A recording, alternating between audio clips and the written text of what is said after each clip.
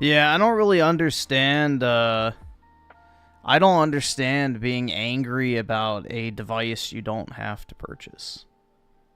It's just never made sense to me. But, you know, this is the mentality of the you will own nothing and be happy crowd. Like, when Klaus Schwab says that shit, he's describing the very people who get upset over video game shit. Like, that's what basically the World Economic Forum types want, is for people to be so fucking focused on their bread and circuses that they don't even pay attention to shit that actually matters. You know, direct your energy and anger and, you know, attention towards the things that don't fucking matter. Meanwhile, the entire world around you crumbles.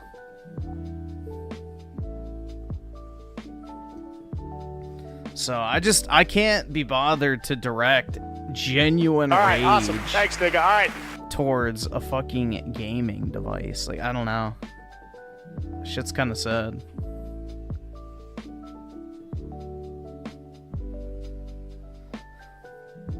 It's already sold millions, so.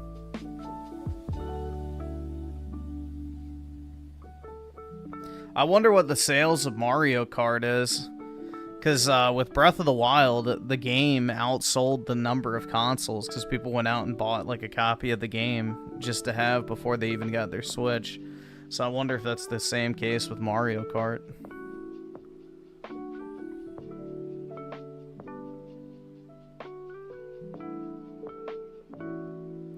Cripple Kart, I think, comes out sometime this summer. I mean, Nintendo's doing what pretty much every company does. They're spacing out the exclusive games so that no game just comes out, you know, in the first week and then 3 million people can play it and then nobody else can. So it's smart to space out the games.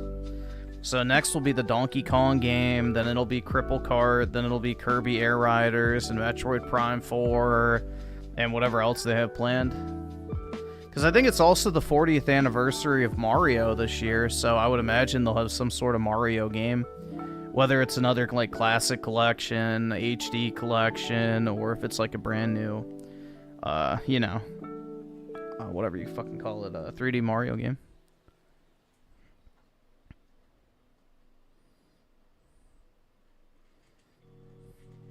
Oh, I'm sure there'll be a new Splatoon, too, yeah. 100%. At some point, probably next year.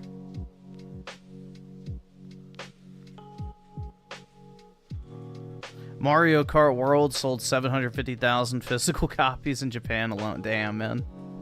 Jeez.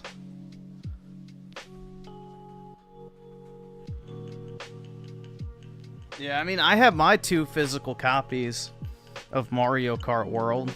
And then I got my 2 physical copies of Tears of the Kingdom and Breath of the Wild. And then 1 sealed and 1 opened copy of Bravely Default. So. That's my Nintendo Switch physical game collection right now.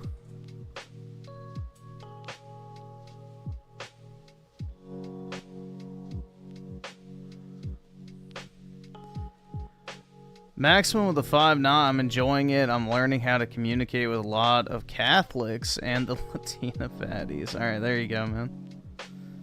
Well, I'm glad it has some perks. I'm happy for you. Ooh, I need to return this copy of Breath of the Wild. It's got a big-ass dent in it. Check if the other ones have that, too. Yeah, I'm gonna send that back. Back to Best Buy you will go.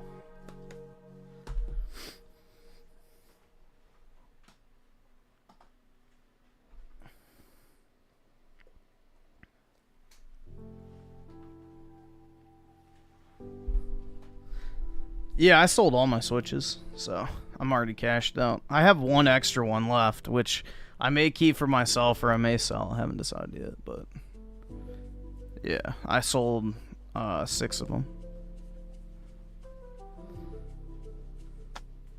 I have 1 sealed left. It's a Mario Kart bundle. Let's see. I'm gonna do this real quick before I forget. Best Buy.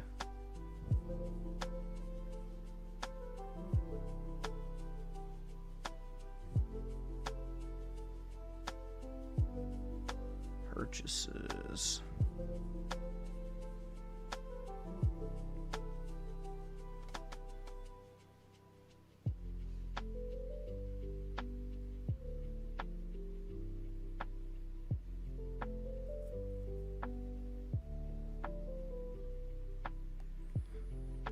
Why would I sell my Switch 1 games?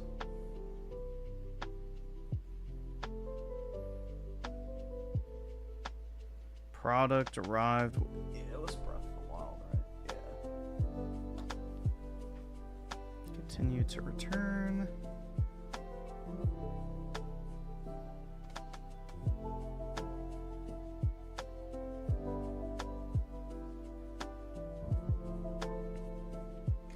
I have till August 4th to return it, damn. Okay. Damn, that's a while. Let me see if I can... Is it UPS? I have to go to UPS anyway. To go return an Amazon package.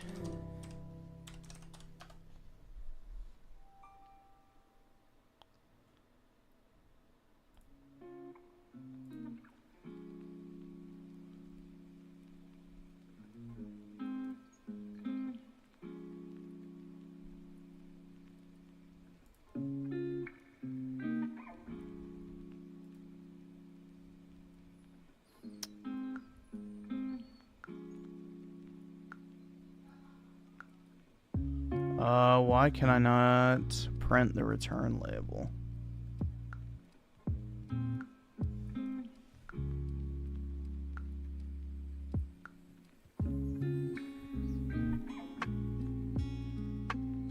Okay, there we go. It's alright, Apollo. It's just the printer. Relax. He's scared of the printer.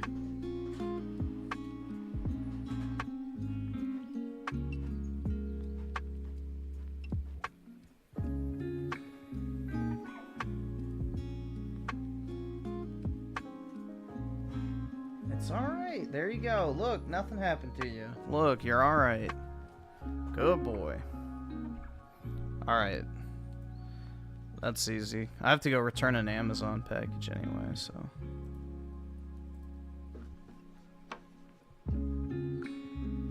I don't know why he's afraid of the printer. He's just an odd dog, man. That's all I can say.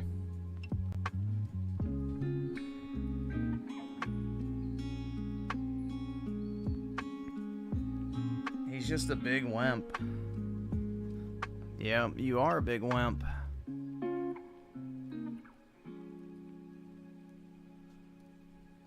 Majority F with a 5. The Nintendo Switch 2 boycott failed and people are not moving on from... Yeah, they don't want to admit they were wrong. They don't want to admit they were wrong, which is what's funny. But, yeah, it's typical, dude. It's typical.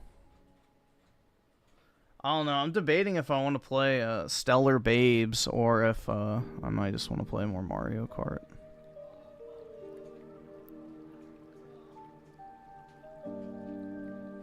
Yeah, but a printer's not loud. That's not like high-pitched or screechy. At least mine's not.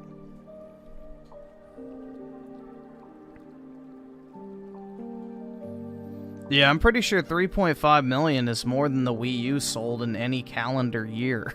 So, I mean, the Switch 2 has the highest sales for any console ever at launch. So, it sold better than every single other console at launch in the history of gaming.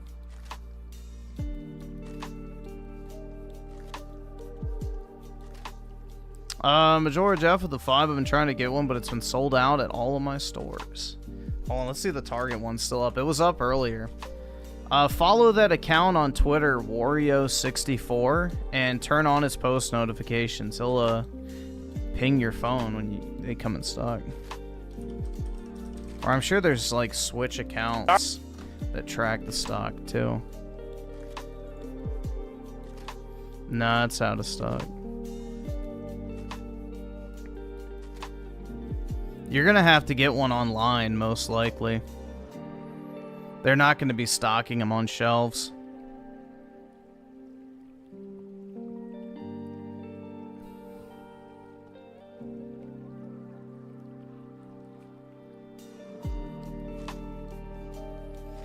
Yeah, if Bravely Default is a short print game, it's probably going to be pretty valuable, but I don't know how short print it's going to be. Square Enix typically prints their stuff pretty well.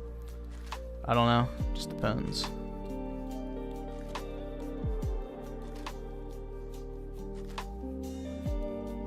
How do you view so many games? It's a 4K monitor, so I don't have any resolution scaling turned on. So my display is at 4K, and I didn't zoom it in at all on Windows, so I'm guessing it's based on that.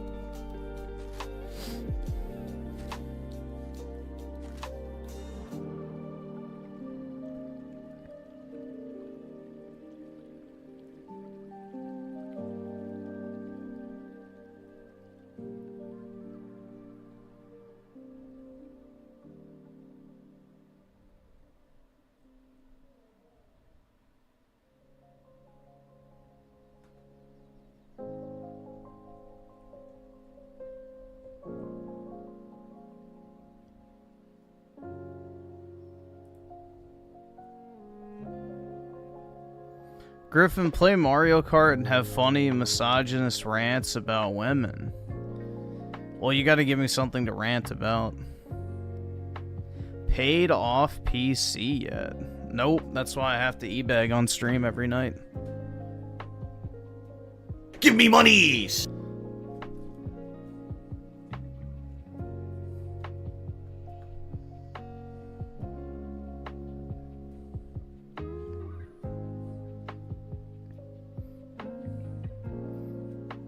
Yeah, Zelensky arc, exactly.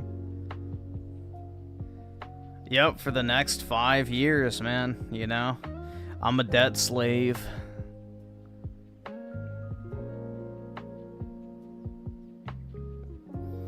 Chaka Chaka Gaming with the two are women who are 27 at the wall? They're getting close, but not yet, no. No, I mean, that's not the wall yet. I would say like 30, 32-ish to 35 is probably like the wall age.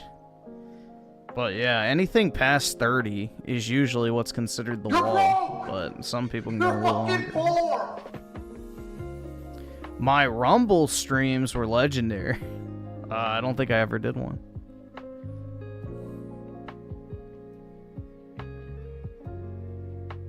Oh, here, before we start, let me pull this up. Let's look at some fucking retards real quick. YouTube Studio. Alright, so I want that I did respond to.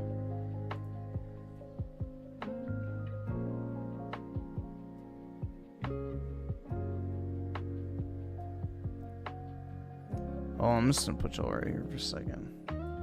So I'm gonna zoom in because it's gonna be too tiny to read on this screen. Ah, damn, why is it zooming in all my other tabs? That is such a stupid feature! Stop. Oh my god. Alright. Fine, I'll just do it on Chrome. Why are all my tabs zooming in at once? Fucking retarded.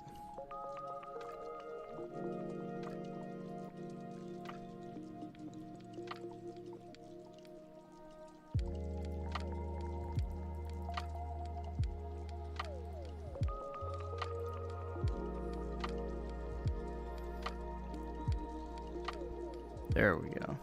Alright. That should be good now. So let's see.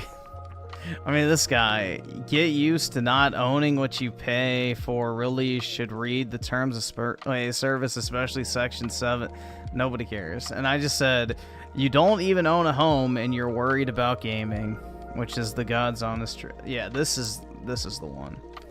Hopefully it's just rage bait because Expedition 33 clears everything and anything this year. I said, how is liking Mario Kart rage bait? No, liking Mario Kart isn't rage bait. It's Mario Kart is game of the year. So I'm not allowed to enjoy it the most out of the games I've played this year. Is it a problem that Monster Hunter is my runner-up and after that Doom? Try to check the other comments. It's not just me. I don't know what the fuck that's supposed to mean. You said game of the year. That's just not something we base on enjoyment, especially when you do content on such stuff. I don't even know what the fuck that's supposed to mean. Enjoyment is the entire point of a video game. Are you really that dense? Like, yeah. I mean, what else is the point of a game unless you're enjoying it? Like, I don't know. Laugh my ass off. It has nothing on other games that make it better. It's just a repeat of the same old with a new feature or two. That's it. Does he know what Expedition 33 is? It's literally a copy-paste of a JRPG formula with a parry simulator added on top. So, congratulations. You just described the very game you're shilling for. I said, okay, it's my favorite game I played this year, so by definition, it's my game of the year. Why is this an issue? Favorite game of the year, sure, but game of the year, not. It's just like, dude, honestly, these people deserve to be lined up and shot. Honestly. Like, they're just too fucking stupid to be left alive. I'm genuinely at that point, you know? In Minecraft, of course. But we should start having public executions for people like this. Real talk.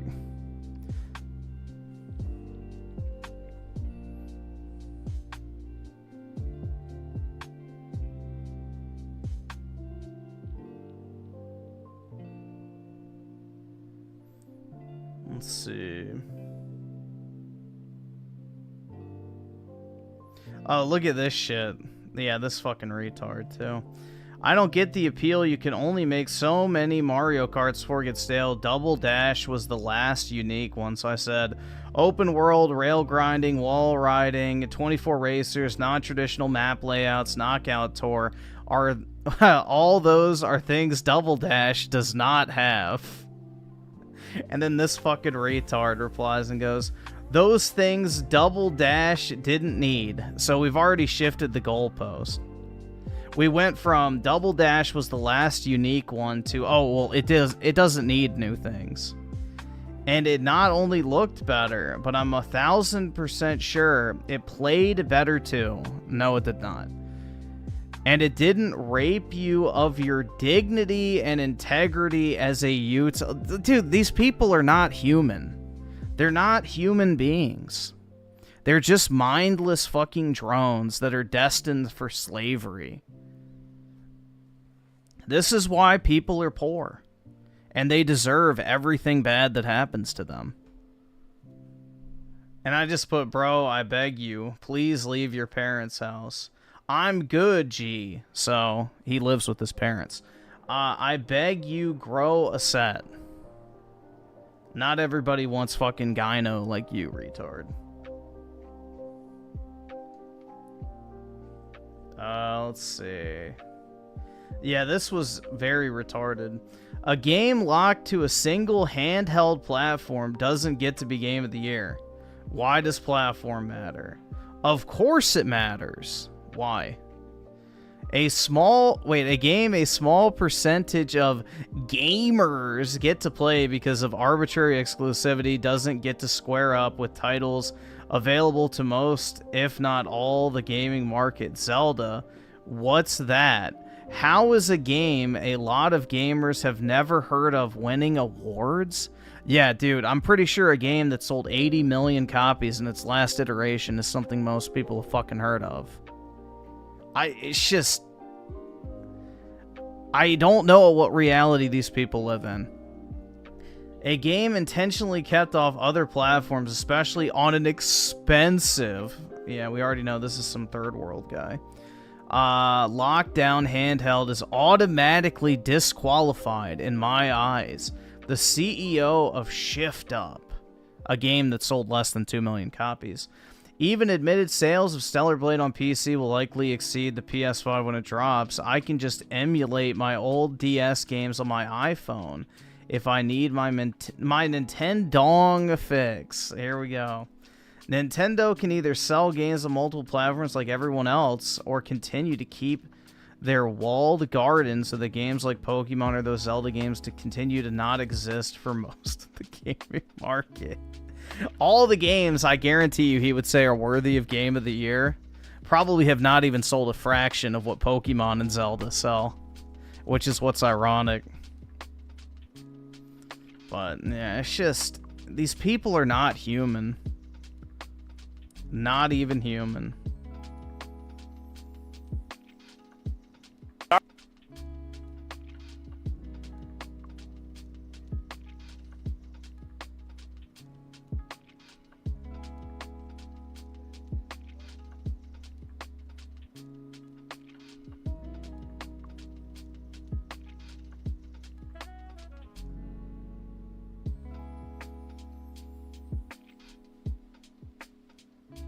Let's see.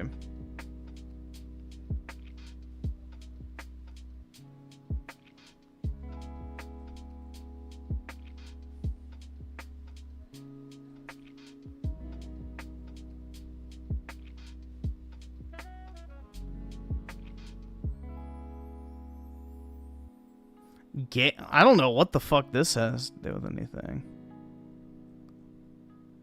Oh, is this the... Why is it showing the Peach post for the Xbox Showcase?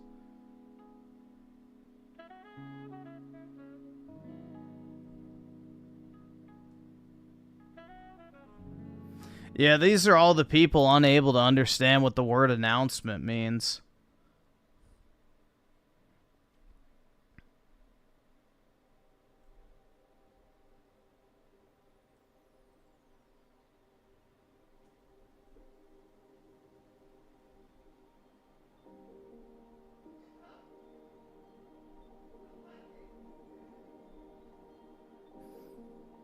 An announcement? Dude, it's just... I don't know. These people are just brain... Every day I'm on the internet, I just absolutely fucking hate people more and more. Genuinely. I really fucking despise the general population. I really do, man. It gets worse and worse the longer I'm around people online.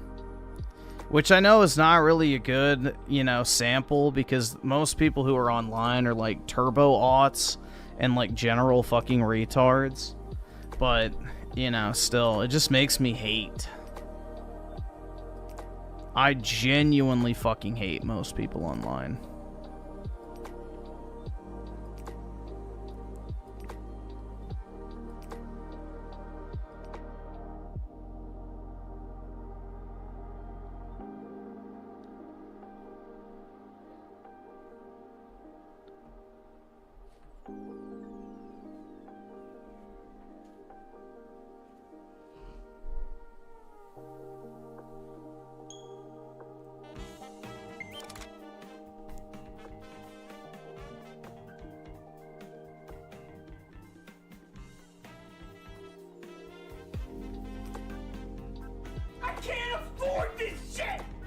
Let's see. Where is my...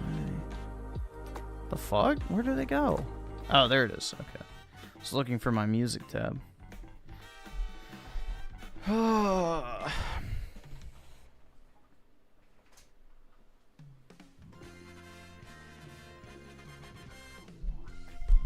That's healthy. Yeah. I can't afford this shit!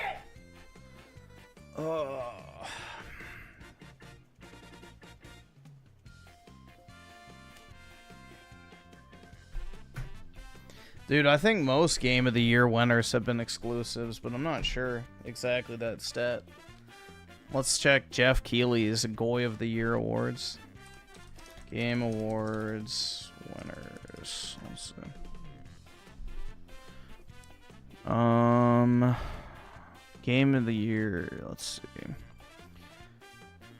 So in 2014, Dragon Age 1, then it was Witcher 3, then Overwatch, so Breath of the Wild, God of War, Last of Us Part 2, and Astrobot. So 4 out of the 1, 2, 3, 4, 5, 6, 7, 8, 9, 10, 11. So about what? 4 out of 11 is... Shit, can I do math? 36-ish%. So over a third of all winners have been exclusive titles. I'm pretty sure the majority of nominated games have been exclusives.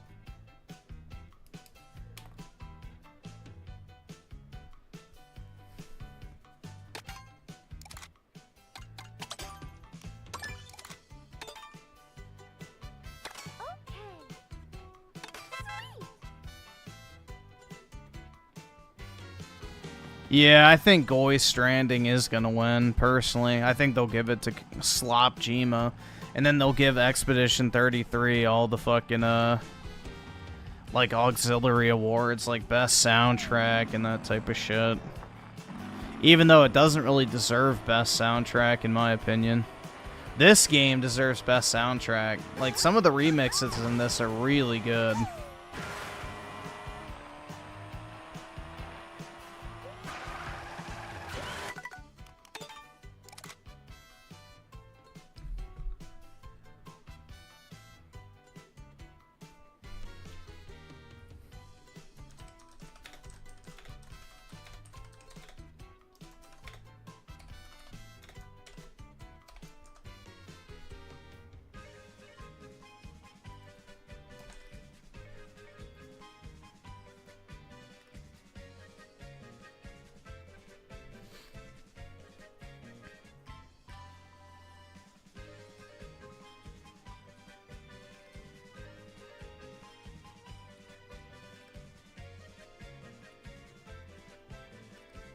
Yeah, honestly, I really don't give a fuck about the shitty-ass Goi Awards. They mean nothing to me. It's just a celebration of degenerate slop in the industry. I mean, let me look at the list again.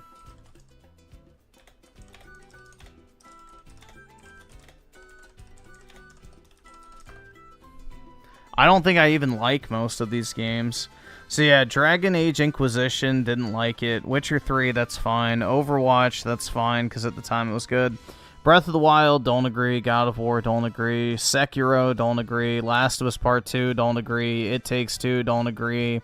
Elden Ring, I guess that's fine. Baldur's Gate 3, don't agree. Astrobot, definitely not Game of the Year, but it's not a bad game. But yeah, it is what it is. I don't place any value in other people's opinion on games, to be completely honest. It means absolutely nothing to me.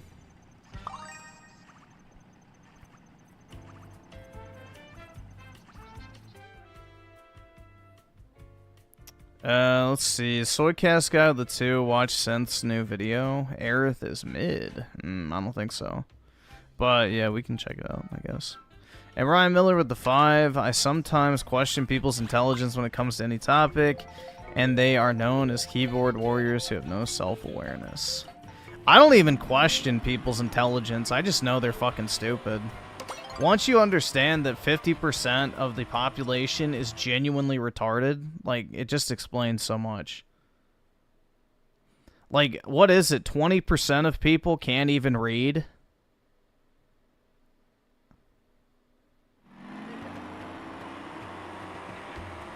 %70 of people can't read past a middle school level?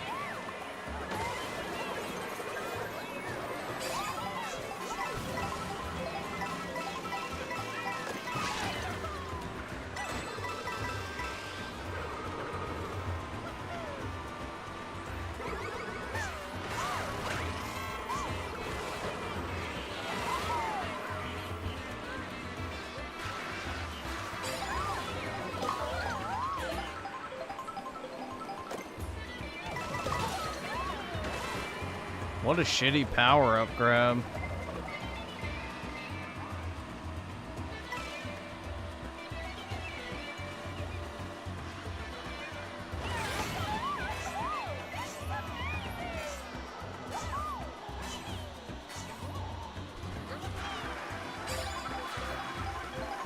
All right, awesome. Thanks, nigga. All right. I can't afford this shit!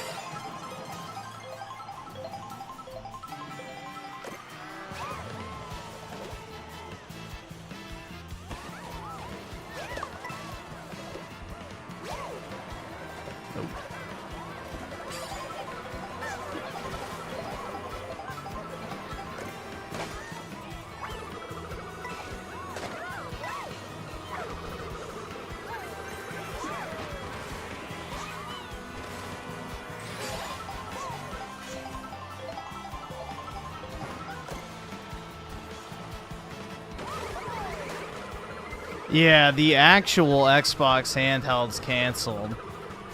So, for anyone who dreamed of having a native Xbox handheld device to play your entire game library, it's over. So, unfortunately, that'd really be the only way that I would be interested in an Xbox handheld, is if I could play my 360 games. That's it. Aside from that, I don't really care. I don't want to play in PC games handheld.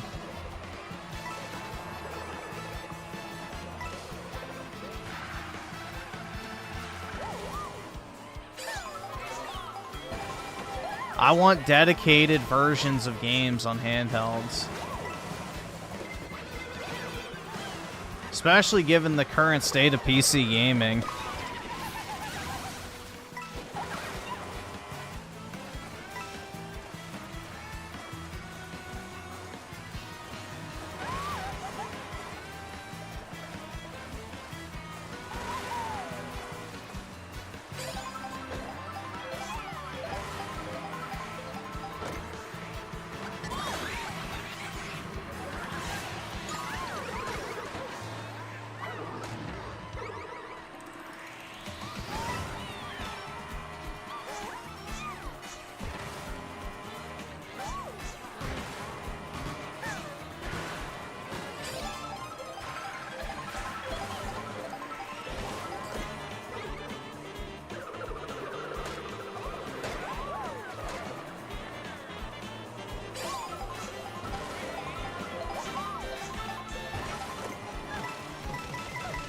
Oh, shit.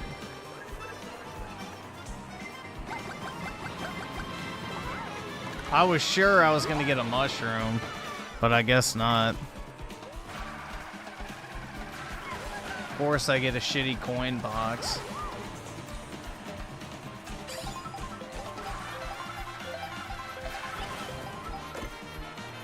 Now I get the mushroom.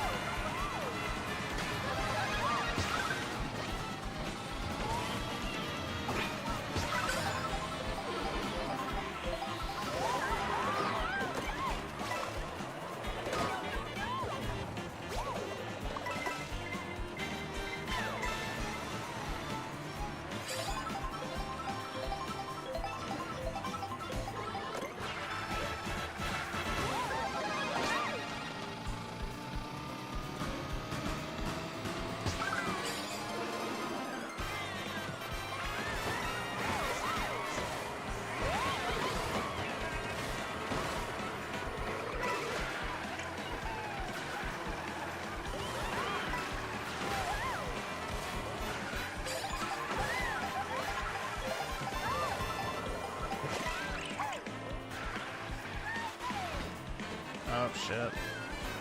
I always overshoot that one.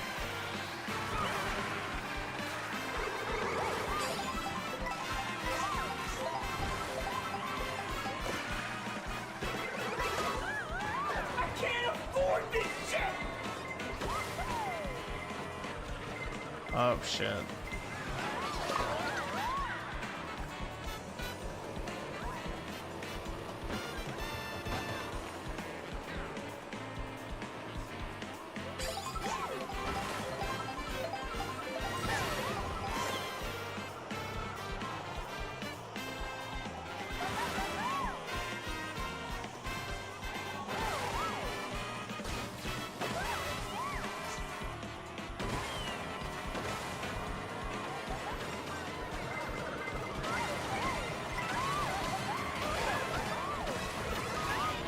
Ah, shit.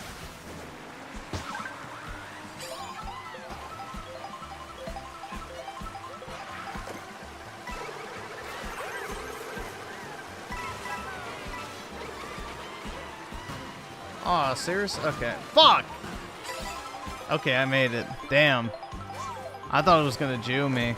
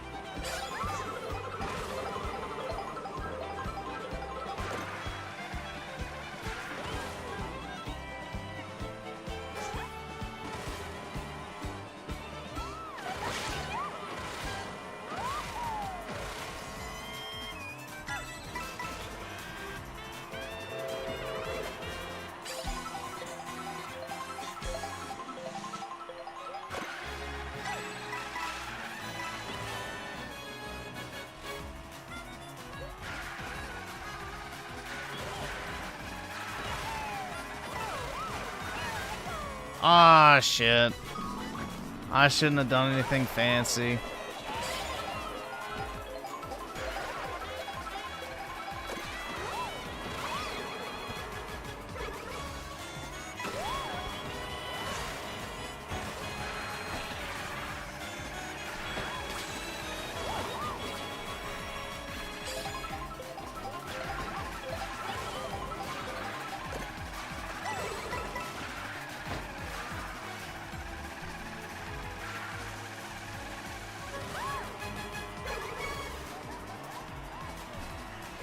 I'll take it.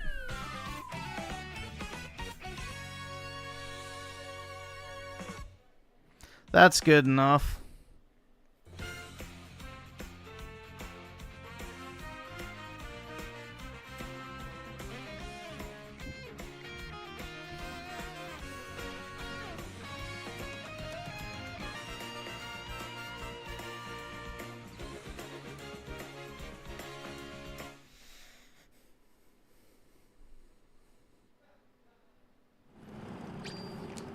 Am I playing with Dream? I don't think so.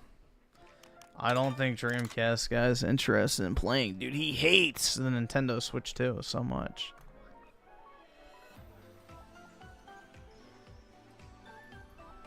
He hates it. Let's see. Chaka Chaka Gaming with the 5. Mario Kart for $80 is more than worth it. Most people spend way more than that on dinner out or in clubs and stuff. Yeah, exactly. I mean, it's like one concert ticket.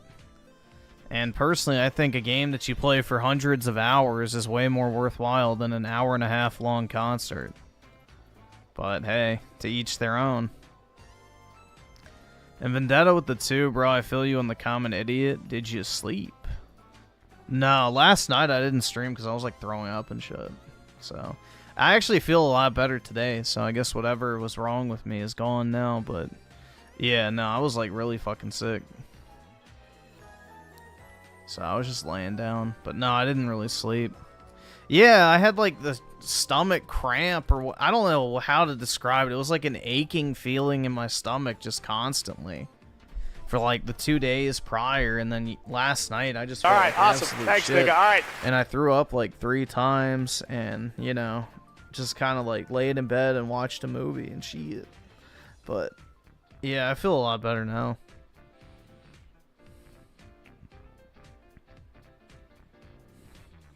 And Jesus with the 5, Xbox is done, bro. Get hyped for Fable in 4 years and Elder Scrolls 6 in 2040. PS5 clears Xbox, but Switch 2 is the best console right now. Oh, definitely. Dude, Switch 2 is going to have a way better launch, or I guess, yeah, probably launch lineup in the first year than PlayStation's had this entire gen, first party-wise at least. And Hayden Akers of the 2, name your favorite game each year. I don't even know, bro. I'd have to look at a list. But the ones I can remember, probably 2011 would be Modern Warfare 3. I don't really remember exactly what came out in 2012 versus 2013. But throw BioShock Infinite in either one of those 2 years. 2014. I don't remember everything that came out. I'd have to look at a list. I'd have to look at a list of every single year. I don't really remember, to be completely honest. And Jesus with the 2, congrats on catching the bouquet at the wedding. Oh yeah, definitely. How'd you know? I was lined up the entire time, just waiting for the perfect spot.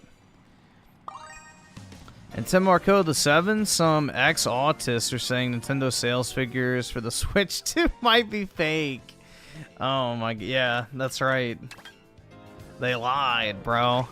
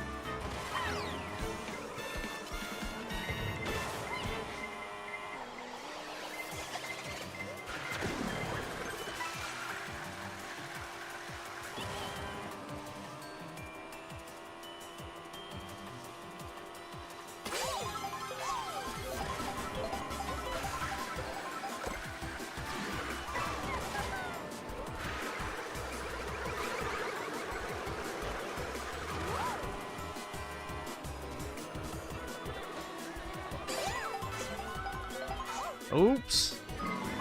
I don't know why I bother trying to rail grind. It never works out well for me.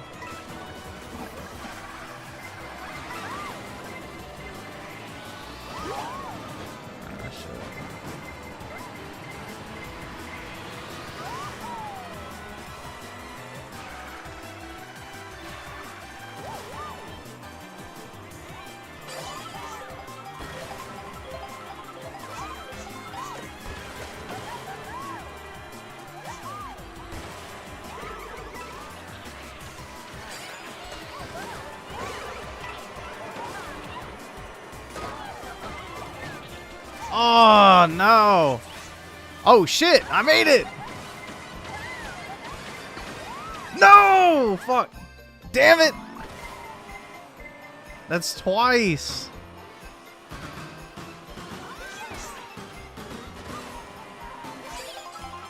Damn, bro.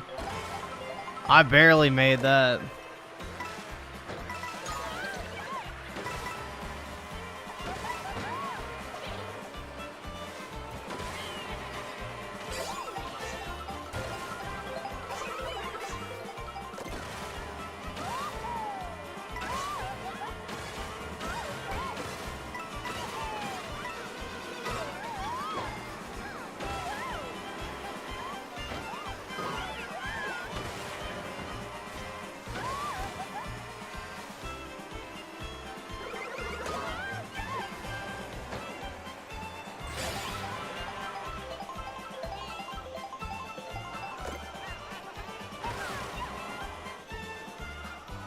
Yeah, this is definitely like the most chaotic mode, which is what makes it fun, in my opinion. You never know what's gonna happen.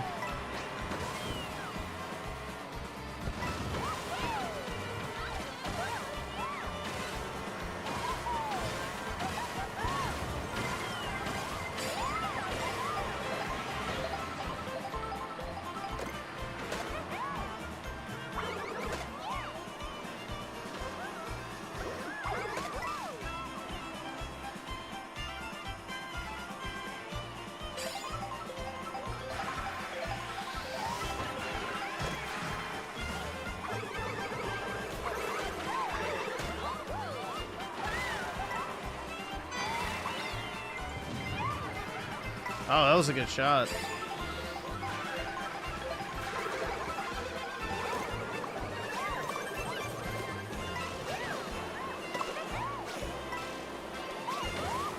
You're broke! You're fucking poor!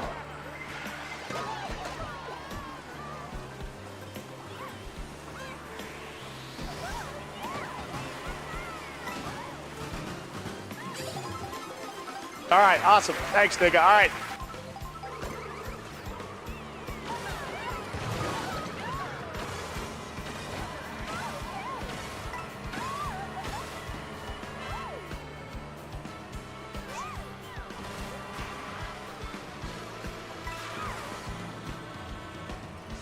I can't afford this shit!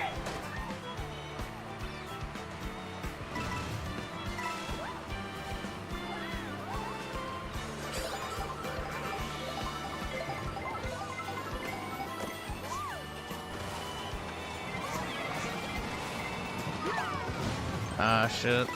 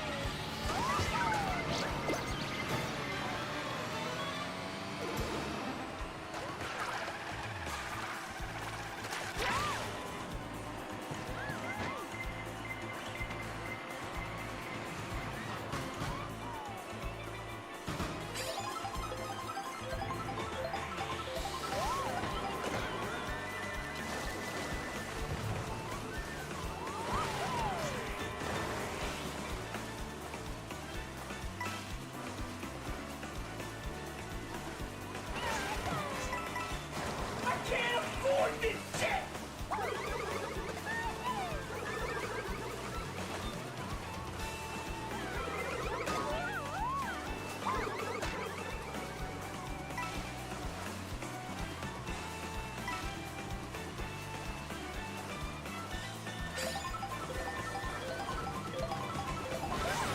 Oh, I should have gotten in that boat.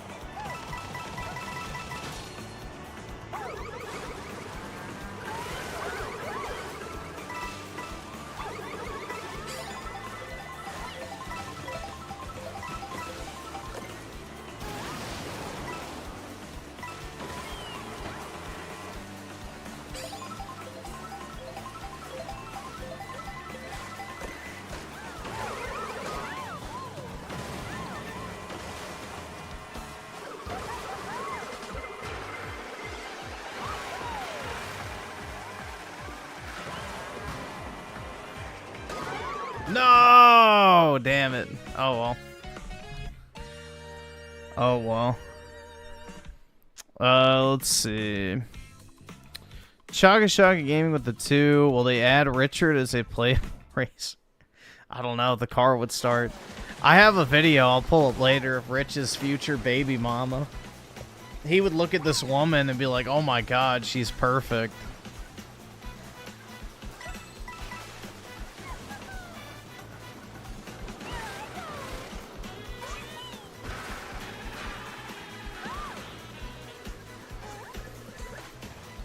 And Jesus with the 5, Switch 2 is going to sell more by Christmas than Xbox all... I don't know about that.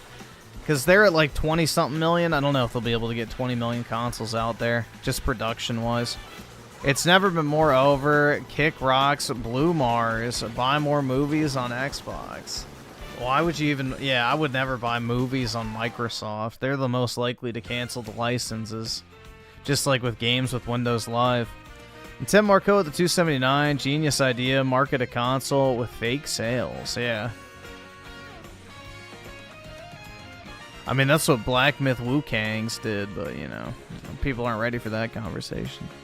Chaka Shot Gaming with the 5, but the Switch 2 didn't sell out at Fritz local store. It's a wet fart, bro. Everyone is spoiled by the Steam Deck. No one wants the Switch 2, dude. Exactly. The Steam Deck literally is just outselling everything on the market. By a huge margin, man.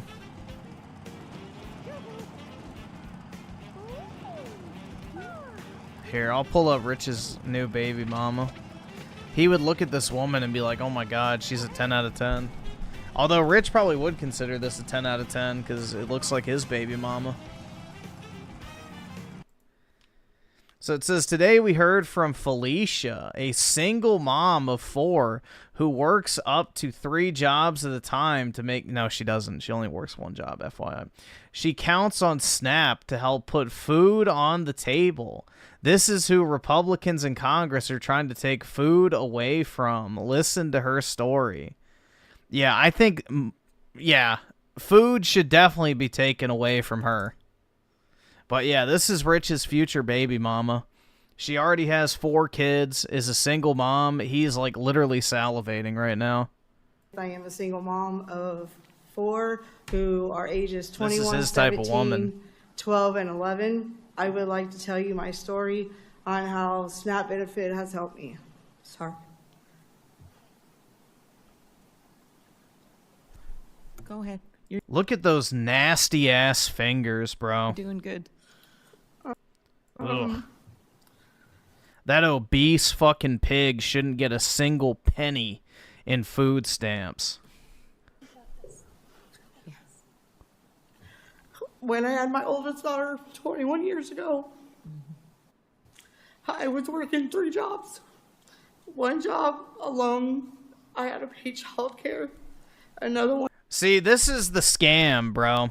This is the greatest scam ever. Women will get jobs just to say that they have a job and then spend all of their money on childcare that they get from working that job. So women could literally stay home, be, you know, stay-at-home moms and not work a job and most likely be in a better financial situation overall. It's really funny. Like, most women's income goes towards childcare alone. It's insane. The psyop of women being in the workplace is one of the greatest scams in economic history. Hands fucking down. One to pay food, and which wasn't enough, and one bill or one to pay the Never bills. enough I food. still struggled alive. Moving forward, I am now working a full-time job as a bus monitor, and I'm a driver who transports students to specialized schools in Kansas City. As an employee of the school district, I only get paid once a month. By the time I get my... Why does it matter when you get paid? If you get paid once or twice a month, it doesn't matter. It's the same amount of money, dummy. bills paid, I have nothing left to pay for food and other basic needs. If it wasn't for SNAP benefits, You don't have money for food or to pay yeah, that's bullshit. wouldn't be able to feed my children or myself. I work pay my bills, and like every other mom, I want to be sure that I have enough food to put on the table. Whose table? Your? She probably needs the table. God, yeah, but the Rich is like probably barking at his screen right now. He's like, a 4-time single mother. I want to unwrap that on my ASMR channel. Oh my God. Yeah, this is exactly the type of person that should not be getting SNAP benefits. First of all, why are you a single mother with 4 children? That is a personal choice. 1 child is a mistake. 4 as a single mom is not a mistake. That's a conscious decision. 2, why are you wider than a fucking house? You probably have to walk in through front doors sideways because you're so fucking fat. Why do you need food money when your fucking fat ass is like 3 times the healthy weight? 3! It's nobody's job to pay for your kids other than your own. Cope. I don't know. I just have no sympathy for people, man. I really don't. I'm tired of paying for people's bad decisions. Do you know who isn't a fucking single parent? Me! Why? Because I'm not a fucking retard that puts my dick in everything that moves and makes a fucking lifelong mistake because I'm fucking stupid. Why should I have to pay for some fucking bum who doesn't want to take care of their own fucking kids, or some dumb slag that gets knocked up by any man that looks her way? It's not my responsibility. Don't fucking spread your legs unless you're married, dumb bitch. Like, I don't know what to tell you. 0 sympathy for me.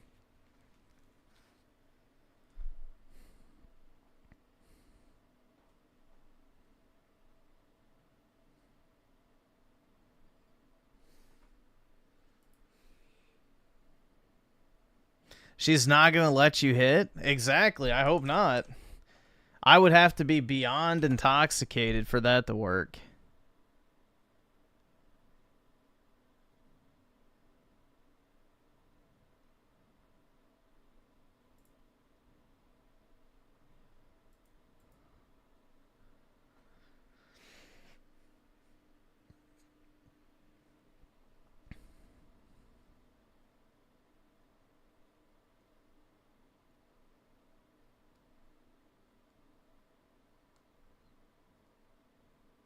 You would still smash, though. I'm guessing that's just because of your username, you're in character. I would hope not. I would hope not, man. I'll be a single dad, and guess what I would not do? Expect other people to pay for my fuck-ups.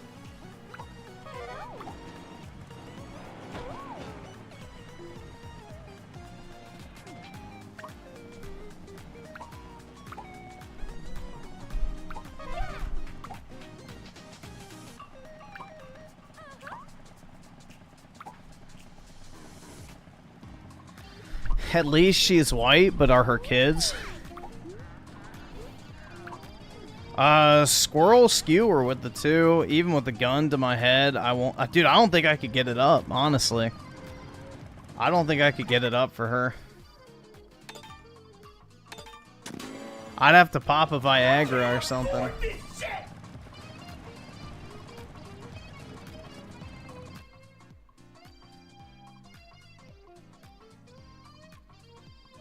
Yep. Well, the thing is, if you're a military widow, you do get benefits from the military.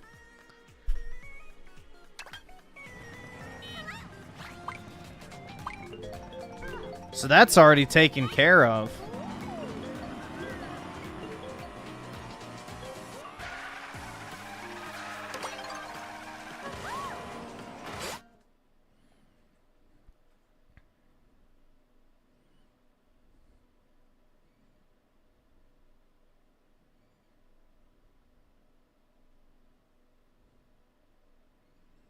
Didn't Stellar Babe peak at like 150K or something? So I don't know if I would consider that underwhelming for a re-release.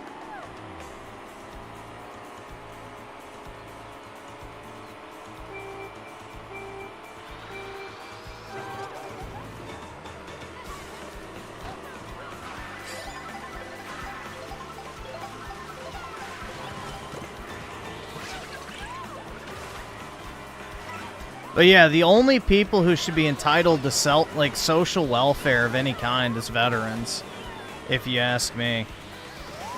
Veterans and their families are the only ones that deserve any sort of benefits or, you know, welfare or anything from the government. If you want to get free shit, then go fucking serve.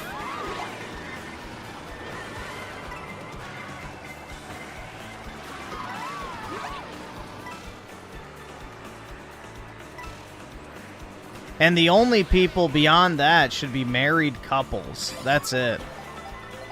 Married couples with kids should be the only ones receiving any sort of, like, child, you know, related benefits.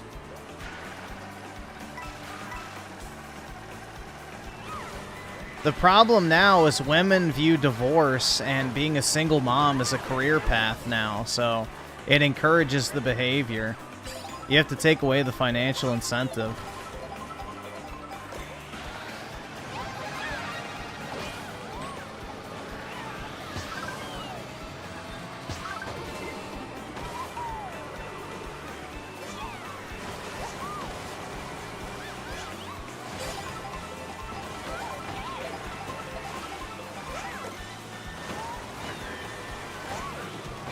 I hate this part of the map.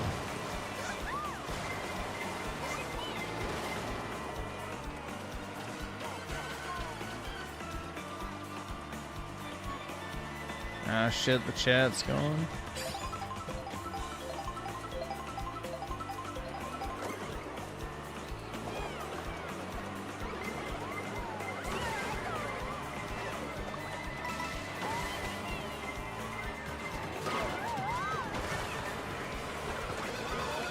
Ah, shit.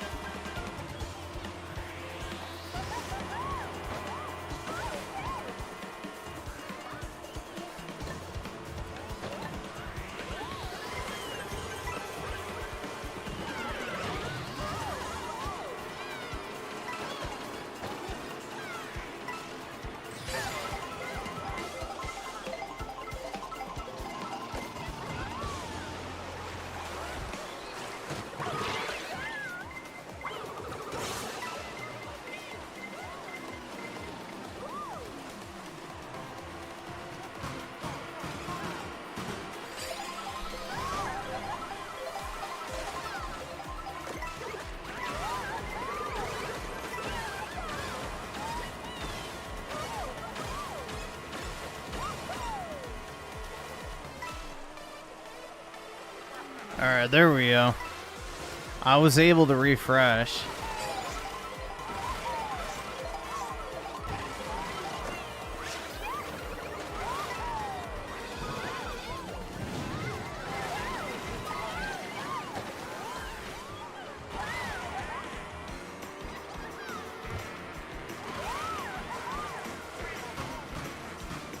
Ah, shit. Oh, well. Let's see.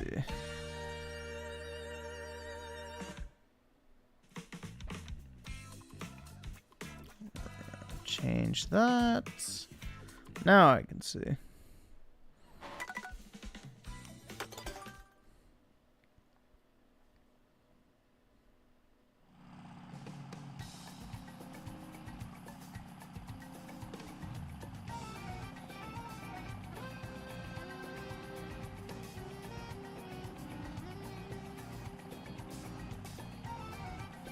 Raging Boar with the 20. Sub Griffin, my Switch 2 arrived yesterday.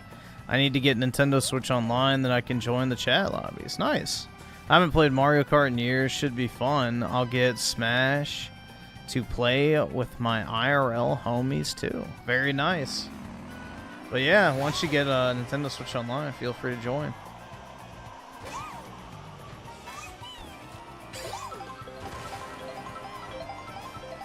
Yeah, I'm wondering, I don't know how long it's going to be until we get a new Smash, but I would imagine it's probably going to be 2 to 3 years, so. You love the Smash, the homie, I mean with the homies, my bad.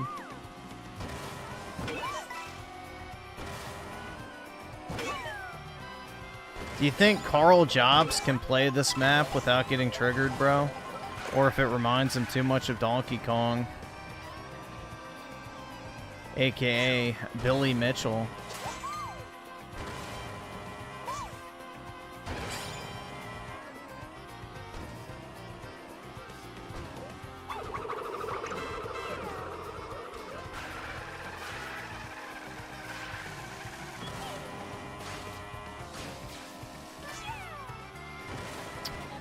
You only really need expansion if you're interested in the retro games.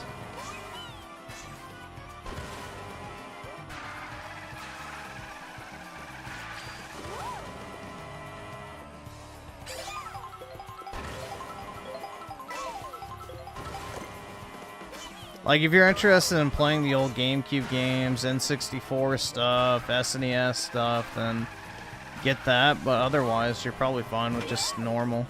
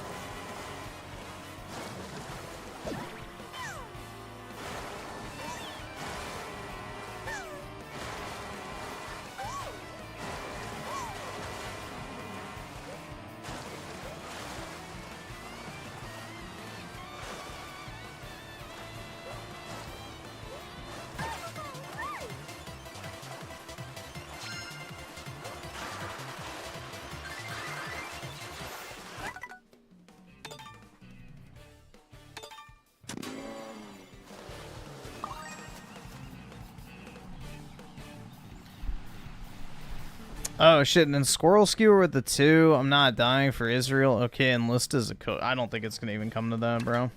I highly doubt Trump's even gonna get us involved. He already put out a statement saying we had nothing to do with the strike on Iran, so he's already distancing himself from it.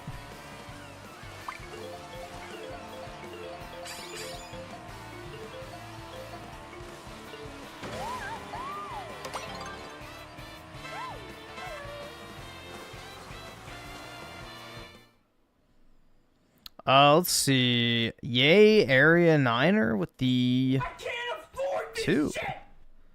Is the Switch worth upgrading now or just... I mean, if you can upgrade, I would. You're never going to get more money for your Nintendo Switch 1 than you're going to get right now. So, If you're talking about like selling your Switch 1 and then buying a Switch 2, yeah, I would say it's definitely a good time to do so.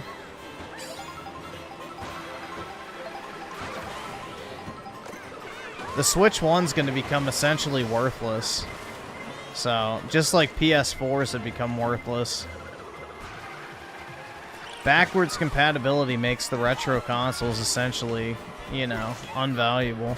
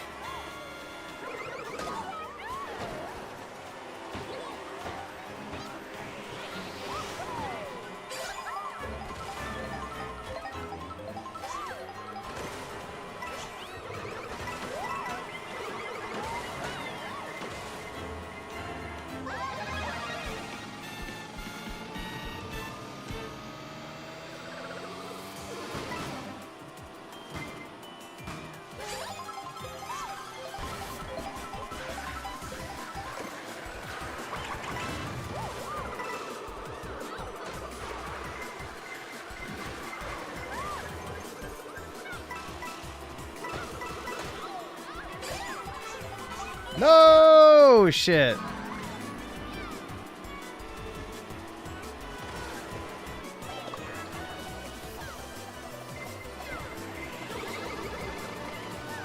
Yeah, Netanyahu's desperate to pull us into this shit because it's the only way he holds on to power.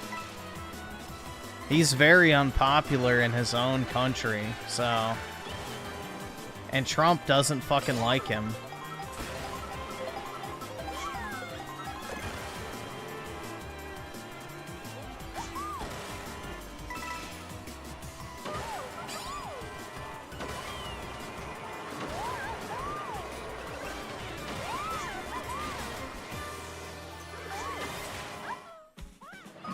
Yo, I didn't fall! What the fuck? They're sabotaging me.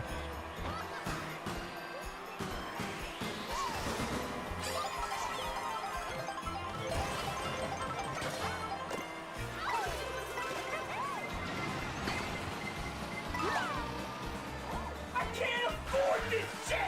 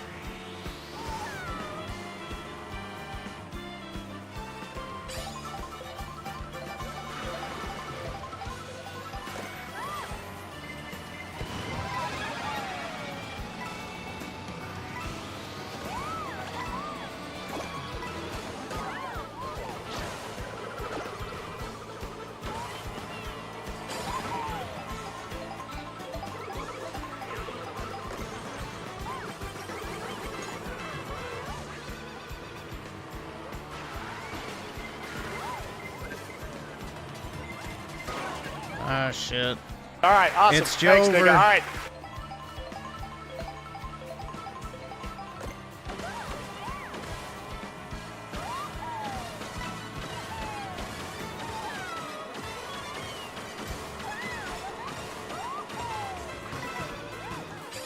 Oh, shit. Barely.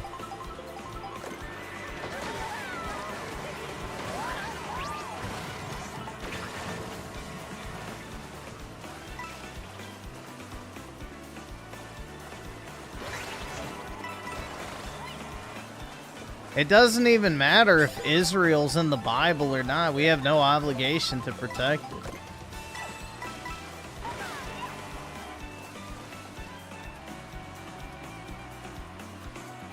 In the Bible, it literally says, give on to Caesar what is Caesar's, and God's what's God's, which literally means don't concern yourself with the politics of man, aka nations, aka Israel. Like, it directly says, basically, not to worry about other countries.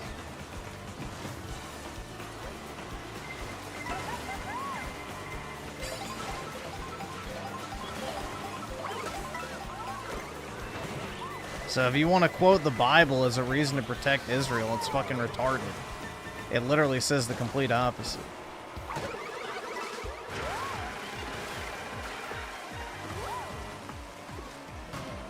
Oh, well. Shit.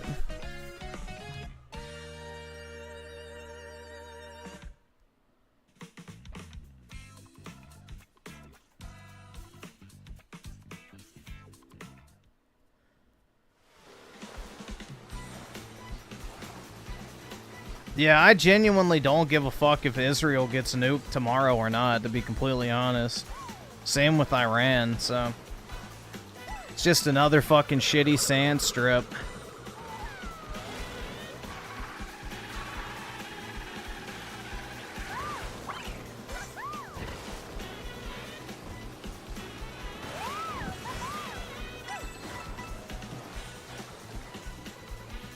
Yeah, honestly, we should just glass all of Sandland and get it over with. Turn Sandland into a, you know... into just pure glass with nuclear heat.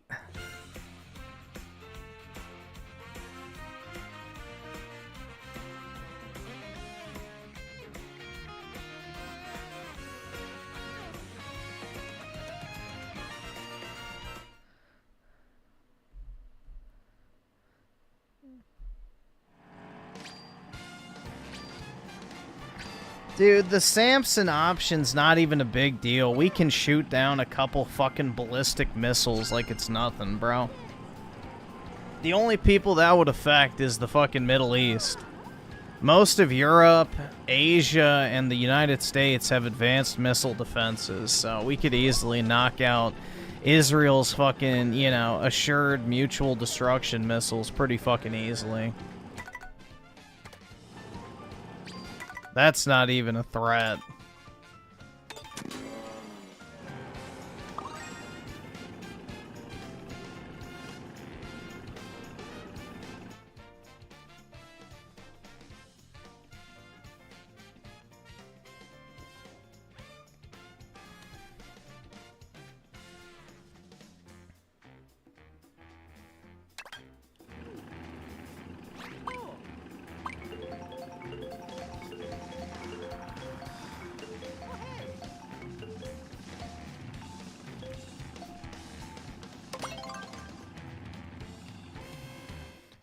I'd do the same thing, honestly.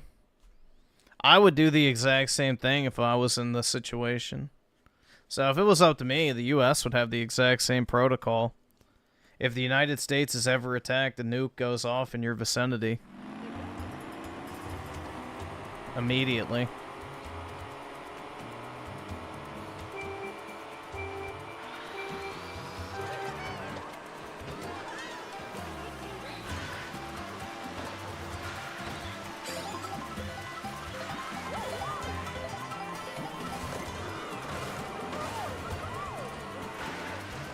Yeah, I mean, I've already ideated over how I would nuke particular countries, which I won't say on stream just in case I ever get the opportunity, but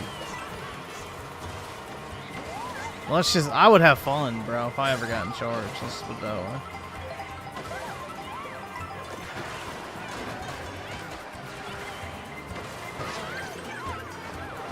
Yeah, I wouldn't want to give it the idea away.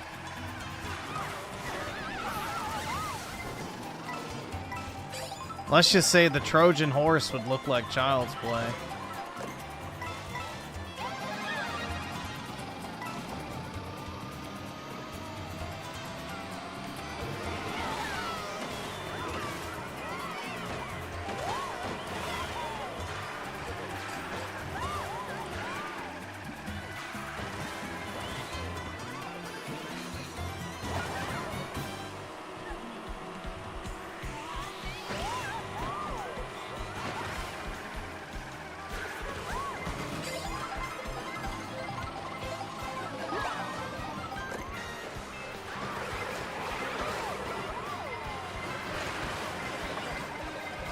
Damn, bro, I can't get a power-up to save my life.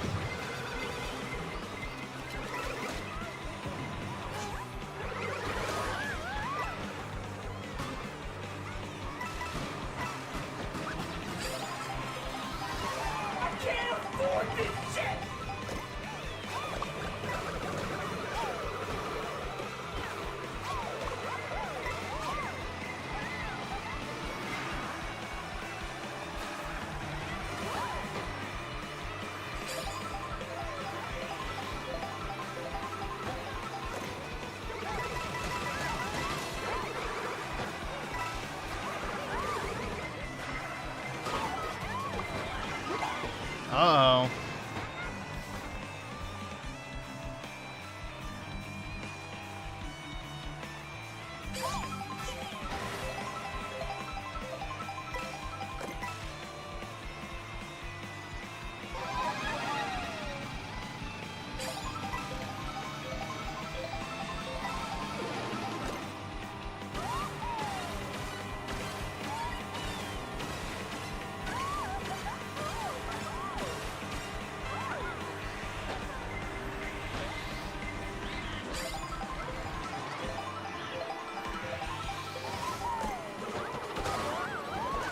Oh shit, I'm not gonna get in. Maybe. Nope. It's Jover! God damn it.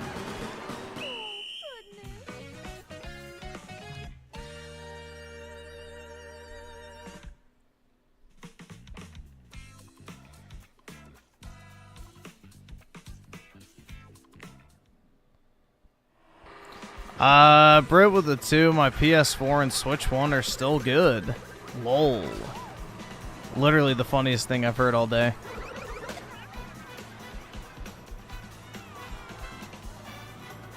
And Run the Dog with the 5. I'm seeing people saying next gen Xbox is still happening despite the canceled handheld. Yeah, I think they're just gonna do a hybrid PC and then charge like $1,000 for it. I just don't see them doing any dedicated hardware at this point. It's not gonna sell.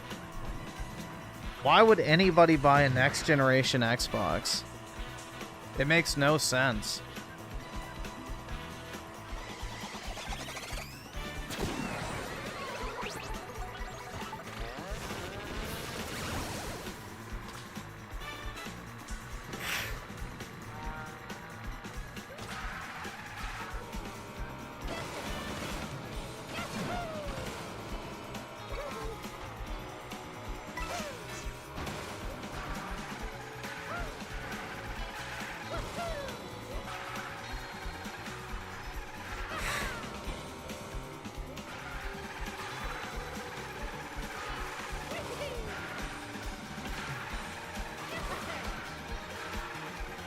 And Shaka Shaka Gaming with the 5. Why didn't Xbox use Banjo-Kazooie more?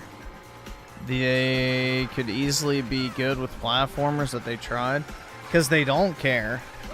They're so out of touch with what people actually want. They don't have any taste makers left at the company. It's just a bunch of women and corpos trying to figure out what, you know, young adults to teenage boys want. And it's not gonna work. It's a bunch of middle-aged roasty bitches thinking they actually know what gamers want.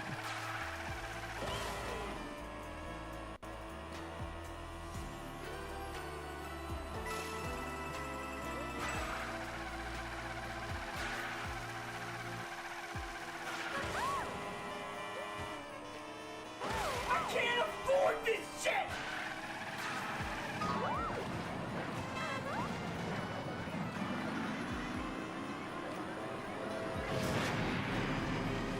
Female driver coming through.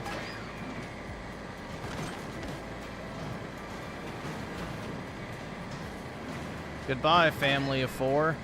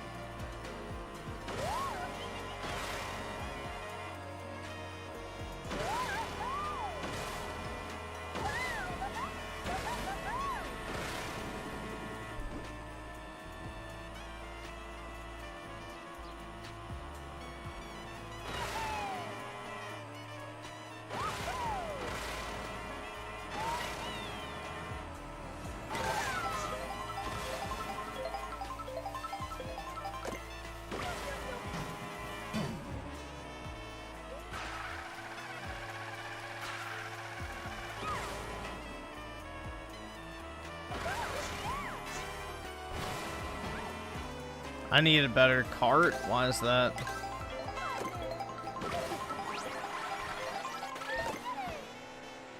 Yo, what the fuck? Ew, I don't like that one.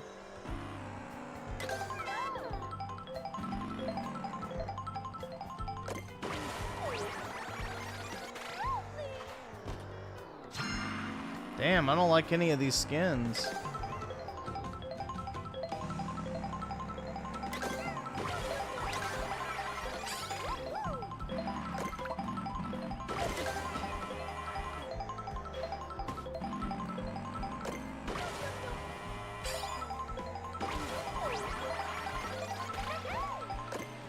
Damn it!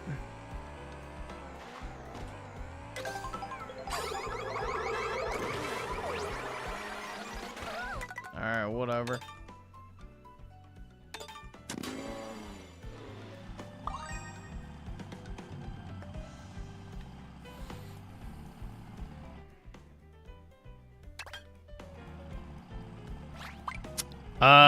Brit with the 2. Sorry for saying lol too much.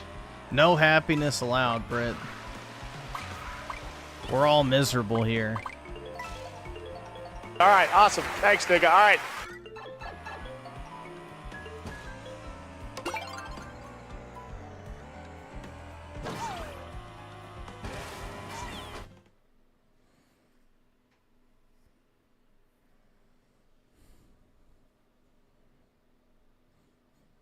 And Chaga Chaga Gaming with the 10. Banjo-Kazooie got exposed to a new audience with Smash Bros.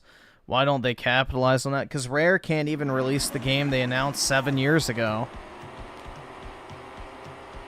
That's why. They were some of the most demanded characters. People are also very nostalgic for the first two. Microsoft can't even get their studios to release a game in 7 years, man. They can't make another one on top of that.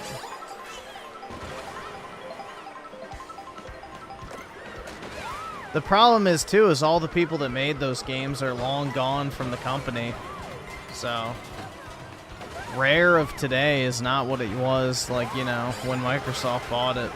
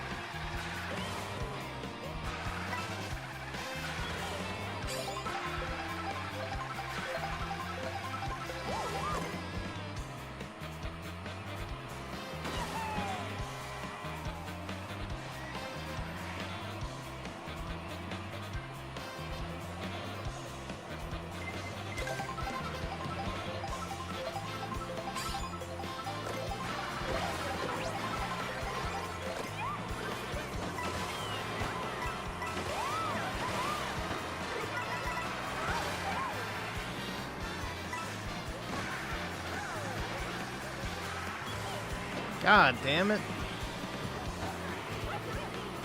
Should have died in the fucking Holocaust, piece of shit.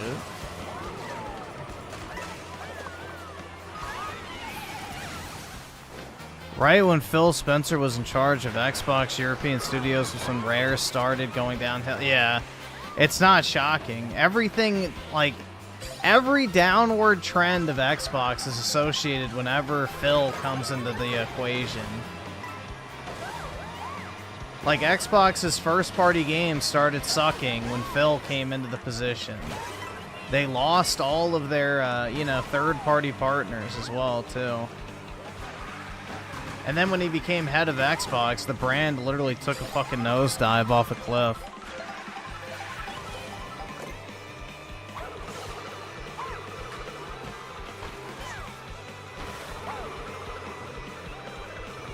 The dude is grossly incompetent.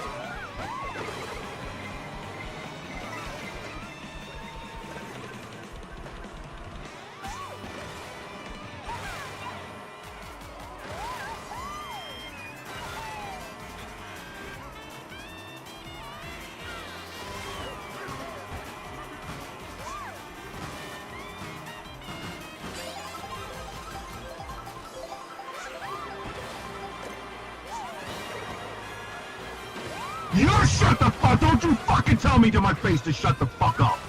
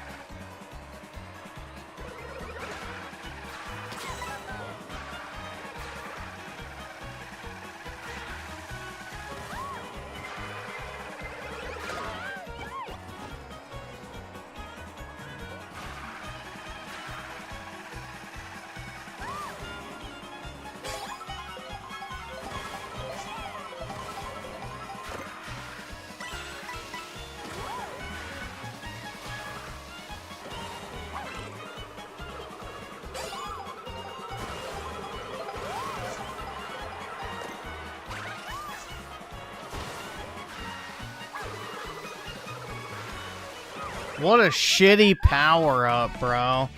I got a fucking feather and a green shell. Wow.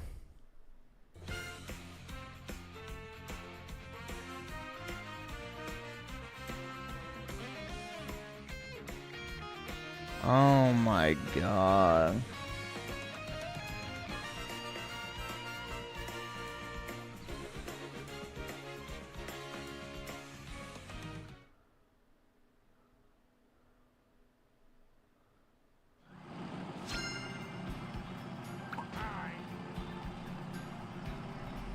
Yeah, the feather's worthless.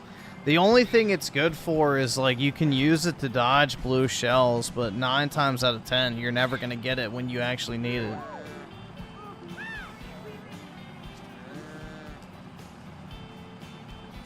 That's the unfortunate part, is you don't even ever get it when you need it.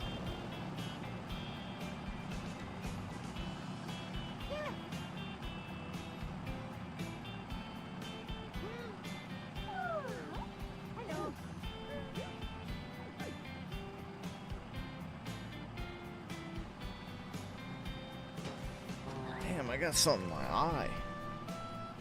Jeez.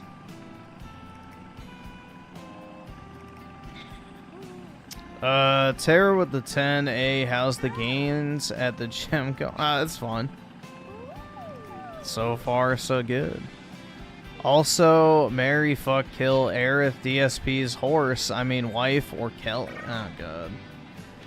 Yeah, so marry obviously is going to be Aerith. Fuck, I would probably say fuck DSP's horse. Because isn't Kelly like 50-something? So, yeah, I don't know. I'd have to do that. But yeah, Aerith is the easy choice, duh.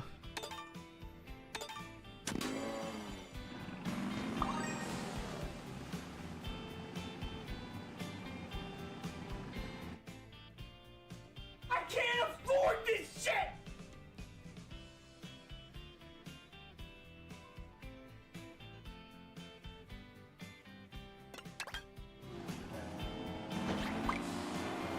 And Johnny's at the 2. It's still Kami card. I don't know about that. It's more so make me lose at every opportunity card. Because it's rigged.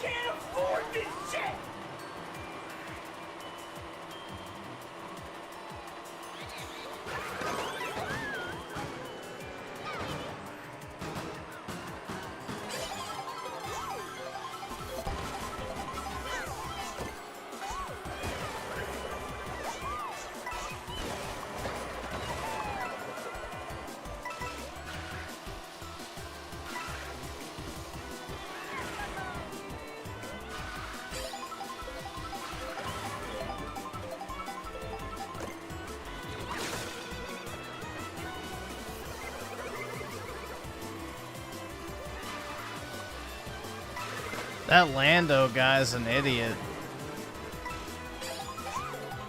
Just wasted a blue shell that would have knocked out the first couple people.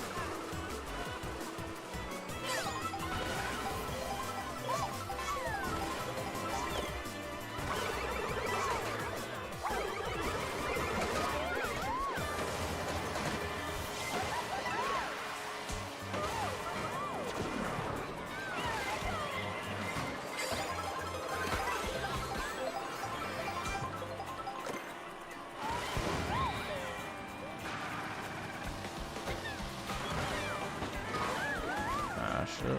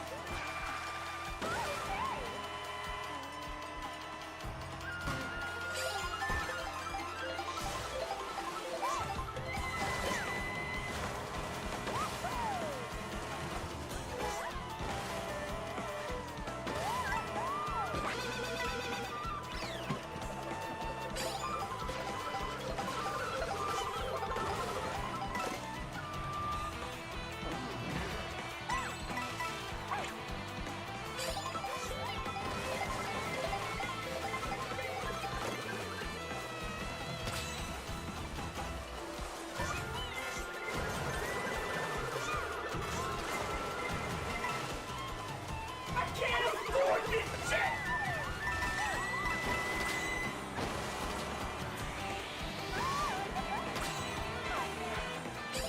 Shit.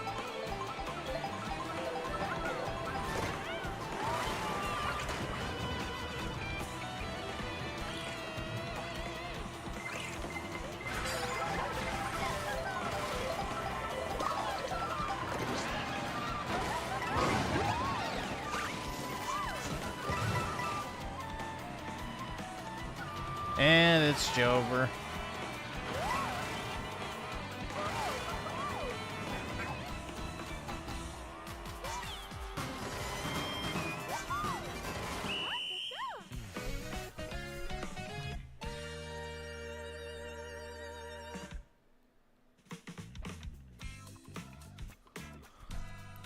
Johnny's at the 2. Okay, fine. Let's just call it Marxist cart. Or oh my god. Terror with the 2. MAGA cart. Yeah, that works. And Terror also at the 2. Kyle Ritten. Oh my god. Yeah, whatever happened to that little tard? I remember he like backstabbed Trump in the 11th hour back in 2024. Like, he was trying to convince people to vote third party right before the election happened. Because he's a fucking retard.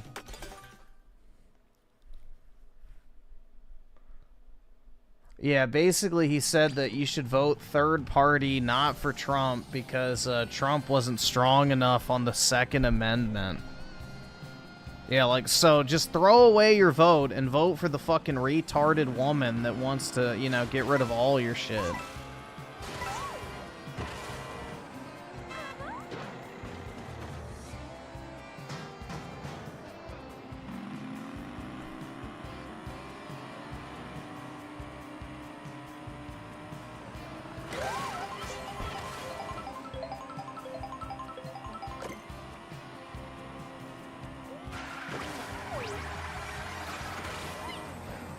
Alright, that's a better peach skin than what I had.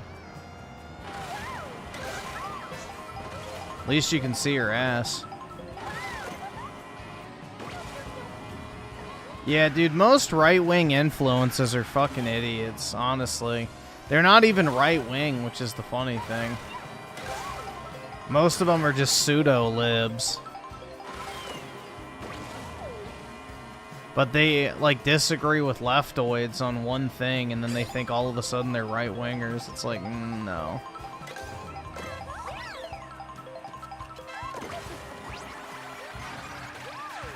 Ah, damn it. Terrible skin.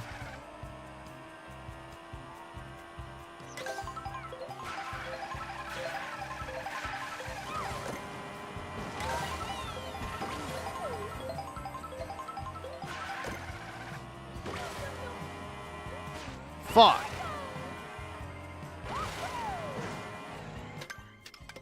Such a shitty skin, dude.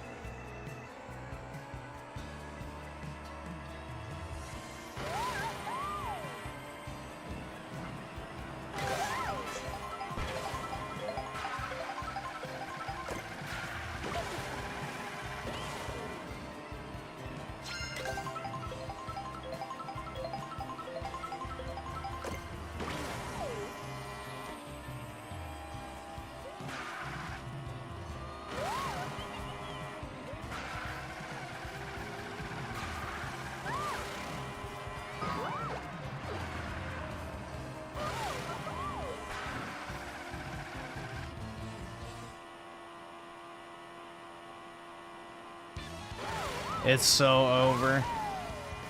I can't find another. Oh, there's one.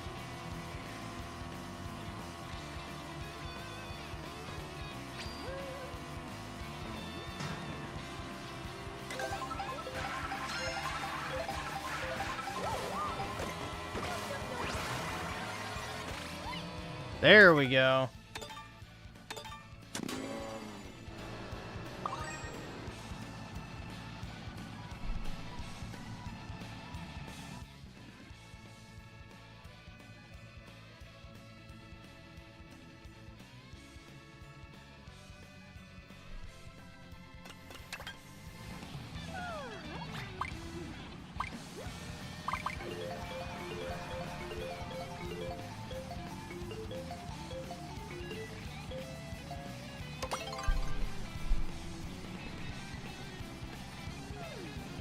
Yeah, this is hands down the best Peach skin.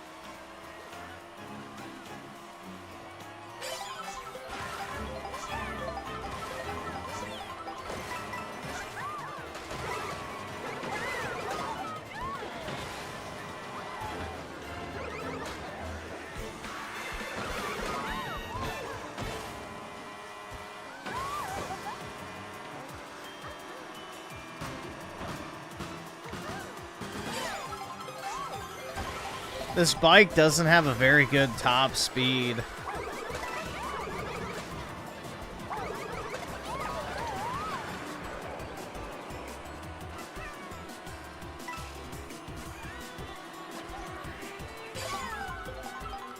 Oh my god, I don't know why I can't land that.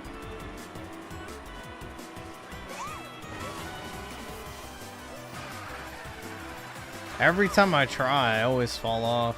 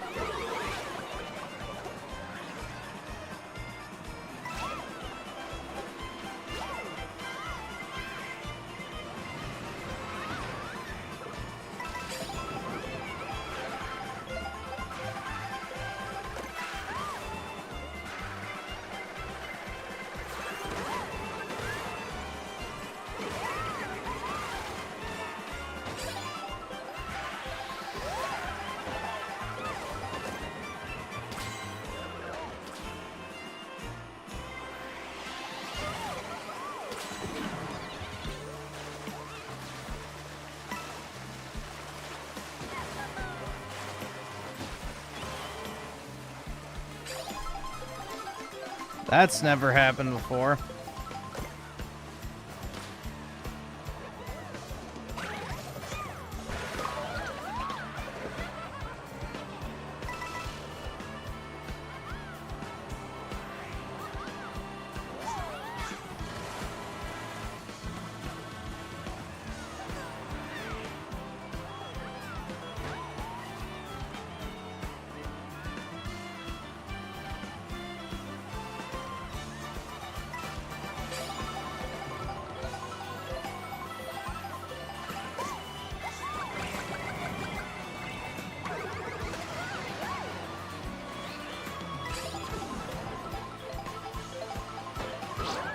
Fuck! I got bumped.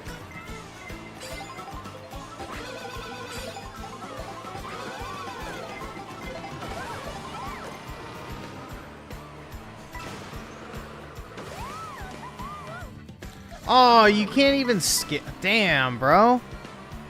I just wanted to fucking skip but I guess not.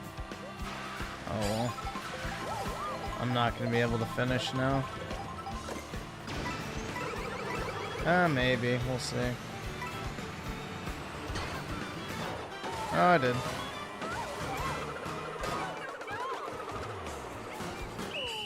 Are you fucking shitting me? Oh my god. Yeah, this is some Judaism at play.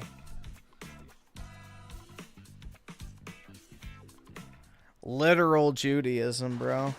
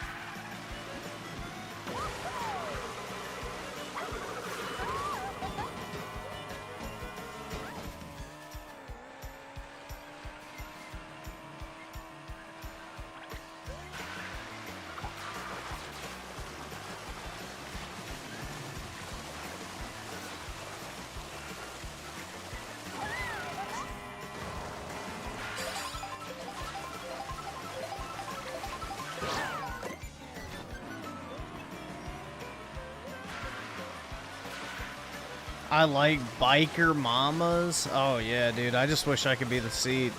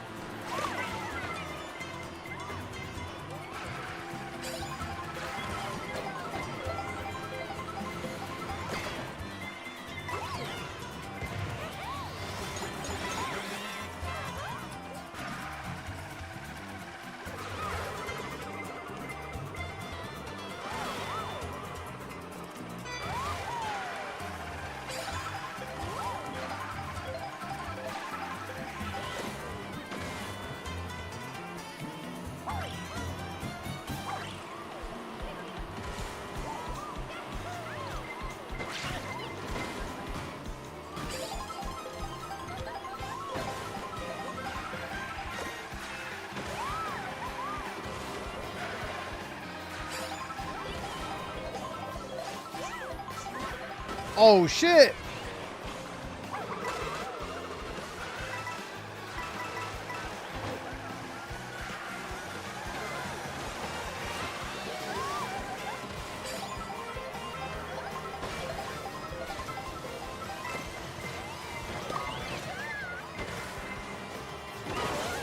Ah, shit.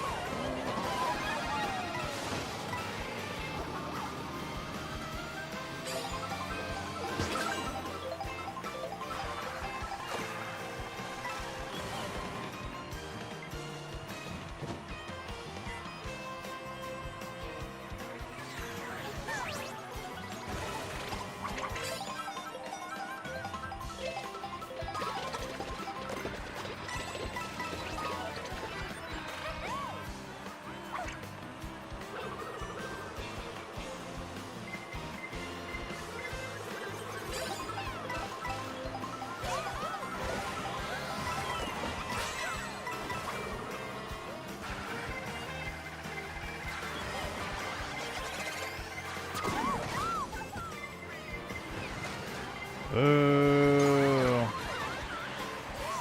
Oh, seriously?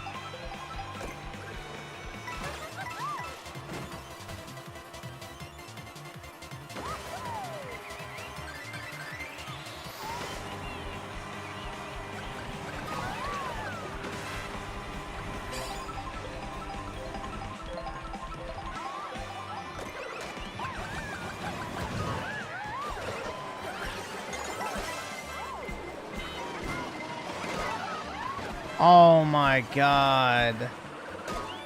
No! Are you fucking shitting me? I get hit with a random fucking green shell. God damn it.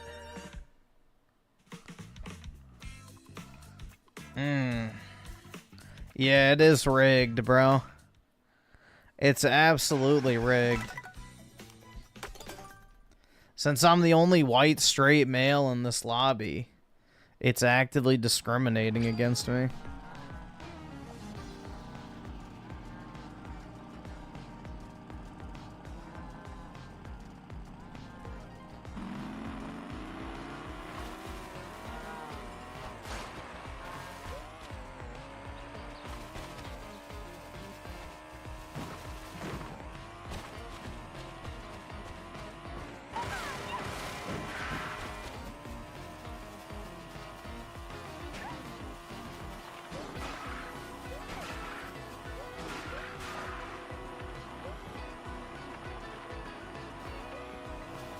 Yeah, everybody's either brown or gay. I don't make the rules, sorry.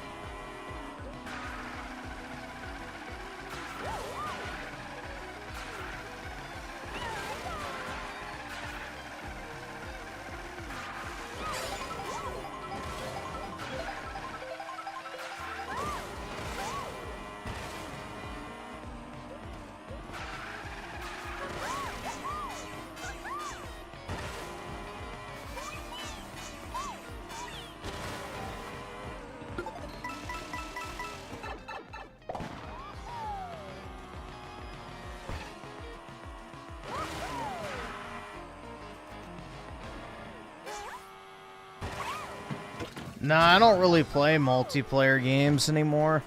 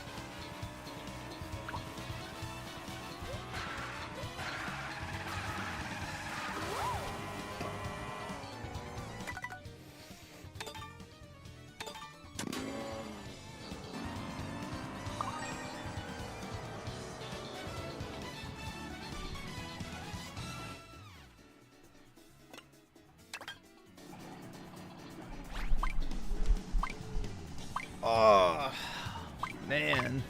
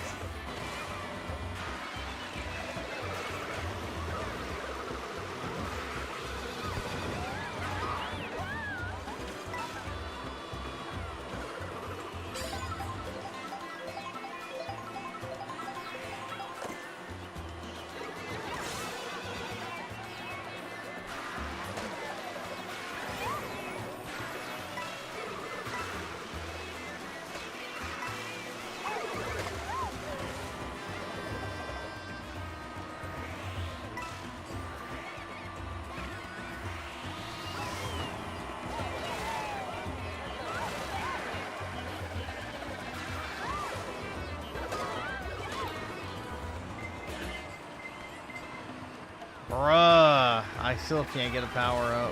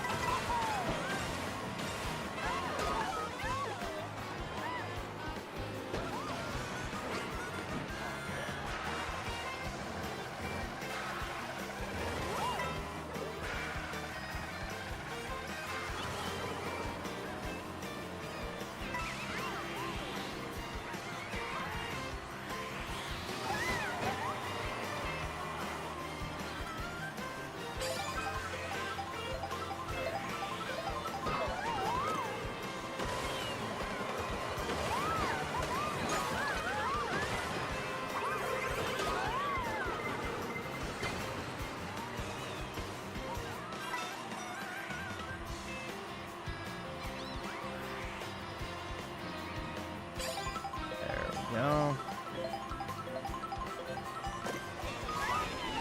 No! Come on, bro. I just got goated ass power-ups. And of course I die immediately after. And lose them. Fucking gay. It's rigged!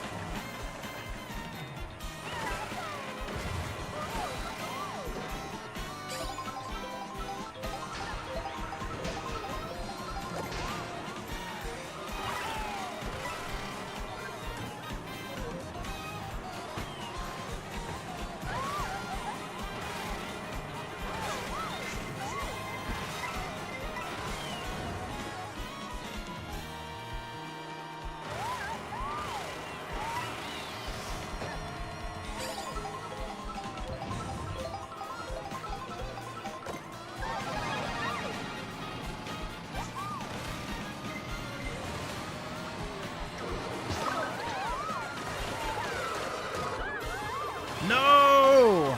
That's over.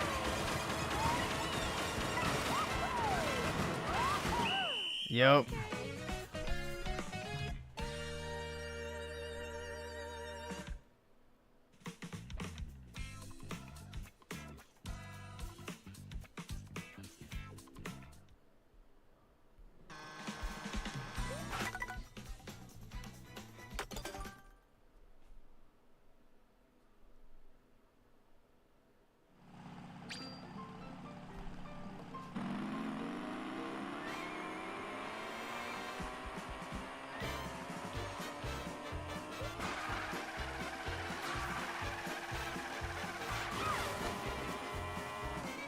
Nah, it's the game's cheating, bro.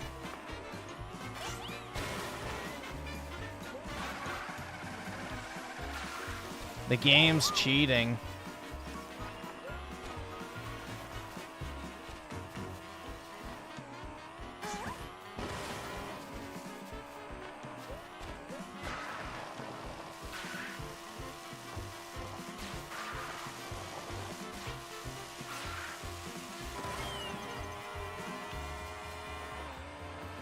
The various of the two, what the fuck, I got shell spammed, you're all Israeli. Yeah, it's like the Rothschilds paying to make sure that, you know, you can't get a girlfriend and all that type of shit. Now they're paying to spam you in fucking Mario Kart. Quite sad.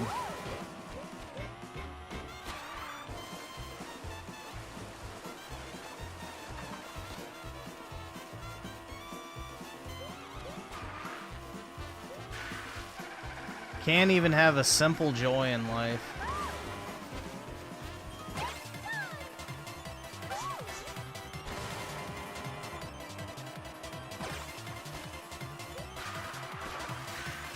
I can't afford this shit!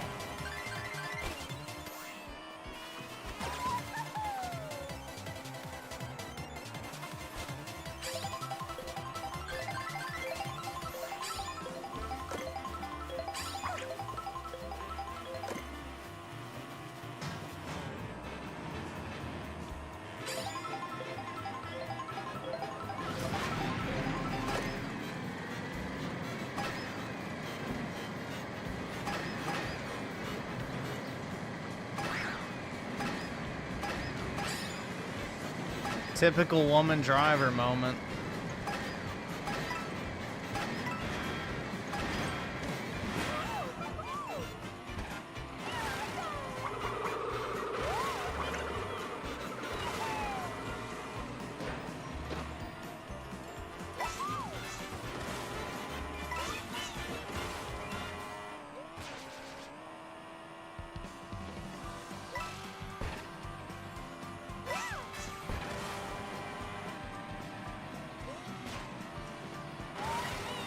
Your Honor, you can't send me to jail. Look at my massive fucking tits.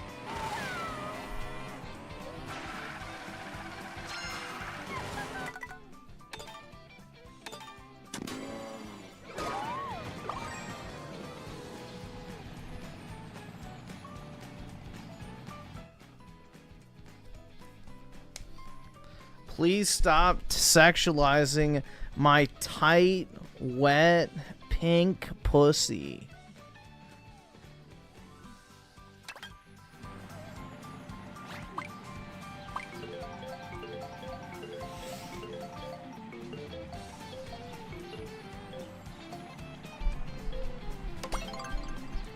Case closed, not guilty. Exactly.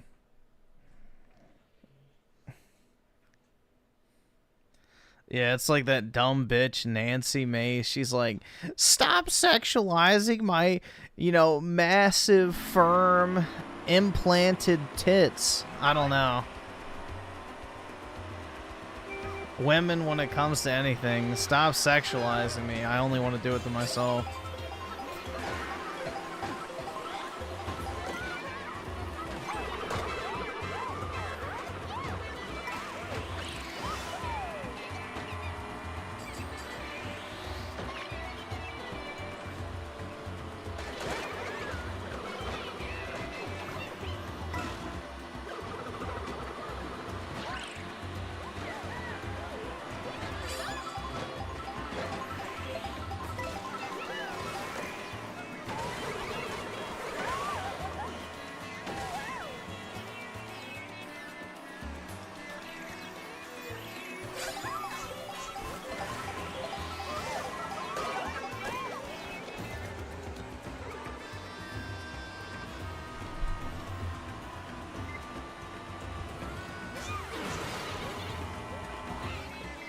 What a fucking Jew, boo.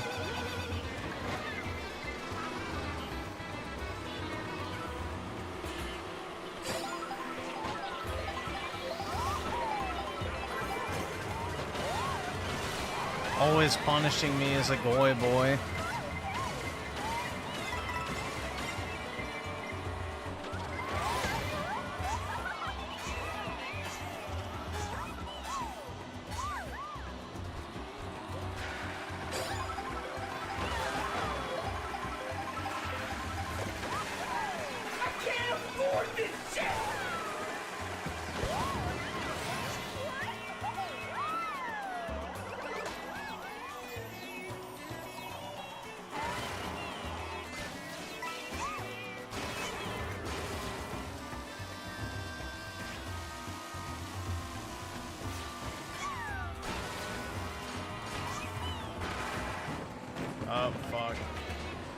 I screwed up.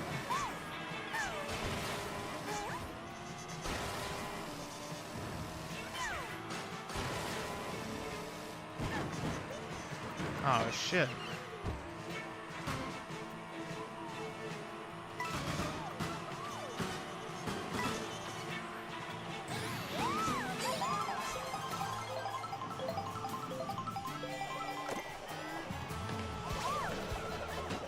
Oh my god. It's truly Jover.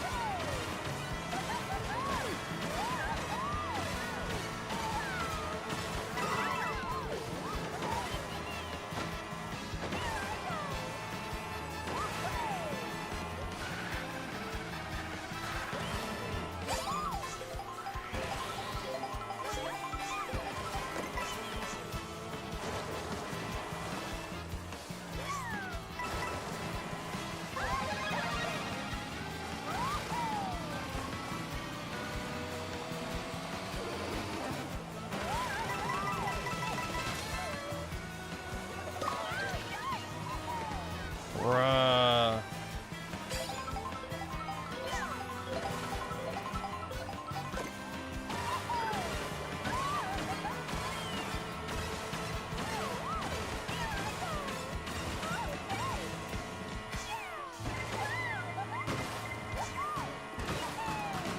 Oh, something just sold on my eBay.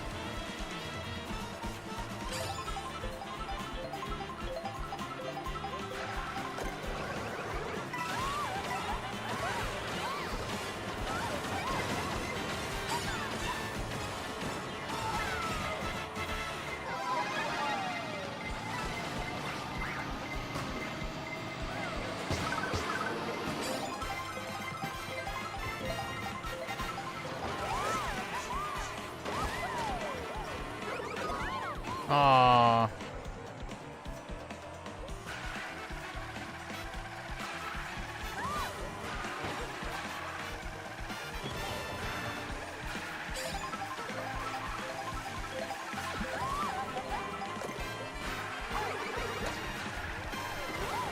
Oh, I actually got it.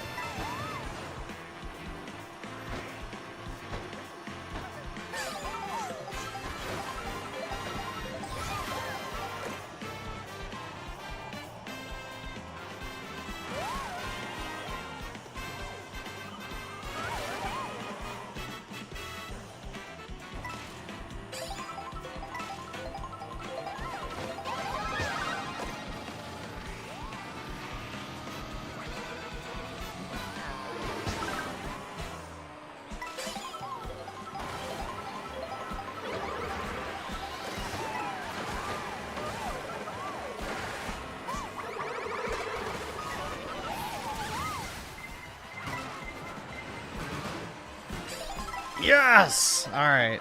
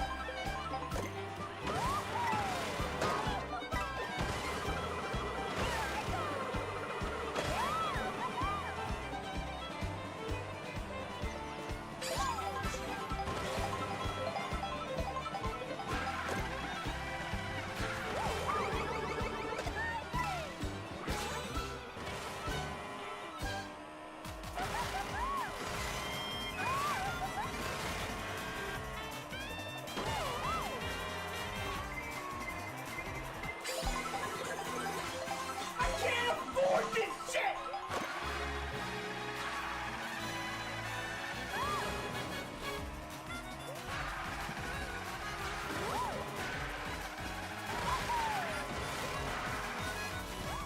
No! It did it to me again.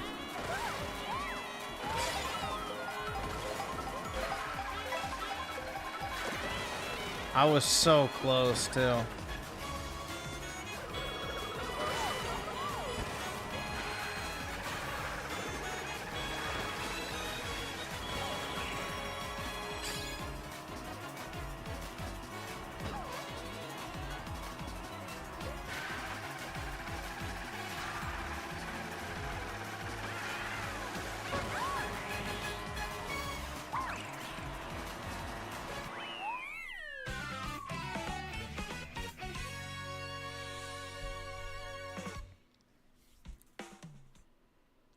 Yeah, I just don't have a high enough top speed, is my guess.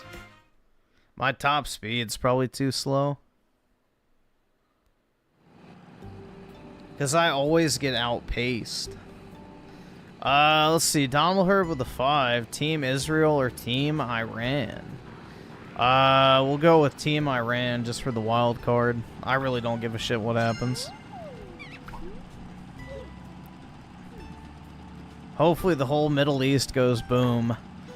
Juan with the 2. It's pronounced Iran, not Iran. And get it right, dude. I don't care. I wipe my ass with Iran.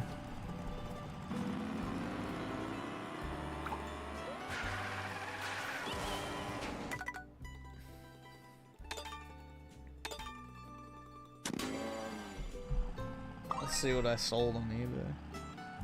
Oh, nice.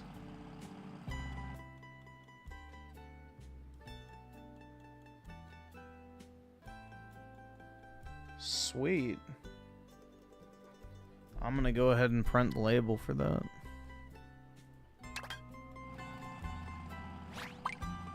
Nah, I just sold like $1,000 card.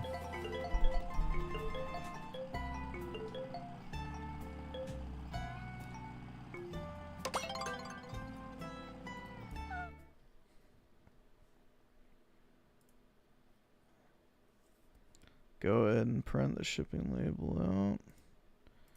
Do that to 5 by 7 by 1. And then where's USPS flat rate? Small box. Purchase shipping. Skip.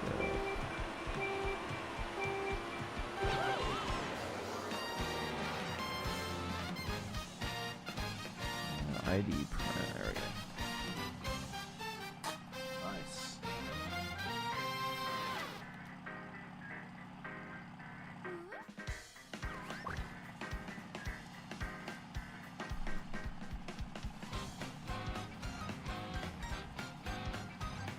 Alright, there we go.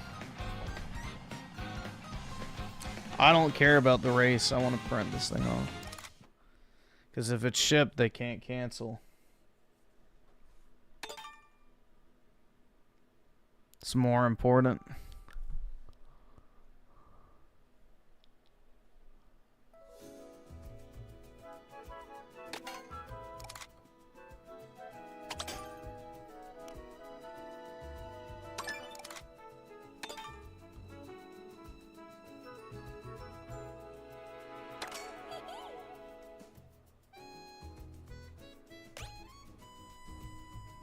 Yeah, see, the speed's really bad on that.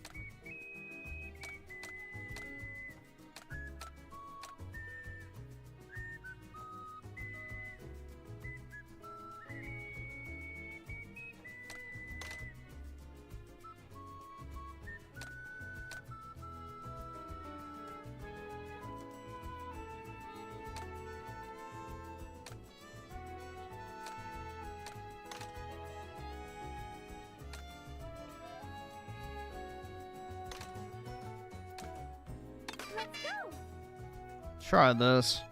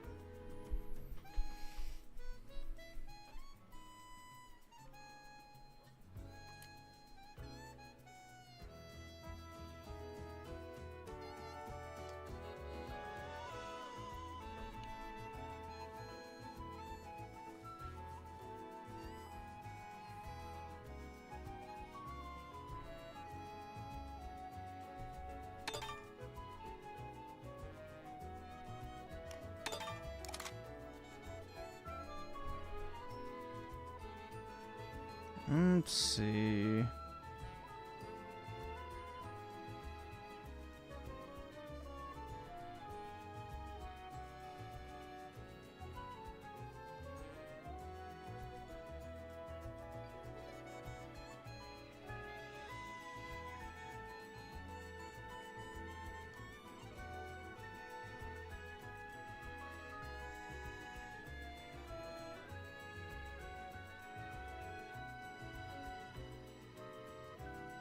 The foil price is going down on the, I'm watching some of the, Magic Final Fantasy cards. Just to see what happens.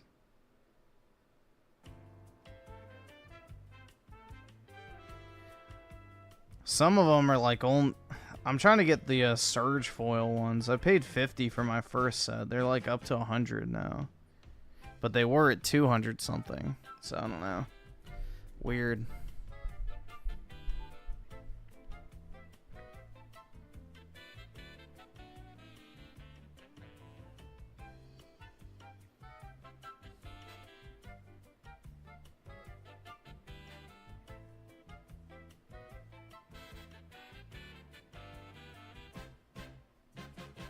Are y'all still in that race? I guess so.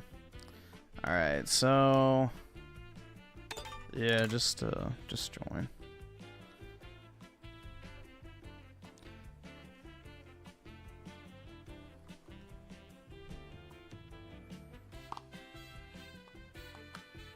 Yeah, I saw like a bunch of black women on Twitter raging that all of the girls in Mario Kart are white.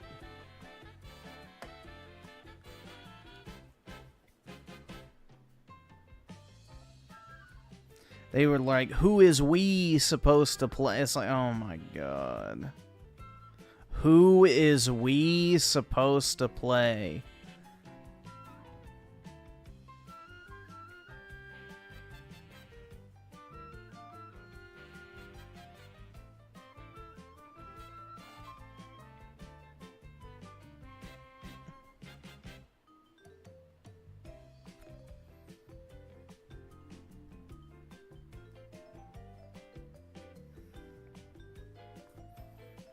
Dude, I'm just telling you, like, we should have, like, literal... We need to bring back the fucking litmus testing for polling stations. Like, if you can't write a sentence in plain English, you don't deserve the right to vote.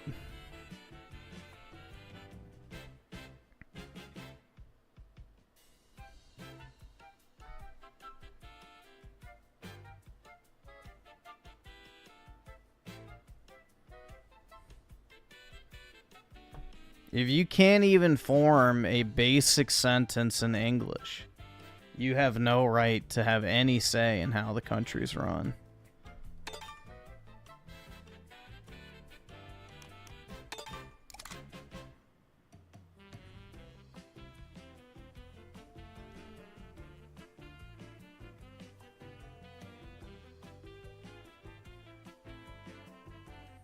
Here, I guess while we wait...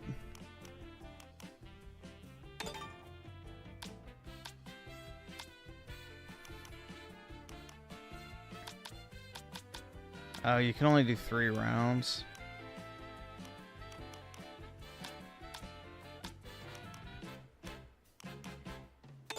Alright, whatever.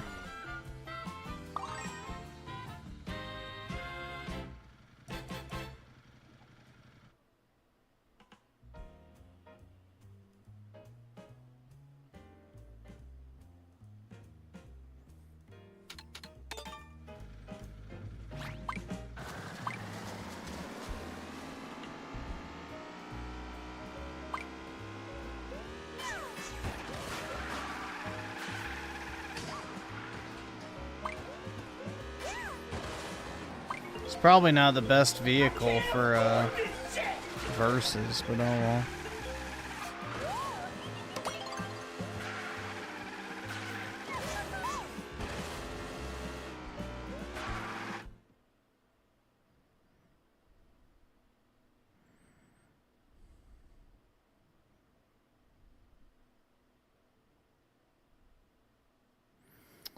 Daryl's on the 2. Griffin, how's my writing skills?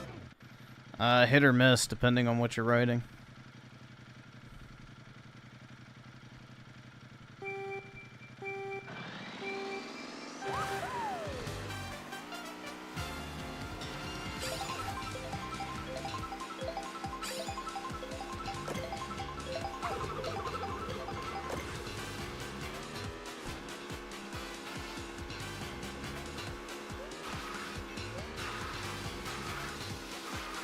You shut the fuck! Don't you fucking tell me to my face to shut the fuck up!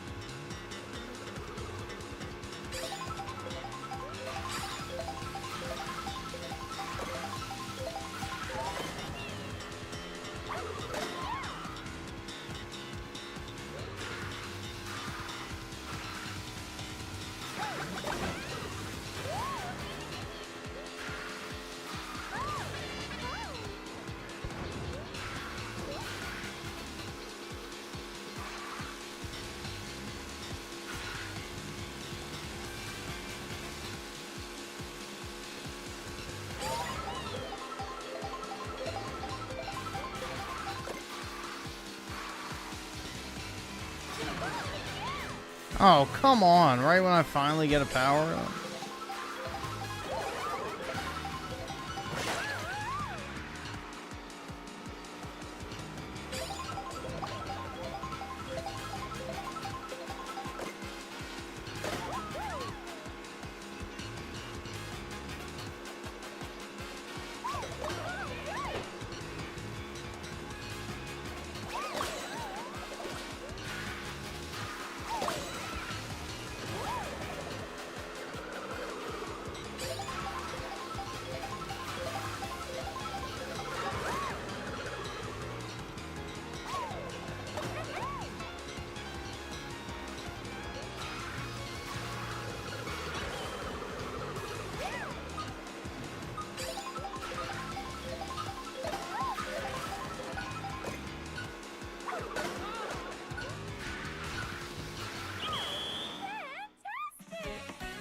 Wowie zowie.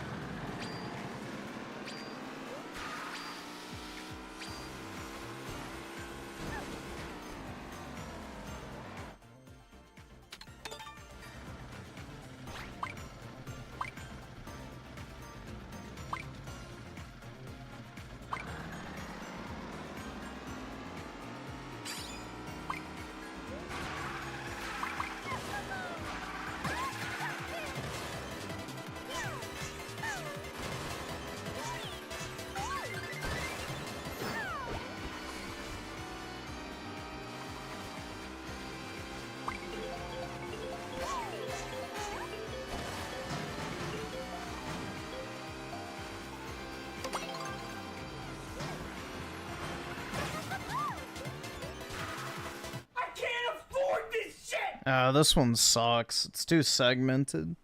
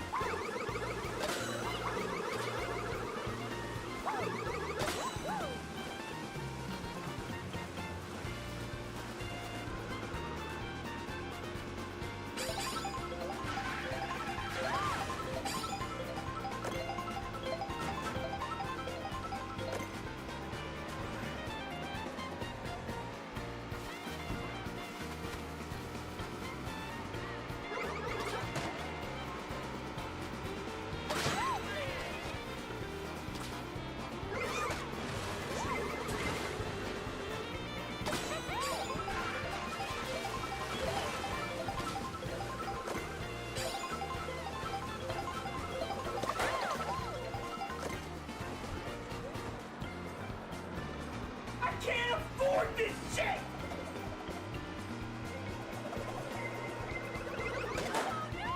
Oh yeah, that doesn't do anything. I forgot.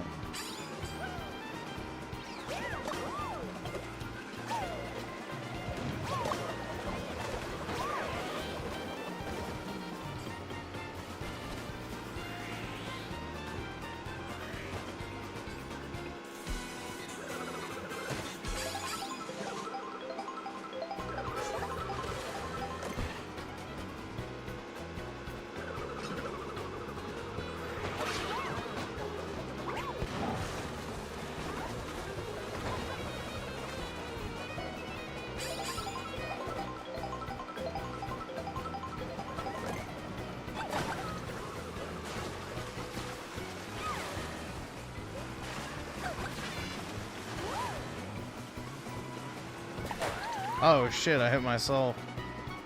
Fuck. God damn it.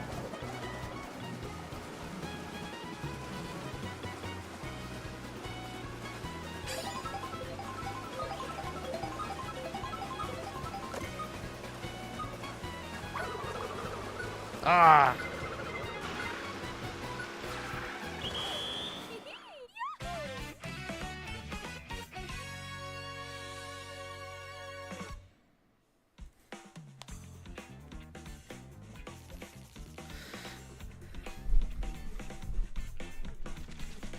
Alright, there we go.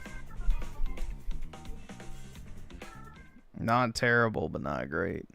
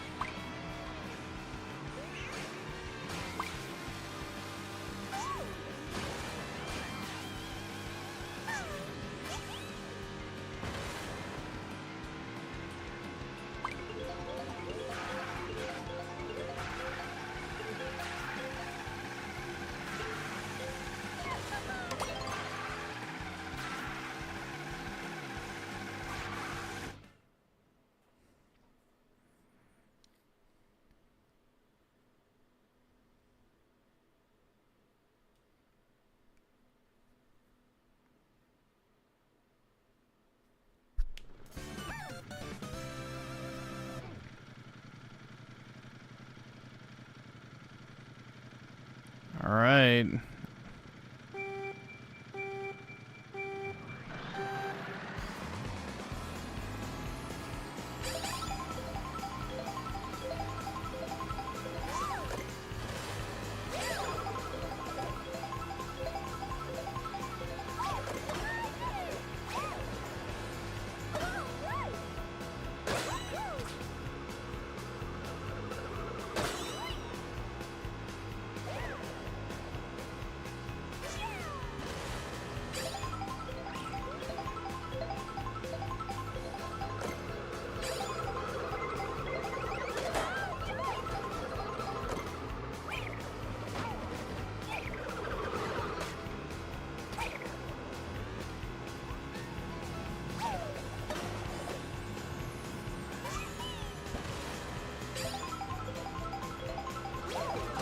Oh, shit.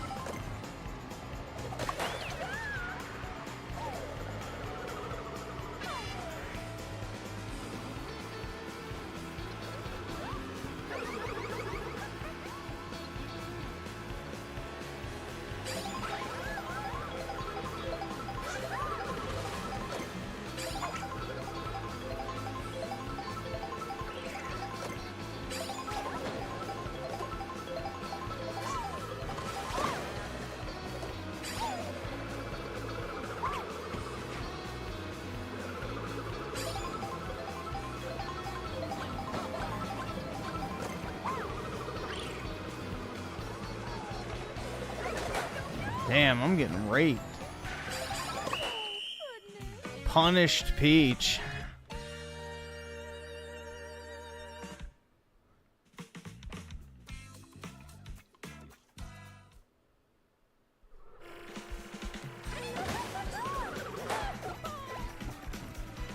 So let's see. Shadow Evil with the 10. Watch, do not buy the Switch 2.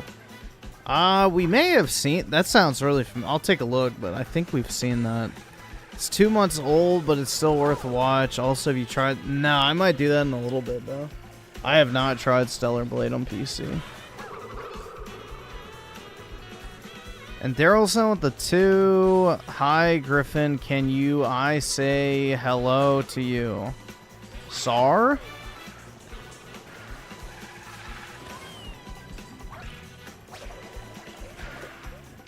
Daryl's on the 2. I like Knuckles from Sonic because he's black. Funny, that's the reason I don't like him. Funny how the world works.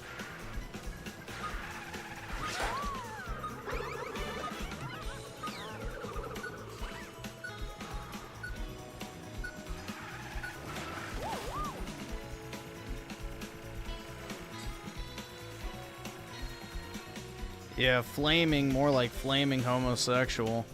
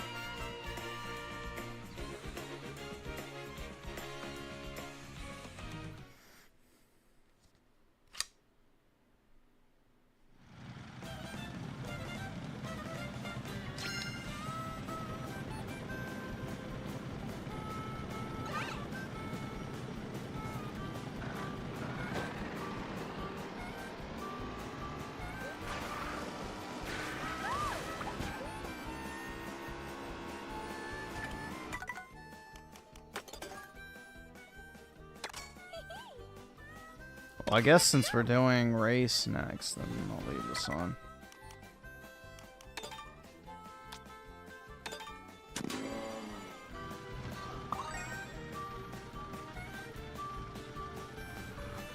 Wear protection, make her sign a prenup. Bro, prenups are literal like toilet paper in court.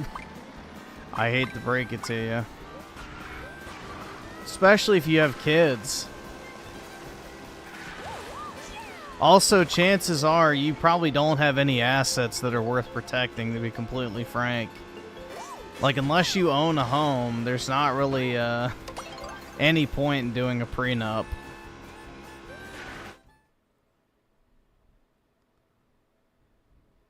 Most men don't even have assets worth protecting, and they're worried about a prenup. Like, most people don't even own their house anymore. So...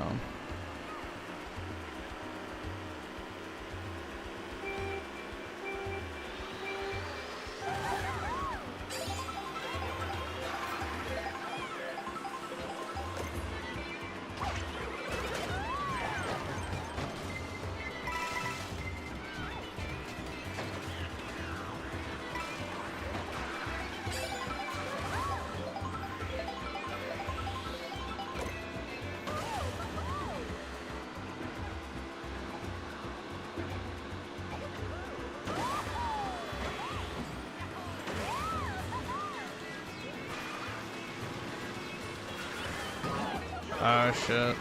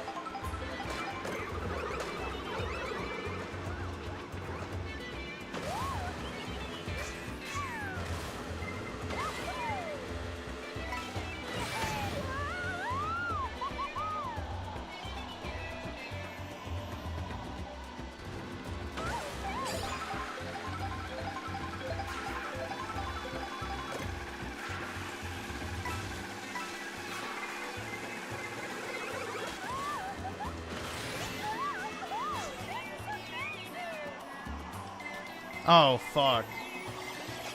Alright, woo! That's recoverable.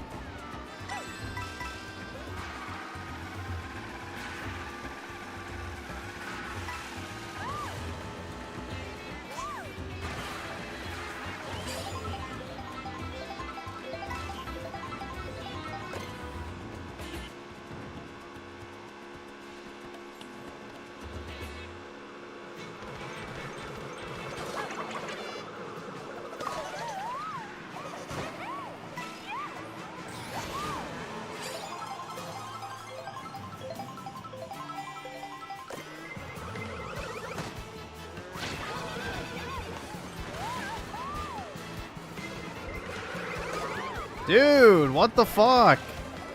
Why do I keep getting raped?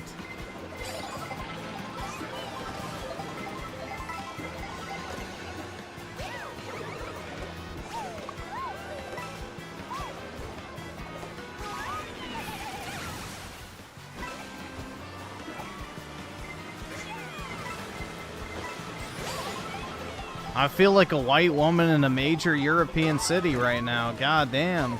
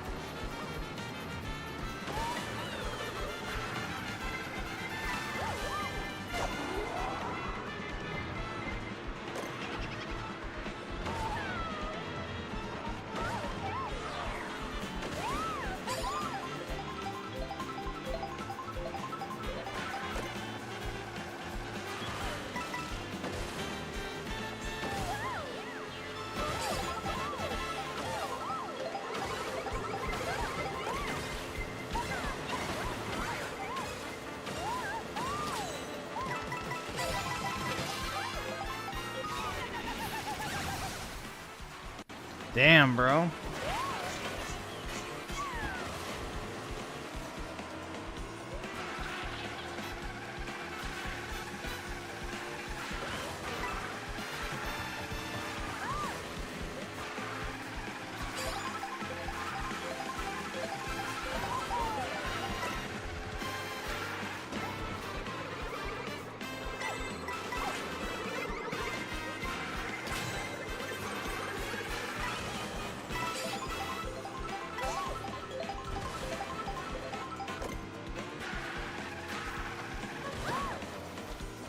Apparently the strat in this game is to hang in like second or third place until the very end of the race, and then you actually can overcome like super easy.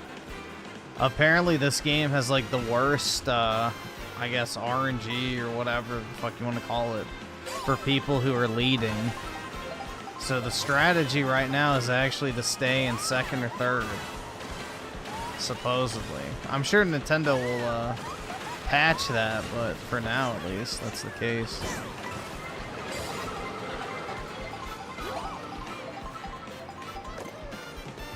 No, it hasn't always been the case. That's not true. Because if you got a big enough lead, you could eventually just overcome the blue shell issue. Not anymore.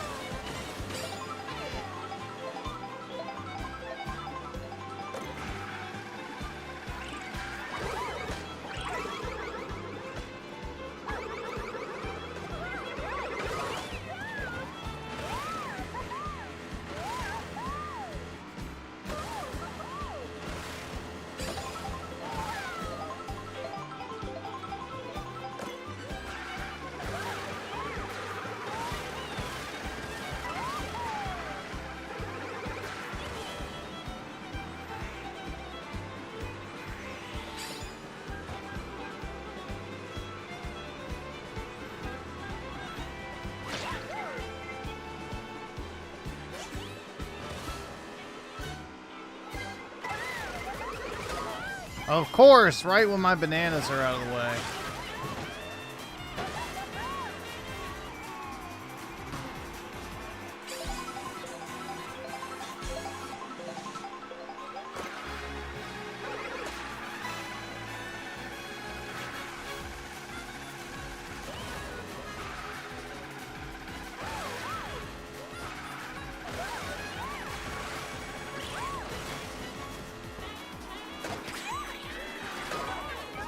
You're shitting me.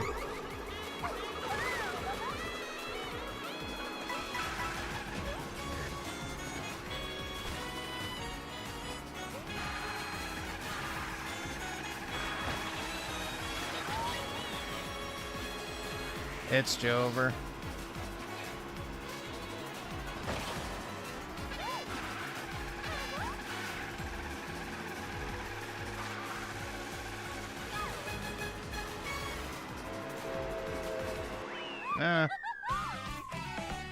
Not terrible, I guess.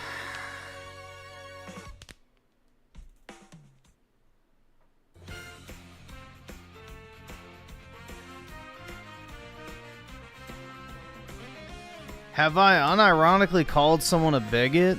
No, I don't fucking care. Hate or like whoever you want. I don't care.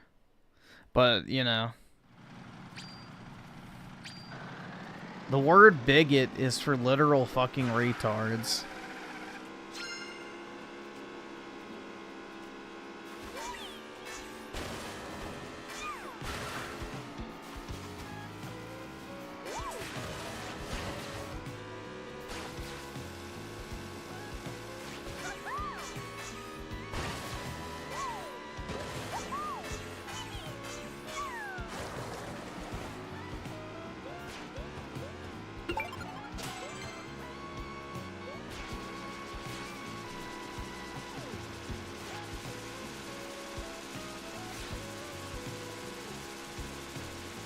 I'm about to bust.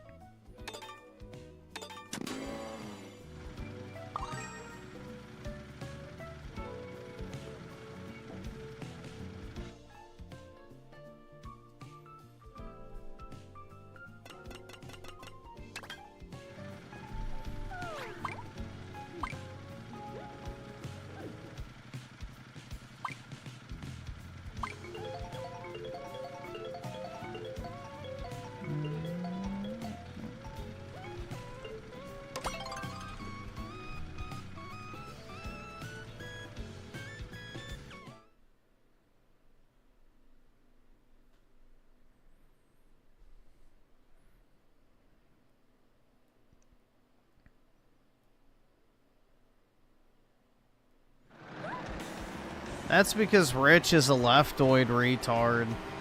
He's incapable of actually having his own opinions and beliefs.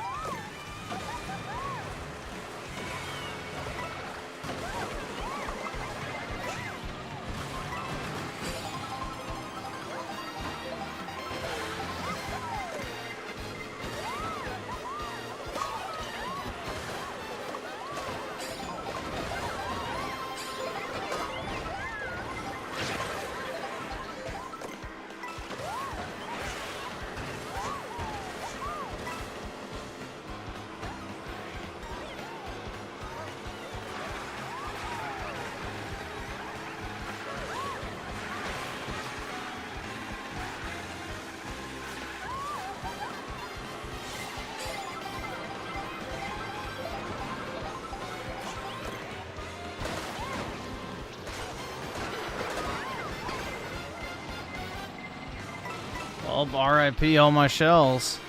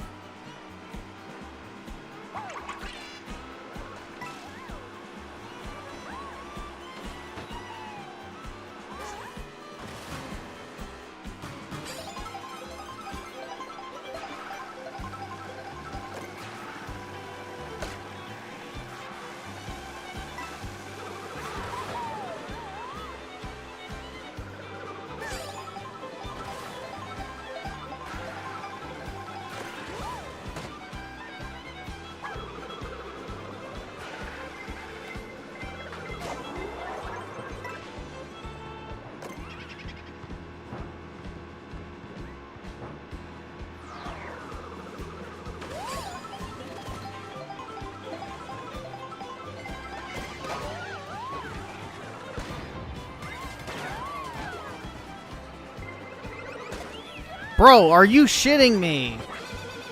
It's like 5 fucking consecutive hits.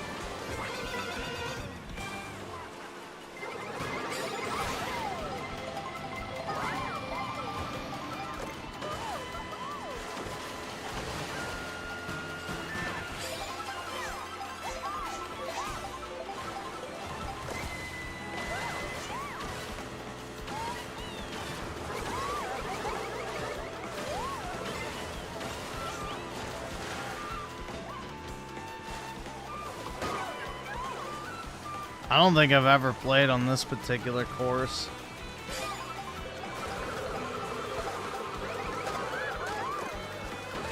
It's pretty shitty though, all this water.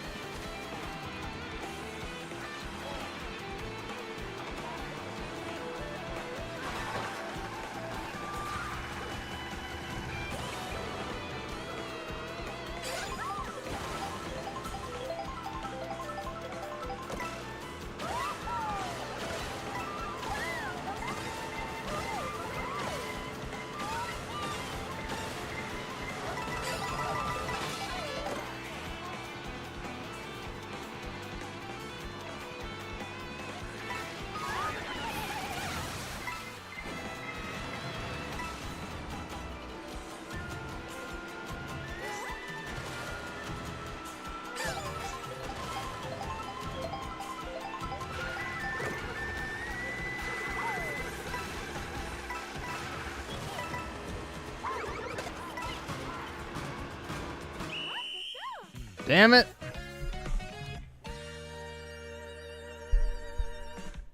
Skip it up. The fucking loser faggot.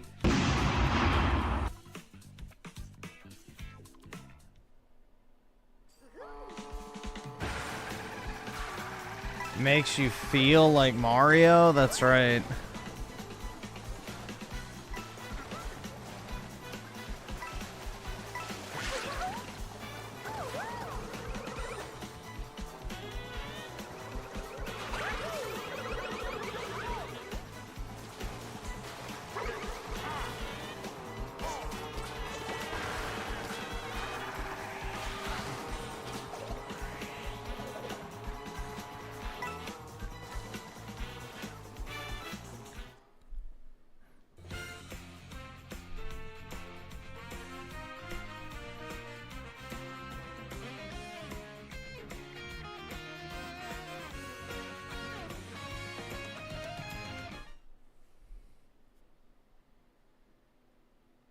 Yeah, Princess Peach is not actually getting kidnapped. She's just getting her back blown out by the superior Giga Chad, Giga Bowser. So, many such cases.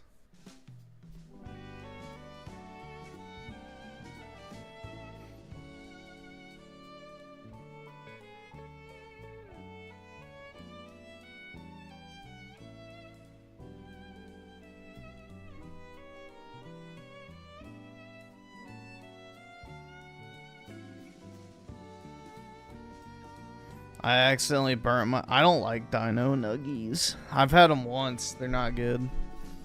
I don't really like chicken nuggets at all other than Chick-fil-A's.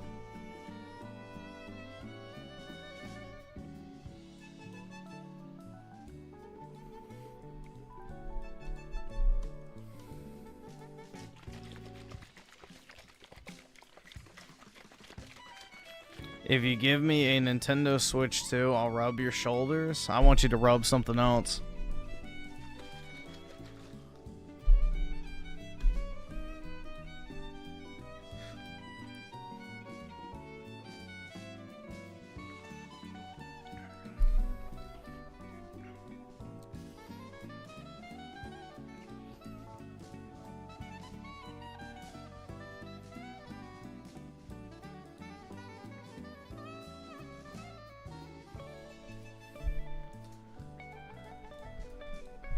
The only way they're gonna make another Detective Pikachu game is if they're gonna make another movie.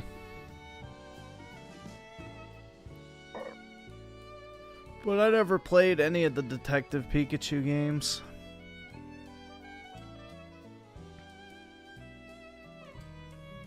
Oh, I bet you thought it was good, FBI.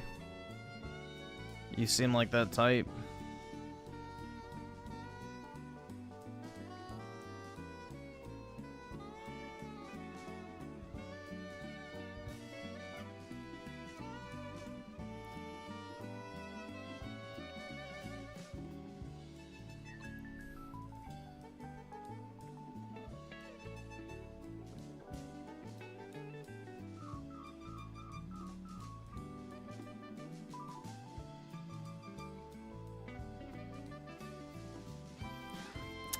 Tim Marco the 7 recently watched a video of this girl who said she fell out of love with Nintendo because they're no longer the company she knew as a kid, and lawsuits. Then she knew nothing of them as a kid. Nintendo's been suing people since the day they got into gaming.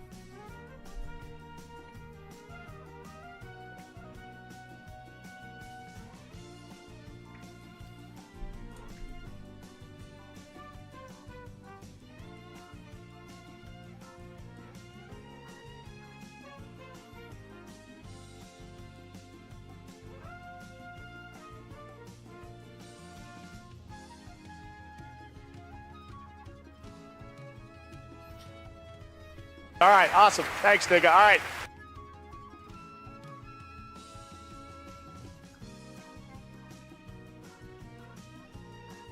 Boo-hoo, I fell out of love with Nintendo, I know. They broke my heart. 30 hours. Nice cock. Perfect. Jeez. Already.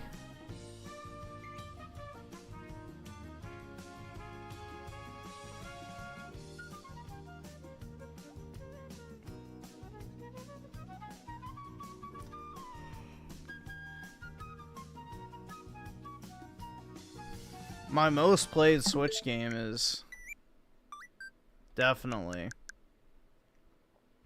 Shining Pearl. I don't think I have many. Yeah, I don't think most of them are gonna show up. Like, I think Smash I have like 60 something hours. Oh wait, I don't know why it says 3. I definitely have more than 3 hours. I have like 60 on my other Switch. I don't know why the time for that reset. Maybe because it's on my other Switch and I have to connect it to the internet in order for it to update. I don't know. But I definitely have more than 3 hours. That's from that one night we did a Smash lobby. So, yeah, I don't know why that didn't update. That's from that one night we had a open Smash lobby.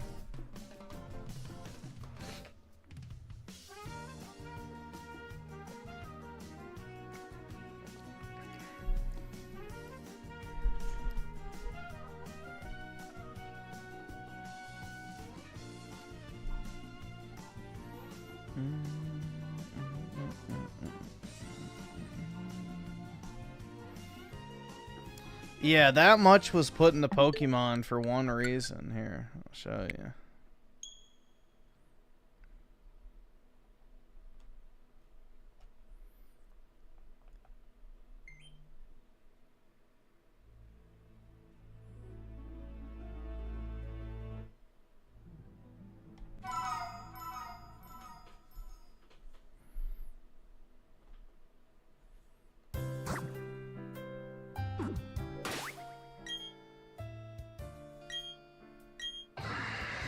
This is why I have so much time in Pokemon.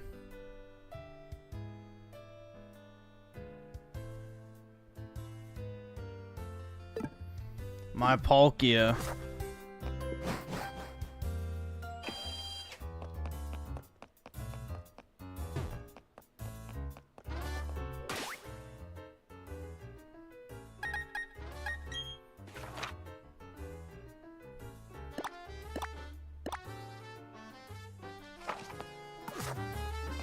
Trying to think where I could go to have it pop out.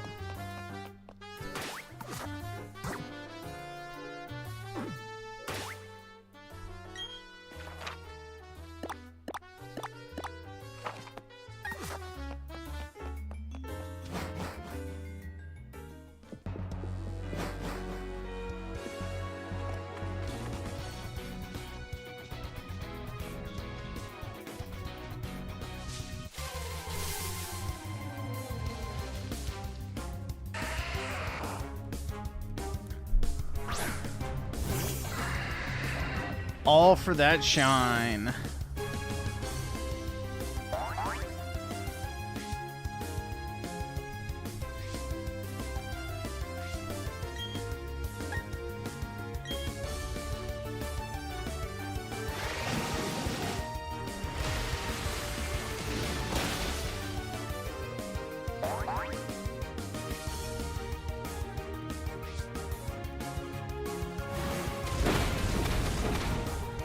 Yeah, most Switch games are blurry.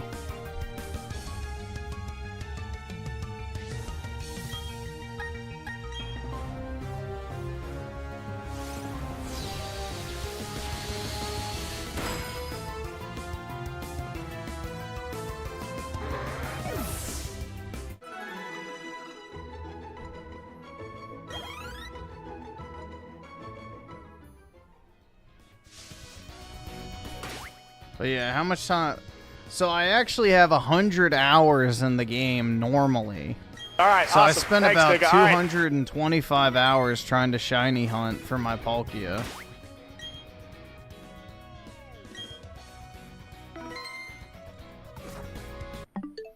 So it took me 225 hours to get the Palkia. Well, my team is just a grinding team. It's not like an actual like team.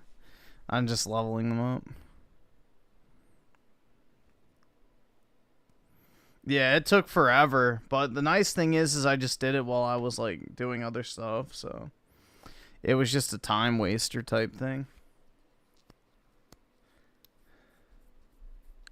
It's not like it was the only thing I was doing when I was doing it, so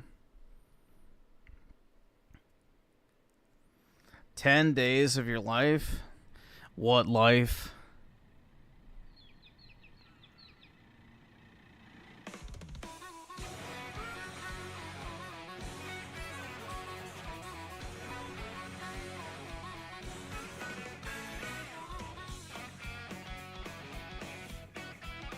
Life is nothing but pain and suffering. That's right, man.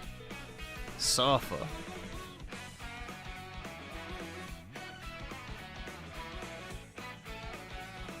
Griffin has no life. I have a very repetitive and boring life, I would say, overall.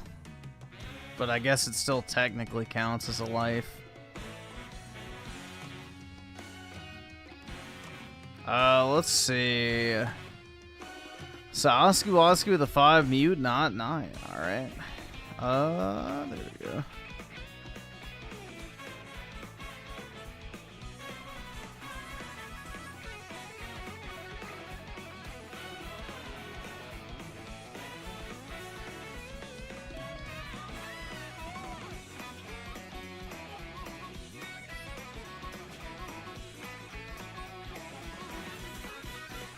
No, I think I have 80 hours on Stellar Blade.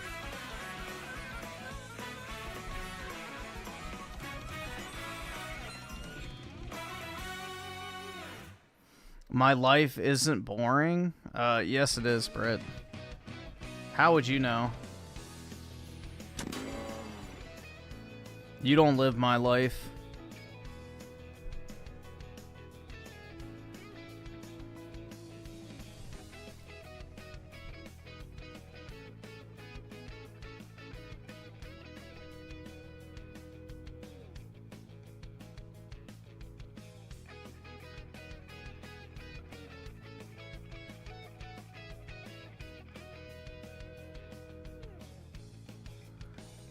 All Griffin does is work, goon, and play Mario Kart and... Yeah, no. Nah, I unironically haven't jerked off in like 2 days. Yeah, Rebirth is my most played Final Fantasy game. 15's probably my second most.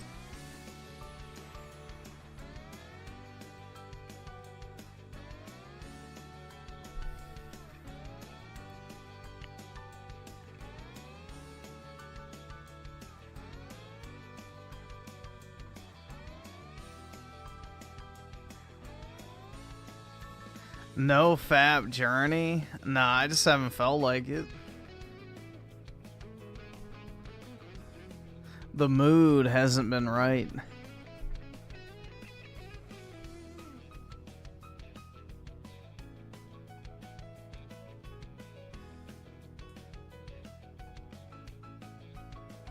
You can levitate on day 50? Hell yeah, dude.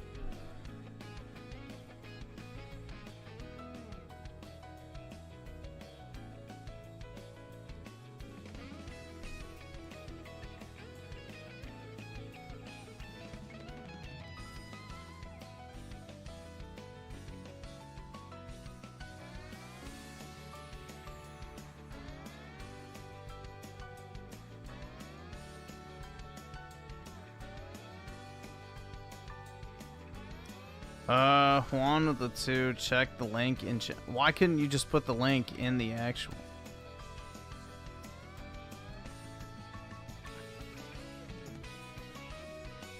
Alright.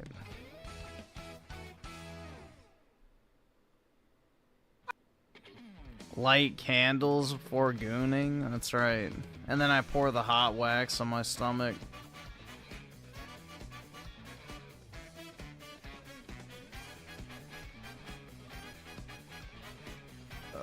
Let's see. I'm an unfunny left-wing cuck. I'm an unfunny left-wing cuck. Yeah, but I'm not, though. Cuck. We know he's a cuck. I'm an unfunny left-wing cuck. I'm an unfunny left-wing cuck. Should have just said a fat left-wing cuck. Maybe. I don't know. I can't really think of a scenario when I would use that, though. That's the problem. Griffin just needs to look at his Aerith collection. I have my Aerith collection visible at all times. So, I have 4 Aerith cards in my frame of cards, and then also I have 2 on my desk. So, that's not the problem.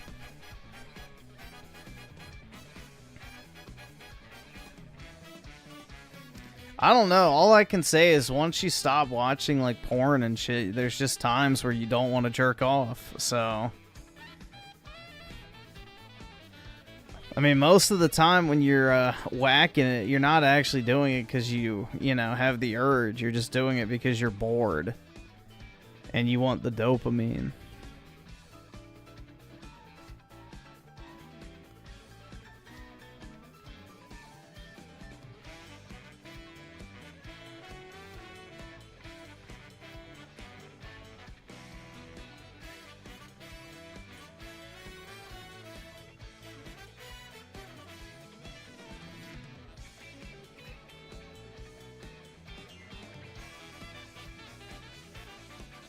Yeah, porn is similar to heroin.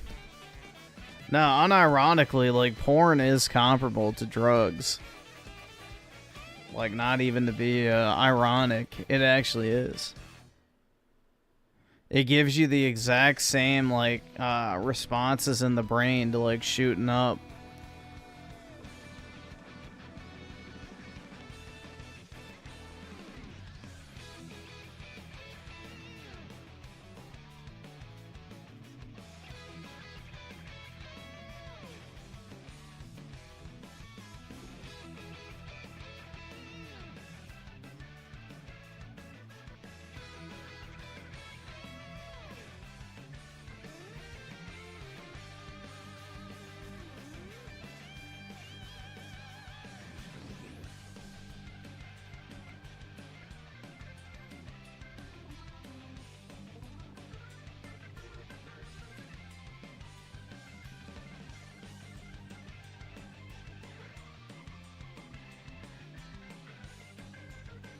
I worked in the mail plant. I scanned a porn addiction kit early. How the hell do you have a porn addiction kit? I don't even know what that would involve. Like a cock cage? Like, what is a porn addiction kit?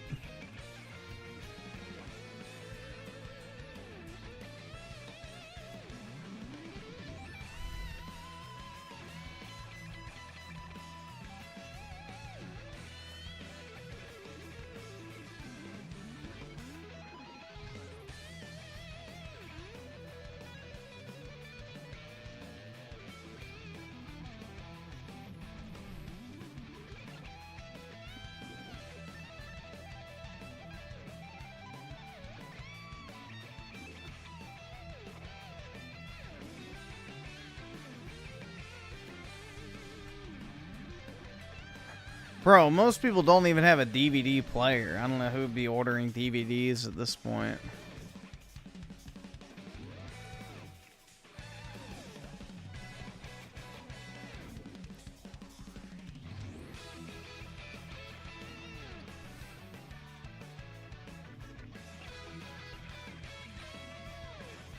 Is it true that I'm gay? Oh my god, it is. How did you figure it out?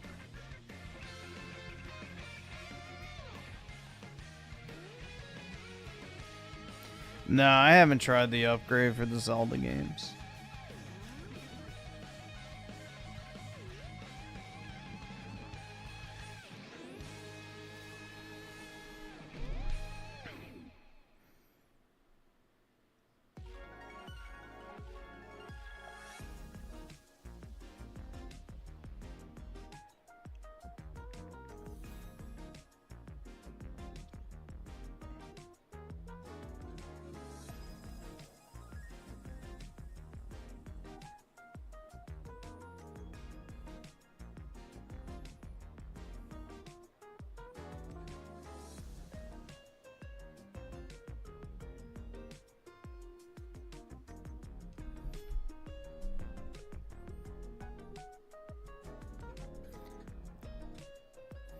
Yeah, but most people don't have a console anymore that plays DVDs. Like, you're forgetting is, like, most people just stream everything. And most people don't even have a video game console in the first place, so. A lot of people don't even buy a TV anymore. So there's also a large portion of the population that doesn't even have a TV.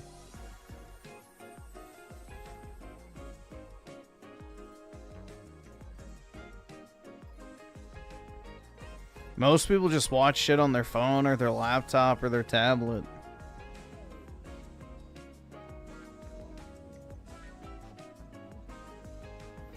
We're gonna become like the Asian bug people who just sit in their fucking tiny little apartments all day hunched over their smartphone. You know, going to work and then coming home and doom scrolling and then starting the next day.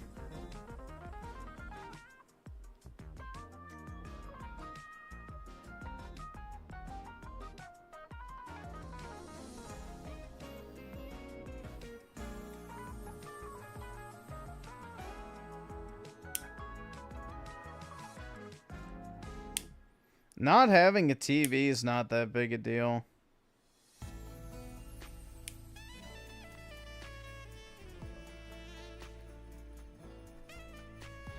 As long as I have my desk, I think I'd be alright.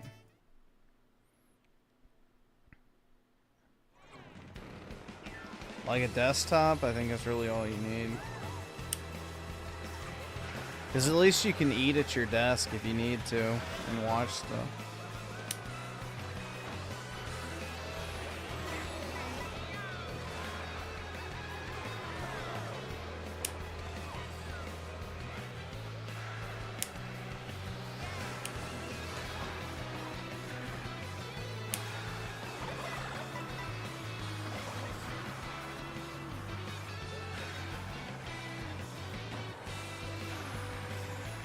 I mean, most people don't even have cable anymore, I feel like. So it's not even like you need a TV to watch, like, cable. You could just stream everything on your computer anyway.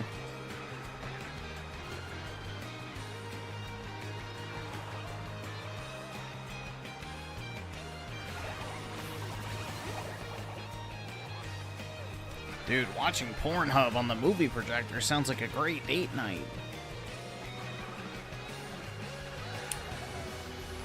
Yeah, that's some shit I don't get, is like the couples that watch porn together. It's like, bruh, that's gotta be like some poly shit.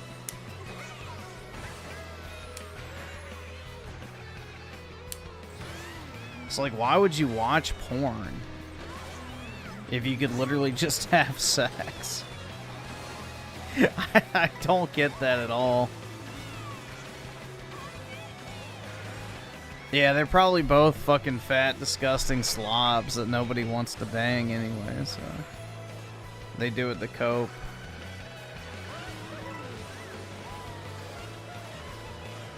You've never heard of couples doing that? Are you fucking... Yeah, that's a lie. Stop.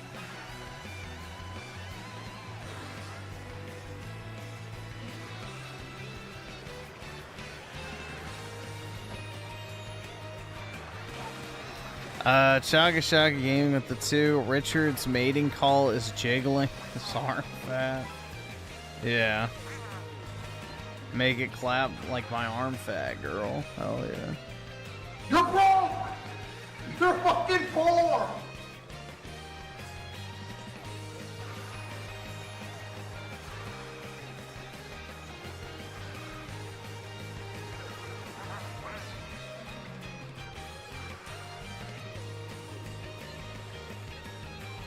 Yeah, it's actually kind of crazy, though. Most people who are addicted to porn are married. And the reason for that is because, like, you know, a lot of people have a sexless bedroom or whatever, but also their wife loses any and all enthusiasm to sleep with them. So a lot of guys become porn addicts because, you know, in porn and shit, the chick's always, like, super enthusiastic. And it, like, fills the void that they once had. It's kind of sad, honestly. It's a very evil fucking industry, all things considered. But, yeah.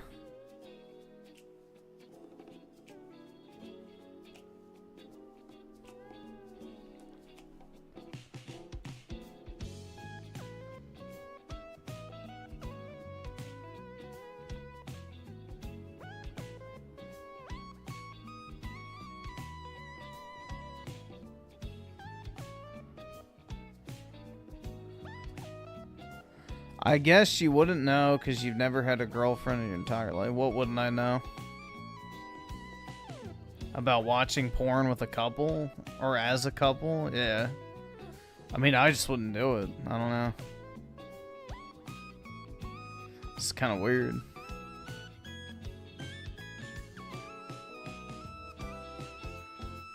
It's like sharing a YouTube channel with someone. It's not something I would ever do. Like, you find a YouTube content creator you like watching, you don't really tell anyone about it. I feel like that's kind of the same thing. Or like certain types of music you listen to. Like, there's just some stuff you keep to yourself. And I feel like porn falls into that category. It's not really meant to be shared.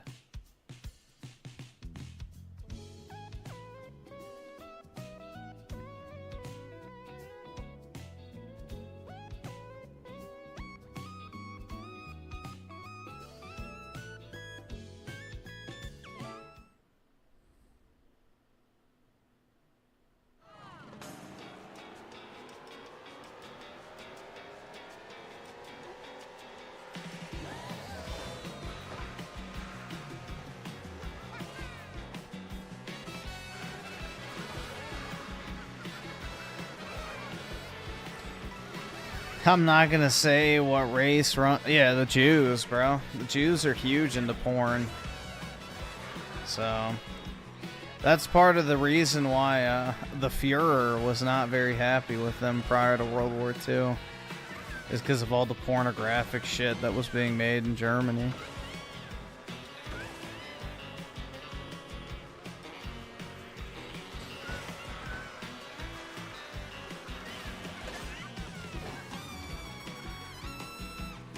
It's like telling your friends that you like white girl pop music. Yeah. I don't know, bro. Like, I don't really share. I don't like sharing anything about what I like with people. I mean, shit, dude. Every time I make a positive community post about a game I like, I have a million fucking retards going, "You're not allowed to like that." It's like, yeah, go kill yourself, you fucking waste of oxygen. You should have been aborted. I don't know, bro. Like, it's not worth sharing anything. Anything positive in your life is not worth sharing with someone else because someone will try and tear you down for that thing. Like, that's just the reality we live in. Most people are so fucking miserable that when they see someone who actually likes something, it pisses them off because, you know, they're unhappy. So, unfortunately, especially on the internet, that's how it works.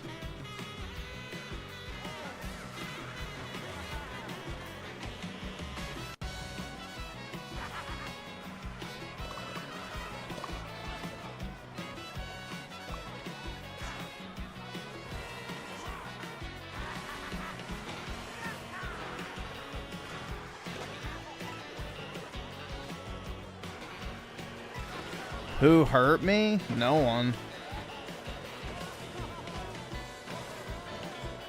No singular person has ever hurt me.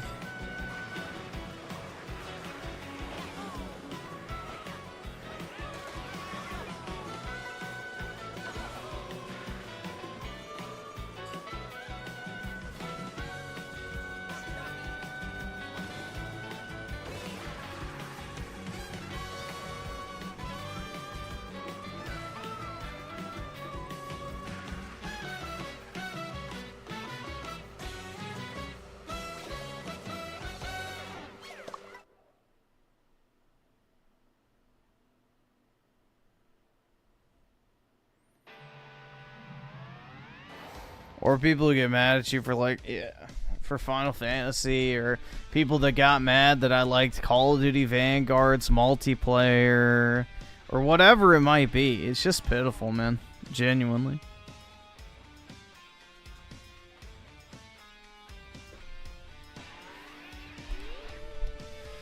Ugh.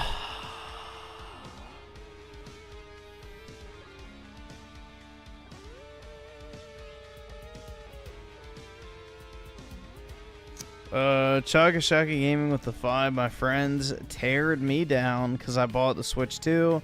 They're like, bro, you're 25, grow up. Meanwhile, they all play FPS and Minecraft. Yeah, I mean, anyone that plays Minecraft doesn't really have a right to talk shit about Nintendo games. Like, that's kind of wild.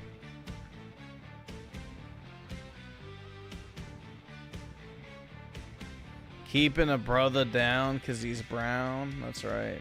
I can't afford this shit! It's what you gotta do, unfortunately.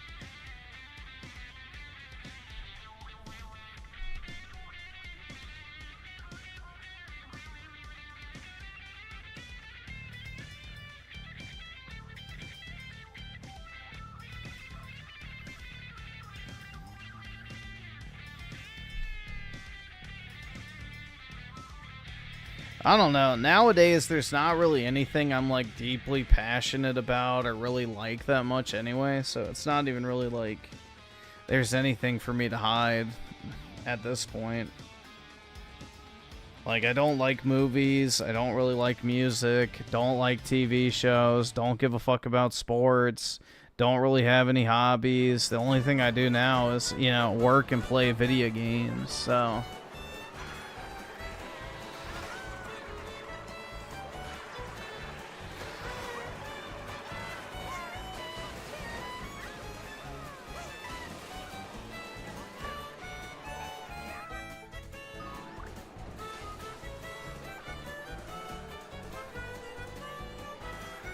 Which gaming is becoming so filled with the same goy slop that plagues like all of movies and TV shows. I don't really even care about that much anymore.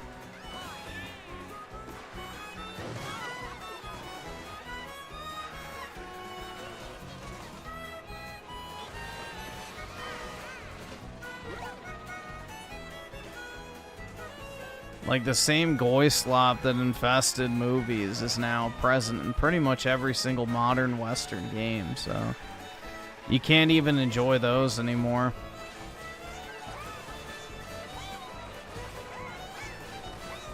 Gaming for a while was like the only non-Israeli form of entertainment. Now that shit's fucking gone.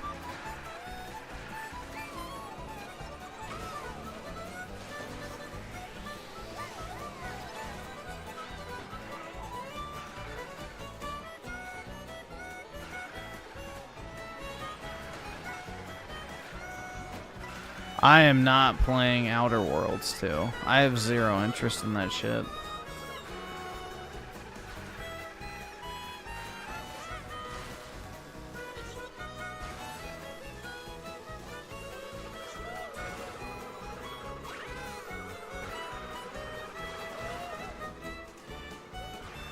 Play stealth? Maybe I can.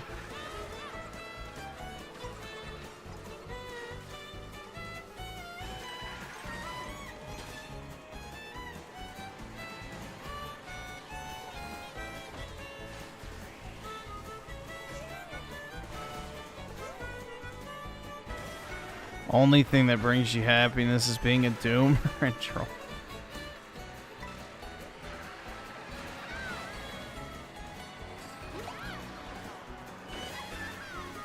I don't know, the only thing that still brings me joy is like buying and selling shit. That's a feeling that'll never get old. But I don't know, it's just kind of sad. There's no joy to be found in anything new nowadays.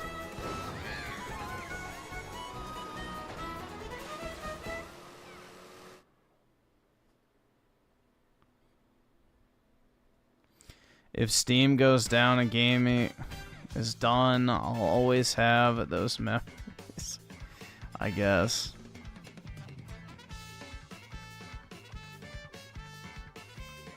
Soon I'll be addicted to Coke. Hopefully it's Diet Coke so I don't get fat.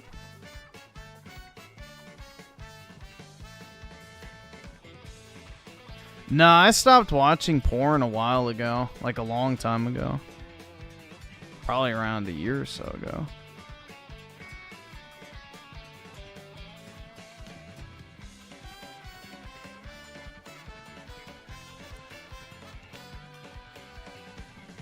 You don't have any other hobbies? No, I don't have time for other hobbies. Like, what am I supposed to be doing? I don't count going to the gym as a hobby because I don't like doing it. I just do it because I have to.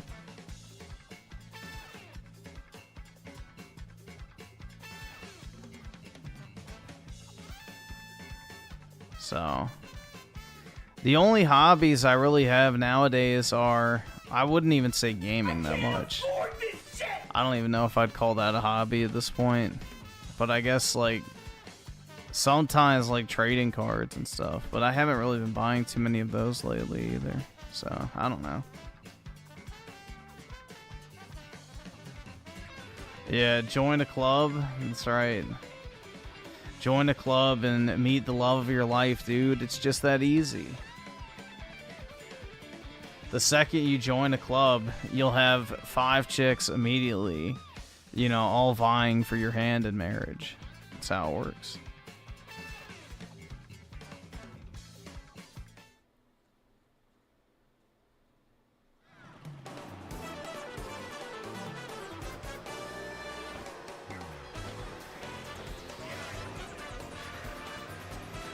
Starting to sound like Raymond.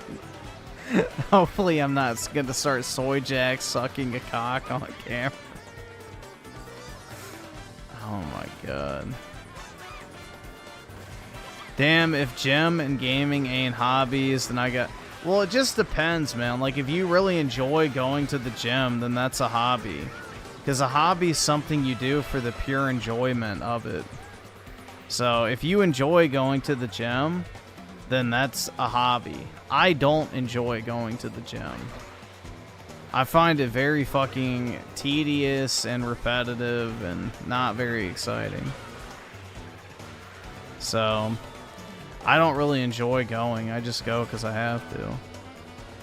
Just like I have to work. It's not something I enjoy. But yeah, a lot of times playing video games just feels like a fucking chore, so I don't even know if I would call that a hobby.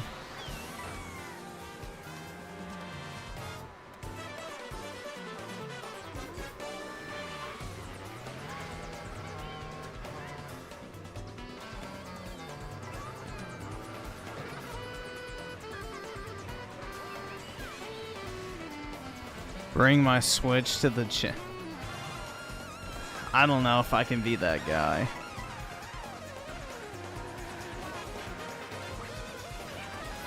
I don't know if I can be that guy.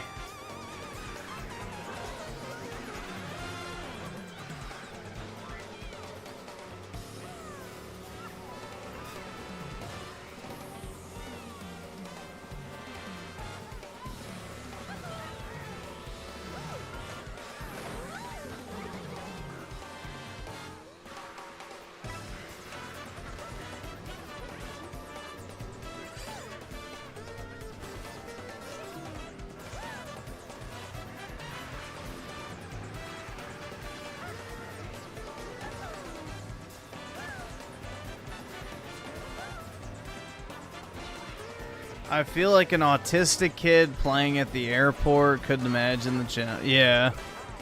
I don't know. It is just kind of awkward to play video games in public regardless of the context or setting or whatever. I don't know, man. You know, here I am pushing 30 years old with my Nintendo Switch sitting out in public while, you know, everybody else is like either talking to their friends or family or whatever, and I'm just sitting there, headphones on, gaming.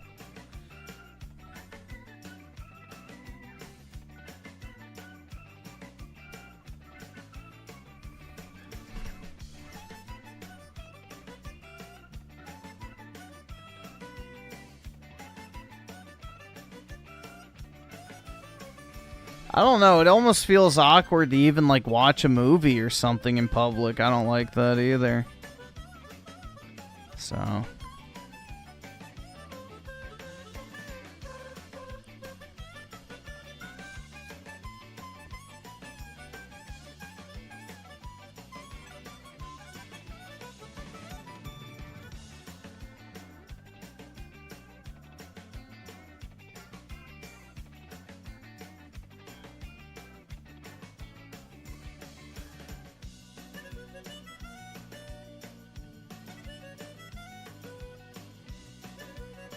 You're gonna go watch 28 years later when it comes out?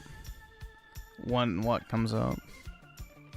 What the fuck was announced that's coming out in 28 years? Whatever. I have no fucking clue.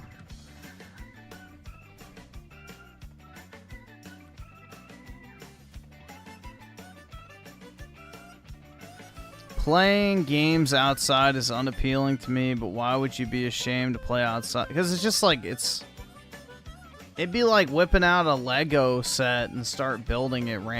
It's out of place feeling. It's like sitting alone at a restaurant. You just feel out of place. You don't belong.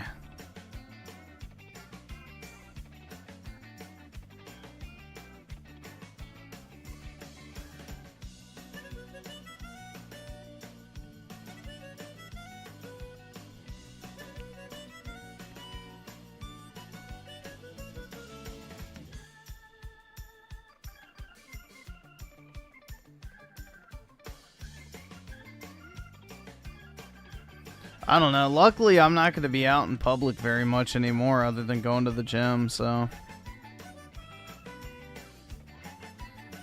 That's really my only public outing nowadays.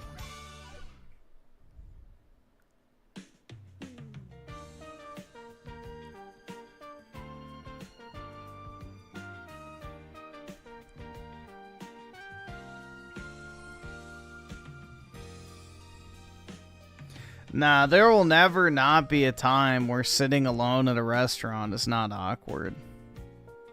You're just sitting there doing nothing.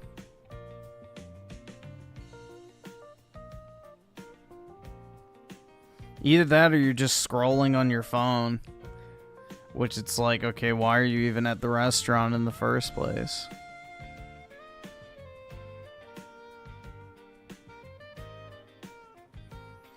Yeah, you can be that guy hunched over at the fucking booth sitting by yourself, or you could be that weird guy sitting by himself eyeing up everybody else in the restaurant. There's no good in between.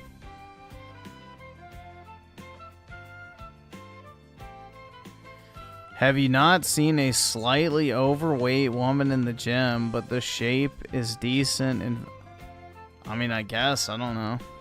I don't really pay attention to the other people at the gym because it's not like I'm going to talk to them anyway, so. I'm not out there like scouting.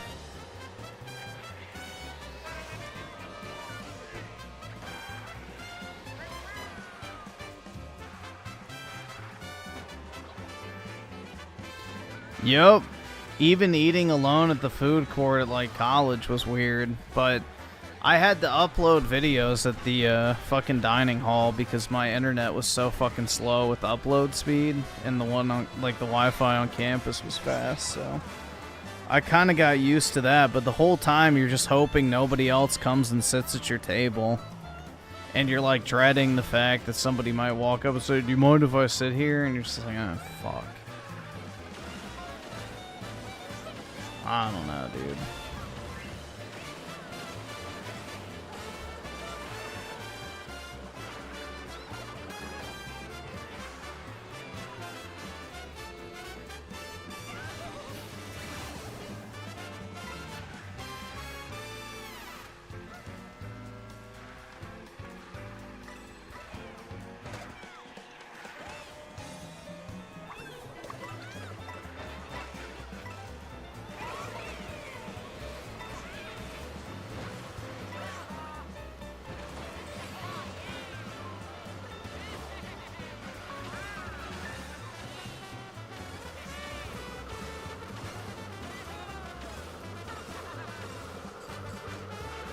Oh god, what's this?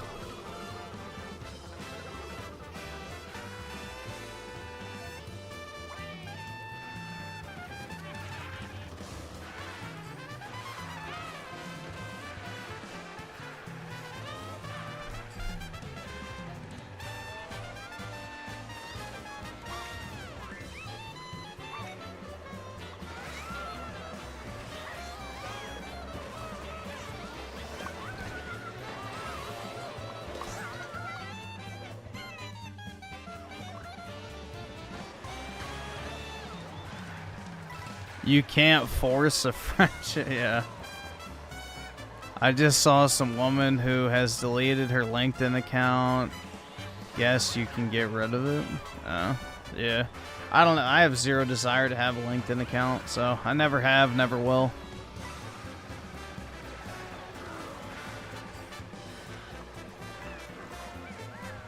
I don't need a LinkedIn account.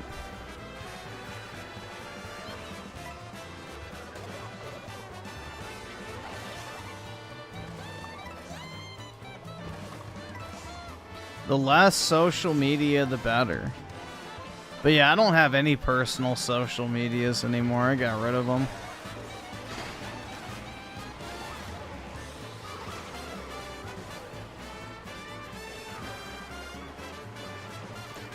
No, it's not even so much that I care what other people think. It's just, it's weird. I don't know. You get like some... I don't know the best way to put it. It's like... You just get an uneasy feeling. It's not even so much that you care about what other people think. It's more so just like in the back of your mind, you just have this weird feeling like, yeah, I shouldn't be doing this.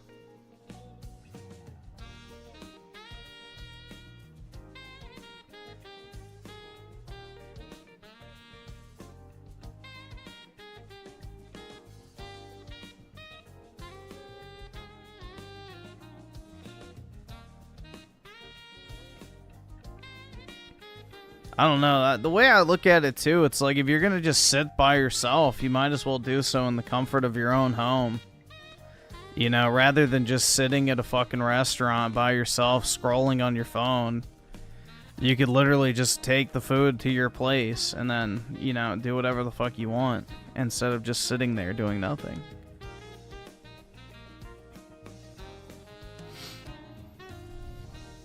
I can't afford this shit!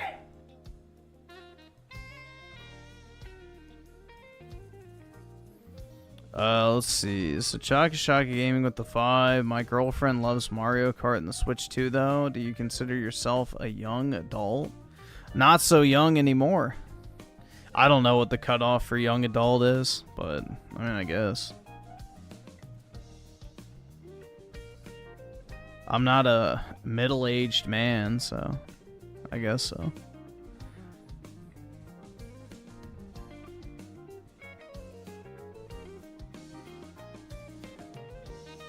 Here, let's look it up. What age is considered young adult? 18 to 34. So yeah, I guess technically I am. Right smack dab in the middle. And then also Shaka Gaming with the 5. So you're worried about pushing 30 playing on your Nintendo Switch, but not pushing 30, having never been on a date. I'm not really worried about either. It just looks weird. I don't know. You get like the looks and shit, which I don't like. I don't like drawing attention to myself in general.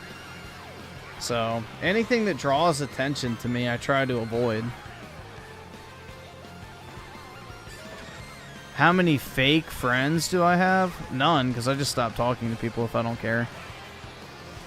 I don't maintain friendships unless I actually want to, so I'll just cut people off like it's nothing.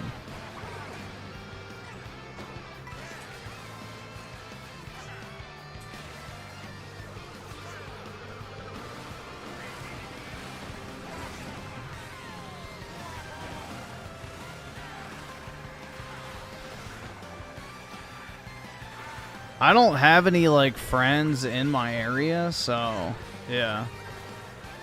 I wouldn't even have the opportunity to have fake friends. Because I literally know no one here, so.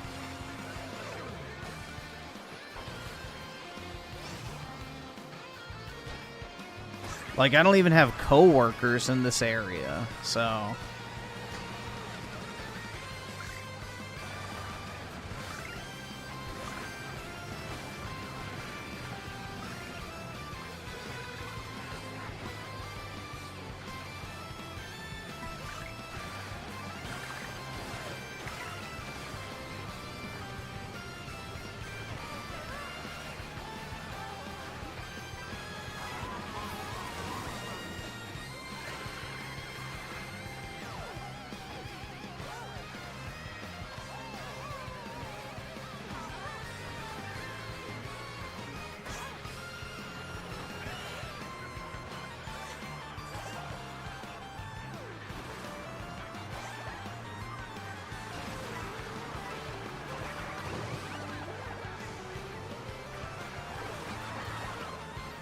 Then secretly move away and go to the hotties? Where are the hotties, bro?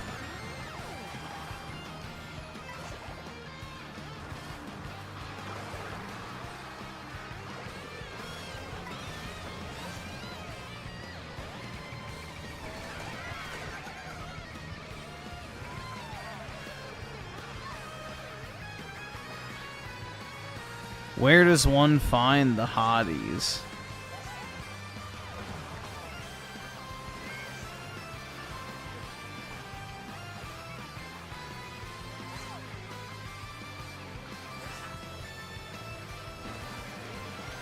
I don't really think it's a good time to move to Israel.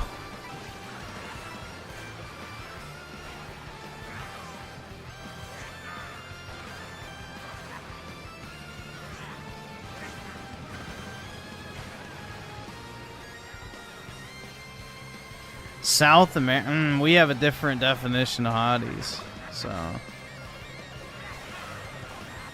I'm not looking for some exotic pussy, bro. I'm good.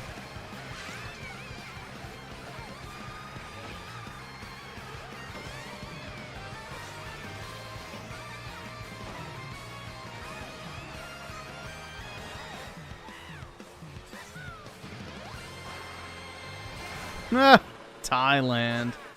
Dude, I've said it before. The most attractive Thailand women are all men. And that's the scary part, bro.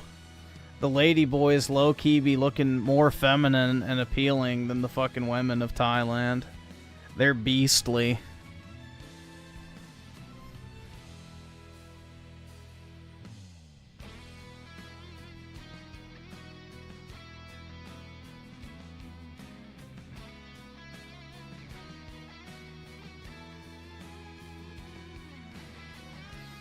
You lived in Thailand for 3 years, what Griff says is true. Yeah, that's the thing, bro.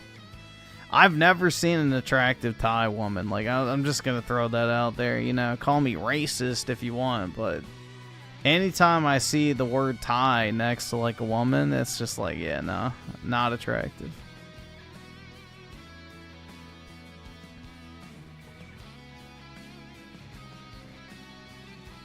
I don't know. I'm just not attracted to Asian facial features, so they don't do anything for me.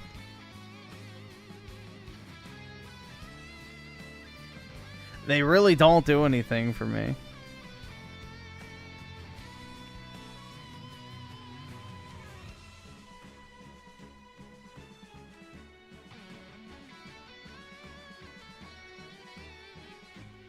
Nah, I don't really like Japanese or Korean women either that much. I don't. It's just not my bag, baby.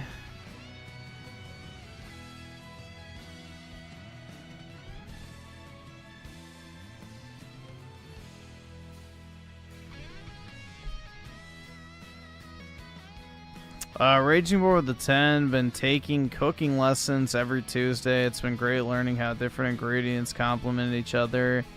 I thought I'd hate it, but it's fun as Don't you fuck. fucking That's tell me nice. to my face to shut the fuck up. Yeah, I don't mind cooking, but I don't do it very often. I just do batch cooking. So, and usually it's just basic shit.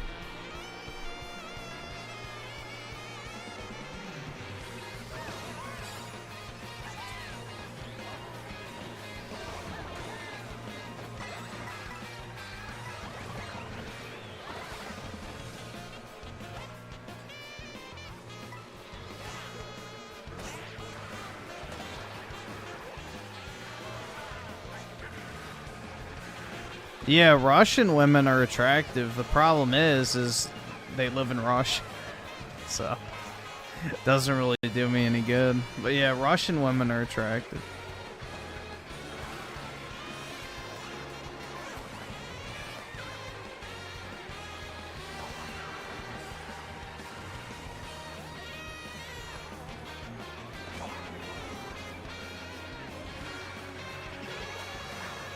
German? As long as they're the actual Germans and not the fucking imports that, you know, people love to say, a German citizen. It's like, yeah, no, you're not. Mohammed bin Salman or whatever the fuck, you know. Muhammad, Jihadi, Salman, fucking Islamabad. You know, those are not real Germans, but yeah, the actual Germans, yeah, they're pretty good, dude. I mean, pretty much any white European country has hot chicks in it, so.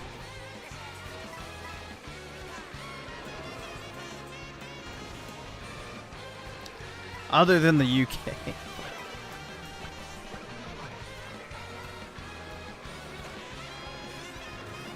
Yeah, there was someone, I forgot who it was, but like their last name was Islamabad or some shit like that.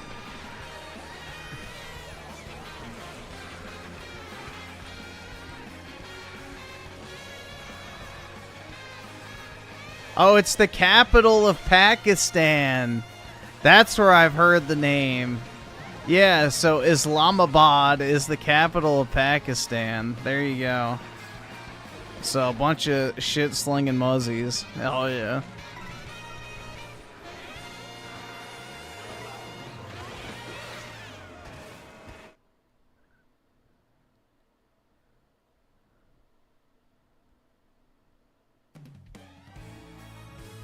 German, honestly, is a bad rap. How does blonde hair, blue eyes have a bad rap for looks? Yeah, all I can tell you is, like, there was a German cruise ship that was parked next to my cruise ship one time, and I would say 90% of the German chicks that were in my desired age range were all very attractive, so. And, like, 0% of them were fat.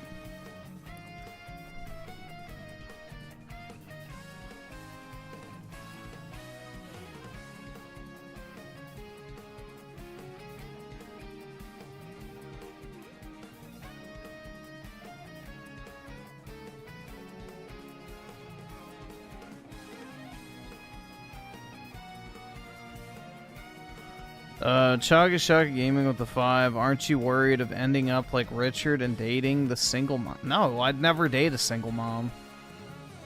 I don't have to worry about something that'll never happen.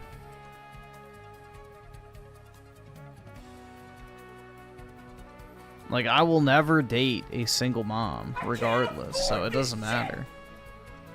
That's like an unnecessary fear, because it's just, it ain't gonna happen.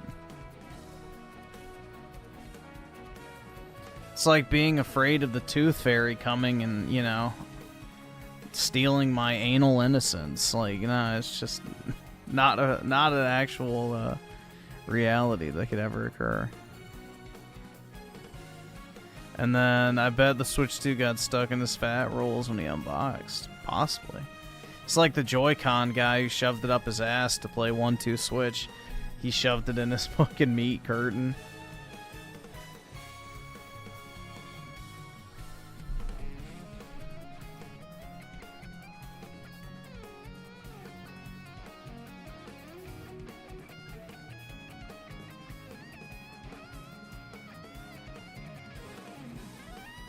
Yeah, dating in Europe isn't that hard when you're in the right place. Yeah, I don't know, man. I don't know really anything about Europe that much when it comes to that type of stuff.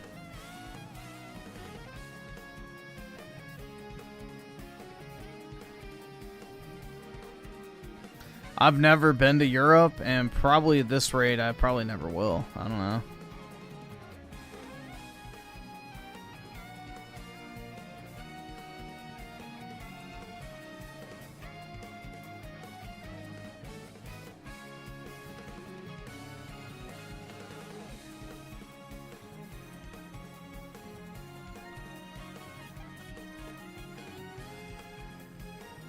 Fluffle Nugget with the 2. DSP Final Fantasy 13 Fire Alarm greater than RTUSA ASMR. Well, you don't like hearing a fat guy heavily breathe while unboxing niche tech products like a mini PC? I can't afford What gives, this bro?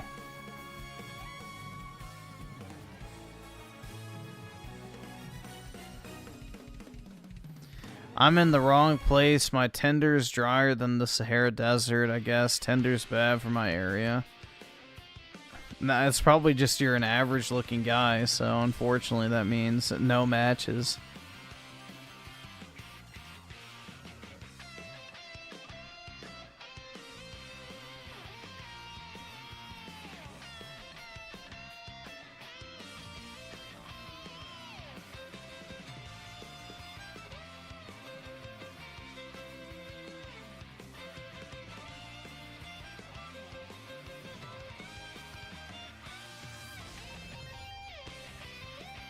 Yeah, well, they throttle your account even if you do buy premium, so...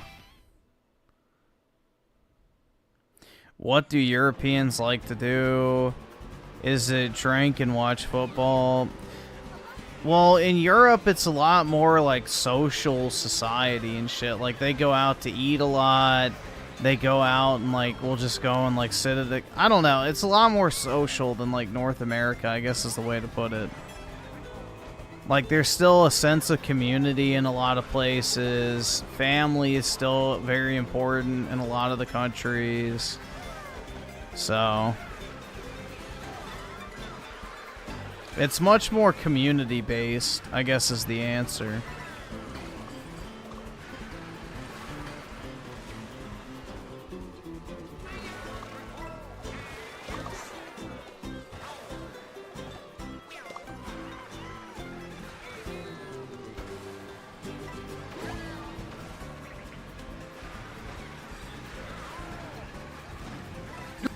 Chuggashuck Gaming with the 2.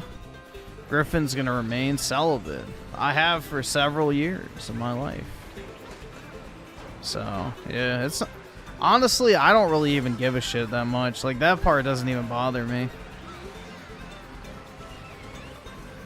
I don't care about going out and getting laid or whatever. I'm much more motivated to, like, you know, have a family and shit than just get my dick wet.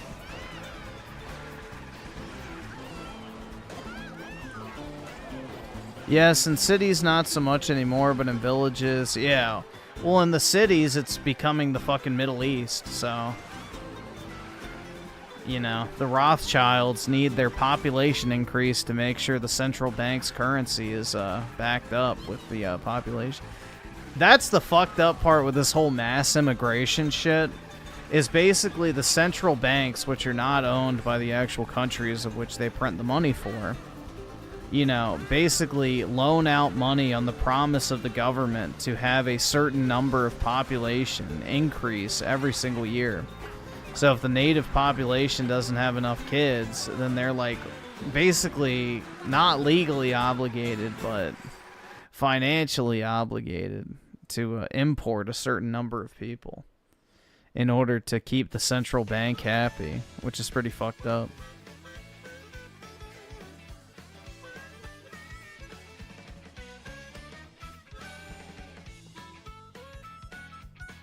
Yeah, if we ever want real change in the world, we're gonna have to haul out all these central bank guys and just fucking hang them.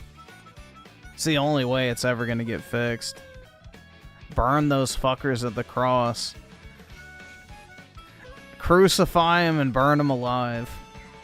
It's the only way we're ever getting back to normal. Every single one of them.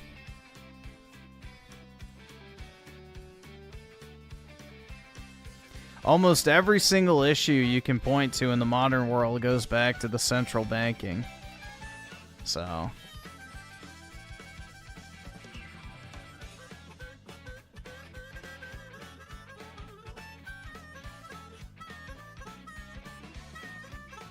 I've been married? Yeah, no. Absolutely not.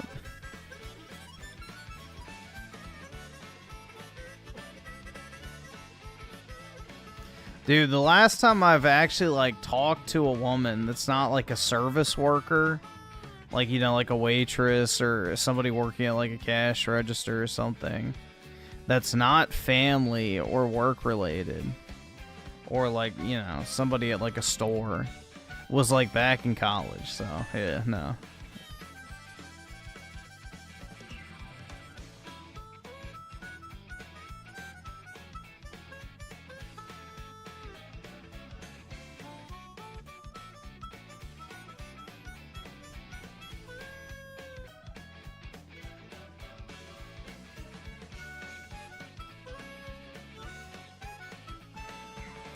That was years ago? Yup. Many years ago. Like back in 2019, probably. Or maybe 2018, I'm not sure. Flubble Nugget with the 2. Griffin's been married to Mrs. Gaming for 20 plus years. So I got married when I was 7. Rip. I was groomed, dude. I can't afford this shit!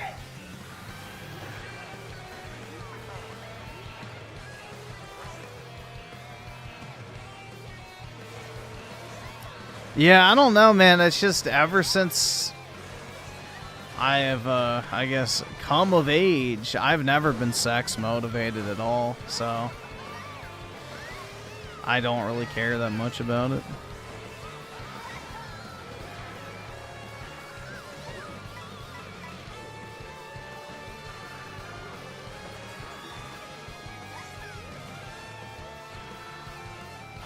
But yeah, I found that too. Most women are boring as fuck.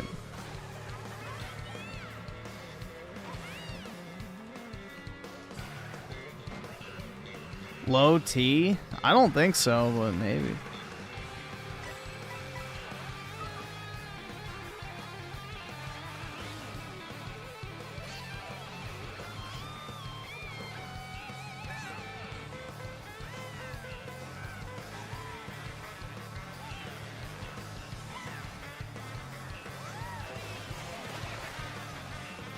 Like, really the only point in dating nowadays, like, aside from the obvious thing of, like, having kids and starting a family and shit like that, is just so you have someone to do stuff with. Like, that's literally it. It's like a built-in friend, essentially. That's really what it feels like dating basically is now. It's like a replacement for just having, like, a default go and do shit with someone type person. I don't know, bro.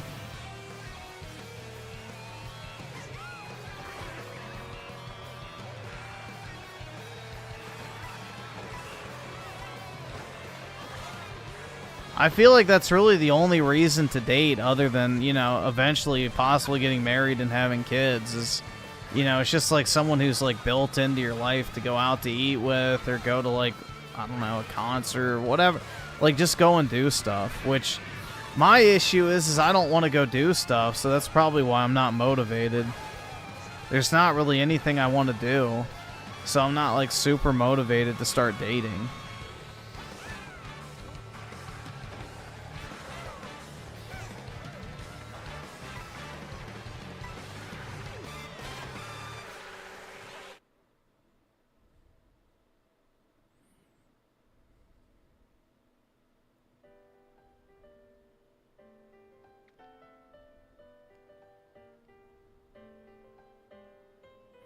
I feel like people are forced to be boring due to having to work all the time. I don't even think it's that, bro. It's like there's not really any aspects of life that are super exciting anymore. There's just really nothing, to put it bluntly. It's just consumer shit. That's it. Everything is based on consumption and just extracting as much money from you as possible. That's it. So unless you have a ton of money, there's not really anything exciting or interesting you can do. Like what? You get to go home and watch Netflix, or you get to go to, like, maybe get food, or like, I don't know. You have to have a lot of money to do anything anymore. Like, most people can't even afford to go on a vacation.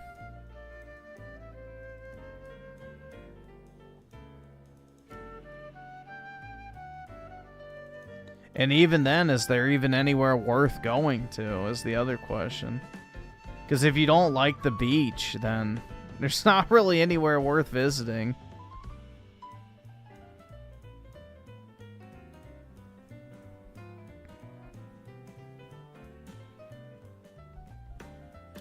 I feel like the pandemic fucked a lot of people up or made them really figure out what's most important.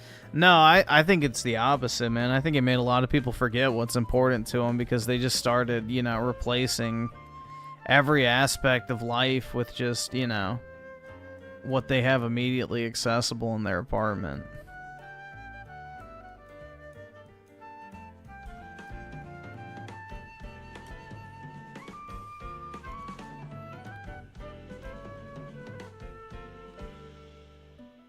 Yeah, I mean, I wouldn't mind going to Rome, but the thing is, bro, it's like overrun with immigrants now. It's super packed. It's not safe. It's dirty. I don't know. I don't have, like, the travel bug, personally. Like, there's not really any part of me that likes traveling. I don't fucking like being away from my shit. And I don't like having to pack. I don't like having to deal with people. I don't know.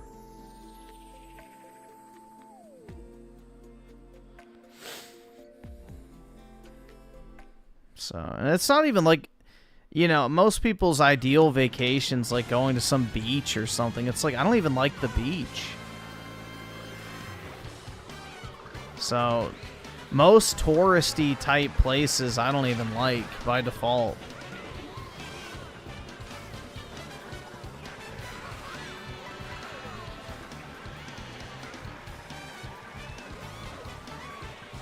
Yeah, that's the thing, bro. It's like, other than like collectibles and shit, which even that I'm kind of getting burnt out on. There's really not much to buy. I'm just buying stuff to sell at this point. I don't even personally like the stuff I'm buying for the most part.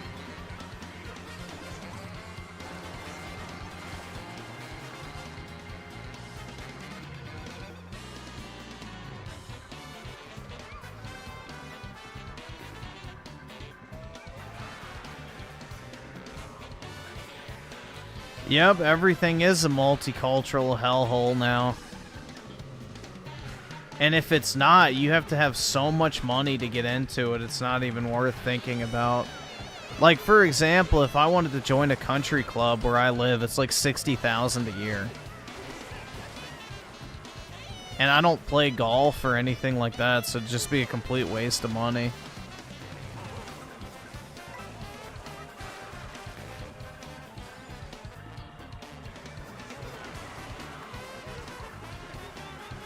Yup, same here, man. The only excitement I've had recently is like for the Nintendo Switch, so. Which even that, you know, it's minimal compared to other stuff in the past.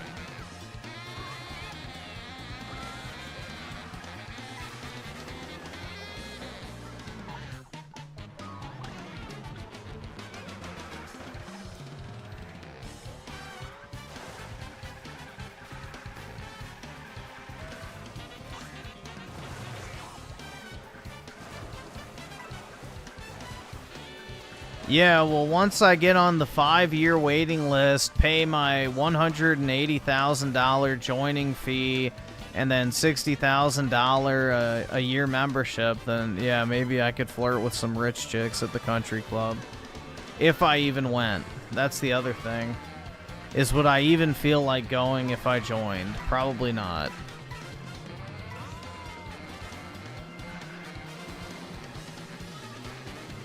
Because it's not like I play golf or anything, so it's like, what would I even do there? Go eat? I don't need to join a country club to go eat.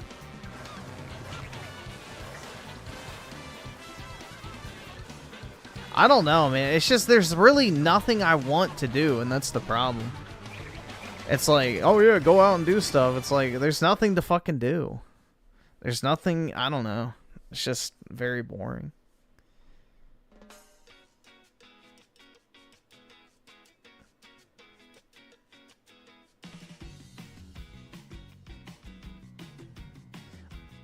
You know, I'm not a sports goy either, so I don't even care about that type of shit.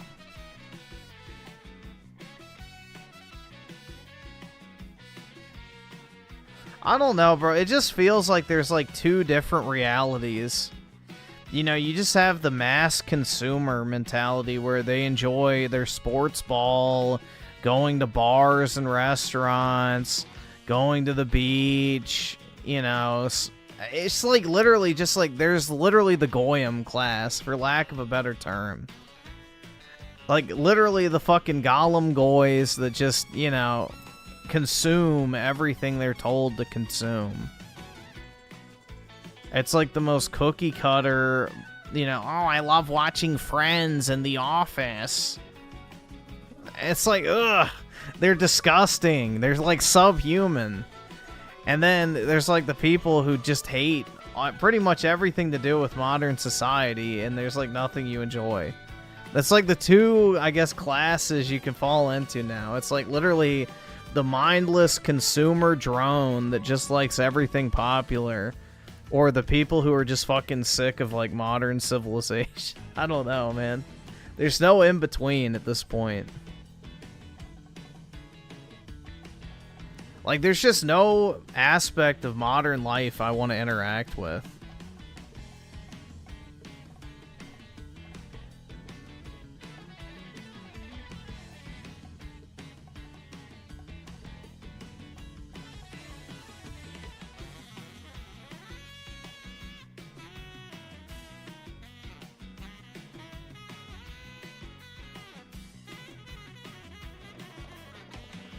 I don't think it's a scam. It's made. Oh, you're talking about country club? No, I'll tell you exactly what country clubs are for, because if you really want to know, it's buy your way away from the blacks. Is essentially the entire premise of a country club from back in the days, to get away from poor people and minorities.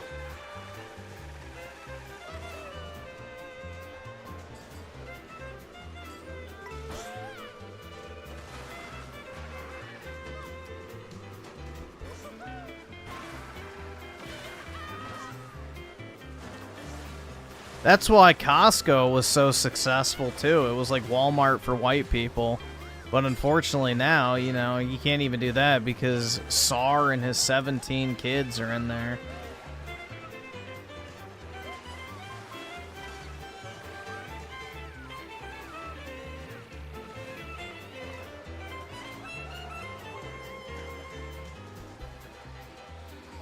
You can't even move inside of the Costco's anymore because of all the fucking, you know, foreigners with their 85 children and extended family.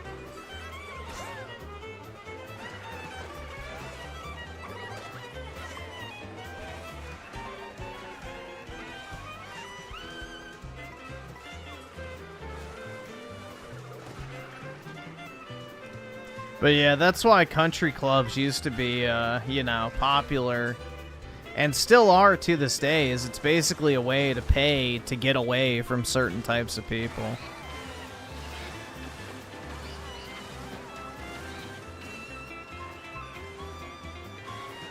It's why people bought into, like, gated communities. It's the reason why HOAs exist. All of that shit was literally just designed to keep certain people out.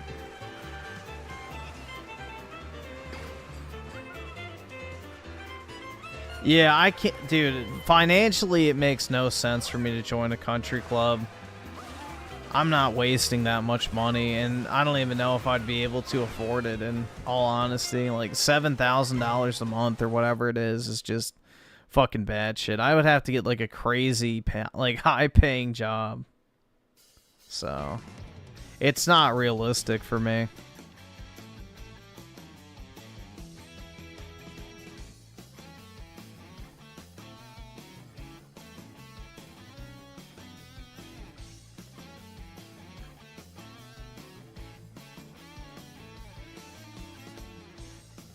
Yeah, you have to be like some really high-paid executive type in order to afford that. Like $20,000 to $30,000 a month, and even then, that's like an astronomical portion of your salary that you're putting towards a club membership.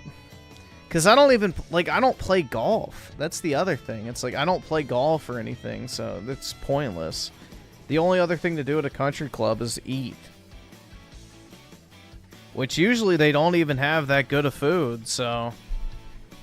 One of my family members was like a member of the whatever Congressional Country Club or some shit up here in DC, which is where like all the congressmen and stuff go.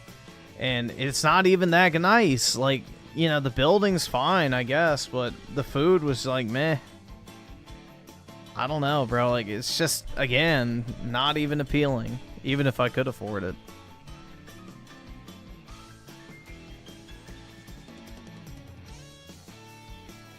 It's just like normie food. I don't know, man.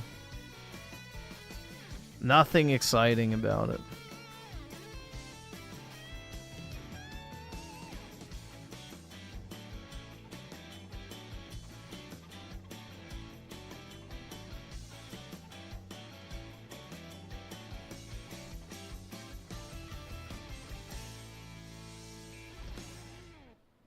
What is normie food?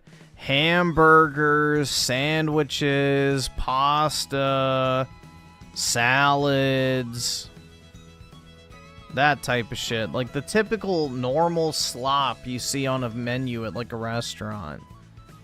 The mass appeal type foods.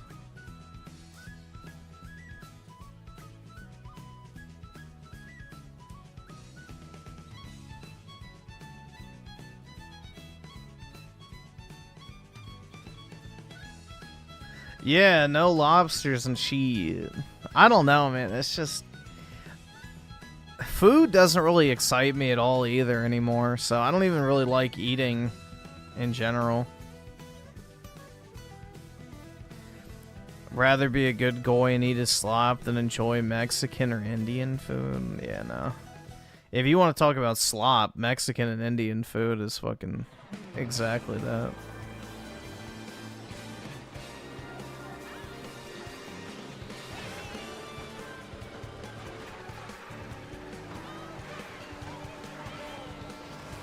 I have to be joking about what?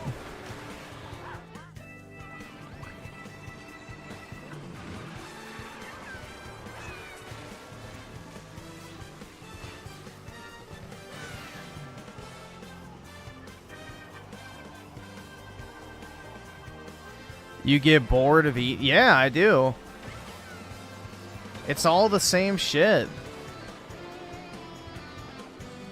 Wow, I'm gonna go to this place and get a steak. I'm gonna go to this place and also get a steak. Oh, I can go here too and get a steak. Wow, how exciting.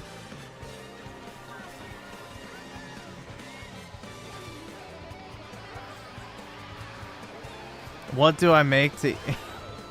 Well, recently I've had a bunch of steaks, so yeah, I batch cook, so I'll just like cook like some bell peppers and then like whatever meat, put it in little containers and then just stack it up in my fridge. So, yeah. Or like green beans or so, I don't fucking know.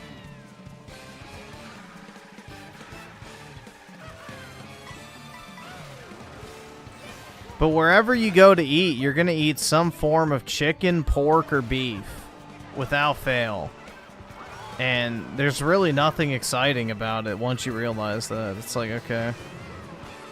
Wow, dude, it's the same thing with slightly different seasoning. Wowie zowie. It makes eating pretty boring pretty quick.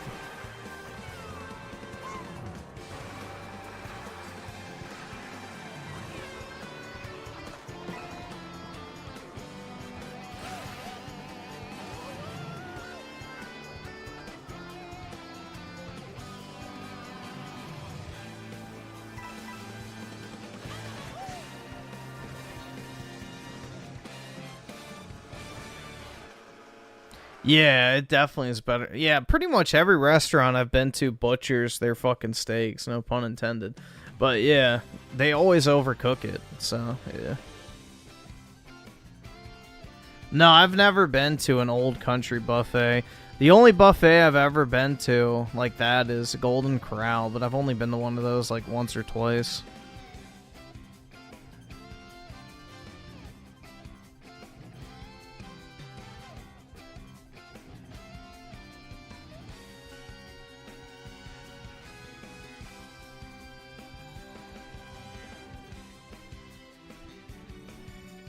Food after work is always great. Yeah, I've just been eating once a day now. Usually around like noon.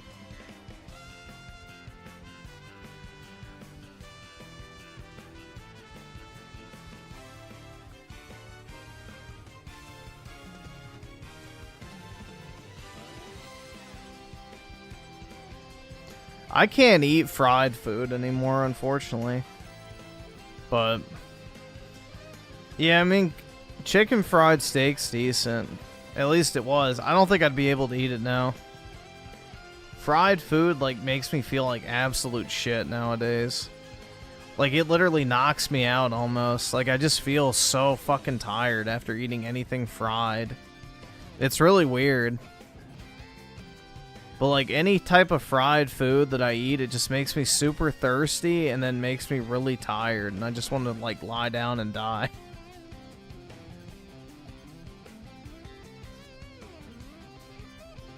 Take my soy pills to make... Yeah, that's right.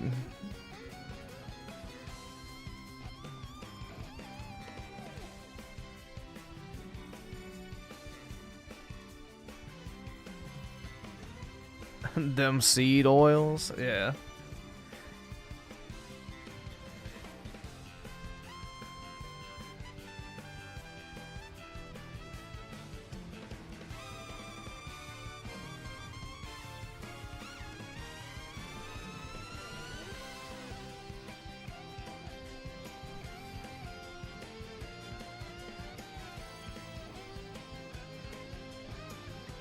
Wingstop does that to you unless you're a minority. Hell yeah, dude. Let's see. 2023 Perfect Dark with the 2. You hear Hassan has been investigated by DHS now. God! Yeah, I did hear about that. They had his global entry permit pulled or something like that. Due to known terror associates or whatever it is.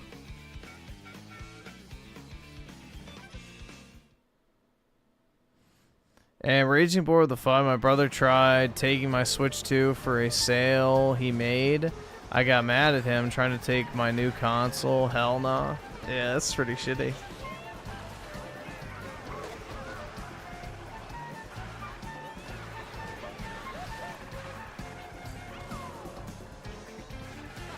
I still have an extra Switch. I probably should sell it.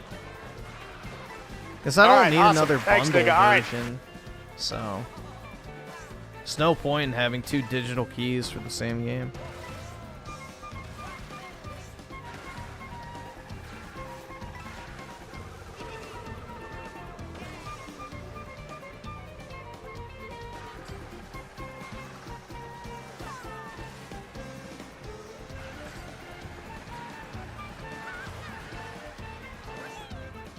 No, the reason why they are investigating him is because he has those contacts with the Houthis.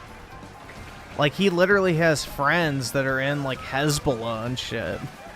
It has nothing to do with being critical of Israel. Hassan has, like, literal terrorist contacts that he brings on his stream.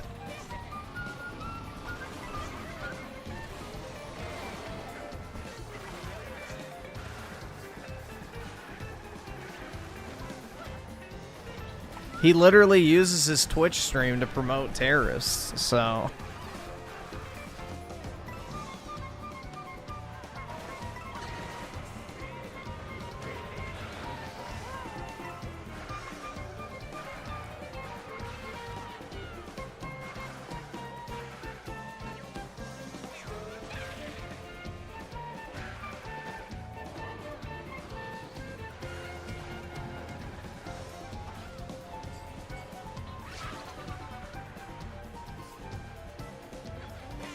I should bring one to my stream. Yeah, that's a good idea.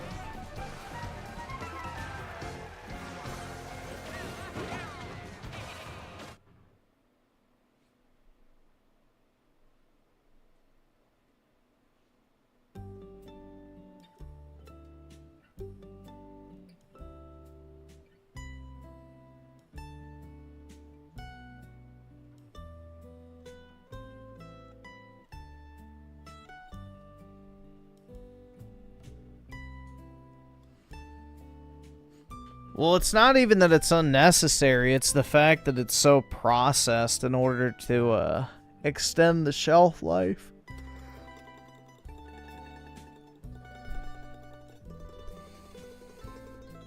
It's necessary to have it have the shelf life that it has. But yeah, that's the problem, is just we have overly processed food. But that's the type of slop people want to eat, so, you know, they want their Pop-Tarts, they want their fucking Frosted Flakes, They want their fucking pizza rolls and fucking breakfast burritos and all that type of shit. So they want their fucking, you know, commercial grade goy slop made in a fucking factory.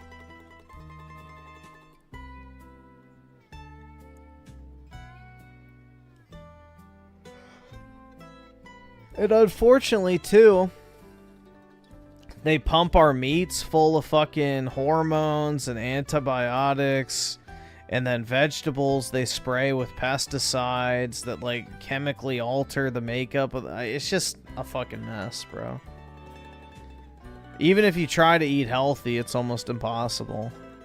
It's crazy.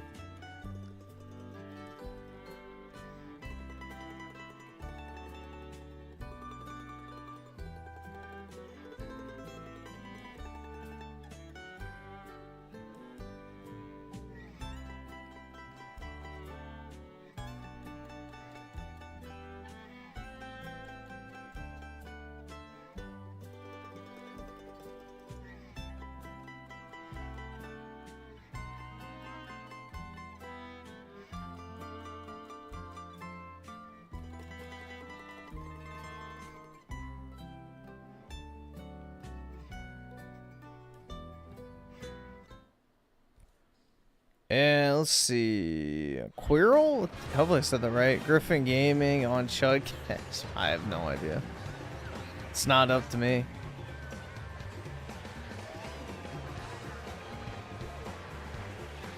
I feel like our food source is the main reason people ended up being retarded and depressed. Yeah, well, I mean, most people eat like shit, so.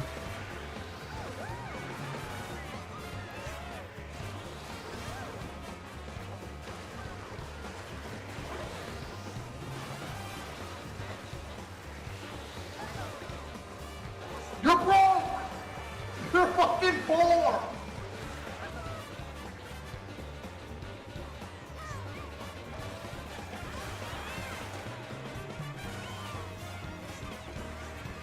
Yep, and everything gives you microplastics and all this type of shit. You know, men have lower testosterone today in their 20s than 70-year-olds did 50 years ago. Like, it's fucking crazy, man. We're, like, literally being poisoned on all ends.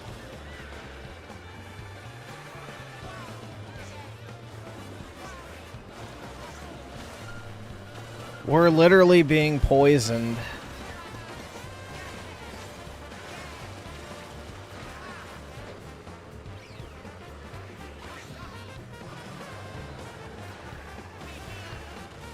Yeah, I don't really believe the chemtrail stuff that much. I mean, it probably happens to some degree, but, like, you know, I think it's over-exaggerated.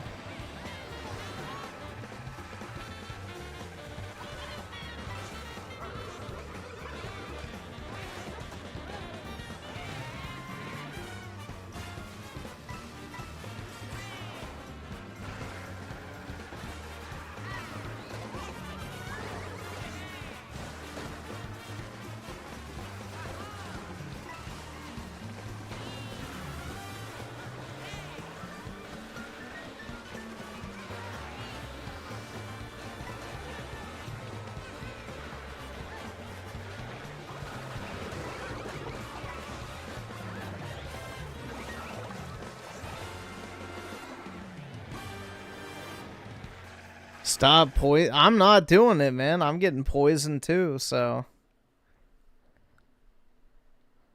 I mean, all you have to do is go look at, like, the pictures of, like, your grandfather when he was 21 or something, and then look at yourself when you were 21. It's crazy how different people looked back in the day.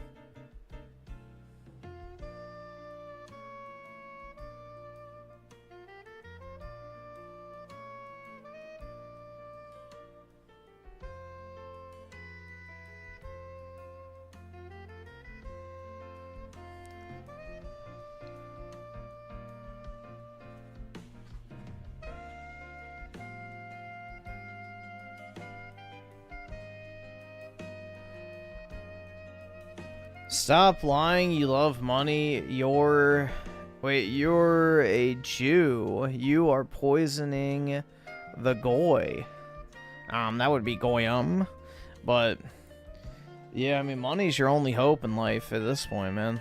You have to pay your way out of the fucking shithole. So getting money's your only option nowadays.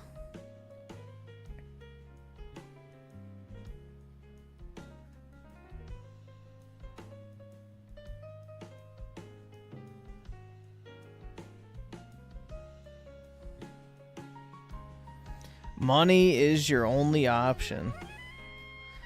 As shitty as that is, you know. If you want to have a family, keep your wife, you know, actually enjoy life, you need money.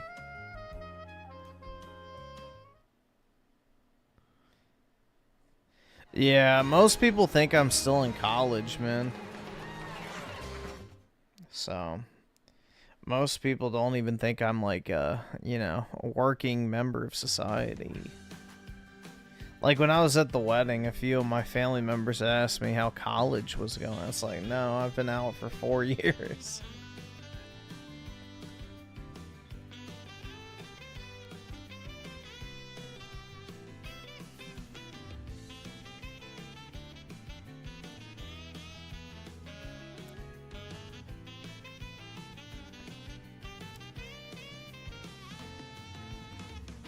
Tim Marco, the 279, is it true that microplastics are in the air? I don't really know the whole science of the microplastic shit, to be completely honest, but I guess it's possible. If they're microbial. I guess it'd be like inhaling any other type of particulate.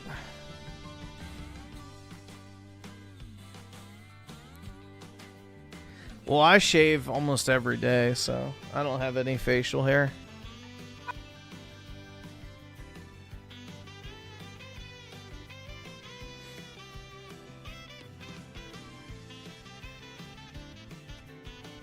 Bro, you basically need money to do anything, though. So it's not even being a Sheckelberg, dude. It's not even about being Sheckelberg. It's about, you know, just needing money to do anything. Like, what's something you can do for free?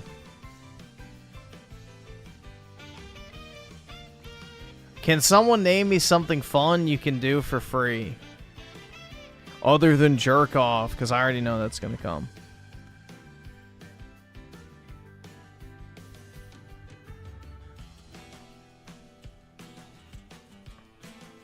Jogging is not fun.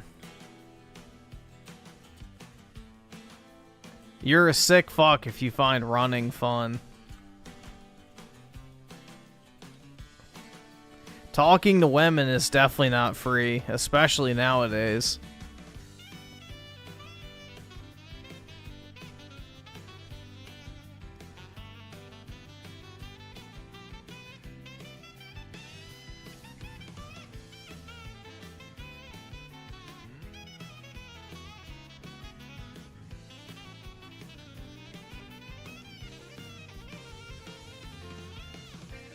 Rope is free?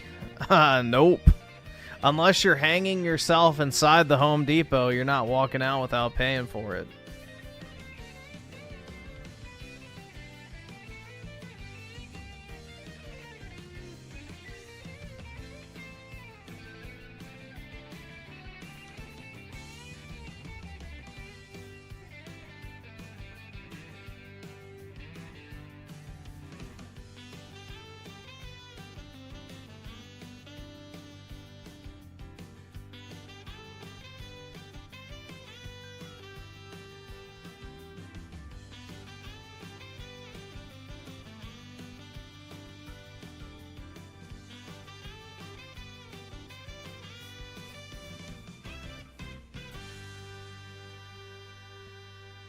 You'll just steal it? Simple? That's very California of you, PK.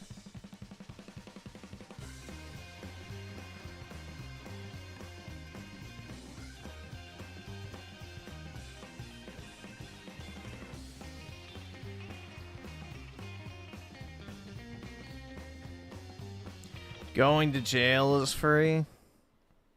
Technically, your taxes pay for it, but yeah, I guess.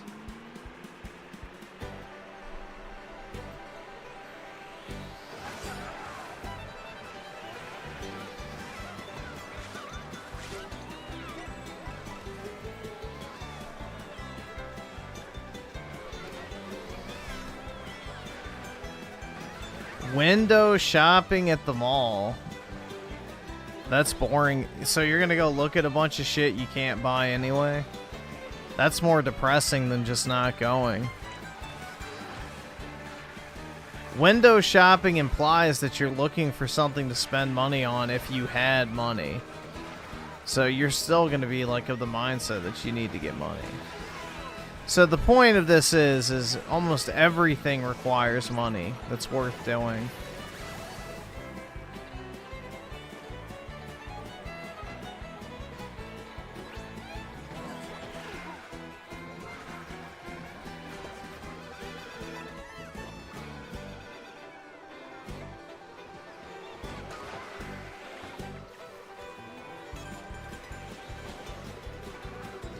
Playing with your kid. Well, how did you get married and how are you paying for your kids?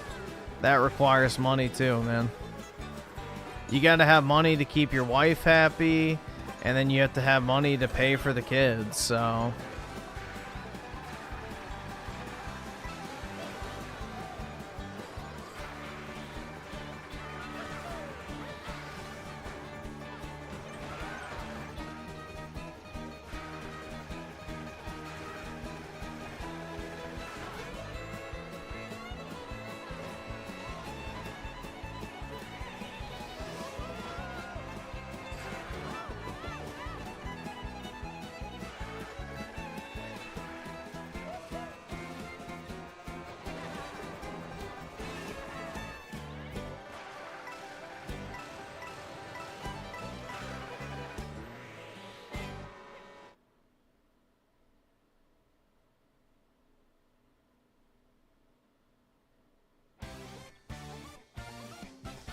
Do women look at you, Griffin, and they say, pay up, I don't fat white people for free? Huh?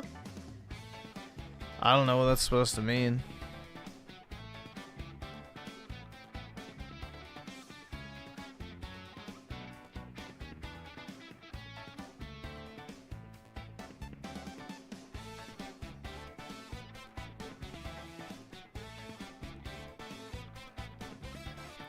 Xbox Game Pass is technical. Yeah, I said worth doing.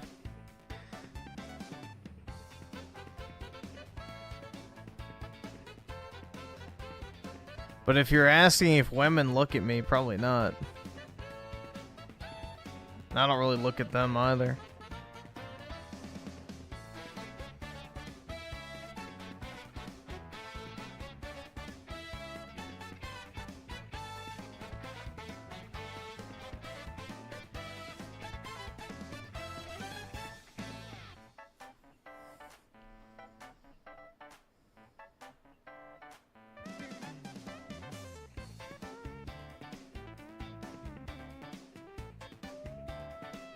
Watched Dreamcast guy already? Did he even make a video today?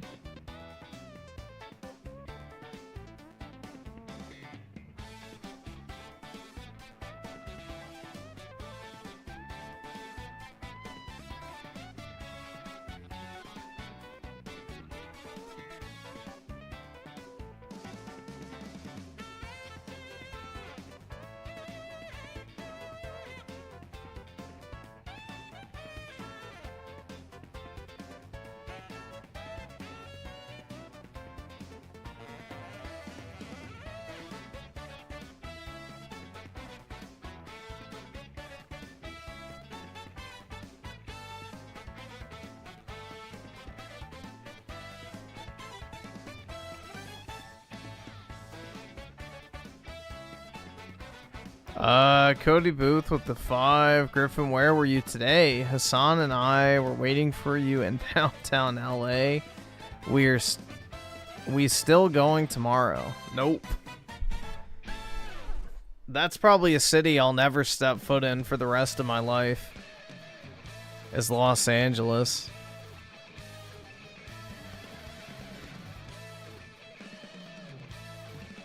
All right, awesome. Thanks, nigga. All right. I've never been there, and I probably never will.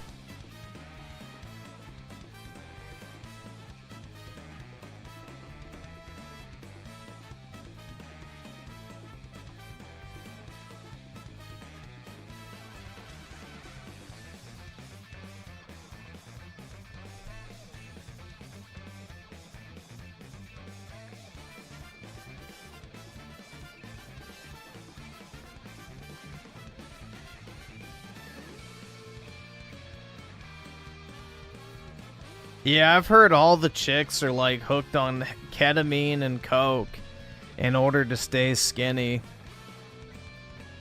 Quite sad.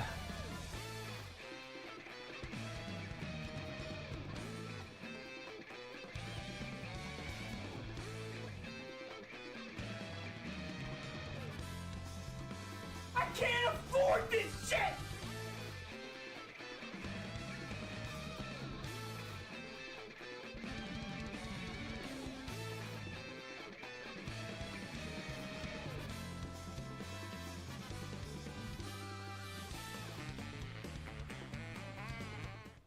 Nah, they don't take fent.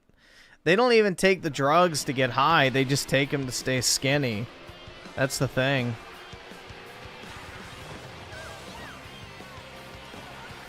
Brit with the 2. He's amazing. Lol. The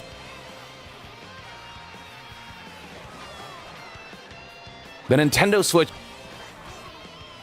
We'll see. I really don't care about thumbsticks, Brit. Do you really think... Let me ask you a question here. Do you actually care about thumbsticks and a controller? Like, serious question.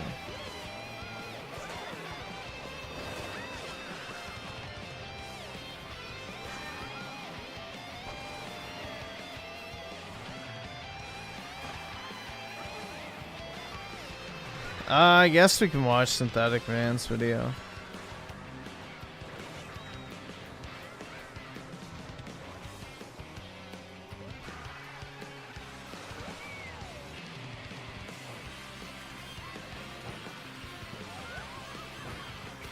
Yeah, I think the music in this game overall is really well done, personally. They did a good job with it. The remixes are all good for the most part.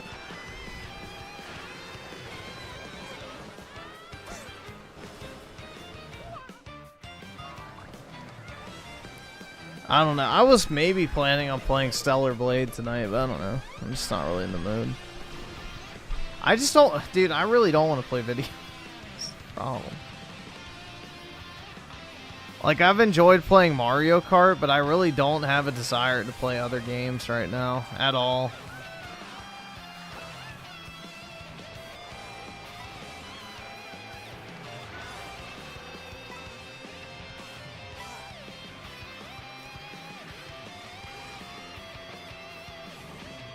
Dude, I dropped Expedition 33. That game was boring as shit.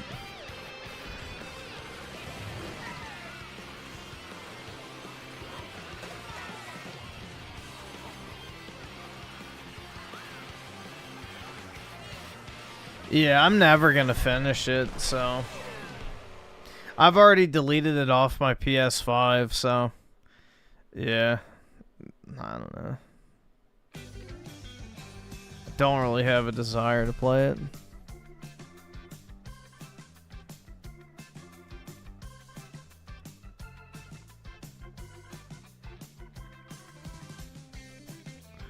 Yeah, I mean, what happened, like, this is exactly what I knew what would happen if I got a new computer. It's like, there's nothing I fucking want to play.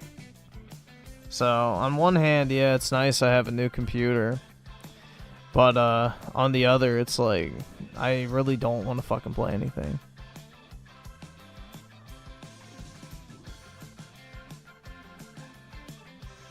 There's nothing new worth playing. It's like, just every new game fucking sucks. Like, I don't know what to say. There's just nothing exciting about the gaming industry anymore.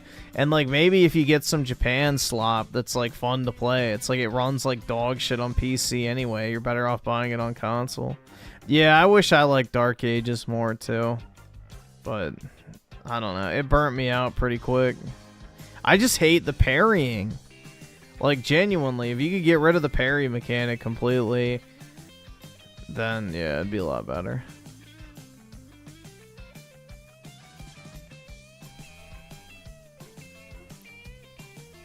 Yeah, but that's the thing, though. It's like, other than Stellar Blade being 4K, is it really that different from the console version? No, not really.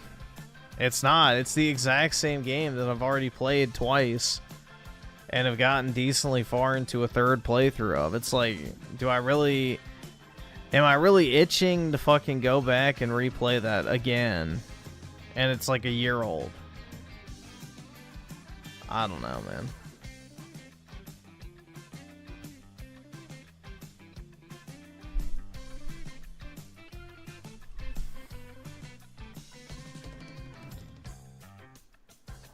It's over. Griffin Rambling is born. Yeah.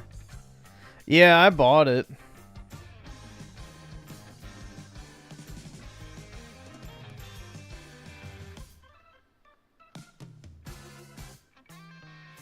Yes, it's a lot different. No, it's not. It's the exact same game. There is no difference between the game on PlayStation and PC. It is the identical fucking game. The only thing you get is better graphics. That's it.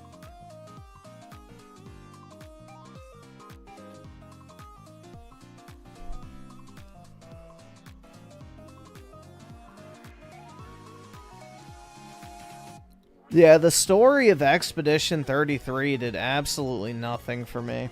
The world design and everything was just very bland. It felt super generic. It's a great game for people who have never played a JRPG before. I think that's what it is. It's like, you know, basically for people who have never played any sort of JRPG in like fucking 20 years. They think it's like this revolutionary fucking thing, but it's really not. It's just another fucking copy-paste game, but with fucking Western graphics and character design. That's it.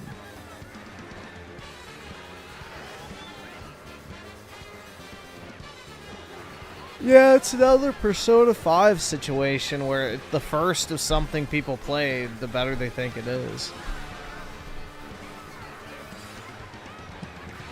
Mind's Eye is Jeet Slop.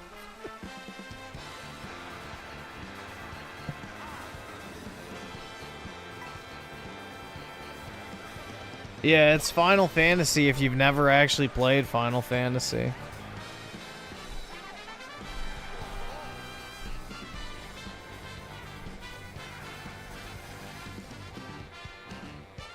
Hyped for Death Stranding too. Oh yeah, man, I can't wait.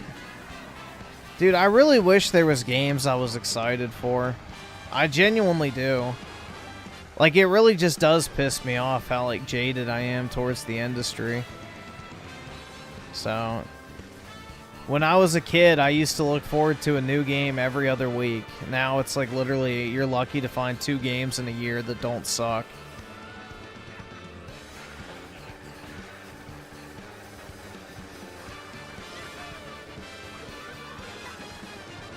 Yeah, Donkey Kong's really the only game announced for the rest of the year that I'm like, you know, somewhat interested in.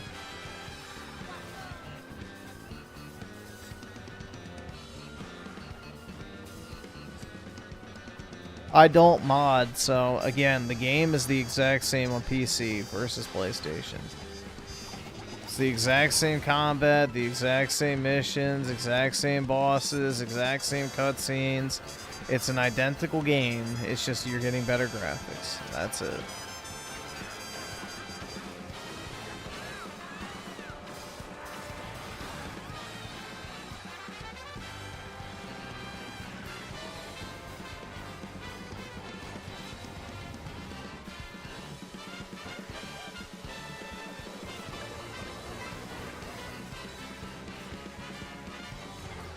Nah, I'm not really... The thing with Crimson Desert is I'll believe it when I see it. That game looks too good to be true. There's going to be something off about it when it comes out. Yeah, Final Fantasy VII Remake on the Switch comes out in winter, I think.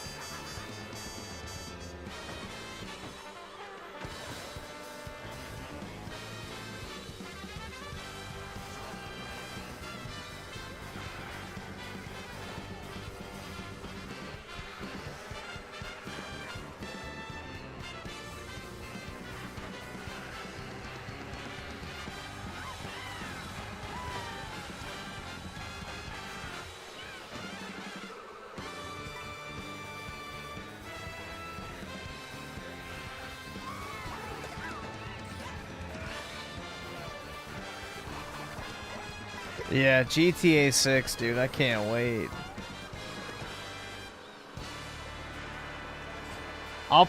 Dude, honestly, like, when that game comes out, I'm almost tempted to just take a week break from streaming. Just because I don't want to fucking talk about it.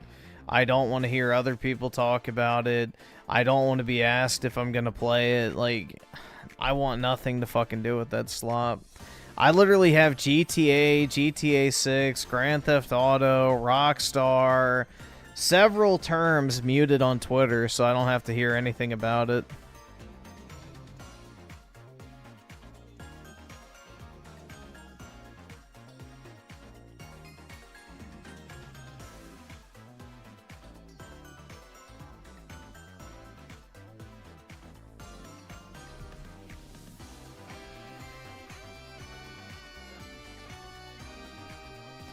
You know, maybe that'll be my 13th reason why, is if someone asks, dude, are you gonna stream fucking GTA 6? And then at that moment, I just cock my gun back and pull the trigger.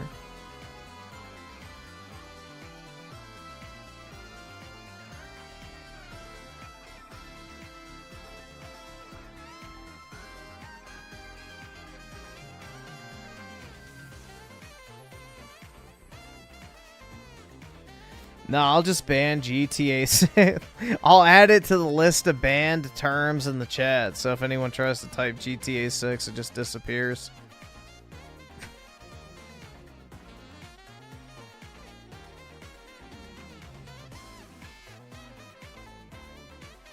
It just disappears from the chat.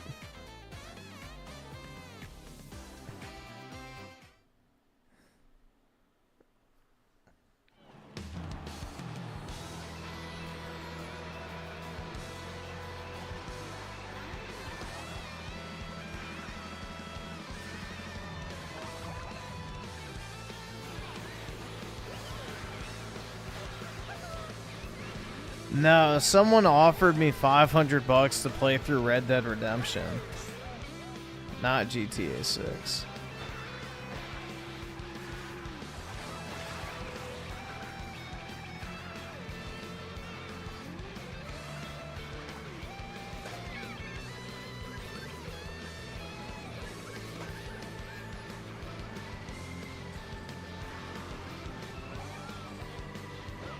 No, not the original 2, the boring one, the movie game.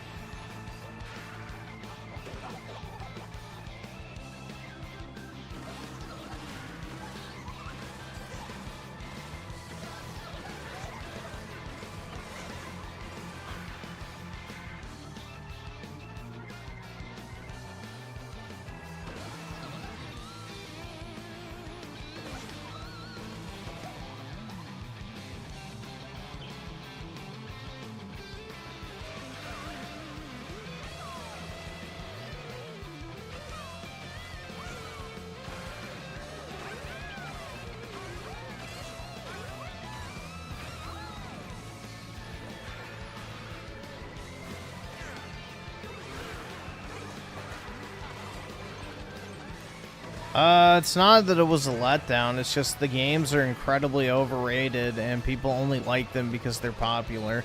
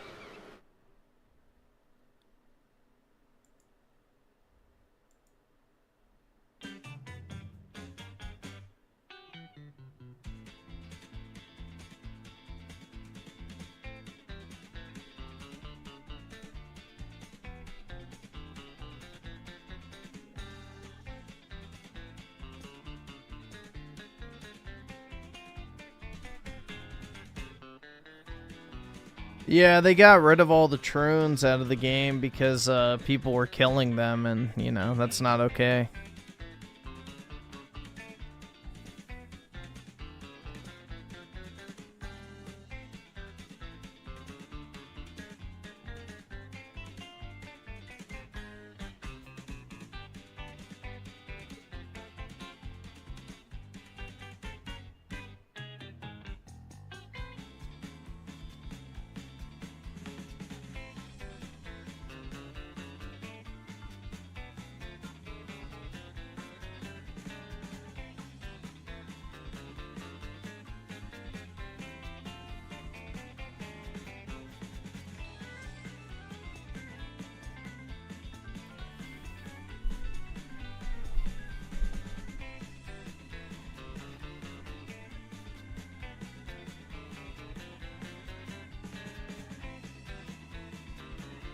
Yeah, but none of Rockstar's games are good for the right reasons. They're terrible games, but they have decent stories. That's literally it. And graphics. Like, if you care about graphics and dialogue, then yeah, I guess Rockstar games are good, but if you care about actual gameplay, then they're pretty shitty.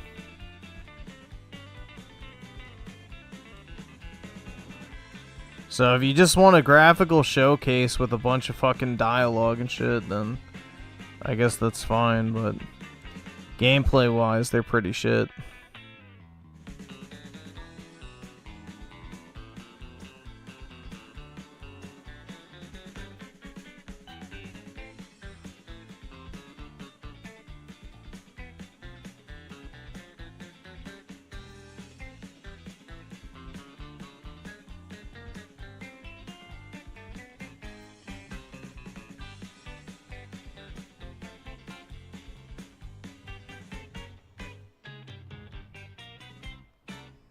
Yeah, the Death Stranding 2 glaze is going to be incredible.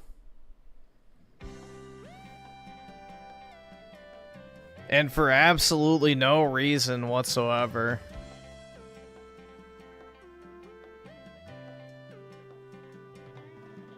It's just more Kojima slop.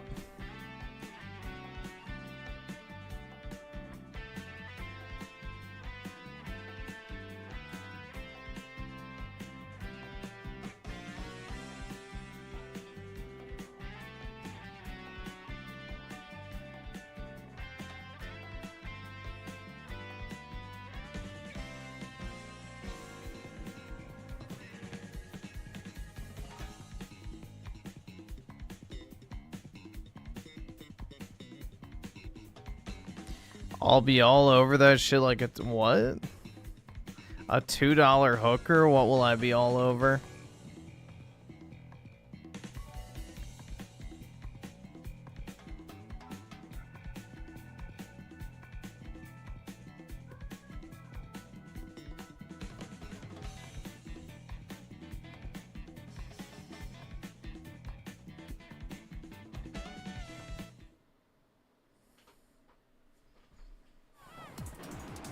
I'm not touching Death Stranding 2. I have zero desire to play that dog shit.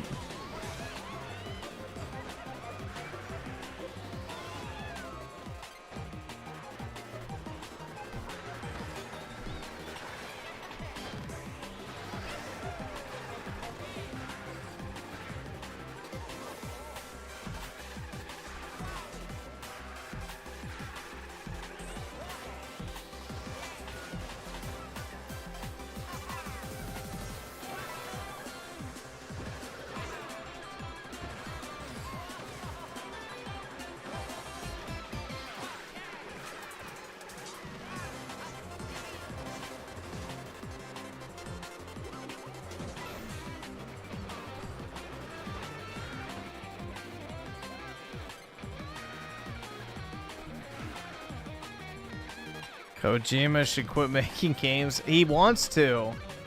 He literally is making this game, and then his next one is like a, I guess, seamless transition between the two mediums, or whatever the fuck. I don't know.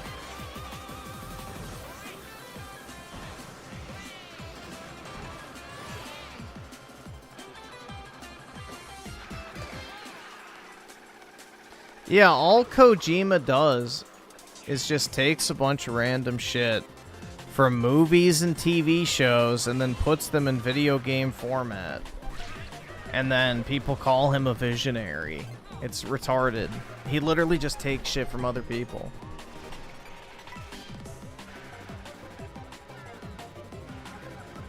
It's like, oh my god, Kojima's such a genius. It's like, no, he's not. He literally just steals other people's work, puts it in a video game instead of a fucking movie, and people act like it's, you know, some revolutionary idea.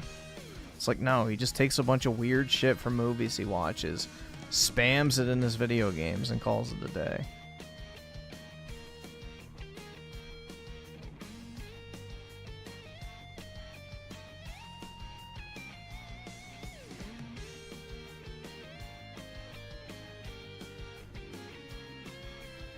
I was interested in the first Metal Gear Solid because it was new, and also was corny and more fun. Yeah, I never got into Metal Gear, but I hate stealth games, so.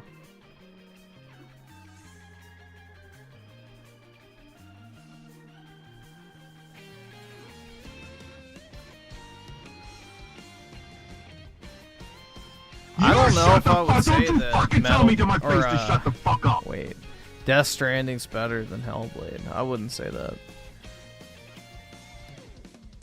Because Hellblade's over in 5 hours. Death Stranding's over in 50.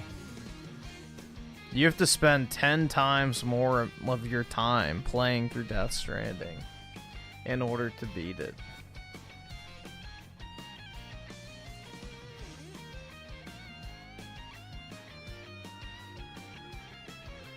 I guess we'll just watch SyntheticMan's video. Give me a second, I'll pull it up.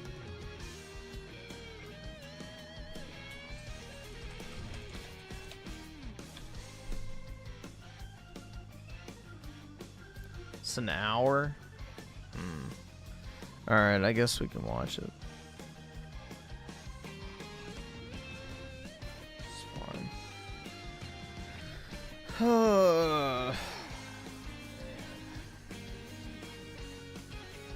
Yeah, I don't know. Maybe tomorrow I'll try it. I don't know. This is the thing, is I don't even really want to try out Stellar Blade on PC, because it's like I already have played it. I don't really want to play it again. Maybe I'll refund it. I don't know. I'm just not motivated to play games at all. Like, Mario Kart's fun, so I don't mind playing that, but aside from that, man.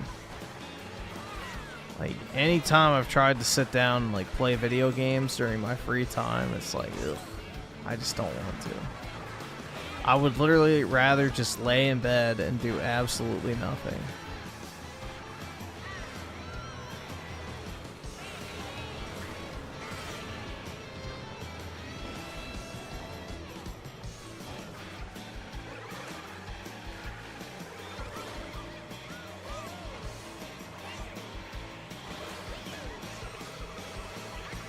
A doomer moment? I don't know. It's not a doomer moment. It's just I'm burnt out on video games. I don't want to fucking play them. Like, I don't have a desire to play the game. Like, I don't want to fucking sit at my desk, turn on my computer, and play a video game. I don't want to fucking do it. Like, I would rather just sit there and just pure fucking boredom. And just lay in my bed. And maybe, like, doze off and go to sleep. Or just sit there with my eyes closed. I don't know.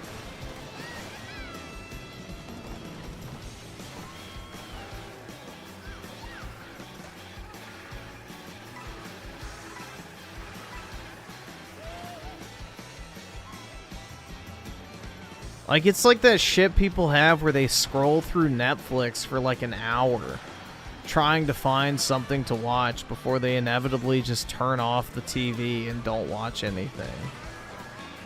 It's that same phenomena, I feel like, where it's just like the consumer entertainment products just no longer interest you after a certain point. You just literally want to do anything else.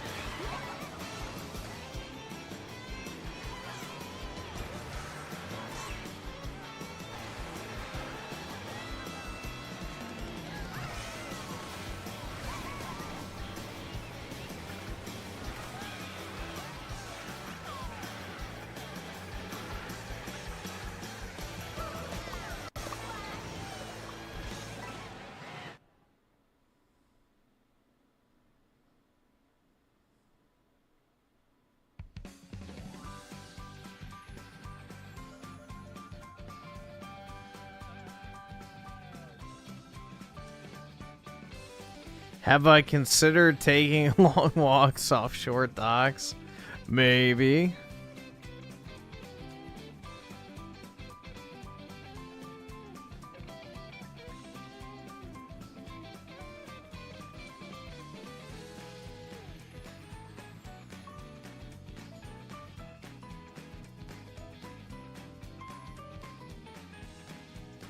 Should join a chess club, yeah, no.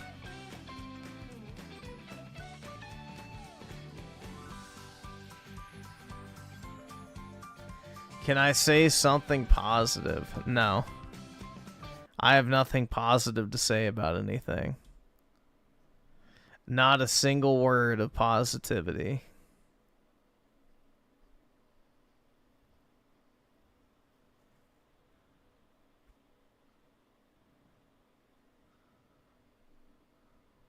A gambling streamer? I don't like gambling.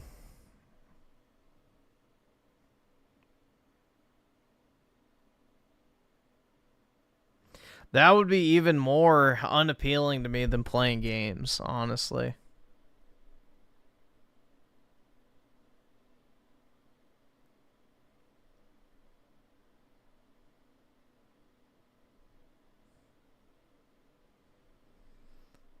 Yeah, I guess this one. A showcase of future flops.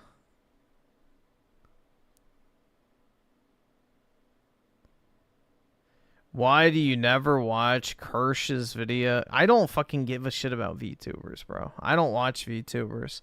I don't like listening to fat chicks pretend to be cute little anime girls, like, you know, middle-aged roasty whores that are too ugly to be cam sluts, so they become fucking anime, you know, VTubers in order to appeal to a fucking, you know, autistic man children.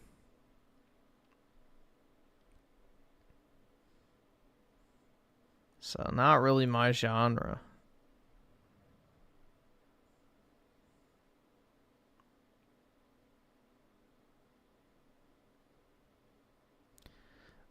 Kirsch isn't even into synth. He jump simps for her. Uh-oh.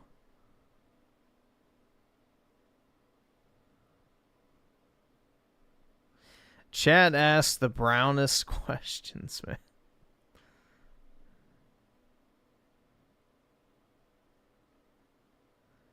But you like watching videos? Not really. I don't watch YouTube anymore. I don't even watch YouTube anymore.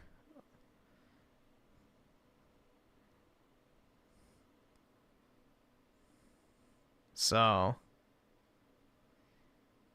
I don't even really watch YouTube content at all in my free time. Very rarely will I put something on. Like when I walk my when I walked my dog, for example, tonight, I didn't even put my earbuds in. I just walked. Same thing when I'm at the gym. I'll put my earbuds in, but just to block out the like fucking homo ass music they're playing in like the overhead speakers. But I don't actually listen to anything anymore. So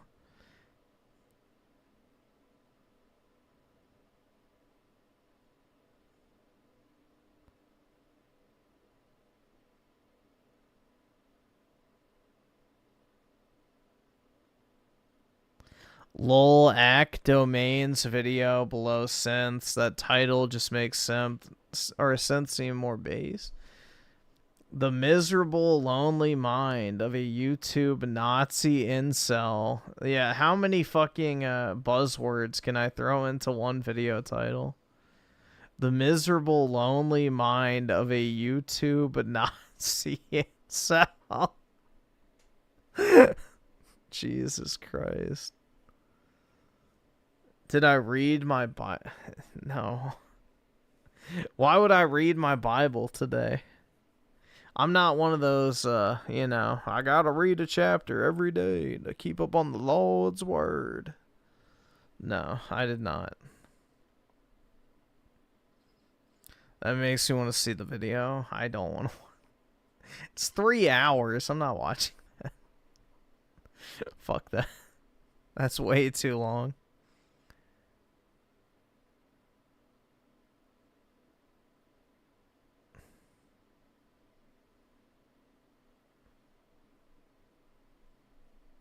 It's a troon? Ew, that's even worse, yeah.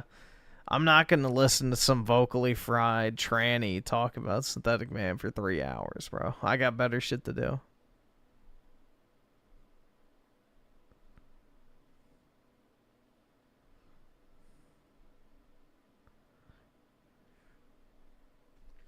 Get into more expensive hobbies? I already have expensive hobbies. Gaming, dude, it's so expensive. But, I mean, I don't know.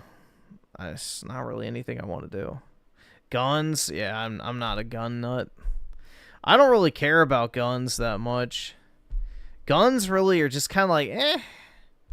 Like, they're fine. Like, I have a revolver, I have a handgun, I have a shotgun, or 2 shotguns. And then I also have an AR, but I don't have it with me. My parents have it, but I'm not really into guns.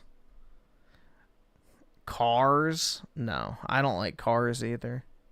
Cars require too much maintenance. So, not to mention I have nowhere to store a car.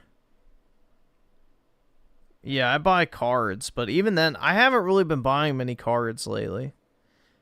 Because PSA raised their grading cost again, so it's like, I'm kind of disincentivized from buying anything. I don't know, man. I already have all the cards that I want, and even then, like, it's like, if I buy anything, it's just a resell nowadays.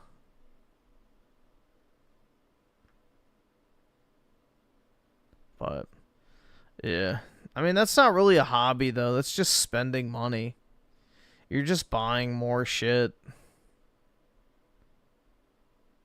So, I don't know.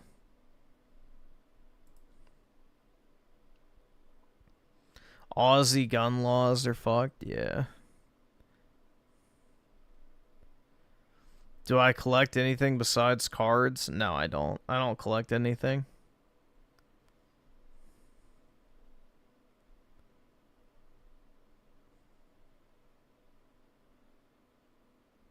DSP is disappointed in only $28 today. Uh-oh. Gotta save the business, guys. Alright, let's see. Let me refresh this. Tony Esquire with a 5. Shout out to all the totally legally illegal residents of California. Shame on POTUS for sending troops to aid in the deportation efforts. That's right. How fucking dare he enforce the law? That piece of shit. And Oski Woski with the 10, mute Brit. Alright. Sorry, Brittany Dick, but you're gone. And Tony Esquire with the 5, I agree with your GTA take. As I tried GTA 5 and didn't get the hype, the only Rockstar game I like is Max Payne. I may try Mind's Eye. I've heard that's really bad, so just be careful. Apparently it runs like absolute shit, so...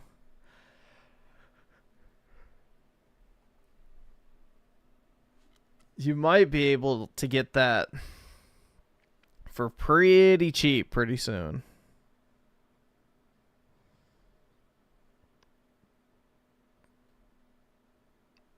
Oh yeah, I've seen like the old like luxury auctions for cars and stuff, like the Barrett Jackson stuff.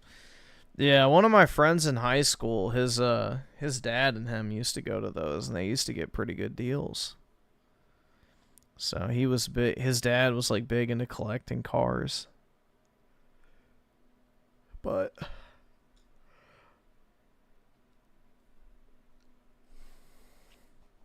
I don't really have the money, interest, or space to collect cars. I don't really have a passion for cars. To me, a car is something you drive and then that's it. I have zero interest in cars. Coin collecting? I mean, I have like some silver coins, but I don't really collect coins.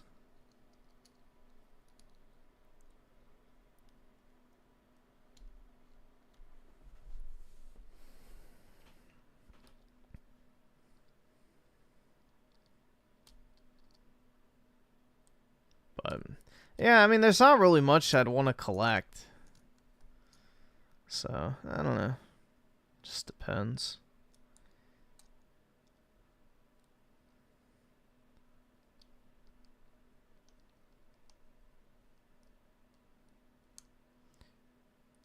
Low energy. Oh, yeah, dude. A secret katana? Definitely not, dude. I don't like feudal Japan. I don't give a fuck about the samurai or ninjas or shinobi or whatever the like, bro. I genuinely could not give a singular fuck about feudal Japan.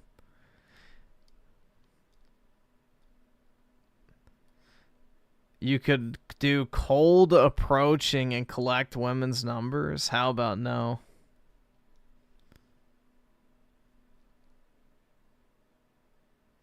Nick with the 2, I may get GTA 6 next year. I think everybody's getting it next year.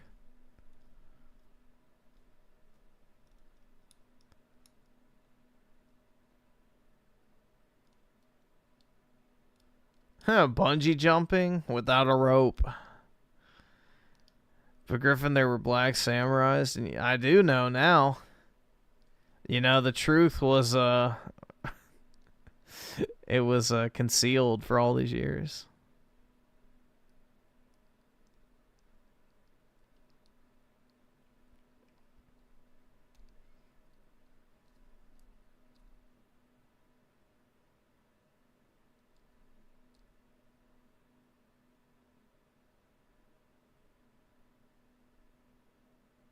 I can't afford this Take shit. up pet rock. Okay. I should mute you for that comment.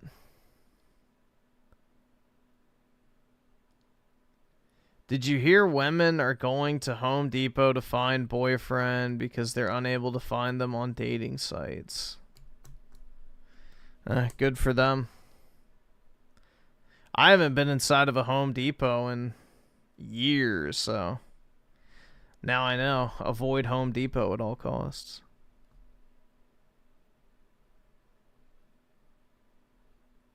Alright, I guess we can go ahead and start this. Let me just refresh this real quick because it just crashed again.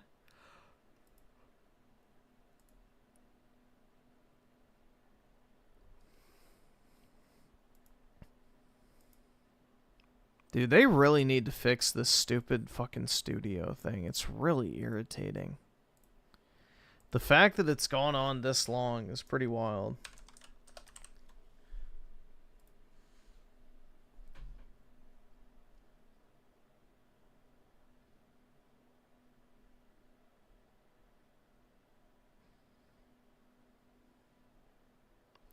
Buy more bookshelves for your Funko Pop. Yeah, never enough bookshelves. I've had to start stacking the Funkos on top of each other in order to maximize the storage space. You know, it's not perfect, but it's what I have to work with.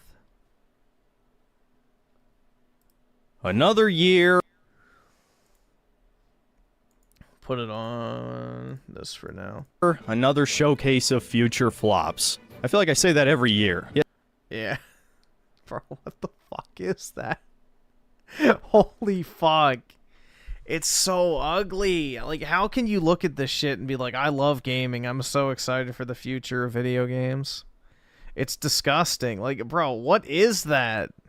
Yet somehow, the Summer Games Fest, aka Discount E3, manages to get worse each time. Over the course of 3 days, I watched over 8 hours of presentations. Yet I maybe saw 5 games tops that I was actually interested in playing. I'm not exaggerating. You ever get the feeling that the console wars are over and everybody lost? That's what it feels like right now. And again, every time I make these videos, I feel like I'm just repeating myself over and over again. They just don't make games for people like me anymore. It's gotten to the point that it's not even actually worth it to break down each presentation because there was so little to talk about. So instead, we're going to do things slightly differently this time. No, there's no woke counter. It would be a complete waste of time, trust me. I'm sure there's some people pretending that, oh man, wokeness is dying because there were slightly fewer black female protagonists this year. No, the reality is they hid most of the far left propaganda in the presentations nobody watched. Women-led games, the wholesome stream, Latin American games, black voices in gaming. I don't think anybody watched any of those shows. In fact, American games, black voices in gaming.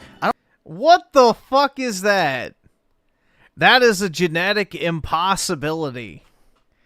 Bro, what is this shit? I don't think anybody watched any of those shows. In fact, when I watched the women-led game show on stream, my chatters probably comprised about 80% of their live stream chat. So instead of wasting a lot of time talking about shows that showed nothing of value, I'm mainly just going to break down the Sony State of Play that took place 2 days before the Summer Games Fest, the main Summer Games Fest show itself, and the Xbox Game Showcase. Now, you could maybe make an argument that it'd be worth talking about the PC Gaming Show, seeing as it was 2 hours long, but out of those 2 hours, I don't think there was a single indie game or PC exclusive that I gave a flying fuck about. So I'm just going to break down the 3 main shows and then briefly summarize all the other shitty ones that I wasted my time watching. So without further ado, here's the Summer Game Fest 2025. Now, technically, the first show in the Summer Game Fest was the Unreal Engine showcase, but I think the only thing people actually gave a shit about there was the Witcher 4 tech demo. So there's probably 5 people who want to know my thoughts on that, and, well, honestly, I don't have any. It was just a graphics showcase, combined with almost like a pseudo-GTA reactivity of the world type of thing, which people were supposedly impressed by, but my only question is, why? This is an open-world RPG. Why the hell would you give a fuck if random-ass civilians are saying scripted dialogue to you? Now, of course, you could always sell yourself the lie that this is the game directly reacting to things that you did in the game world or some shit, which congratulations on playing your first video game. But seriously, this is probably a complete sham. In fact, CD Projekt Red... Yeah, they did improve the face. ...has already been caught multiple times severely downgrading graphics from initial reveals to release. So if you fall for this, you're a moron. Now, on to the Sony State of Play. You may have heard that this is arguably one of the worst State of Plays of all time. Honestly, I disagree, but given the context, I would say it's pretty bad, that this is effectively supposed Yeah, it was fucking awful. to be Sony's E3 showcase, or would have been, if E3 still existed. And instead, this just felt like the average Nintendo Direct, but arguably even worse, because there was no first-party titles shown here. Ghost of Yotei releases this year, yet they showed no gameplay for it. The only interesting games were third-party titles. There's the announcement that Pragmata still exists, though it's not coming out till next year, so who knows. And I honestly think only a small subsection of my audience is interested in that game for questionable reasons. There's Suda51's new game. Yeah. Romeo is a Dead Man, which looks very quirky and over the top, much like the rest of that studio's games. We also got to see some more gameplay of Silent Hill F, which, as a Silent Hill fan, I'll be honest, this doesn't really look anything like Silent Hill other than the fog. The choice to move it from the US to Japan, yeah, honestly, I'm not really a fan of that, especially since Silent Hill is known for being one of the more combat-focused survival horror games. I mean, it was one of the first franchises in the genre back when those games were fixed camera, tank control, combat games, right? They were primarily about resource management, and just judging by this gameplay, it still looks like combat is definitely a focus. So playing as a... It looks like the same combat from the Silent Hill 2 remake where you're just beating the shit out of things for like 800 fucking hits. You know, dodge, hit, hit, dodge, dodge, hit, hit, dodge, dodge, hit, hit, dodge, dodge, dodge, hit, hit, hit. Oh, wow, it finally died. It's just like so fucking tedious, man. That Silent Hill remake was fucking garbage. Anyone who likes that, I really have to question. A fucking Japanese schoolgirl beating the shit out of horrific monsters is already kind of taking me out of the experience. And as many others have said before me, this looks more like Fatal Frame than Silent Hill. But I guess we'll just have to wait and see if it's any good. You have to remember that arguably only the first 3 or 4 games of this franchise are good, and the other half are mid or worse. So I wouldn't get my hopes up. Then we get the announcement trailer for Bloodstained 2, which, believe it or not, I never got around to the first, even though I really like Castlevania Symphony of the Night. And I don't have too much else to say. I feel like the Metroidvania genre has kind of been beaten to death by indies, but I suppose if this stands out in its quality, it may be worth checking out. Then we get another trailer for the next Digimon story game. Again, I don't really play these. I actually was a big fan of Digimon growing up, alongside Pokemon for that matter, and Yu-Gi-Oh! Honestly, I didn't really play favorites. But for some reason, none of the games have really captured my attention completely. There's something about the... Yeah, because they don't actually try to be a Pokemon clone, which is what Digimon is. Instead, they try and do this fucking pseudo-anime story game with the Pokemon aspect, like, added on as, like, an afterthought. I don't know. I've never gotten into the Digimon games. I've always found them boring as shit.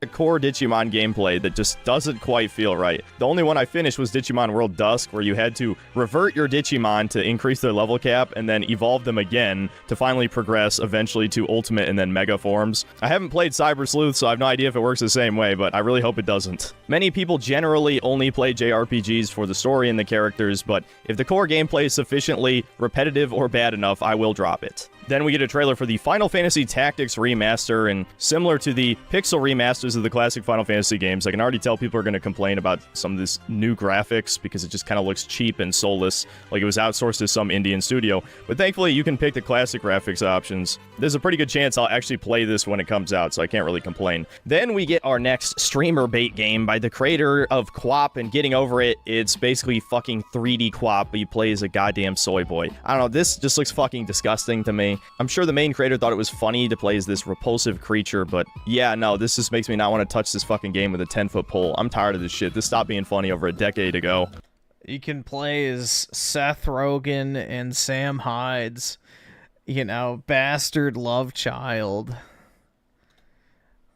Then there was a game that maybe only I vaguely care about, Hirogami, because I'm known as a bit of a baby game enjoyer, and so I'll certainly give this 3D platformer a try. There's kind of some assorted shit that honestly doesn't belong at a showcase like this, like another Hot Shots Golf, Ninja Gaiden Ragebound, which I no doubt will play on stream at some point, that fucking brown girl climbing game that got like 4 trailers over the course of several shows in this year's Summer Game Fest, Cairn. If you're one of those delusional people that thinks woke is dying, trust me, this gets a lot worse later in other shows. Then we get another trailer for a game that people are admittedly excited for, the Metal Gear Solid 3. At face value, it does look good, but when it comes to remakes, the devil is in the details. Now, I'm not the biggest MGS3 fan in the world. I think it's a great game, but it's not my favorite in the series. That'd be MGS1. So maybe you would expect me to do some kind of video saying exactly how the remake is worse or better, most likely worse. But I'll leave that to the super fans. Just know that if you saw my Silent Hill 2 remake video, you already know what my opinion on remakes are. They shouldn't exist. It's just that fucking simple. Does that mean all remakes are bad? No, but 95% of them are bad. Then we get arguably the first big reveal of the show that Neo 3 is being made. I still haven't played Neo 2. I know a lot of people love it. The first one I honestly didn't think was that great. A bit overrated, but everybody seems to think Neo 2 is awesome, so maybe I'll give it a shot before this one comes out. You guys already know I'm really fucking sick of Souls-likes, but I hear that Neo 2 kind of diverged farther. How many fucking trailers do you need from a 2-year-old game announcement? As many as possible, man. I mean, just look at Microsoft, though. How many trailers have they done for that shitty fucking Fable game? And it still doesn't even have a release year. They announced that shit back in 2020, and we don't even know what year it's coming out in. Like, just think about that for a second. It's insane. And it was completely absent from their showcase this year. So, That's just the current state of the gaming industry, is just hyping up the same dog shit for the better part of a decade. It comes out and is forgotten in less than a week. From that genre. So I'll just say that Neo 3 looks cool and leave it at that, and there's a demo out if you want to try it. Then we get a kind of depressing reveal as the Thief franchise is somehow still not dead. It's being brought back as a VR game where you... That Thief game fucking sucked on the PS4. I remember I actually bought it day one. Trash. But there was literally nothing else to play on the PS4 at that time, so... play as a woman. And I've already heard the cope, oh, well, Garrett's in it. They even got his original voice back. Who cares? You're playing as a fucking woman. That's the whole point. It's in VR. If you weren't just a set of floating hands, I'd say this is a fucking autogynephilia simulator. But for the 5 people who still give a fuck about VR, I suppose you could look forward to this. Then we get what I can only describe as a Concord-like, which I'm going to call every one of these gross-ass, rainbow-colored multiplayer shooters. It's called Tides of Tomorrow, and I guess you pick a faction, and it's got some kind of story related to multiplayer activities. Who the fuck knows, man? Just look at it. It looks gross. I don't care about any of the details. Moving on. Then we get a brief announcement that there's going to be more free DLC for Astrobot, which I'll probably check out at some point. Then there's a trailer for a game called Sea of Remnants, which is some kind of pirate RPG with a very interesting art style, we'll say. They didn't really show much gameplay, though, so I don't have much to comment on. Then next up, we got the sequel to Journey, which for some reason isn't just called Journey 2. And yeah, it definitely just looks like Journey, but you're on a hoverboard. Now, I liked Journey back when it came out, even if it was a glorified walking simulator, so I probably will try out Sword of the Sea, but yeah, I mean, I expect more of the same, for sure. Then after some meaningless announcements nobody gives a shit about, really, we get to see the reveal for the new James Bond game made by the developers of Hitman. And do I even need to point out the diversity here? An Indian woman, a black guy, and a black woman. Again, for those of you who seem to think woke is dying, this is no doubt going to be one of the biggest releases of the year when it comes out. I wouldn't be shocked if they make James Bond gay. That would certainly be on brand. And yeah, I don't know, this just looks really generic, and there were at least 3 trailers for this over the course of the various shows, because IOI had their own showcase, which we'll get into later, was a complete fucking disaster. And there was even more stuff showing off in a later show, which at the time of recording this, I don't even remember which one, because they've all blurred together. And not one of them managed to sell me on this game at all. I just think Zoomers don't really give a fuck about James Bond. It doesn't help that Daniel Craig was James Bond for so goddamn long, even though I like, you know, at least half of those movies. Not quite as bad as Indiana Jones, of course, but James Bond is ultimately a boomer Gen X millennial franchise. He doesn't really connect with Gen Z, and while millennials still have a lot more purchasing power than Zoomers, I just can't see this being really that popular, unless it's like extremely shilled heavily by all the influencers, which could very well happen. I guess we'll have to wait and see. Then, like I said before, we get a brief reminder that Ghost of Yotei still exists. Nope. I'm a boomer, I guess so, yeah. Yeah, the last like 3 or so James Bond movies were fucking boring. I don't even remember the name of them. They were really bad, though. Genuinely bad. I think the last one I remember the name... I think Spectre is when they all started to go to shit. Although I didn't like Skyfall. I thought Skyfall was bad, too. So, Skyfall onwards have all been pretty shitty. Yeah, Casino Royale was pretty good. Actually, no, you know what? Quantum of Solace was shit, too. That was another stupid one. Yeah, I think Casino Royale might be the only good one with Daniel Craig. That might actually be the only good one. Which, even that one, the plot is really fucking dumb, but, you know. What are you gonna do? Oh, gameplay. Apparently, there's going to be a gameplay deep dive next month. And yeah, it's just sad to see that Sucker Punch is finally dead. It was the last Sony studio that I actually gave a fuck about. Even though I had my issues with Ghost of Tsushima, I still think it was certainly above average in the sandbox chore simulator genre. And you know, I love Infamous. I was a big fan of Sly Cooper as well growing up, and they finally succumbed to the woke bullshit just like every other Sony studio. Not really surprising. But now Sony just has nothing left, unless you want to say Team Asobi with Astrobot. But even then, Astrobot I liked more for the fucking references than the actual gameplay itself. As someone who loves baby games, it got outdone by a random-ass indie game where you play as a yellow taxi and go vroom, which that is an excellent game, by the way. I'm just gonna shill it again. Bruh, that's like the most autistic name for a game. Yellow taxi, go vroom. Vroom. It just literally sounds like some shit a retarded child would say.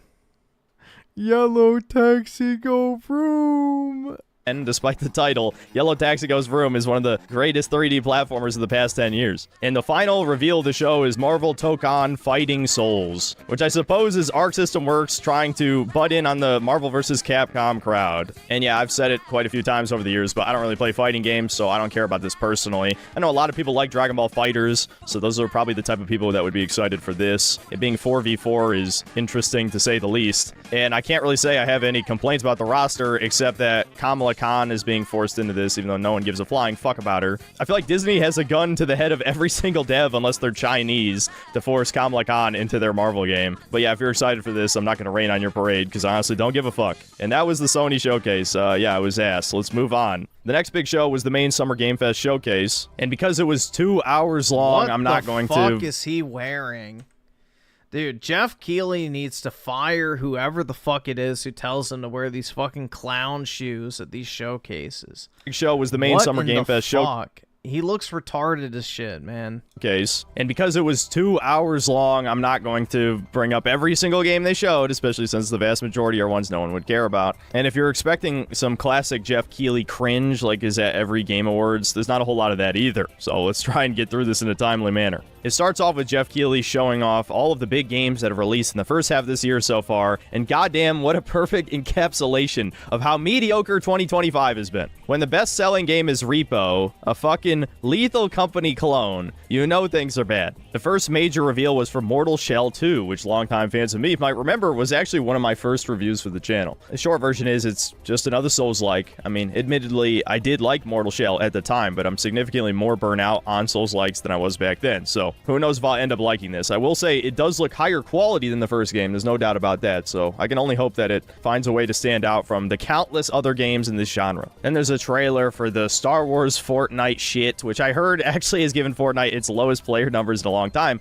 because as it turns out, Zoomers don't give a fuck about Star Wars. Kind of based, actually. Star Wars has been dead for like over a decade. Then Jeff Keighley's boyfriend Kojima shows up on stage, and we are literally forced to watch a fucking cutscene. Not even an interesting cutscene, just a man and a woman talking. The fucking discount snake dude talking to some hag. I have no idea who the fuck she is. What a waste of fucking time. And basically all this is to advertise that Death Stranding actually had its own gameplay showcase a couple days later, which I'll briefly talk about later. Then a flabby hag shows up on stage. She is our female presenter for today, with a questionable tattoo on her arm, no less. God damn, I hate BlackRock and Vanguard. Where are the hot chicks? Then there's a reveal for a game called Chronicles Medieval, which I suppose is some kind of like third-person action game combined with RTS elements. They didn't really show gameplay, so who knows. Then we get another trailer for Sonic Racing Cross Worlds, and as everyone suspected, it's just the third game in the Sonic All-Stars Racing series, because yes, we got crossover characters like Hatsune Miku and Joker from Persona 5, and of course a Yakuza character as well, which is not surprising. And Iizuka even throws some shade against Mario Kart. Unlike another kart racing game. Ooh. Holy fuck, bro.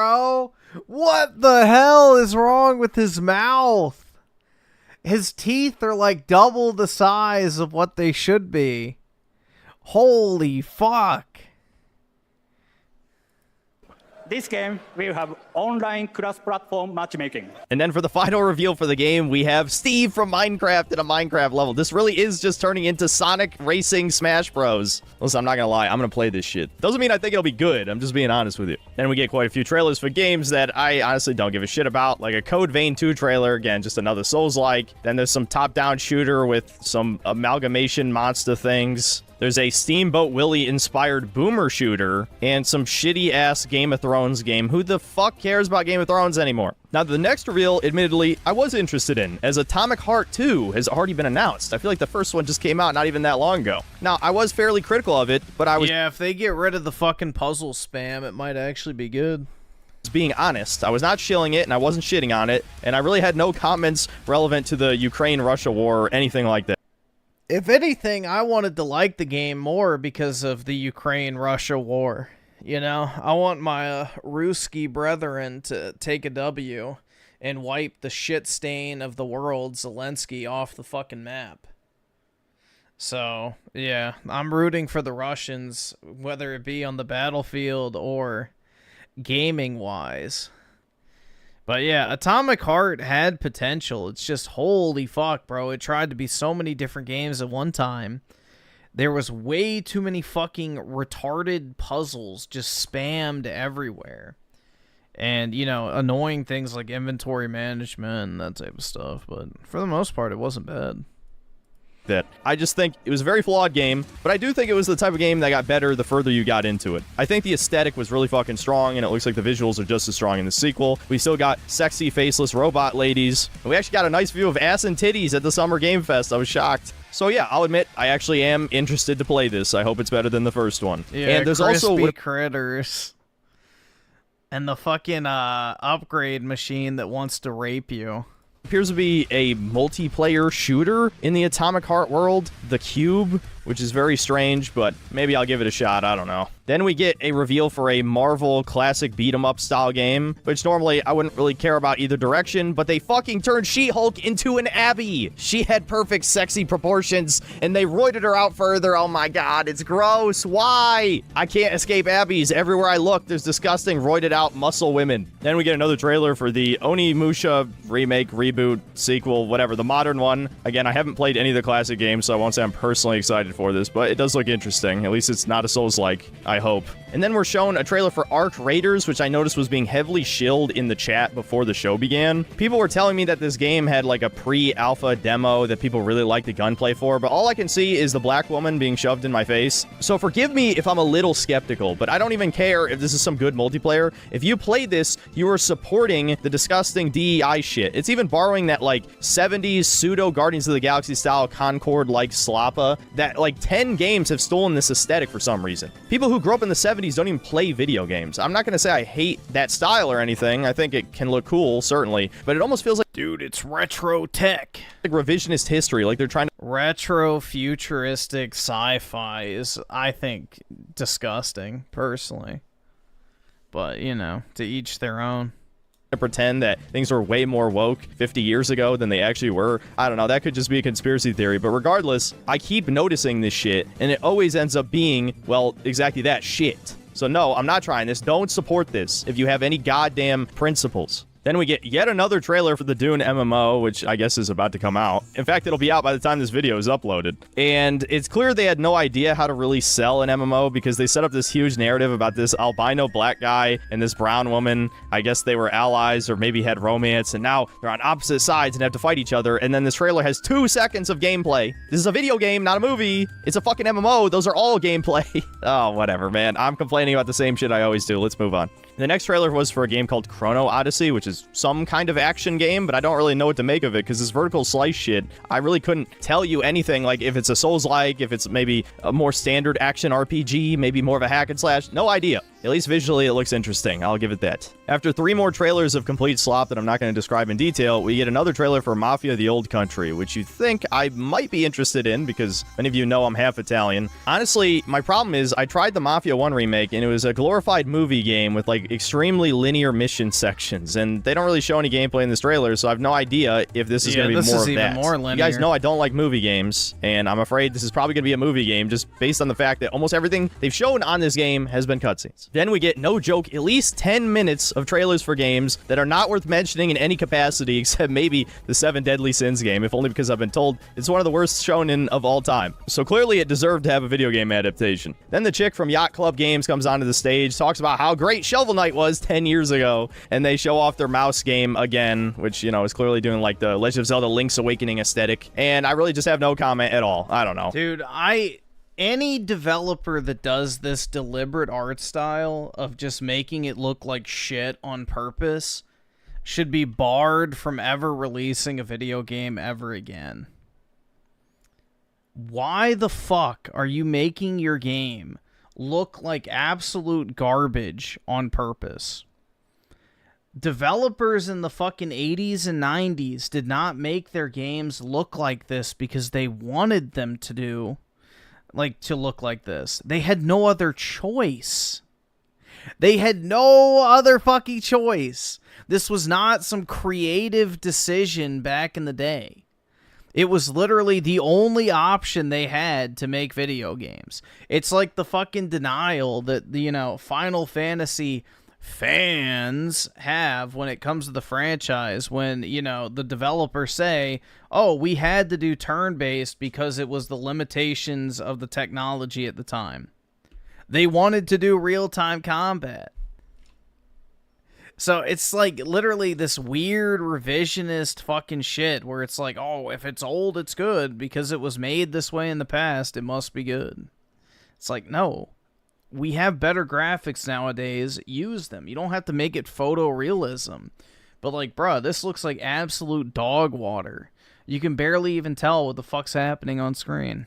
Oh, maybe it'll be good, maybe it won't. Typically, when indie devs don't make anything for 10 years and come back, the new game is nowhere near as good as their old one. My brother, who has played a shit ton of indie games and their sequels years later, can definitely attest to this pattern. So if Silk Song ends up sucking, just know that I won't be surprised. Speaking of the Hollow Knight sequel, there's actually a joke in the showcase immediately after this trailer saying not to play a Hollow Knight Silk Song trailer, and guess what? There never is one in any of these shows, despite it supposedly coming out this year. So don't be shocked if it gets delayed again. And that joke is made for a Deadpool VR game. Who gives a fuck? Then we get another trailer for Dying Light the Beast. You know I wasn't a huge fan of 2, but it looks like this is more similar to the first one, which a lot more people liked, so who knows, maybe it'll be good. Then we get a trailer for what I can only describe as a Sifu-like, some kind of martial arts combat game where I guess you could also grab weapons and shoot people and stuff. The gameplay looks not too bad, for sure. Then there's a sequel to the Scott Pilgrim beat-em-up game from an eternity ago, which I feel like after the recent Netflix show where Scott Pilgrim isn't even one of the main characters in his own goddamn show, I'm not sure how many...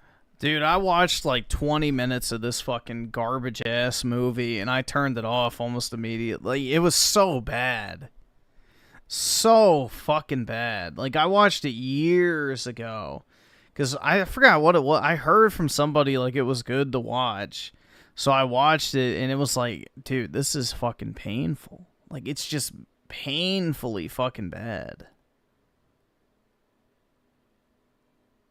I mean, literally, it's Cuckold the movie, essentially. You know, what, he has to fight off his girlfriend's ex-boyfriends, and she's been run through by, like, half the fucking town. It's like, what the... So basically, this fucking cuck dude has to fight off his whore girlfriend's fucking ex-lovers. It's like... What the fuck, dude? It's like the perfect new age male slop film of, like, you know, the neon-haired, alternative-looking slut getting simped over by all the fucking normal white guys. It's like Demoralization, the movie, man. You know? Which way, Western men? Do you want to date the fucking Quirk Chungus Asian? Or do you want to have to go after the fucking run-through, disgusting, you know, whore that's also white? I don't know. It's like a demoralization movie, I feel like. More so than anything. How many people still care about this franchise at this point? Then we get what I can only describe as an ad segment, and then we get a huge trailer for a game that's literally about to release, even though there's a good chance you'd never heard of it before watching this trailer. Mind's Eye, which is also at least published by IOI. So this might be the next huge AAA bomb, because I've seen absolutely no hype for this game whatsoever. Now, I probably will stream most, if not all of it, because I love playing middleware slop games, and this looks like it was straight out of, like, 2010, being a generic third-person shooter. They show off the gameplay during the IOI showcase, and yeah, dude, it does not look like anything anyone wants to fucking play. I feel like if you played a significant amount of video games during the PS3 360 generation, you played like 20 games just like this. I guarantee you this is the next big industry flop. And we get a minor little reveal that the next elusive target in Hitman World of Assassination is Mads Mikkelsen's character from Casino Royale. I guess that's kind of cool. There is a strange appeal to killing famous people in Hitman. I don't know why they've done that so many times, but I guess it's kind of cool. I wish there wasn't the FOMO element. You only have like a month to do the mission, then they remove it. That really sucks. Then finally, after another few slop trailers, we get another actually interesting game, Ill, a first-person shooter horror game that has dismemberment like Dead Space. And while the actual gameplay does look a bit too slow, that could be just for the trailers, I don't know. I have to admit,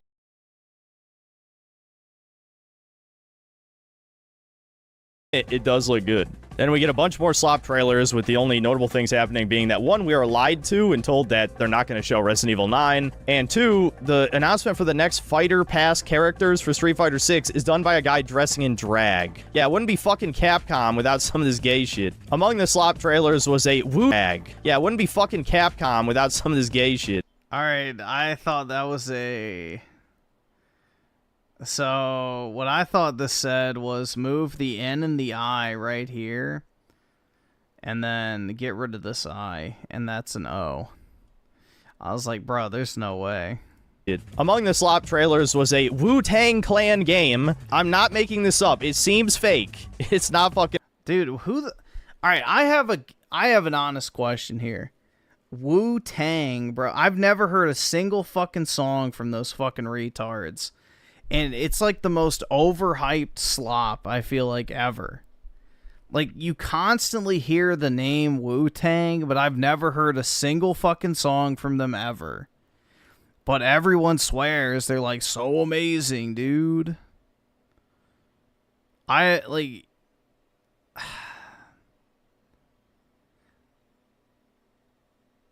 don't know. It's just one of those, like, fucking, I guess, boomer hip-hop things, like fucking Tupac, that no one actually listens to, but they pretend is amazing. Fucking fake. This is like the new Shaq Fu. And then eventually we get a trailer for... Are they Diddy's boys? Hell yeah. A semi-interesting game, another like classic cartoon style, kind of looks like a forgettable middleware PS2 action platformer style game, like a bunch of stuff I grew up with, which might not sound like the best sales pitch, but honestly, I'll take 10 of those games over basically anything that releases today, so I might give Unwell a chance when it comes out. And then for the only interesting controversy of the entire show, Ian Prue, the co-founder of 1047 Games, the guys who developed Splitgate and now Splitgate 2, comes on stage wearing a Make FPS Great Again and kind of just looking like a mid-2000s... What did that say? ...age, wearing a Make FPS Great Again. Make FPS Great Again hat. I was definitely out of practice for this.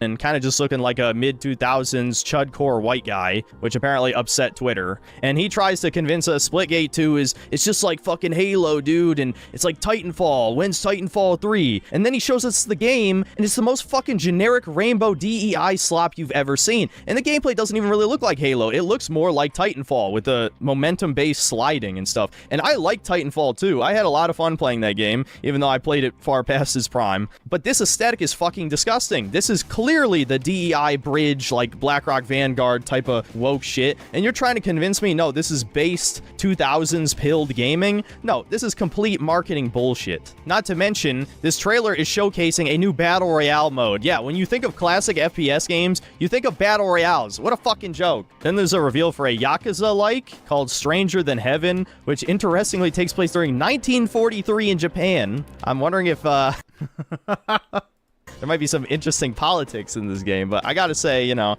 Let's hope it goes on to 45. I feel like Yakuza type of shit. It does look interesting. I'm not really the biggest fan of Yakuza, as I've been asked about 1,000 times over the course of streaming. Maybe someday I'll give the series another chance, but that day is not today. And then for the final reveal of the show, it's Resident Evil 9, and, you know, I'm a huge Resident Evil fan, but yeah, this is not selling me. Not at all. I know the super fans are all excited, like, dude, Resident Evil Outbreak is canon! It's Alyssa Ashcroft's daughter, and you're exploring a post-apocalyptic Raccoon City, basically. I mean, I can applaud them for trying something different, for sure. I'm glad it's not another remake that is no doubt worse than the original. In some cases, completely butchering the original. Looking at you, Resident Evil 3 remake. But I don't know, Capcom has already disappointed me too many times in the past 7 or 8 years, so I don't know. I guess we'll just have to wait and see if it's any good. I don't have anything else to say about it. And that was the Summer Game Fest main showcase. 2 hours and... Yeah, I'm glad I didn't watch that. Again, there's maybe 3 games that I really cared about. Now, basically every single other show that bro, what in the fuck is this? Come on, bro. Hello, pretty lady. was between this and the Xbox Game Showcase was complete shit, and there's basically nothing to talk about. I mean, they showed, well over 100 indie games, I think, over the course of, probably 10 hours of presentations. I didn't even bother watching 3 or 4 of them. But I think you can just tell by the names that none of this shit was worth your time. I mean, Day of the Devs, Woman-Led Games, Wholesome Game Stream, Latin American Game Showcase, there's an Australian Game Showcase. Need I go on? This is clearly just fucking diversity shit. So if you deluded yourself into thinking woke is Oh my god. dead, as someone who forced himself to watch the woman-led game show. Who even watches this? Like, bro, I'm sorry. If you are a man and you're watching a woman that looks like this, just kill yourself now. You serve zero purpose in this world. Stop propping up these disgusting, fat hogs. Holy shit. I mean, how the fuck are you even still alive? Just kill yourself, please. Kill yourself if you unironically watch this disgusting thing. You are subhuman beyond subhuman. It's just, genuinely, you serve zero purpose on this earth. Oh, it's far from fucking dead, dude. Remove yourself from it immediately. Not even in Minecraft. Right now. And speaking of dead, the actual live streams themselves were dead. I genuinely could not understand these fucking disgusting hogs. They get propped up by these guys. I don't fucking get it. At all. The men that watch that type of shit do not deserve to breathe. That's all I can say. That is disgusting. Genuinely disgusting. My chat completely and you know it's men that are the ones watching her too. Ugh. It just genuinely pisses me off, bro. I hate what this world has become. Took over the woman-led games live stream chat. We were about 80% of the people talking in there. I'm not even joking. Just look at this. No one gave a single fuck about any game that was shown on Saturday. I wouldn't be surprised if over half the projects shown, if not most of them, were completely funded by a mysterious investment firm or by a government. All right, now, awesome. there was Thanks, one game I saw that I'm sure all of you guys want me to talk about, so we will cover that briefly. A little Afrofuturism game called Relooted, where you play as one of these lovely Wakandans who have decided they're going to steal back day culture from all the museums that have illicitly gotten their hands on African cultural artifacts stolen by the colonizers. So it's a game about black people where you steal shit. But I guess it's fine. I'ma steal my mud figure and wooden mask back. That's right, white boy. What you gonna do now?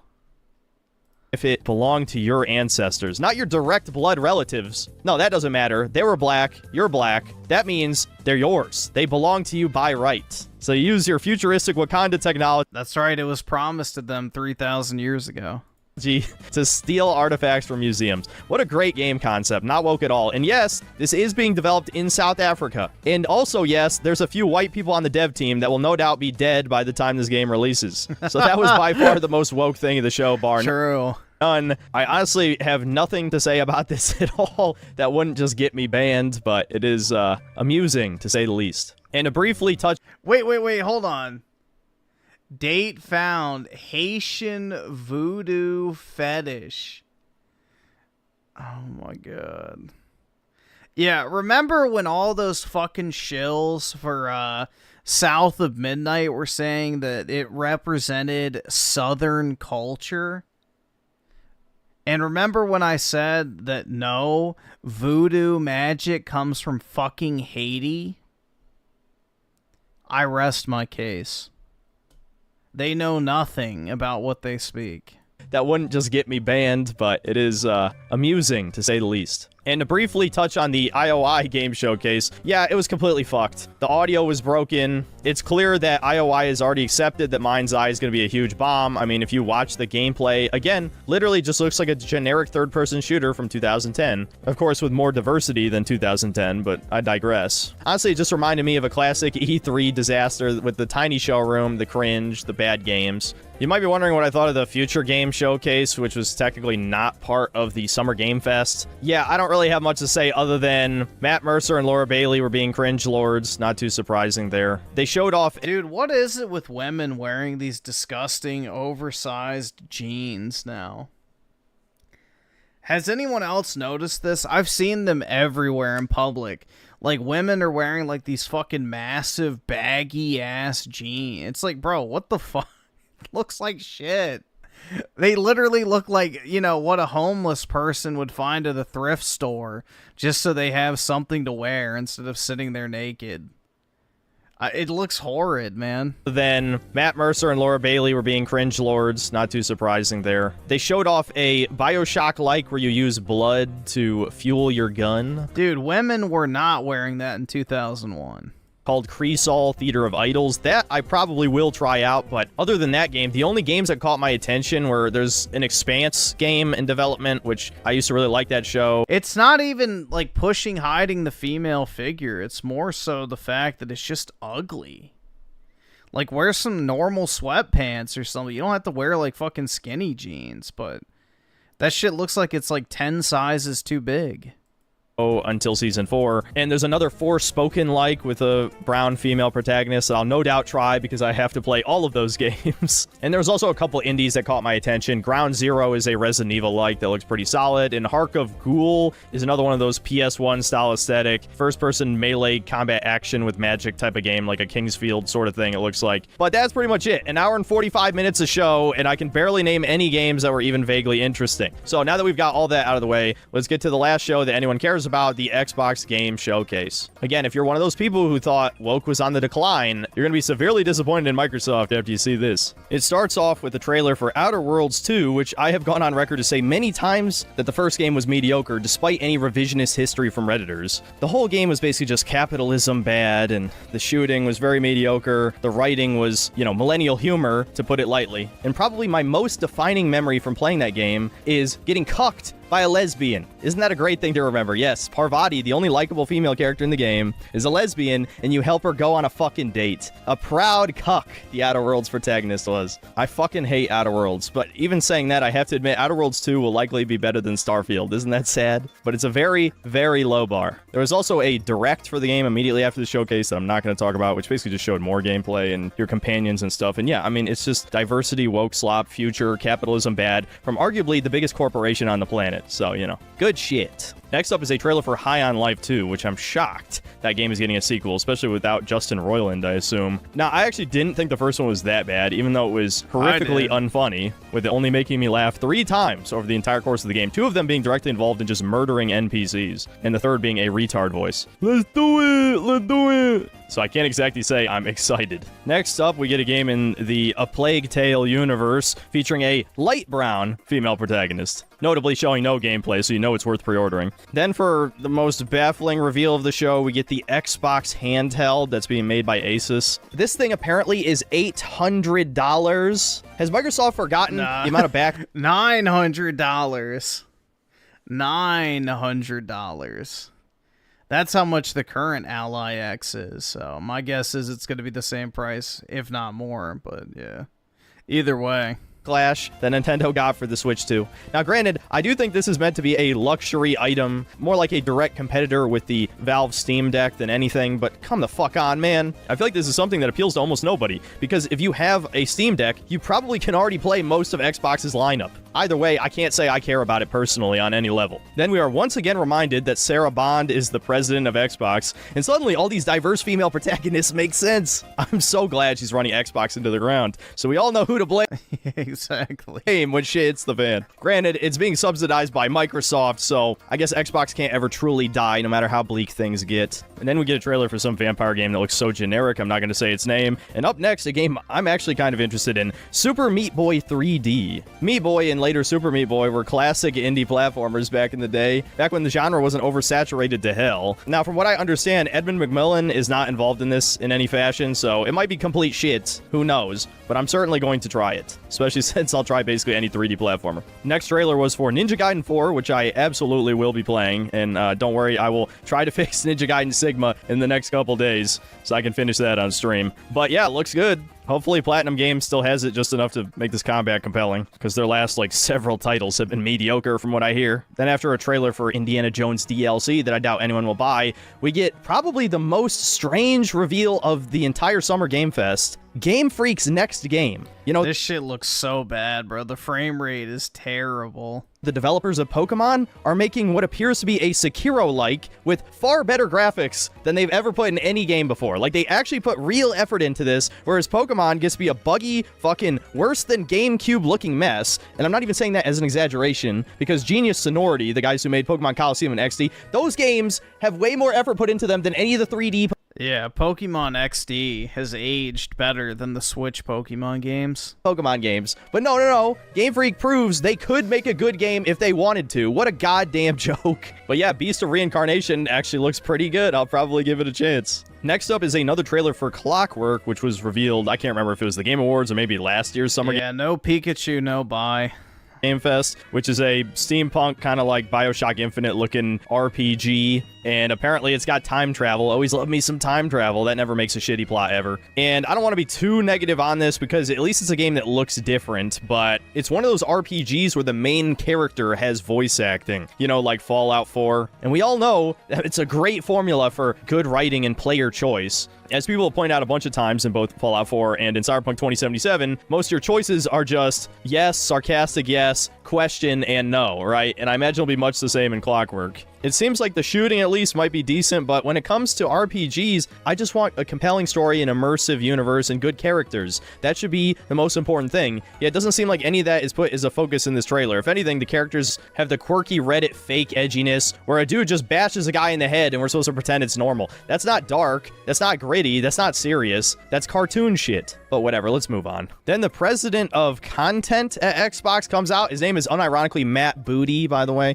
He talks about how great it is that Xbox franchises are influencing film and TV, like the Fallout show, and look at all these great games they released lately. Another Call of Duty, the worst in the new Doom trilogy, fucking Avowed, which is actual trash. Oh, and of course, they showed the chicken jockey from Minecraft. Time to go Crimer mode on your local theater. Wow, Xbox is doing so great, guys. And then they show a trailer for Grounded 2. I forgot the first one even came out. That's one where you get shrunk to the size of ants and, I don't know, do whatever the fuck you're supposed to do. It's some co-op multiplayer garbo. Then we see another trailer for Chronos, The New Dawn, which is Bloober Team's next game. As you already know, I despise Bloober Team's take on Silent Hill 2, so I will make it my mission to review this. Just judging on the short bit of gameplay here, it seems like Ill is going to be a better game in a similar genre, so you should probably check that out instead of this. Then after several trailers of garbage that's not worth talking about, we get a Korean game that seems to be some kind of third-person shooter with zombies or something. They kept flashing this blonde chick over and over again, almost like jingling keys in a Baby Sensory video or some shit. They finally figured out how to get the average chud gamer's attention to show a blonde chick with cleavage hanging out. Then we get a very strange trailer of a game that almost looks like a Pal World clone, except you get to play as the Pokemon. I don't even know what to make of this shit. It looks like it's for little girls, but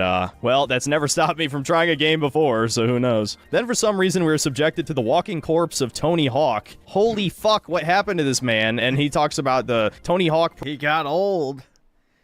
I mean, what? Tony Hawk was like 30 in the 90s? I'm not sure exactly. So he's like, what?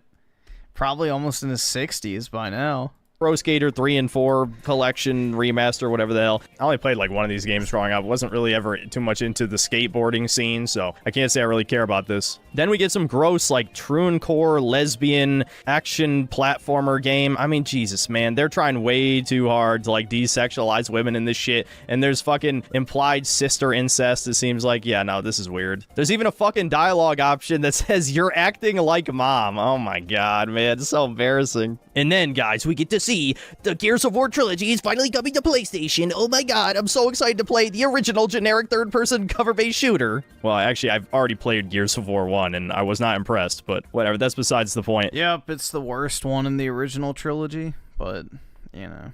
Then we get a short Still better than 90% of shit we get today. For the Persona 4 remake. Now, I think Persona 4 is a really great game, but, yeah, again... I'm gonna have to agree to disagree on that one. There's no such thing as a great Persona game. You know how I feel about remakes. This is just kind of a quick cash grab to get the Persona 5 new friends to play the older games in the series, just like they did with 3. The only thing I worry about is that Persona 4 has some problematic messaging in it, namely the controversy about whether or not Kanji is gay and if Naoto is like a trans man or whatever the hell. I'd say it's a safe guess to say they're going to at least tone down the homophobia in the remake. The next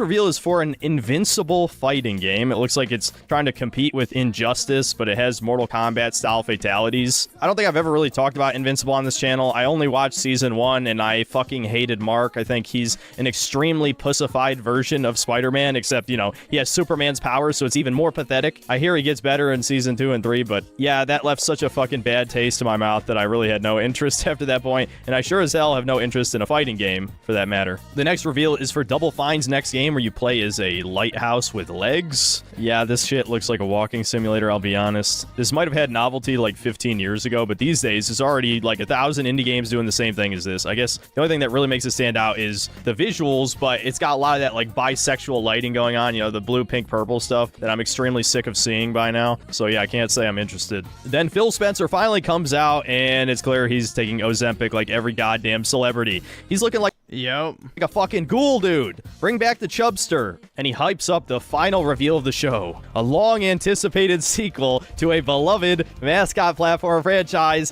Spyro 4. No, it wasn't Spyro. It was fucking Call of Duty Black Ops 7. God damn it, dude. I was lied to. They told me it was gonna be Spyro 4. I got excited. I wore my fucking beaten up old ass Spyro shirt. I watched that shitty ass show, and what'd I get out of it? Nothing. Fucking nothing. Who cares about Black? Yeah, I hate this shit that they're doing where it's like, oh yeah, Modern Warfare 2 just came out, so here's Modern Warfare 3 the next year. Well, Black Ops 6 just came out, so here's Black Ops 7. Like, it was nice to get a break, because if the last game fucking sucked, then, you know, you got some reprieve. You had a different developer putting out a different Call of Duty. Now it's 2 Treyarch games in a row, which is like literal fucking hell. Because Black Ops 3, 4, 5, 6, and I'm sure 7 will be incredibly fucking disappointing. Treyarch has not made a good Call of Duty game since Black Ops 2. And Black Ops 1 was their best game. So it has been downhill ever since. Black Ops 7. Normies don't even watch these shows. Oh my god, man. I'm sure there's people who are like, well, what about the PC gaming show? It was 2 hours long. Surely there was one game reveal during it that you're excited about. Nope. You could use the PC gaming show as an effective form of torture. You know what? I'm just going to send that video to Guantanamo Bay. Just have them play it. I guarantee you it's more effective than waterboarding. Holy shit. I can't take it anymore. I'm not even going to talk about it. I'm tempted. You know I want to talk shit about Mika Burton, but I'm not going to do it. It's not worth it. All I know is that was another 2 hours of my life down the fucking drain. Now, before I get to the conclusion, I want to very, very briefly talk about the Death Stranding showcase, because I did watch like 20 to 30 minutes of it. All I've really got to say is that I don't care about this walking simulator shit. Am I gonna play it? Yeah, probably. Not sure if I'll even review it, but I'll give it a shot. But one thing I will say, other than the copious amount of cutscenes, both Jeff and Kojima crossing their legs like women and all the celebrity fellatio going on, they showed off the boss fight against the discount snake guy, who I guess is a bad guy, and it was supposed to be a stealth boss fight, and this is some of the worst goddamn AI I've seen from enemies in a long time. I mean, the fight literally begins with Neil knowing you're coming, the direction you're approaching from, and in the fucking gameplay demo, he just sneaks up the middle and then stealth kills somebody immediately. They're not even watching where you're coming from. And then the dude failed to throw a grenade like 3 times in a row. The AI is just like flopping around, not even really shooting at him. Holy crap, man. That is some of the worst like demo boss fight gameplay I've seen since like famous E3 fails in the past. So I just had to get that out real quick. This is the worst year yet, man. I'm serious. I know I say that every fucking year. I do. But it's true every time. It just does keep getting worse, and that's the problem. So, there is no hope. Gaming is dead. At least in the West, and Japan, unfortunately, seems to be following a similar trend. Feel like my last shred of Nah, the only way I cross my legs is I put my foot on top of my knee. That's it. That's all I do when it comes to crossing my legs. I don't do the fucking Justin Trudeau nut cruncher pose. Passion for the video game industry is slowly being killed. I'm trying to hang on to it because I need to care at least a little bit for the sake of my channel, because if I'm completely apathetic toward gaming, I can't make these videos. But they are trying their hardest to make me not care about video. I'm feeling pretty apathetic about gaming nowadays. I genuinely can't give a damn about 99% of video games. Nor do I even want to play them in my free time. Mario Kart's like the only game recently that I've actually enjoyed playing in quite some time. It's quite sad. Video games anymore. How the fuck did I watch more than 8 hours of presentations and take away almost nothing from them? I mean, yes, there was probably 6 or 7 games that I will definitely play. And, you know, if you count games that I'm going to try to review, it's probably at least 10. But I must have seen trailers for over 100 games. And I can't even fucking remember any of them. The amount of indie games I saw that clearly are made for no one. I mean, that is truly depressing, especially when you hear how often people are saying indies are saving the industry, when the most popular indie game from this year is a goddamn Lethal Company streamer bait game. And I don't have anything against that type of game. I mean, it's fine if you have fun with those. I had fun with Lethal Company, but that is not what video games are supposed to fucking be, man. High budget games are all mediocre or just straight up dog shit, it feels like. Yeah, honestly, bro, Space Marine has been like my slot multiplayer replacement game. I mean, I'm trying to think, like, I guess that, Monster Hunter, Mario Kart, what else? I mean, last year's games, all the ones I liked came out, like, early. So, yeah, really, those are, like, the 3 games I would point to that I've actually, like, enjoyed in the past, like, year-ish time period. That's about it.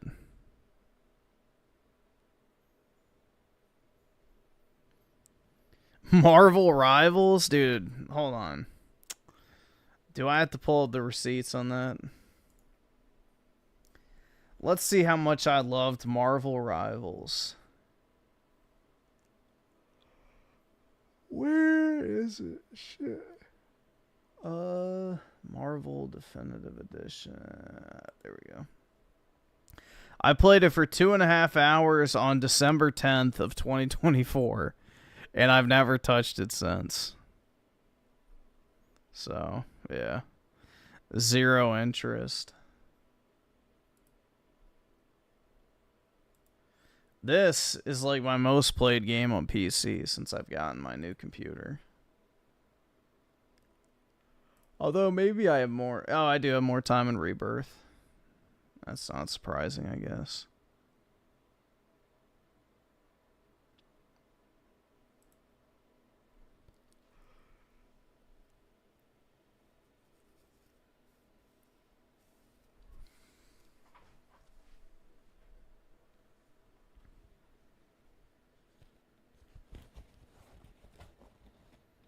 Overwatch? I don't even know.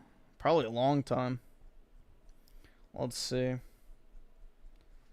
Overwatch. August 6th. Or is that 8th? Yeah, August 8th. 2024.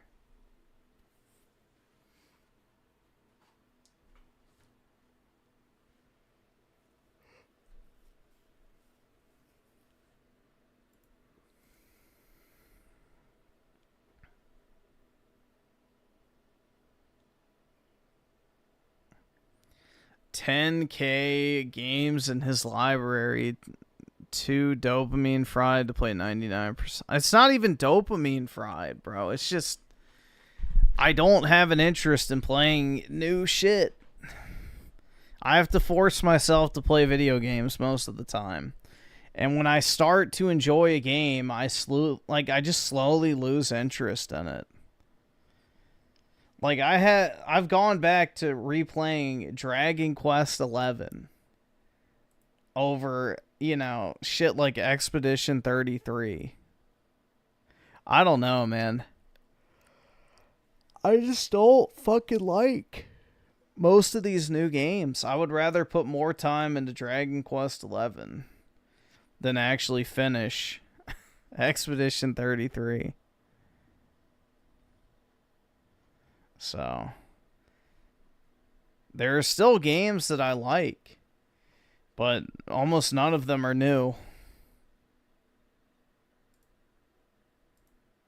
With a few exceptions each year. And then the indie games are all extremely uninspired roguelites, puzzle platformers, walking simulators, Metroidvanias, etc., etc., etc. It's the same goddamn shit. And even the newer trend of having these PS1-like games, I like the aesthetic, but it's just done so poorly in a lot of cases. A lot of these aren't even fucking games. Like, remember Dread Delusion from last year? That was a walking simulator pretending to be a Morrowind clone. And man, you know, I could go on this huge long speech about how gaming is dead for the millionth time. But instead, I might as well just explain what I've been doing these past few weeks, since I didn't review all of The Last of Us, and I didn't even end up reviewing Tainted Grail: The Fall of Avalon, which I got early access for, but I streamed all the way through it. Yeah, so, I don't know. The short version is, I'm obviously losing some passion for this channel. I think that's evident to anybody who's been watching for the past couple of years. And why is that? Well, a lot of it is because I just don't really care about video games that much anymore. Even though a lot of times these days, I'll set aside some time to go play some old good games. Like, I was enjoying playing Ninja Gaiden Sigma, even if people wanted me to play Ninja Gaiden Black instead for various reasons. Still, was having a good time. At the end of the day, it didn't really, like, re-spark my passion or anything. Yes, the older games are better, but I think just as a whole, I'm finding it hard to care about video games very passionately anymore. When all we have to look forward to in the future is disappointment, there's only so much joy I can get out of going back to the past and playing good games that don't suck ass. I don't know, maybe... Yeah, because it almost makes it worse. Because it puts everything else... It puts everything else into perspective, because it's like movies are shit, TV shows are shit, the economy is shit, you know, the job market is shit, the housing market's shit, the fucking immigration policy is fucking shit, everything's shit. And then you go back and you experience something that's like actually good. And you're reminded of how shitty everything didn't used to be. Which then makes you just, you know, kind of angry. I don't know, man. It almost makes it worse going back and playing games that are actually good. Because it just puts everything into perspective of how bad things have really gotten. Not just in gaming, not just in entertainment, but just across the fucking board. I don't know, dude. There genuinely is not really anything to look forward to anymore. At all. Let's see. Raging War with the 5. Griffin, we must end these remakes. Save Final Fantasy 7, of course. Yeah, that's a good example of a good remake, if you ask me. But I don't really have an issue with remakes as long as they're done respectfully when it comes to the source material. And also Raging War with the 5. RE9 looks like shit, and I'm planning on playing RE1 remake. Yeah, I could not be bothered to care about Resident Evil at all. At all. I mean, 8 was fine, but even then, I found it kind of boring. And Donald Herb with the 5. I'm back. I missed a few hours of this glorious stream. Please forgive me. No. You're banned. But nah, it's fun. I hope you're doing other shit, man. You know? Live your life.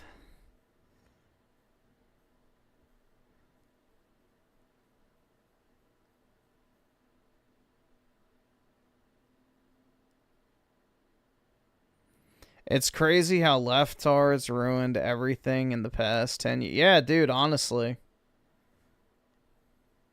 You know, it is amazing how far we have fallen in like the past, I would say 15 years. Like 2010 onwards, really things just went to shit. Culturally especially, but financially as well too, because it follows suit. But yeah, the culture has just been absolute fucking dog shit. I mean, we live in such a degenerate, depraved, just disgusting society nowadays. It's genuinely sad.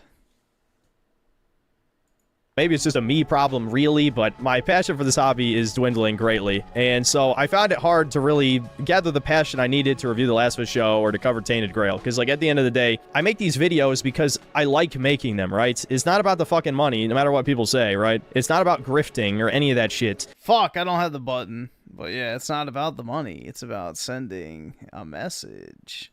I can only make the videos if I care, and I'm finding it very difficult to care about video games anymore. So hopefully I can figure out a way to work around this burnout so that I can keep making content for you guys, because I know a lot of you do not watch the streams. The streams are easy, you know, that takes no effort on my part, so I've been streaming a lot lately. But I do still want to make videos. I think videos are important. This is, you know, a game review channel first and foremost, alongside, of course, making the Gaming is Dying series and things related to that. But yeah, I just wanted to kind of get that out there as a brief explanation. I don't know if I'll review Mind's Eye, but I will be streaming it, so feel free to check that out if you want to see how mediocre it likely is. That's about it. See you next time, guys.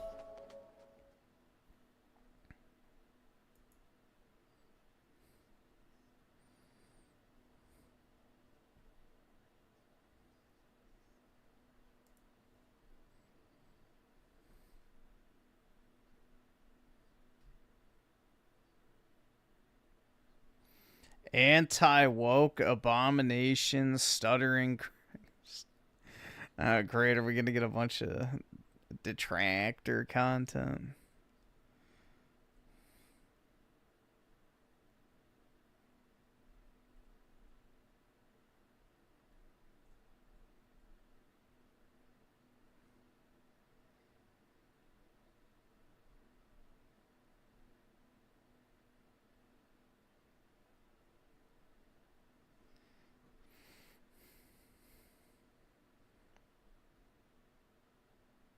Mind's Eye is a masterpiece. I'm glad you like it, FBI.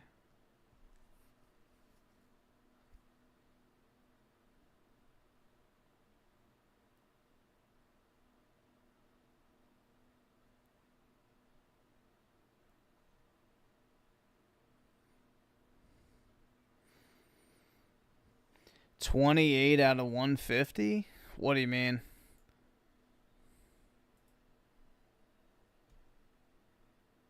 Oh, DSP. I guess we can watch that. I don't know. It's 20 minutes. You're like Synth, except you're not attracted to women with dolls. I'm not attracted to women at all, but nah. Yeah, no, the anime shit I don't fucking like.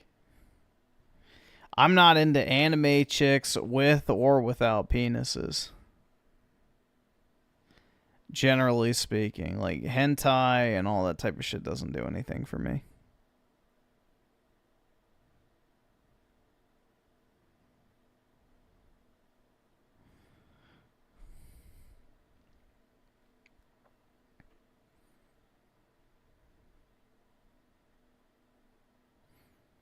What is hentai? Should I look it up? Yes, but make sure you look up 2 men hentai. Because that way you won't see the hentai that's made for women. Pro tip.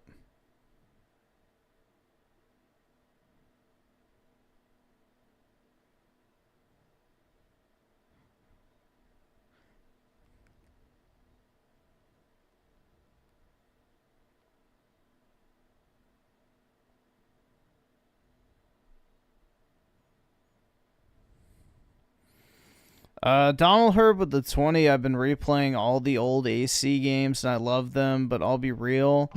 They were never perfect games, but they are still way better than what we have now. Honestly, it makes me sad because they had cool stuff at one time. Bro, that's the thing. That's the thing. It's like going back and playing old games almost makes you feel worse.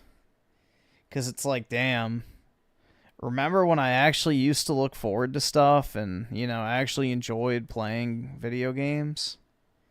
And it was like actually something that, you know, was a highlight of your day or highlight of the week or something that, you know, be like, oh yeah, you know, life is kind of shitty right now, but at least in a month I'll get to play this. It's like you don't even have like it's just like an entire aspect of your life has been removed. It's kind of sad to go back and like play the old stuff that's actually good. But yeah, I don't know, man. Quite sad.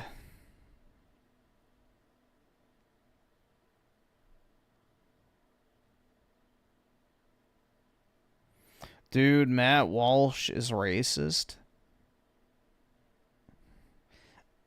Oh no. Anyway.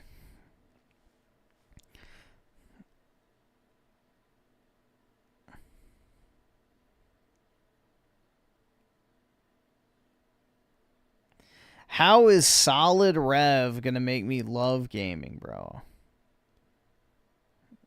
It's not gonna make me love gaming. Because gaming doesn't love me.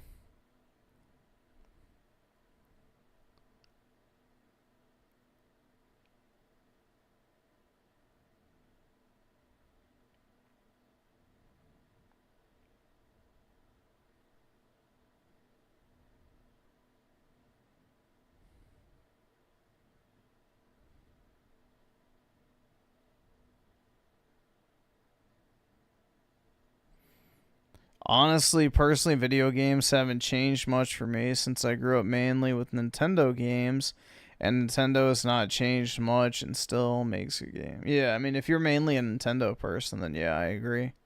That's why I like Nintendo still, because it's like at least they're still making, you know, actual video games.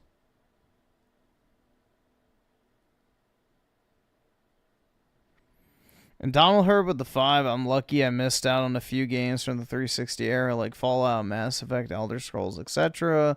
So I kind of get new experiences from a great gen. Yeah. I mean, that is a benefit, I guess. For me, it's just, even if I go back and play like a 360 game I missed out on, it just, the polarity of going back to like the modern slop afterwards just makes me kind of sad.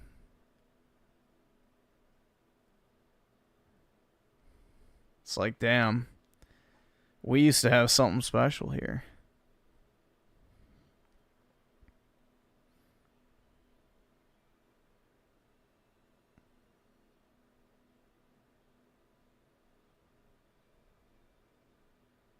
But I don't know if I want to get into that.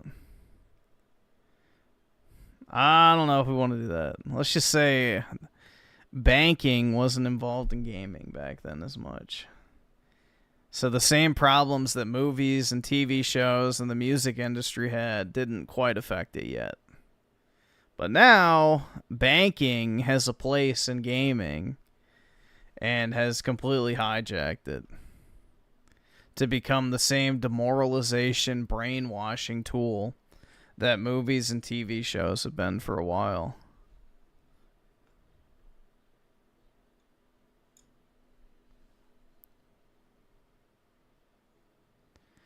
I don't know if I'm going to play stealth. I've already played through the game almost 3 times. I mean, what'll happen is I'll start the game and then probably never finish it. So I don't know. I may return it. I'm not sure.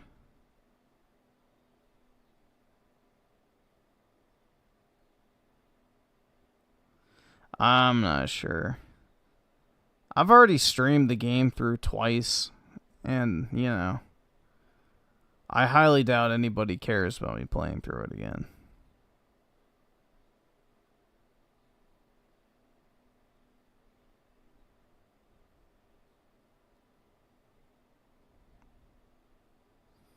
The DSP video? I mean, I guess. We'll see.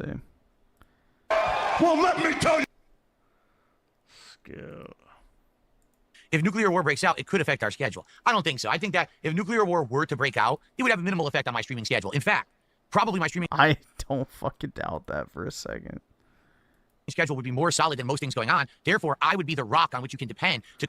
Is Griffin the reason the live stream channel got hit? What live stream channel?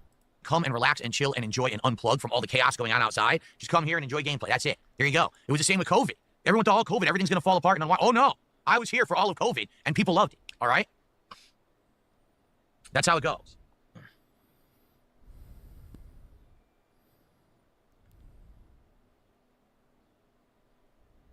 Jirok says, would I ever bring back the Griffin Gaming Live? I have no idea.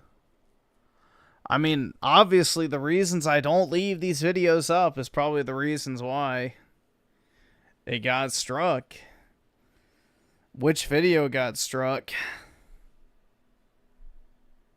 DS Politics for just one show to address and give your take about all that's happening in the U.S. But if I did that, that would interfere with the streaming schedule. Get it? If I did DS Was it the one talking about the fucking pedophile bill or some shit? Politics, that's going to take away from a stream of stuff that people want to see. So, sorry, we tried it. We tried it. People said no gameplay, and I said, "Are you sure?" Because I like to cover politics, and people said no gameplay. So then I did gameplay. Johnson says, "Got a question for you. If you're dating a girl and she's nice, but then you meet her sister and she's hotter, then you meet her mother and she's a goddess, what do? You meet the father. It's John Stamos. Marry John Stamos. There's your answer."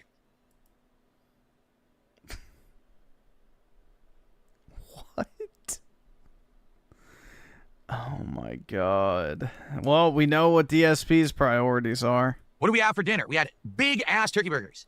We bought these ones. So previously, my wife had been making the patties herself out of ground turkey, but it takes a while. It's a little messy. We said, I wonder if we just got the... It takes a while, and it's a little messy to make a fucking turkey burger out of ground turkey.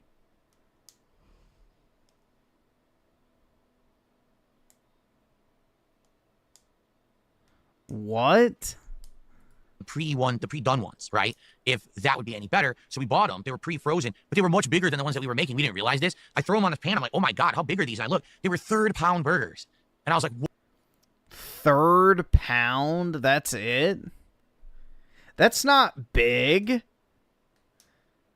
Bro, what? A third-pound burger? That's like nothing. Whoa, like we were doing like maybe quarter pound. That's like barely above a fucking McDonald's hamburger. Maybe even a little less than that. These were third pounders. So we each had 2 giant third-pound burgers. We didn't finish them, but we ate them. They were delicious. They were very good. I cooked them fresh. I seasoned them myself. How can you not eat a pound of ground turkey? That's piss easy, dude. Ground turkey barely has any fucking calories either.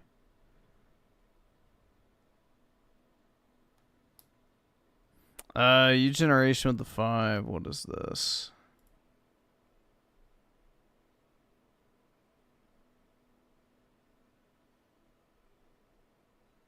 Yeah, that's what I figured. Received a community strike for violating YouTube's hate speech policy. I once again lost the ability to upload or post for the whole week. Strike will not be removed.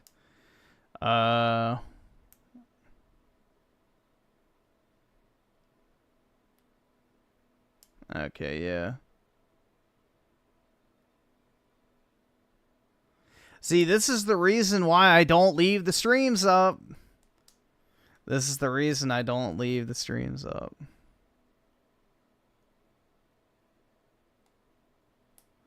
So,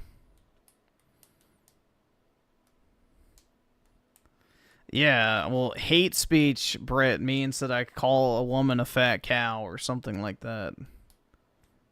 So, yeah. Yeah, even having them unlisted can get you in trouble. So, yeah, I delete them. I don't keep them private or anything. They just get straight up deleted the second I hit stop streaming.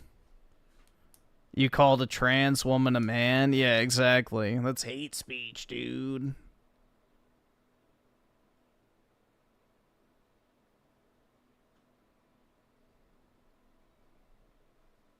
I can't afford this shit! But yeah, that's why I don't leave them up. Is for that exact reason. So. Donald Herbert the 5. People already blaming Trump for this conflict. Honestly, the West should just drop out of the region entirely and let whatever happens happen. I agree. I absolutely agree. Lettuce, tomato, pickles, some cheese. My wife had cheddar. I had American. And ketchup and mustard. They were very good. All right, so guys, here's the deal. Please support the stream tonight. And what I mean by that. Please. It is the final stream of Clear Obscure for now. We very well may go back to the game for side content down the line. And we may not finish it tonight, but I'm going to try. Please support the stream. We actually hit goals the last couple of streams. I want to keep that momentum going. We're at 14 out of 20 goals hit. Obviously, next week, you guys want to see DSP tries it mod pizza. Do you not? I do. I want to know what this mod pizza is all about. We looked it up. They have thin crust. They have thick crust. They have a million toppings. I want pizzas. I'm going to get 2 pizzas. One of one style and one of the other. Load them with toppings. Delicious. Devour that shit. Live on stream. Let's do it. Let's get some support right now. Let's get our first super chat of the night. Right now. Oh my god. Let's get our first sub of the night over on Kick right now. Let's get a tip right now. Yeah, dude, honestly, the fact that he's still trying to finish Expedition 33 is exactly why he doesn't get any support. He takes so fucking long to finish everything. Let's do it. How about some memberships right now to get started? Yes, I'm going to eat both pizzas entirely by myself. I totally won't just have a couple pieces of each, right? Oy, oy, oy. See, that would actually be interesting if DSP had to eat 2 whole pizzas and the audience got to pick which toppings went on each one. That would actually be a good punishment / reward for a live stream. Like, have your audience vote for what toppings you have to order, and then you have to sit there until you finish both pizzas. That would actually be, you know, somewhat entertaining. Donald Herb with the 2. They all just a bunch of sand. Nigga, you. Yeah, I agree, man. Let Sandland be Sandland, and, you know, if they want to glass each other, then go for it. Who fucking cares? Mod pizza is awful, says Save Us GTA 6. Well, we had Little Caesars. He says Little Caesars is better. We had Little Caesars. I thought it was actually not bad for fast food pizza, but I've never had mod pizza. I want to have things I haven't had. I want to try them. Would I consider getting anchovies on one? I don't know. Because then I feel like maybe my wife wouldn't want to try that one. So I don't know. I would be... God forbid Cat can't eat a whole fucking pizza. Adventurous and try anchovies. Come on, right now. Right now. We're going to boot the game up. Let's get some support right now. All right. Sorry, Phil. I think she can go without a little bit of pizza. It's a worse version of metaphor. How dare you say that? Count reboot, please. I'm going to slap your face. Your hilarious lies on stream tonight. Dishonesty is rewarded with slaps. How could you say such a thing? I'm very insulted. Okay. I'd have a broken face if I touched you. No, I would touch you first. Even if you did strike back, I'm looking at the wrong camera. Even if you did strike back, it would be after I've already touched you. So I wouldn't have a broken... Dude, his green screen software is so bad. Face before I touch you. You're an idiot. Wow. Oh my god. In a battle of wits, you come up with the short end of the stick there, buddy. All right. What a dunce. Anyway, here we go. $9 of support. Come on, guys. Let's get some support for the end game and finale of Clear Obscure tonight. Can someone give Sports Guy a VIP or OG badge? All right, I'll make the offer tonight. If someone gives 10 subs on Kick, I'll give you a VIP badge, or you can gift one. If you do 20 subs on Kick, you get an OG badge and the VIP badge, and you can keep it or gift it. It's up to you. I'll make that offer tonight, because obviously I want to hit the goal tonight for the conclusion of Clear Obscure. Thank you to Meconium for a $5 tip. So we're getting a little bit of support for the finale of Clear Obscure tonight. Thank you, guys. Wow, the animation is on my face. Let's move that. There we go.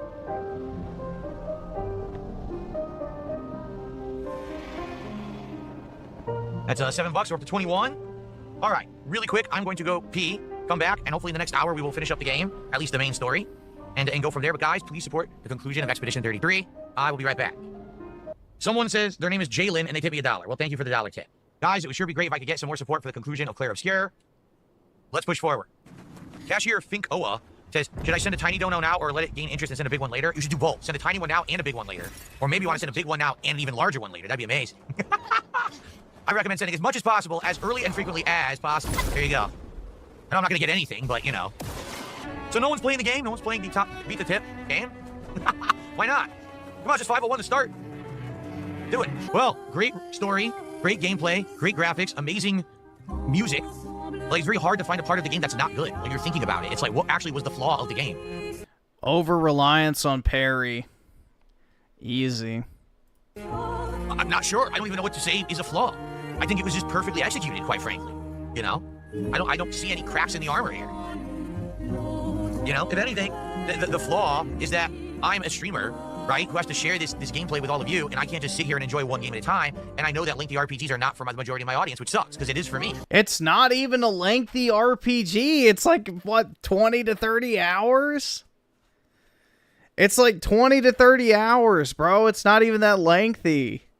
Holy fuck. Dragon Quest 11's like 100 hours. Fucking Pedo Sona is like 100 hours.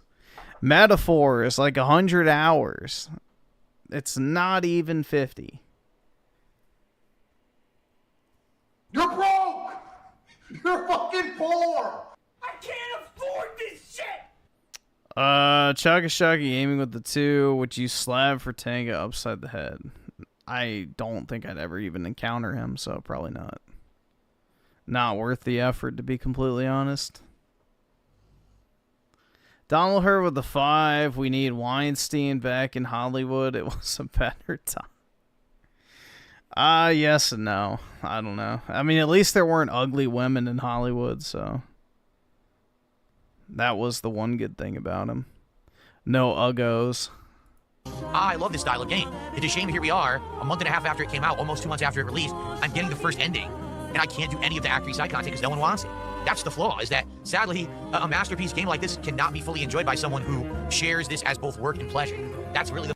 Yes, it can, Phil. You don't make your playthroughs entertaining. Holy fuck, bro. How many live streams have I done playing Master Chief Collection multiplayer? Holy shit. You absolutely can play whatever the fuck you want on your live stream. You just don't make it entertaining. Like, why not play it while you're doing your level 1 podcast segment or whatever the fuck? It's just, like, insane. The excuses are incredible. I can't enjoy it, guys. You know, I have to do this as a job. You guys don't shower me with money. Chugga Gaming with the 2. What's your thoughts on Banjos? I've never played them, so I don't really have any thoughts, to be honest. I never really played 3D platformers growing up. Ever. I played Spyro, and I had a Sly Cooper game. I think it was 2. And then I also had Crash, which I didn't like. You're fucking poor! So, I was never really a 3D platform kid. The flaw, and that's not any fault of a game developer whatsoever. The game was perfectly paced, didn't have any parts that dragged, didn't have any parts that really had any issue. It's just... Yes, it did. A double-edged sword with being a lifetime content creator like I am. You know, I've been doing this now for 17 years, and, you know, I got to take the good with the bad. And the good is I got to play it, and I got to share it with all of you. The bad is we can't see all the content right now. There you go. If anything, maybe the one critique is if you do the side content, you're over-leveled for the finale, right? Maybe that's the one critique of the game. That's probably the only critique I can really give it. Everything else is good. Completely original, right? Very hard to guess what's going on because it's such a deep story with layers upon layers. And rarely do you come across a game that's not cliche or follows a bunch of tropes. This game does not. Absolutely not. Are you fucking kidding me? It doesn't follow a bunch of tropes? Oh, God. Yeah, if you don't play any other video game in the genre, then sure, it doesn't. Using gameplay elements from so many different RPGs over the years and combining them into this one beautiful... Using so many different gameplay elements from RPGs over the years and combining them. So it uses tropes, Phil. It's using a bunch of tropes from other games and combine... Okay, yeah. Holy shit. Masterwork. I just want them to keep making games because it would really suck if they don't make any more like this. Because this is like, I hope this is like the beginning of them making amazing masterpiece RPGs. Hopefully this becomes like the textbook case of why these games are good and people should put time into them to develop them and make them as good as they are. Not a game with 5 million hours of padding and crap, open world garbage that's boring. Instead, a game that has enough content that's all meaningful, that it's worth your time.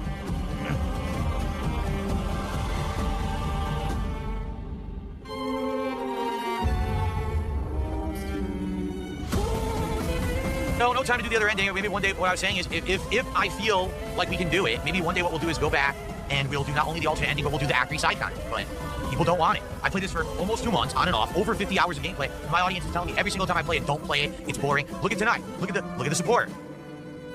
Right? Nothing. Almost none. 0. People don't want the game, even though I think it's amazing. So that wasn't even legit. That was an auto resub above me. You're... Look, these are all the outsourcers. future stepdad auto resubbed for 2 months. He wasn't even an active contribution. So there you go. There's this floating island, all these floating things that you can fly to now with SQA. How much you want to bet there's like, look, here's another thing. That was blocked with clouds. You could go there now. So how much you want to bet there's like 5 full dungeons and super bosses and all kinds of great stuff, right? I bet. So that's what I mean. Like, I would love to do in the future. It won't be now, but maybe later this year if things calm down and we have time for a few random chill night streams to just do some optional content in the game and explore what we missed, what we didn't do. Because I do feel like we left so much out by not finishing all the content, and I absolutely would have done it if it would have been people showing up, engaging, and supporting, and they just won't. All right, and I hope you understand. I love the game. 1,000,000%. This will be in my best games of the year. I'm not going to tell you now this early on if it's going to be my game of the year, but this will absolutely be in my games of the year countdown. It's that good of an RPG. It's one of my favorite RPGs that I've done as a content creator, hands down by far. And you know, I would love to do the content, but in 2025, the viewing audience doesn't want it. You know what I mean? I don't know what else to say. It sucks. Again, let this be a lesson. There's a double-edged sword to making a living, also doing what you love. Because you have to make decisions based on what's going to keep stuff afloat. And as much as I like this game, I mean, look, I finished it. And how many streams did we do? 3, 4, 5 streams recently that weren't hitting any support. Look at that, we got like $20. But I'm still playing it because I wanted to see the ending, right? You know, it just sucks that for bizarre reasons, people will come and support other stuff, but not this game. Again, it has to be the length. It has to be that it's an RPG. Things that I like lengthy RPGs. I do. For those of you who have been here all along, there's some people in chat right now who've been here for the whole playthrough. I want to say a special thanks to you. I understand that not every single person out of the thousands of people in a year that watch me do content can support playthroughs. I get that. But you're still here, and you're still enjoying, and you're still engaging, and I do appreciate you. You know? But you have to understand, it's tough for me. I want to do stuff like this, and I can't continue at this point. I think what I'm thinking is, give it a rest. Maybe later this year, bring it back as a few chill night streams here or there. I'll let you know when we can sprinkle them in. So I absolutely want to explore and check out this content. Okay, I do. Look, there's 2 clouded areas we never even got to access. There's all the Phil Netanyahu, that or Phil Zelensky. Things that were floating. There's areas that we couldn't get to that just begging. Like there, you know, there's tons. So, all right, and please understand, I will never discredit a game like this in my game of the year countdown simply because it didn't resonate with all of my audience who support my content. Never. The game is superb. The game is absolutely a masterpiece. I hope you understand that, okay? So, for this very lengthy, Claire obscure playthrough, I want to say thank you all to everyone who was here and was a part of it. I enjoyed it, and you know, we shall see what happens in the future, but I would like to go back to it at a future date and play it again and see some more of the content. I'm being told by chat about 20 hours of optional content, including the optional dungeons, super bosses, and more. It's right up my alley. It really is right up my alley of what I would like from a game like this. So, there you go. All right. So, Clear Obscure, Mission 33's main plotline story and playthrough. Thank you all for watching. I appreciate you all. Yeah, my guess is this is the issue with Phil. He's boring as fucking paint drying, and I guarantee you he made his audience watch him grind. Which, if you're doing an RPG playthrough, you don't want to fucking do. You want to grind off stream so that when you're streaming, you know, you can actually make good story progression. And also, you actually need to finish the game in a timely manner. Because with these story games, you only need to watch one person play it. So what Phil needs to do for these type of games is when it comes out, that's all you play until you finish it. You fucking crank that shit out as fast as possible. Because people watch story games once. And if you're beating a story game a month after it came out, chances are the people who care about that have already watched someone else play it.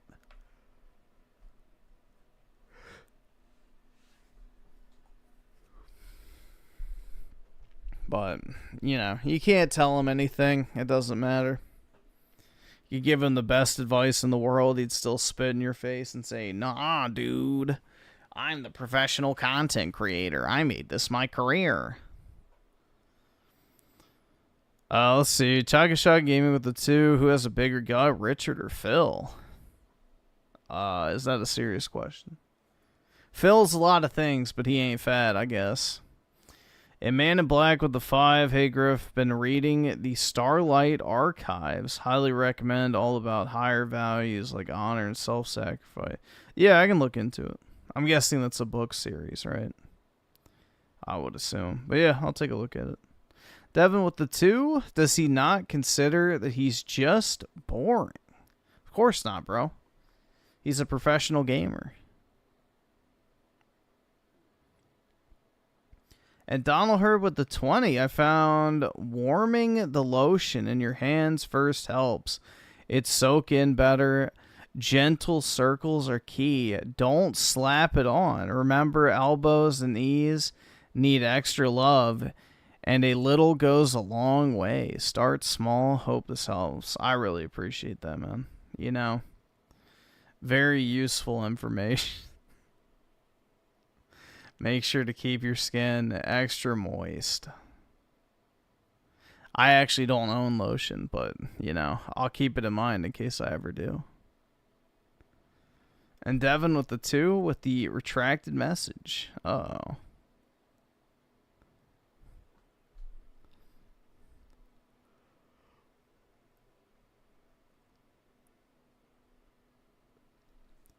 I liked Fallout 4. It's the only Fallout I actually did like, but yeah, I did side with the Brotherhood of Steel. So, yeah.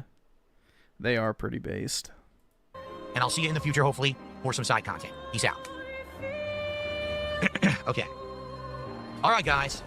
Well, that's that for now. Like I said, I would like to return to it at a future date, but what can you do? All right? All right, that is it for Clear Obscure. We've wrapped it up. Damn, bro, my L's not even level 69. And, lame. I hope that you guys enjoyed the stream. It's a shame we got 20 bucks of support yet again for the game. That's why. Because that's what I'd want to do with her. Edward Townsend with All the right, 5 awesome. Thanks, nigga. All right. books are the last bastion at this point. Even then, those are getting corrupted too.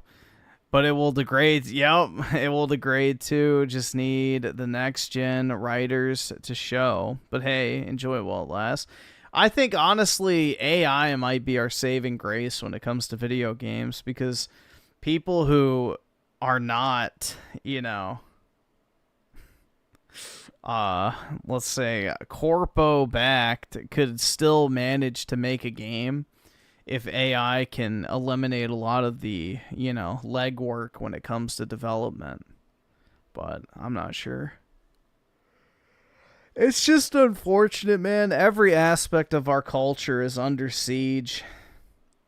It's becoming this degenerate, repulsive, just malignant tumor on society that just corrupts it from within. It's very fucking sad to see. See, I can't keep doing streams. I have to do stuff. People are going to show up for it and support. It's a business as well as a hobby. You get that, right? Like, it is what I love, but it also is my job. So, it'd be like, if you have a job, let's put it this way. Let's say you have an office job, right? And there's one part of your office job you absolutely love doing, but you can't do it all the time. You're outright told by your bosses, that's not what we need you to do all the time. Sometimes that's good, but if you just do that one thing all day, that's not getting the whole job done. You still got to do this and this and this and this. You have to stop doing what you like and do the other parts of your job. And that's how I have to take this, you know? I don't like any part of my job, which is why I don't make YouTube my job, Phil. You can get on stream and do whatever the fuck you want if you don't need to make a certain amount of money each day. You know, I get my $300 whatever dollars after tax from working my 8-hour wagey job. So, you know, I get my expenses covered from showing up to work, doing my fucking job, and then on stream at night, I can do whatever the fuck I want to. Because, yeah, I can make money from this, but I don't need to make money. Bro, look at this. 1488. Huh? Loving an office job. Are you Jewish? DSP. Bruh. Oh my god. I mean, it's just, nobody loves their job. Nobody fucking loves their job. I don't, yeah. I'm not getting on that whole fucking thing, but yeah. I did tough through it, and I accepted that there were going to be nights like tonight where no one was really going to support, and I kind of swallowed it. You know what I'm saying? I said, well, it is what it is. I tried to pull out all the stops. I made offers for badges. I did everything. Sometimes life is life. Que sera, sera, right? But like I said, I'll leave it installed. I think we'll probably one day go back to it, especially if maybe there's a situation where there's like a crazy good week or something, and already things are doing so well, and I got a free night, and I'm like, you know what? Let's just pop open Clear Obscure tonight. Let's fly around, and let's explore the optional content, right? Let's do that. I would hope that there will be times like that this year. There certainly have been, and there hopefully will be in the future, where it won't be a big deal to take a night or, you know, every once in a while in a random week and not have to worry about, oh, am I getting support tonight, right? All right, well, folks, that's it for Clear Obscure. I'm going to get to the bottom of what's going on with the camera right there. I don't know what it is, but all right, so. One of the sandwich shop only served pastrami and Jewish meats. Oh, my God. Tomorrow will be a very interesting day, okay? So tomorrow, we're going to have a short podcast, maybe like 30 minutes, okay? After that short podcast. What about porn stars? Dude, porn stars get sick of sex. They have to start taking Viagra because they can't keep it up anymore because they get so desensitized to having sex. So it's like an actual thing, is like porn stars become literally unable to enjoy sex after a certain point. They can't even get erect anymore because they've just become like so numb to seeing like these random women naked or what. It's like an actual problem. It's like an actual problem. Most porn stars within a few years, especially male, like even sometimes within a year, they have to start taking ED medicine because they can't keep it up.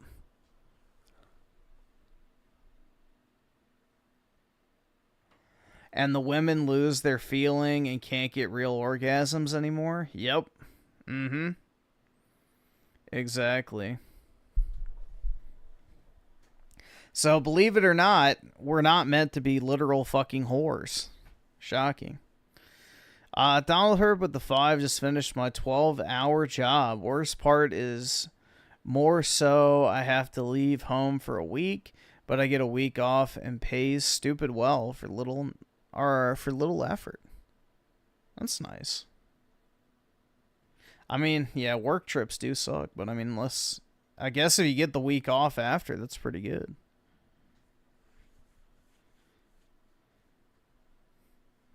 Yeah, I don't, like, the thing is with work is not supposed to be fun or enjoyable or whatever. But what Phil does is not fucking work. Him playing a video game is not work. The work should be finding ways to entertain his audience, regardless of what he's doing. It's up to him to actually make the shit he's doing entertaining. So it shouldn't matter in theory what game he's playing on stream. What should matter is the entertainment value his audience gets from watching him do that thing. So, in theory, he should be able to play any game whenever and for however long he wants, with little to no consequence, if he was actually consistently entertaining, which we know he's not.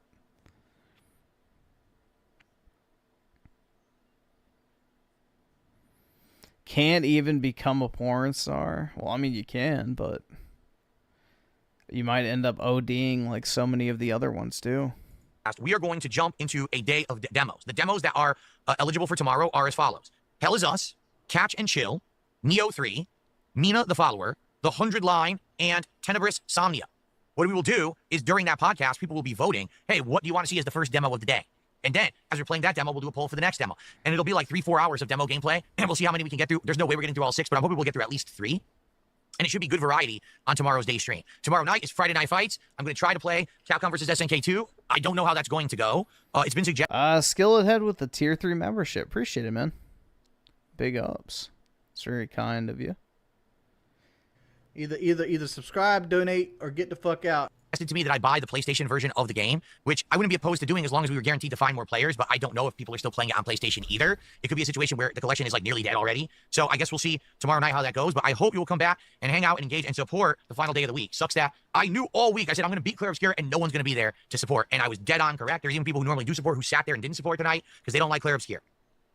There's not much I can do about that, folks, okay? All right, everyone. So I wish you all a good evening. I will see you all in the morning for my final streaming day of the week. Peace out and have a good night, everyone. Bye-bye. I got the drip going. I got the drip going. Bye-bye. Yeah, I've seen people. They grade the VHS and the DVDs. Yeah. Anything Pokemon gets graded nowadays.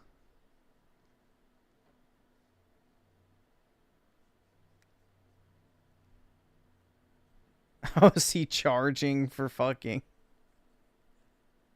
I love the channel name, Robust Urban Garlic. So he's charging $10 to switch the racer on Mario Kart. Dear God. Oh my God, bro. It's just pitiful. It's so sad. GameStop doesn't grade the cards, but they let you submit to PSA through them.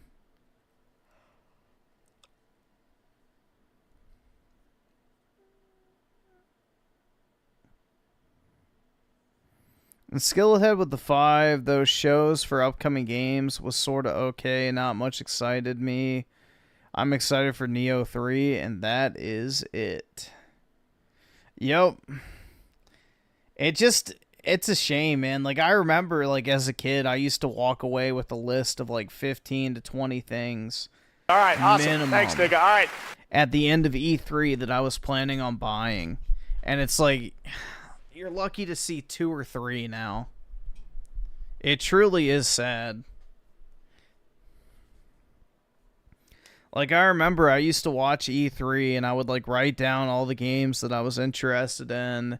And that way I would have, like, the running list of all the titles that were announced that looked like something I'd want to try out. And it's, like, so rare to even find. I would say 5 to 10 nowadays for the entire calendar year. It's quite sad. You know, the E3 season used to be like a true, I don't know, like Christmas for gamers type thing where it's like you got to see all the cool stuff coming out. Nowadays, it's just all the stuff you don't want to play.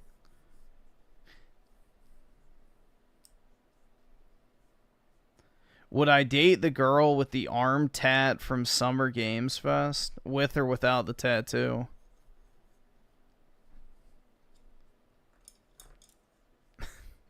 If she has the tattoo, I don't know, but I don't remember what she looked like. Here, let me see if I can find her real quick. If I can find it, then I'll look, but otherwise.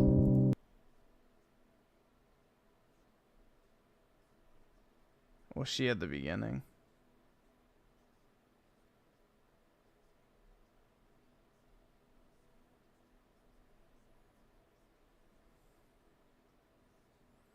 Oh, this was her? Combines the survival and MMO genres with a thrilling... Probably not. Cinematic story. It arrives on PC in just a few days on June 10th, but you can play it right now in Steam Advanced Access. Here is a brand new look. All right, awesome. Thanks, nigga. Yeah, All right. nah. Nope. That's gonna be a no for me, dog.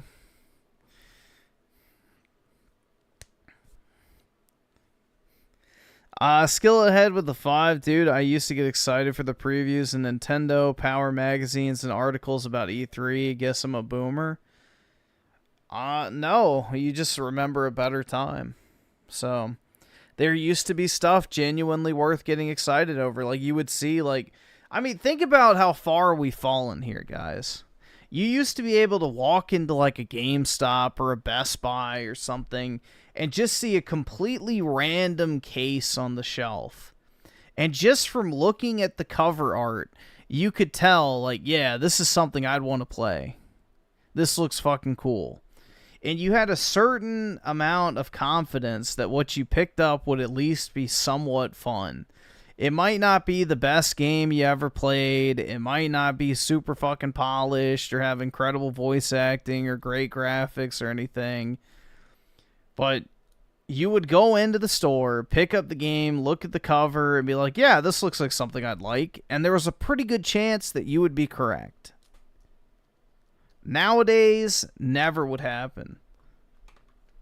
You have to, like, do a full 15-minute deep dive review on whether or not it'd be something you're actually interested in because of all the hidden shit, all the concealed issues, and I don't know.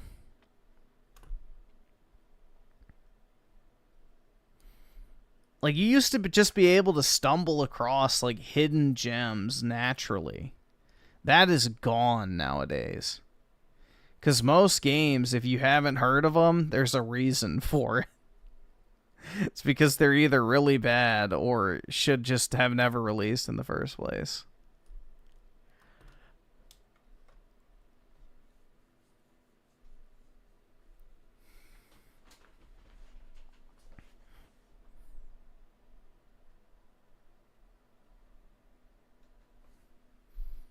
Like, I always go back to this example.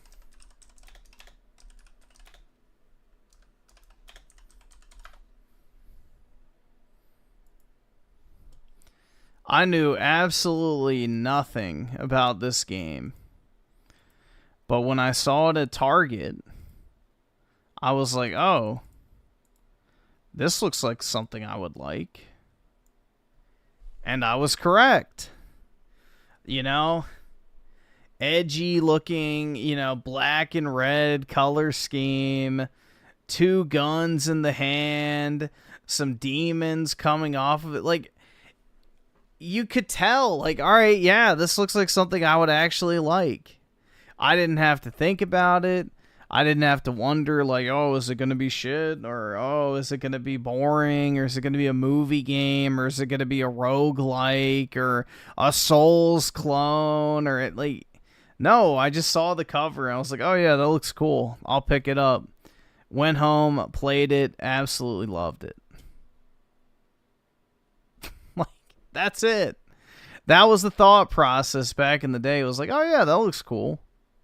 Same thing with, like, BioShock. I knew nothing about that game, but I was like, bro, look at the diver suit. Like, that's what sold me on BioShock originally, was, like, the super, you know, I wouldn't say glossy, but, like, the foil case for BioShock 2 with, like, the textured cover and stuff. I don't know, man. I knew nothing about BioShock prior to that, and I was like, oh, that looks really cool. Bought it, took it home, played it, loved it. It's just that simple. Those days are gone. Yeah.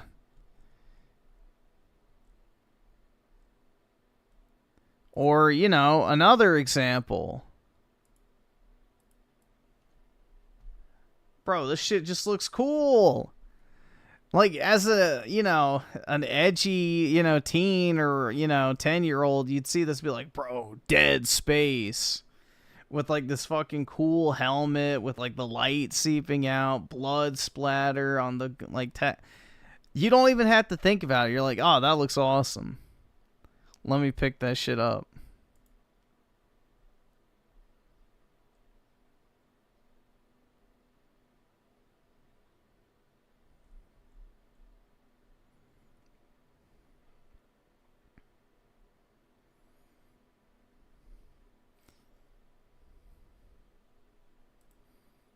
Let's see. Skillethead with the 2. Look up the cover for NES Ninja Guide. Alright. Let's see.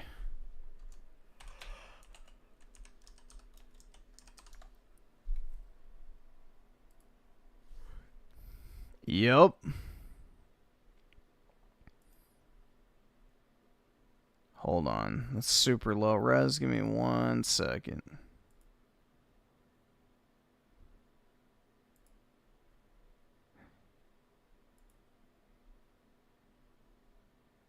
Why is it not pulling up? All right, that's close enough. It's not the full thing, but yup.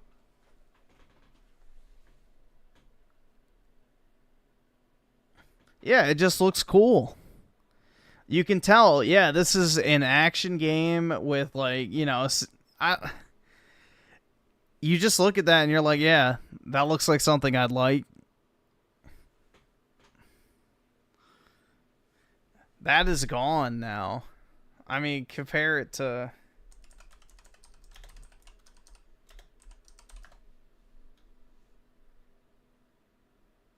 What's a good game? That's a loaded question. Trying to think of a game that had...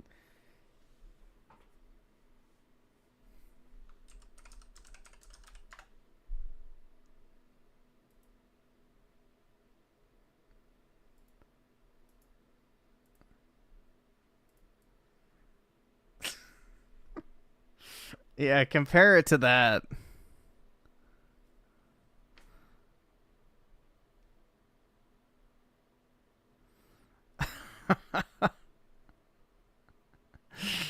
Compare it to that, dude. As much as I love Final Fantasy 16, it doesn't have good cover art. I don't remember it off the top of my head.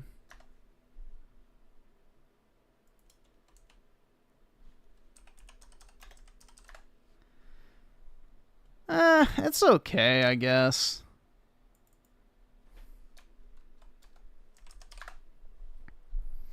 Yeah, it's not great.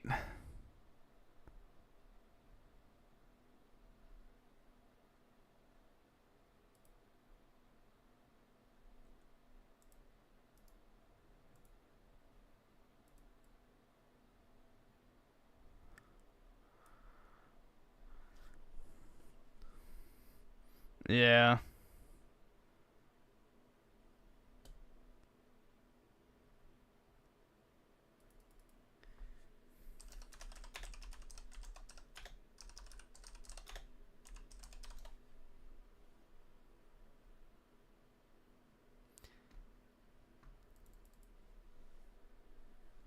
I think Remake has a better cover art than Rebirth, definitely. The Remake, or no, the Rebirth cover art should have been this image.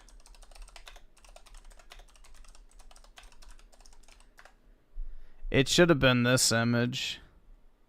If I can find it.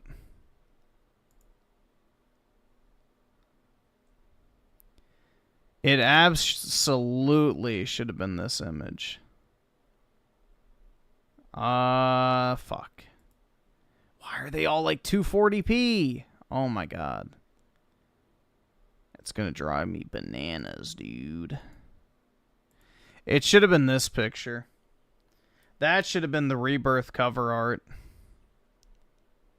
And the Steelbook cover art. They fumbled the bag with the case art. Like, this should have been it. It looks so good. Well, this is a better one.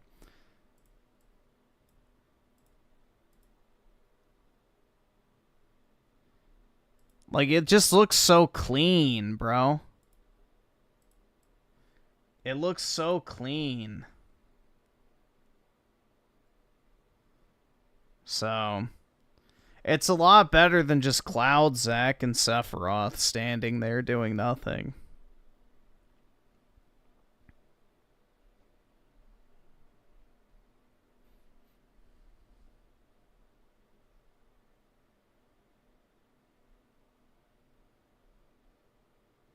'15's cover art?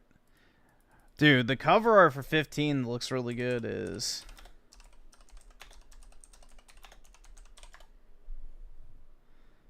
I really like this one.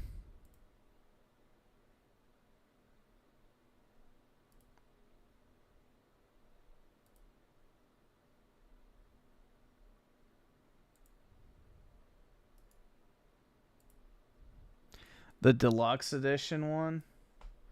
I think this one looks really good.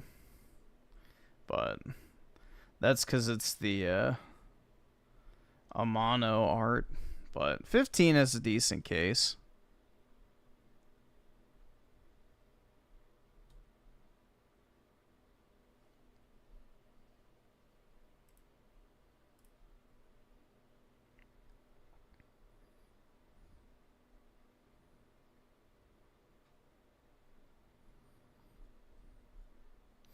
The worst cover art, though, is the, hold on.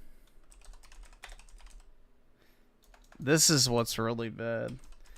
Rebirth Japanese case. Dude, the Japanese box art for the Final Fantasy Remake Saga is so bad. Ready? Look at this absolute banger, bro. This is literally what it is. Ready?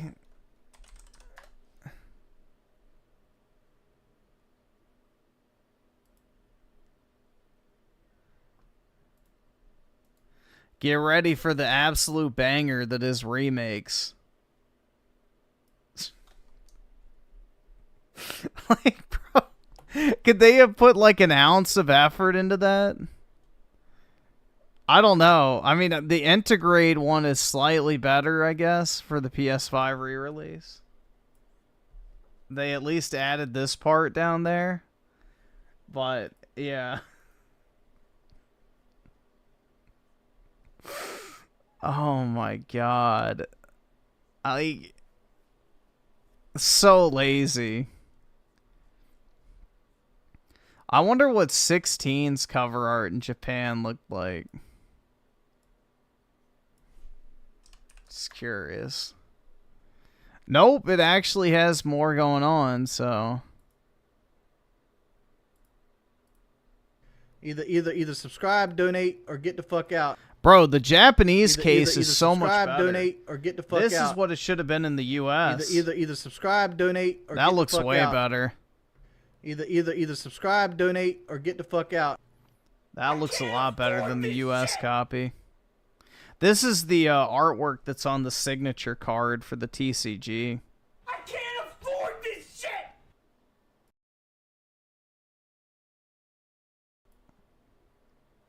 I can't afford this shit! Let's see. Donald Herb with the 5 gifted memberships. Really appreciate it, dude. Thanks so much. And also with the 5. Oh, no. Government spending again. Don't tell Elon. I won't say a word. My lips are sealed. And Skillethead with the 2 Mega Man 1 cover art is worst. Alright. Oh, I think I know what you're talking about. Yeah, I think I know what you're talking about. I'll pull it up. Donald Herb with the 5. Bioshock has some great covers. Look up the collector's cover art. I think it's so. Alright, give me 1 second. Oh, the collection cover art. Okay, yeah. The Mega Man. Yeah, okay. This is exactly what I was thinking of.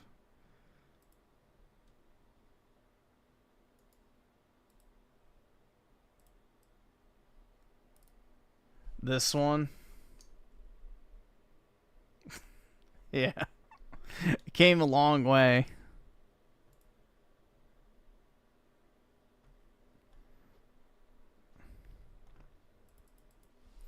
Bioshock collection car case. Yeah, I think the Bioshock collection case is pretty cool.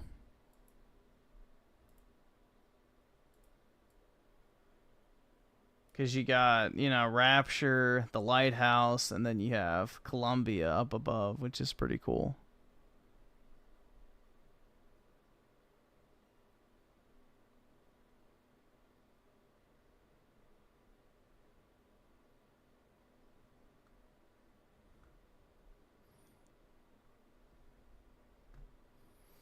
And Ferrix with the 5, that Final Fantasy 16 cover art's actually the reversible cover on the physical release. I know because I own it physical. Well, the thing is that I'm saying, like, it should have been the default. Because, like, if it's sitting on the shelf... I mean, let me see if I have it still on here. Because somebody had it. Oh, fuck. No! What the hell happened? Oh my god, this thing is fucking up. Give me a second here. Stop! Alright, there we go. Here we go. That's what I'm looking for. Yeah, so look, like, which one would you be more likely to grab? So, like, they're both sitting on a shelf. Which one are you going to grab? This one or this one? That's the point I'm trying to make, is, like, this should have been the default for English. Because the whole point of a cover art is to get you to buy it.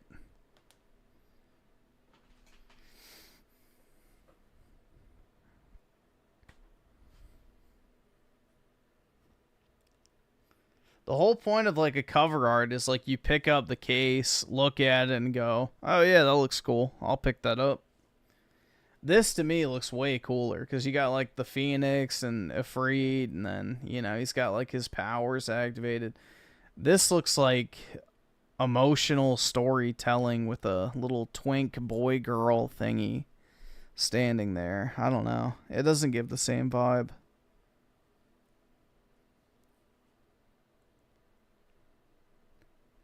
I think that looks a lot cooler.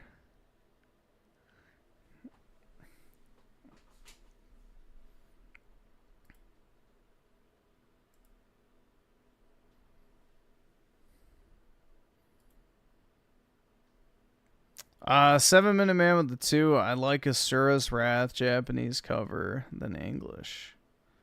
Alright, I'll look it up real quick. I like the Lollipop Chainsaw Japanese covers more than the English ones, too. The Japanese have some fucking cool cover arts. I can't afford this. I don't know. I kind of like the English one better, if I'm being honest. I think the English one looks cooler. You're fucking poor! Oh, that's microscopic.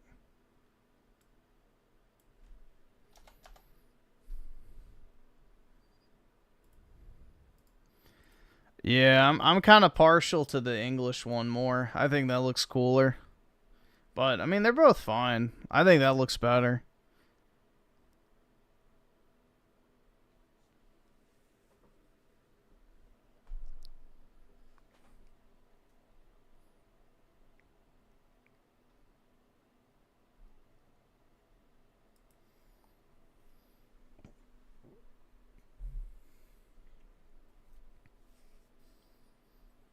Trying to think what game it was where the Japanese cover art was like so much better.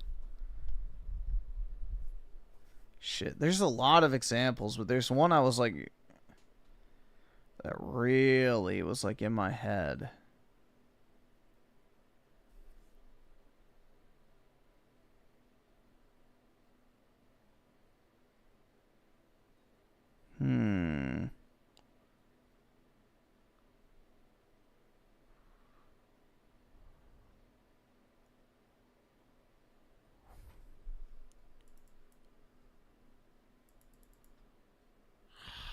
Can't remember what it was.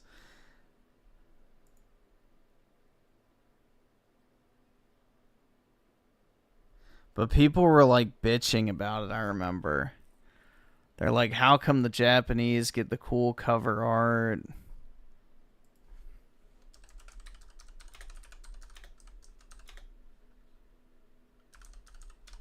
I can't afford this shit.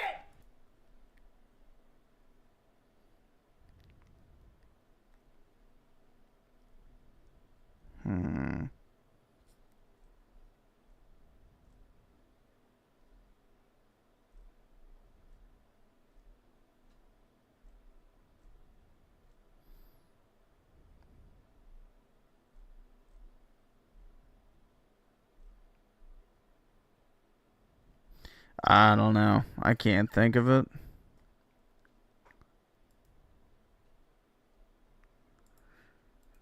Chugga Chugga Gaming with the 2 Smash Bros is great cover. Yeah, I mean, it's more just like a montage of all the different characters. But yeah, their cover art's pretty good usually. Especially Brawl. I like Brawl's cover art the best. And Donald Herb with the 5. COD used to have peak cover art. Simple but effective. Black Ops 1 and Ghost are my favorite. Yeah. Black Ops 1 probably has the coolest cover art of any of the COD games. But it also has the best campaign, too. So, Treyarch's best game was Black Ops 1, and it's been downhill ever since. I will never be convinced otherwise, but yeah. Black Ops 1, I think, probably has the best Call of Duty cover art. Like, it's just so iconic. Like, when you think of an Xbox 360 gritty FPS game, like, that is the image that comes to mind.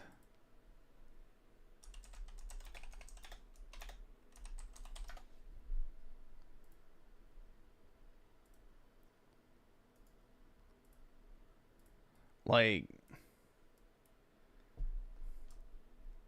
that is, like, so, you have, like, Mustang and Sally, the pistols. I don't know, dude. That is Call of Duty right here. This is the vibe of COD.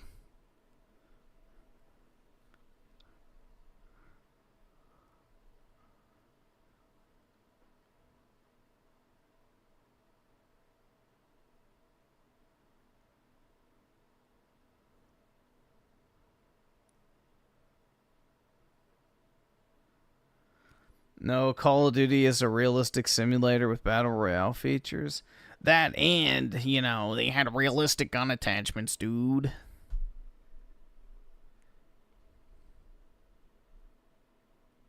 Yeah, it looks so good, bro. Again, another franchise you can't look forward to anymore. Add that one to the list.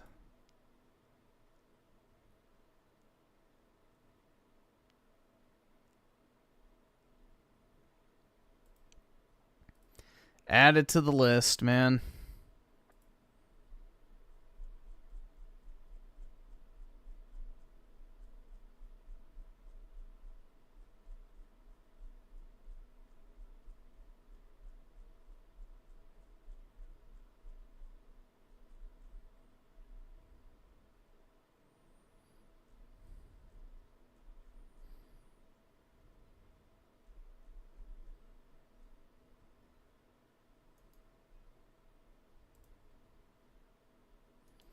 Or just something simple like this.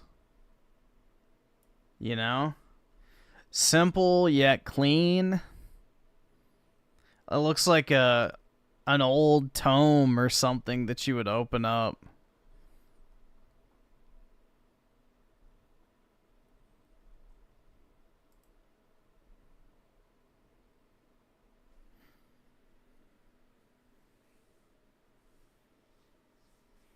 Yeah, and the Final Fantasy 13 cover art has a foil coating to it too. For 13 for 13 and 13-2. Lightning Returns does not have the foil cover art, but there is a version of it with the with Lightning wearing Cloud's outfit holding the Buster Sword. So kind of makes up for it.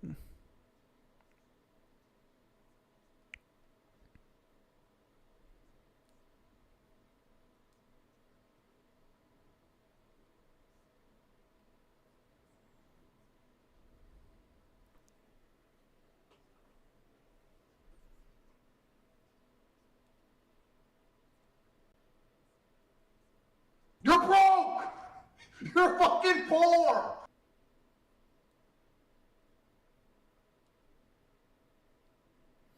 Chugga Chugga Gaming with the 2. Look it up. Either subscribe, donate, or get the fuck out. Banjo Kazooie N64 cover art.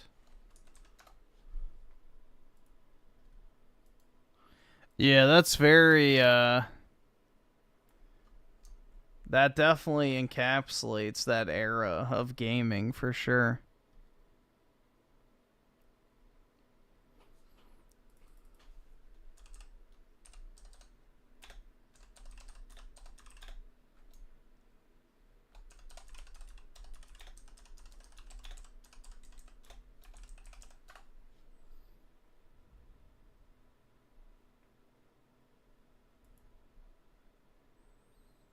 Yeah, these are so cool. I have one of these graded, sealed. But, yeah, these are really neat. So this was like the Target Special Edition Steelbook Edition. And it was Lightning in Cloud's outfit holding the Buster Sword as like the cover art. Which is really cool. So, I have one of these graded. But, yeah, pretty neat.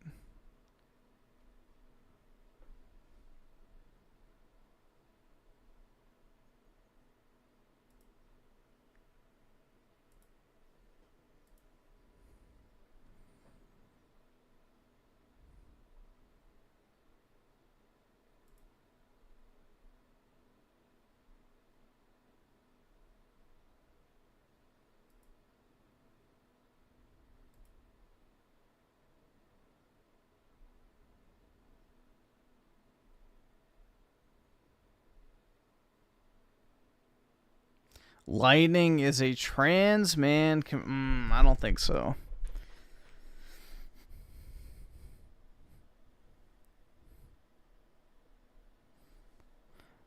Yeah, I'll never complain about a chick being flat, personally. As long as she's skinny, man, you know, I can deal with flat. Give me flat over fat or fake any day.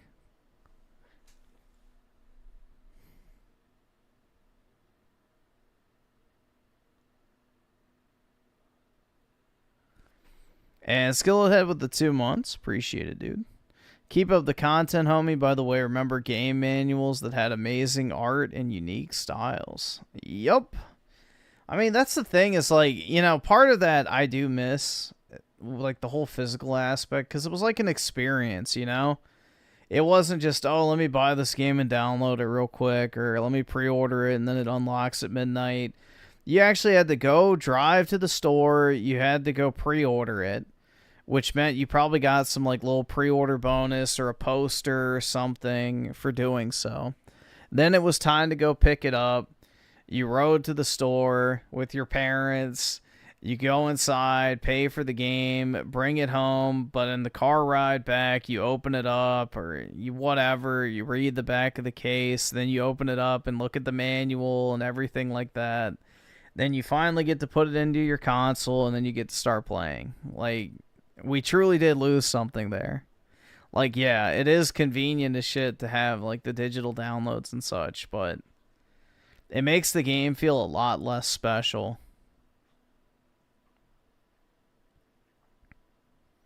It makes them feel a lot less special.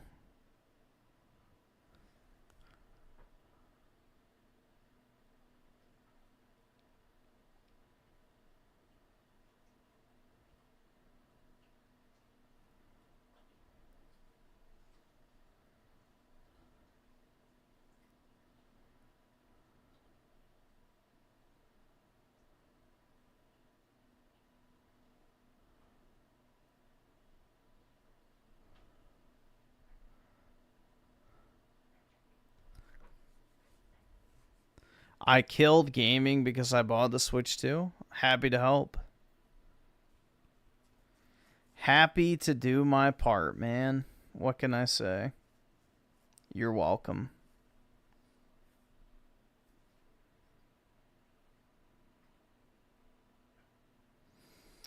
Skill ahead with the 2 look up. Okay.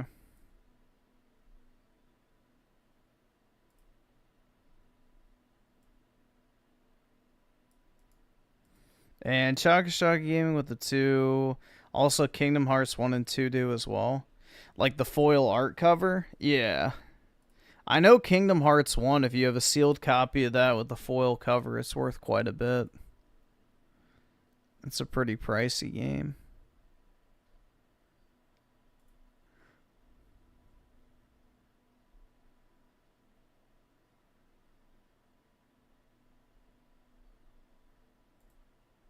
I can't afford this shit!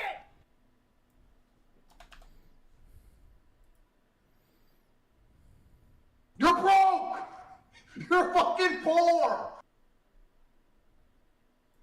You're broke! Trying to find a good example to pull up. But yeah, there's actually a Legend of Zelda, or I shouldn't say Legend of Zelda, it's like a Nintendo trading card game from Topps. And it has a lot of the similar artwork that you're talking about from this. It's super tiny. It's hard for me to pull up, but yeah. There's like a Topps trading card game from back in the day from like the prominent Nintendo, SNES, and NES games.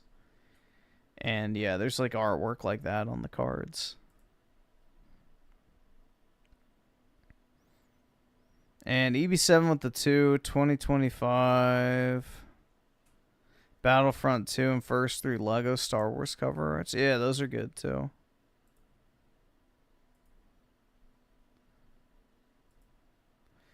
Yeah, now, like, I can't even remember what the cover arts look for, like, for games. Like, you know, it's hard to remember because you don't even look at them.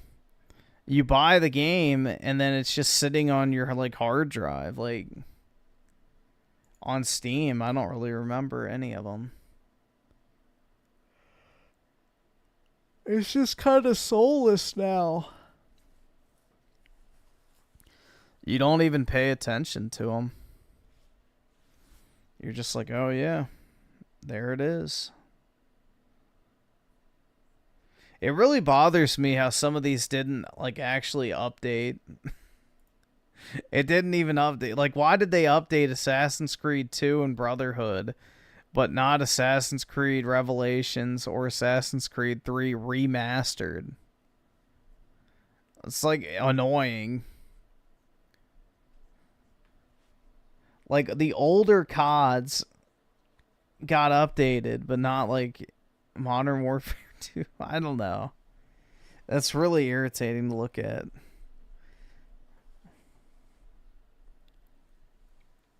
I wish you could go back to how Steam used to have it with like the horizontal rectangles instead. I think those were better.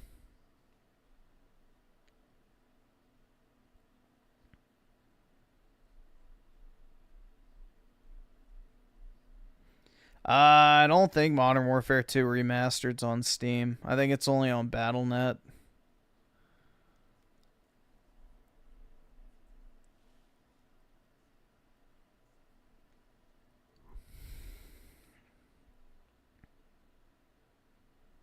I'm pretty sure it's only on Battle.net now.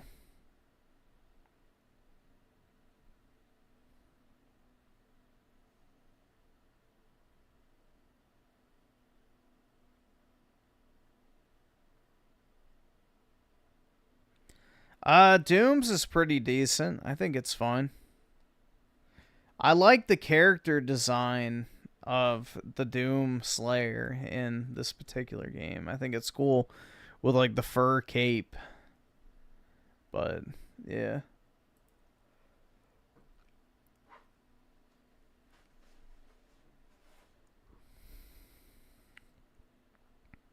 I think the aesthetic of the Doom trilogy in general is pretty good.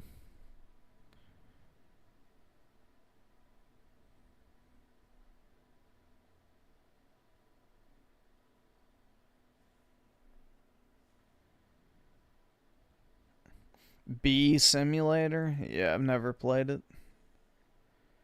I don't know why I have it, but I do. I think it was probably a Humble Bundle game. I just redeemed it.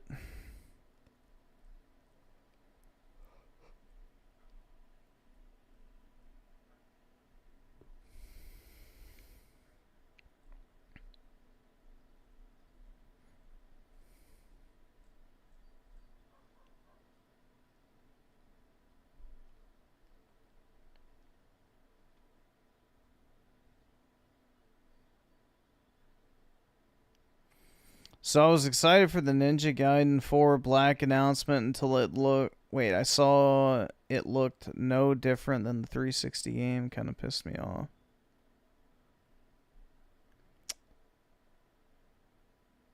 Do you mean Ninja Gaiden 2 Black or Ninja Gaiden Black or just Ninja Gaiden 4?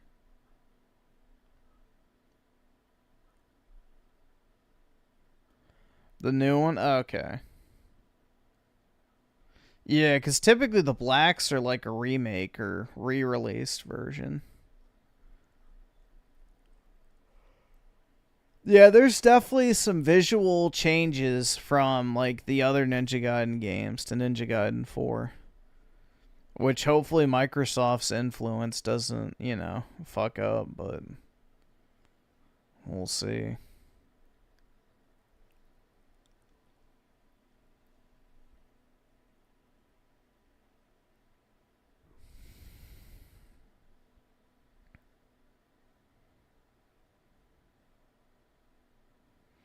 Rachel isn't in the game. It'll be mid. Yep. Well, they removed her from the trailer of whatever Ninja Gaiden 2 Black. So, yeah, Microsoft removed all the women from the Ninja Gaiden 2 Black trailer on their channel and during the showcase.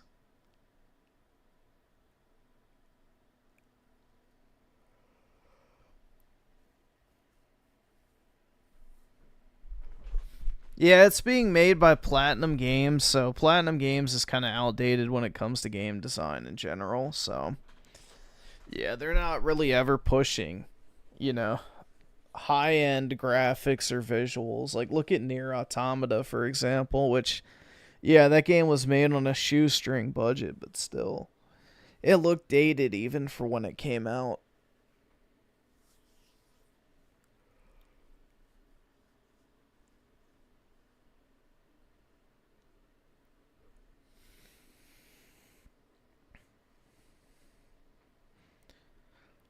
Last good game of Nier? Yeah. Yep. Well, I think they made Astral Chain too, which I've heard is good. I've yet to play it, but I've heard that game's good.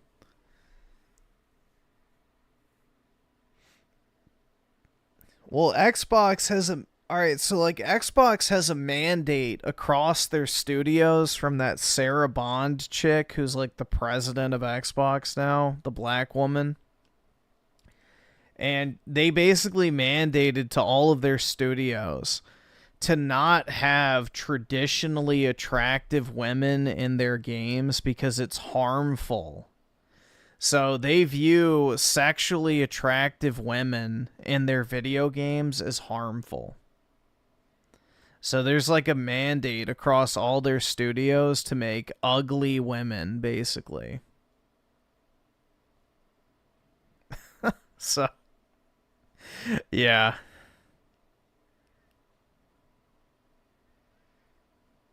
Xbox cannot go out of business fast enough, if you ask me.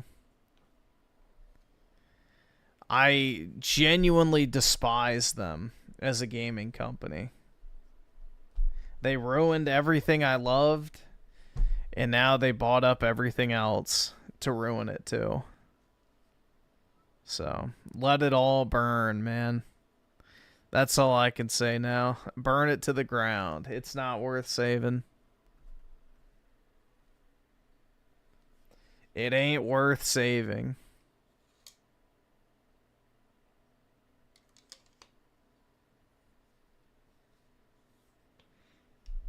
Yep. Call of Duty will just keep getting worse.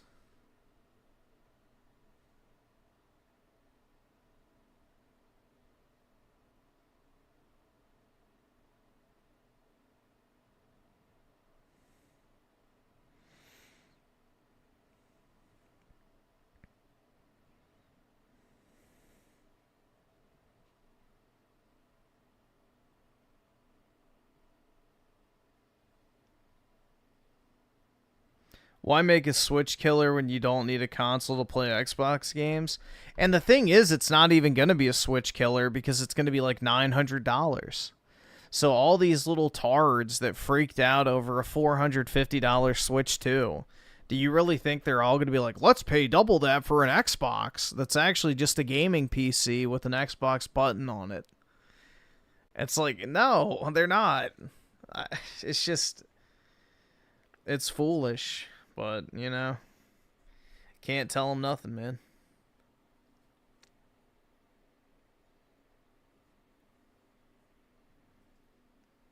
They obviously know what they're doing. They've been so wildly successful up until this point. What could go wrong?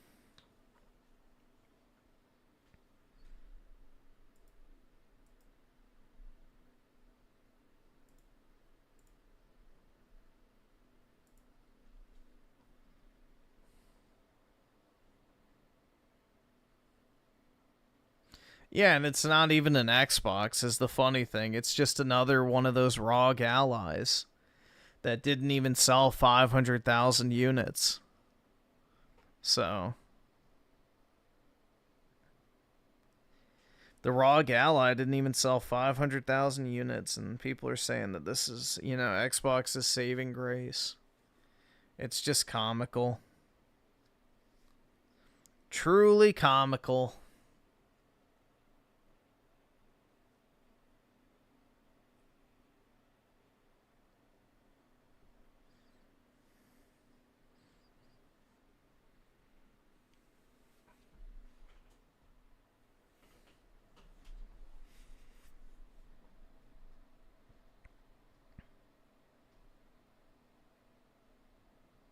Microsoft's been shooting themselves in the foot for the past 10 plus. Yeah, dude, ever since Philip came in charge, it's just been disaster after disaster.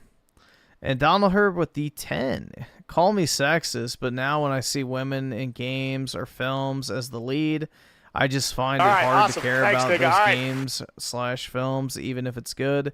The girl boss trope ruined female leads for me. Yeah, every time I see a woman beat up a man, I just, like, die inside. I'm like, bro. It's just... there's no way I can suspend disbelief to that level anymore. I can't do it anymore. It's too bad. Like, no. It would never happen. A girl would take a swing at a guy, he would eat the punch, and then beat the ever-living shit out of her. Like, if a 95-pound woman punched you in the face, it might hurt a little bit, but it sure as shit ain't gonna knock you out. And then you're just gonna pimp slap the fuck out of her, knock her on her ass, and you could just curb stomp her. It would be so, like, it's just idiotic.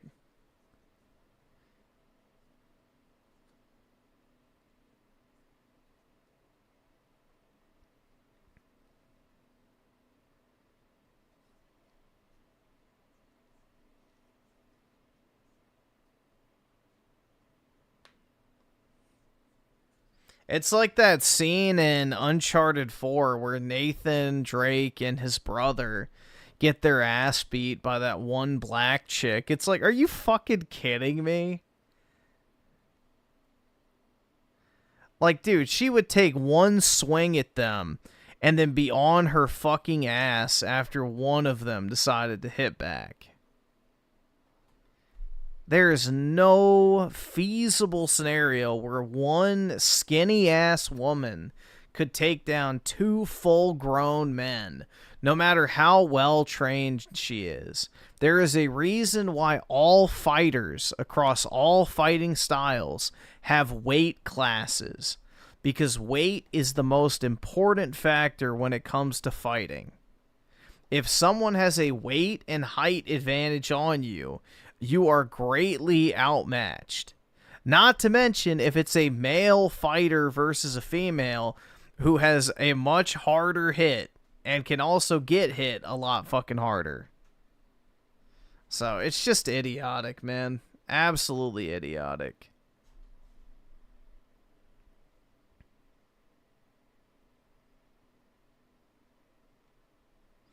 Donald Herb with the 2. Bow to your queen. That's right. The greatest game of the generation, man. Truly 10 out of 10 quality. God of Snore Ragnarok is a modern masterpiece.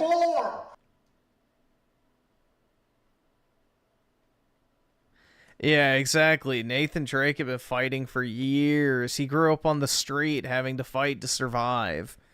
And some little fucking, nothing black chick comes and beats him up, and his brother at the same time.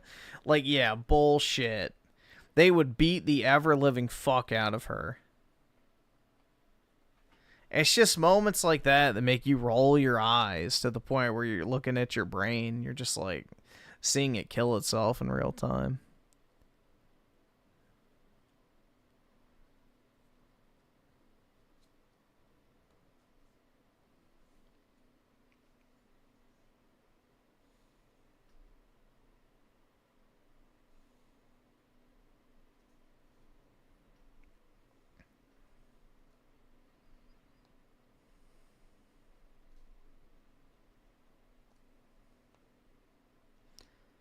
Then they made the sequel Oh, yeah, Lost Legacy. And then the new Uncharted will be Drake's daughter.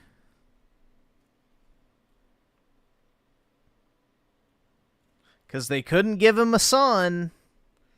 So the family lineage would die with him. Isn't that nice?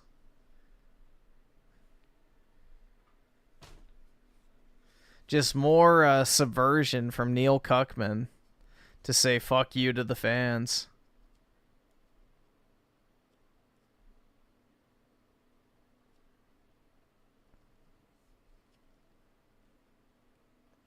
Dude, that Wolfenstein 2 game, I got an hour and a half in. That shit is vile. That shit was so bad, I deleted it from my Steam account.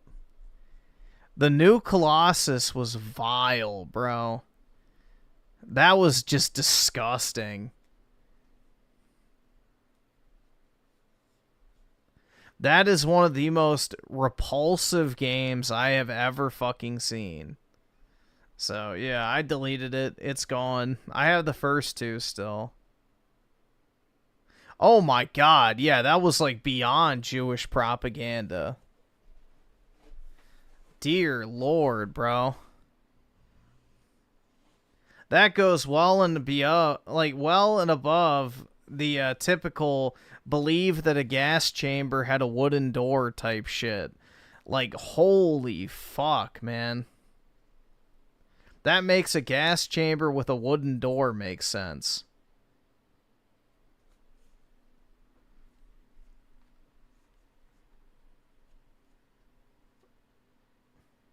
Or an escape hatch, but don't tell anyone about that in the floor. They only caught it in the 70s. Did you guys know that there's actually no standing gas chambers? They built them after. FYI. That's why there's claw marks in the concrete. It's fake. Didn't exist. The Soviets built them after they liberated the camps. None were left standing, quote unquote. They're recreations.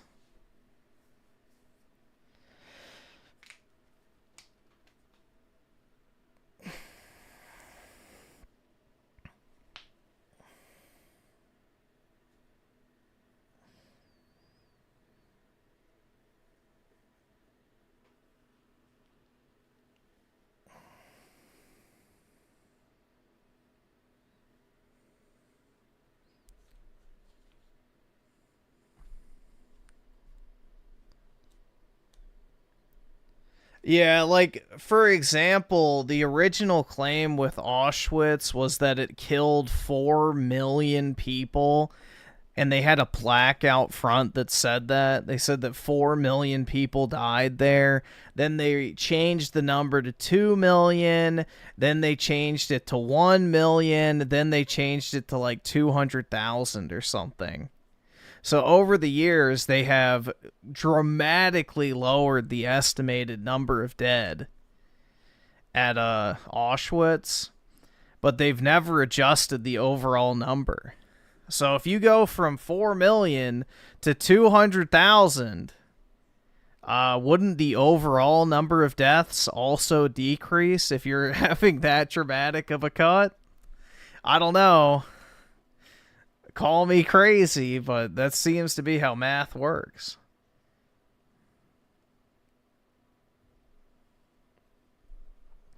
So, yeah.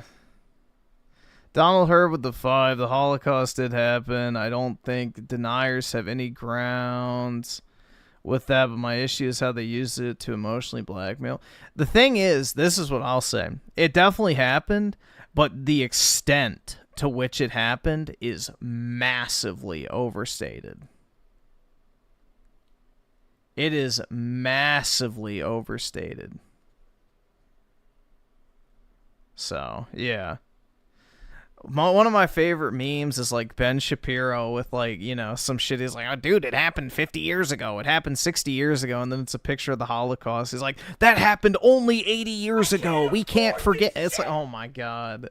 Like, literally all this other shit he starts excusing by saying it happened 50, 60, 70 years ago. But then when it gets to the Holocaust, he goes, that was only 80 years ago. Stop. It's like, okay, bro. It's just the double standards are insane. The double standards are insane. Yeah, that's the thing, because wasn't like... I think it was typhoid fever or whatever the fuck it was is what actually killed most of the people in the camps. Which would make sense.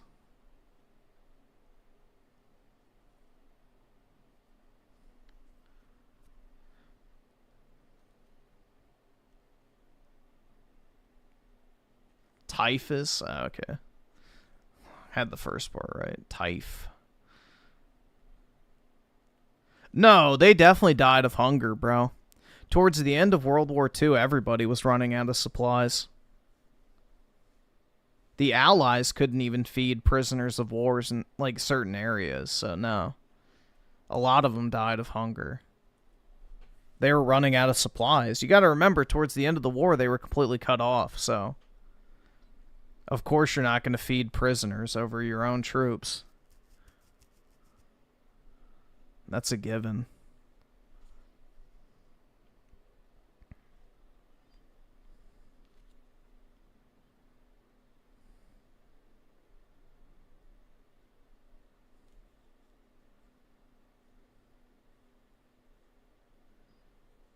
I'm getting Ben Shapiro after you, Griff. It's over. That'd be fun. That would be fun. Benny Boy can't play emotional arguments with me, so it'd be funny. I don't think he's ever I don't know, maybe he has, but I have pure apathy towards shit like that. I genuinely don't fucking care. The whole emotional herder, people died argument, I don't fucking give a shit. Genuinely. People die all the fucking time. You know, the Soviets butchered how many millions of Germans after World War II? They butchered how many of their own fucking people? They starved out tens of millions, if not hundreds of millions of people. But, you know, the ultimate evil is the guy that killed probably 1 million people at best. Okay, bro. It's just, like... The selective outrage is quite convenient because we all know what particular lineage most of the Soviets came from, so it doesn't fit the victim narrative. I don't know.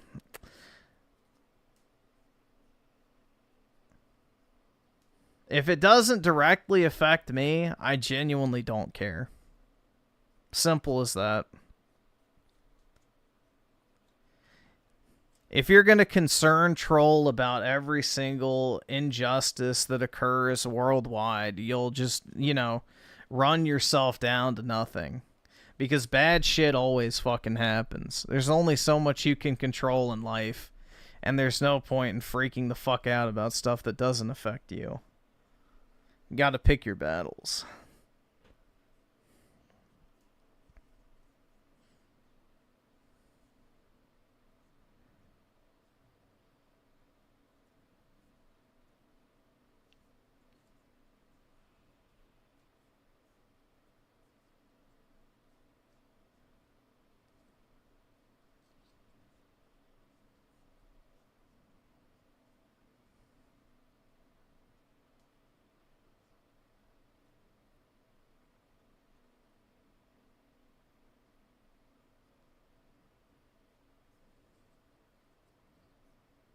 Yep, why are there no Hollywood movies about the communist tyranny that Stalin led? Because the communists control Hollywood.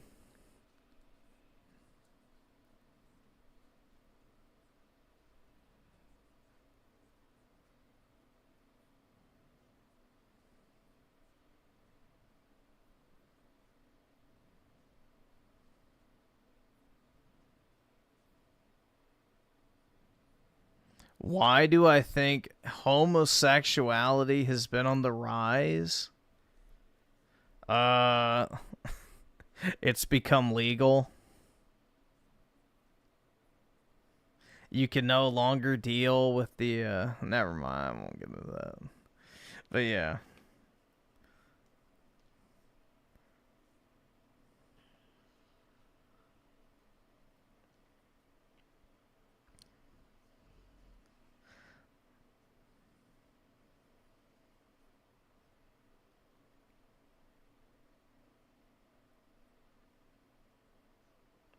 You might be using a no-no word in the super chat is the problem if it's refunding you.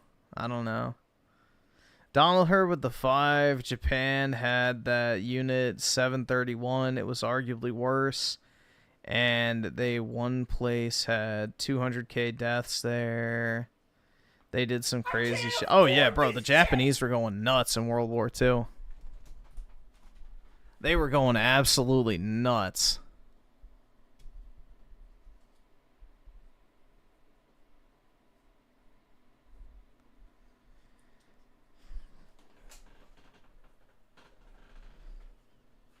Yeah, they went through China like a hot knife through butter. But looking back on it, it was warranted. But yeah, we should have teamed up with Japan. Been like, yeah, let's carve up China together.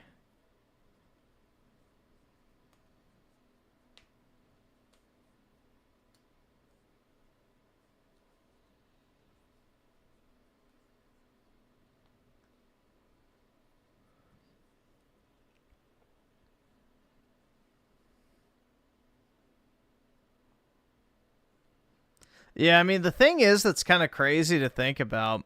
If you look at World War II from a pure loss of human life perspective, allowing the Soviet Union to have a, lasting place in the world, like, let's say, we reversed the roles and we had teamed up with the Axis instead of the Allies.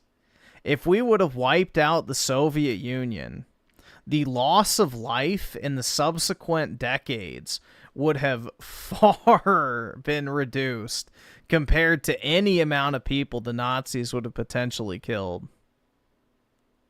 Like, if you think about it, how many hundreds of millions of people died at the hands of, Soviet rule compared to, like, how many people would have died. Let's say if the Nazis had won World War II and they had taken over France, Poland, and, a few other places here and there.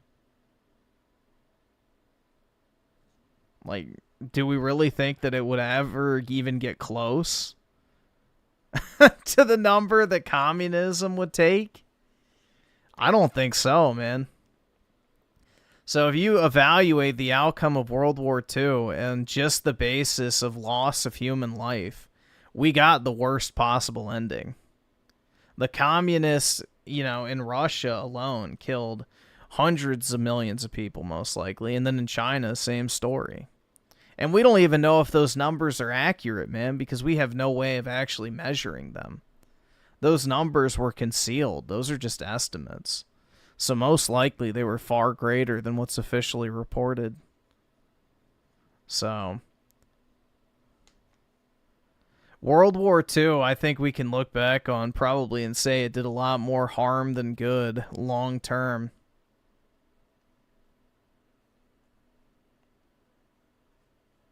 Yeah, Patton said we defeated the wrong enemy, so he wanted to go into Russia and wipe every single one of them out.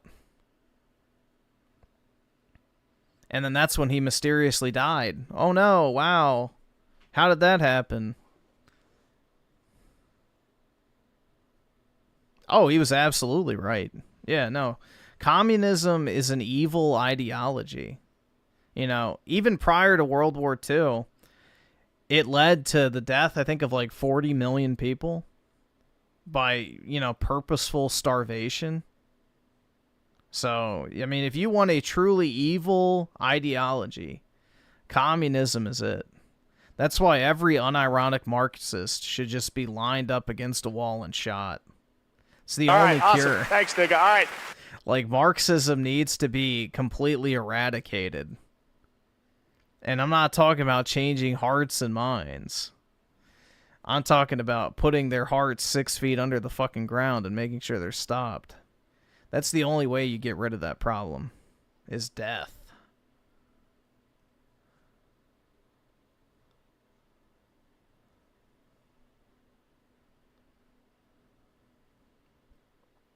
Skillet head with the 5. Remember, the victor gets to tell the story. That's history. Oh, yeah. 100%.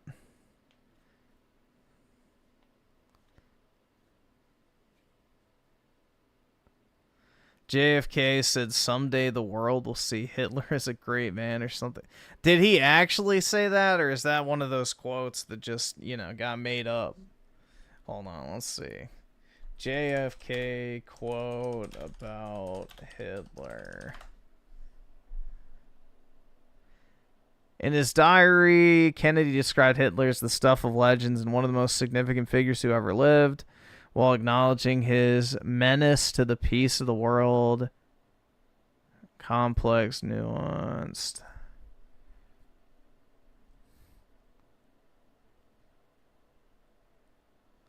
I think he just said, well, is one of the most significant figures who ever lived. Okay, yeah, that's a little different, but significant doesn't mean great. It just means, important. Well, the thing is, what he accomplished in Germany in such a short amount of time economically is like nothing short of a miracle. So economically, yeah, the whole turnaround of the German state was incredible. So very few people have ever done something like that. And Donald Herb with the 5, I'm not saying I agree or like anything, but with how biased the media is, I wonder how bad certain people are throughout history. Oh, yeah. Like FDR or Winston Churchill, two absolute shining examples of, excellence according to certain people. Yeah, no. Dude, Winston Churchill and Roosevelt are probably worse than Hitler, if we're being honest.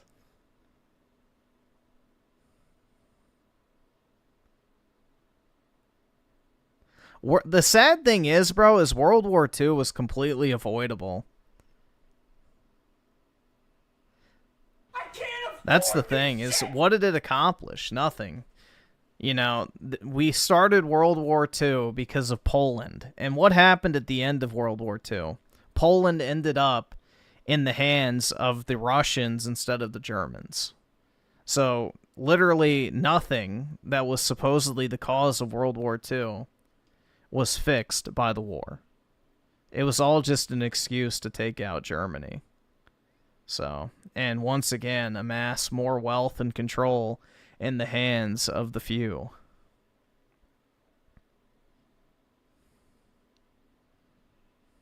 No, Pearl Harbor was an inevitability after the U.S. embargoed Japan. So basically, we had embargoed Japan and prevented them from getting oil. So we had already declared war on Japan indirectly prior to Pearl Harbor. Pearl Harbor was a response to the U.S. cutting off Japan's supply line, effectively. So Roosevelt had already declared like a Cold War on Japan at that point. So we were the aggressors, not the Japanese.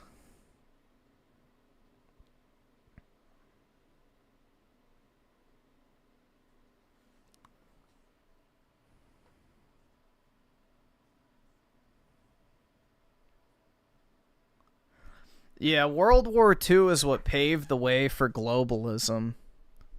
So, yeah. That is definitely the downfall of Western civilization.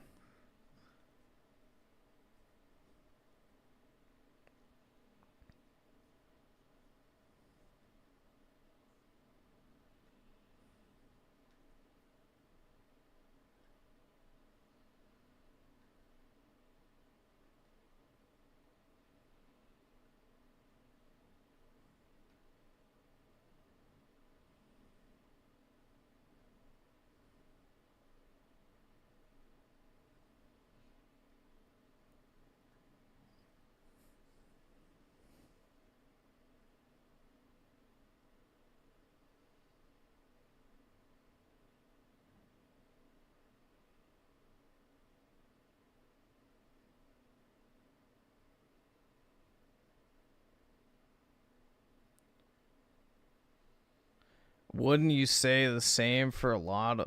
I guess it depends on the war, but... Yeah, the only war that's worth fighting is one that directly profits the general citizenry. You know, the Romans had the right idea back in the day when it came to war. They would go in, rape and pillage and take all the money and resources and then form it as a colony to extract tax revenue. You know, that's what war should be done in the name of, is enriching your populace. Not defending some other random place that doesn't fucking matter to anybody. Like Ukraine. We should have just split the resources with Russia from the beginning, and then we could have been done with this whole thing at the start, but...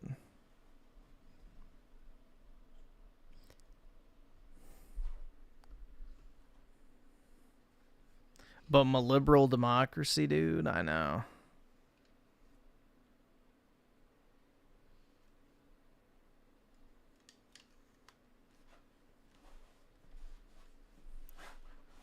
Thank God for democracy, am I right?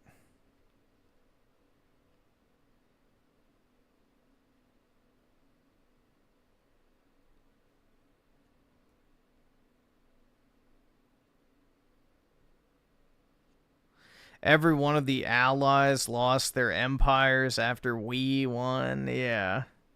Funny how that works, exactly. The only person that gained an empire was the Soviets.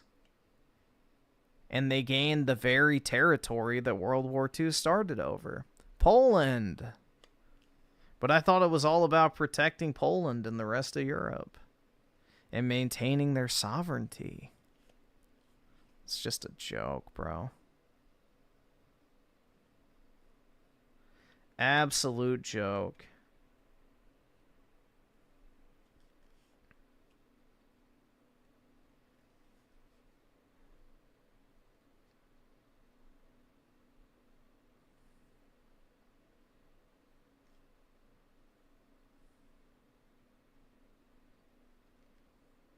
No, so communism... So socialism and communism are different in the sense... The thing that really ruined the West is Marxism. Whether you want to brand that as socialism or communism, like... That's kind of like two similar things, but they're different. Marxism is what destroyed the West. Specifically cultural Marxism. So... That's where all your DEI, fucking affirmative action, welfare, you know, racial bias, all this type of shit comes from is, you know, Marxism, and specifically cultural Marxism.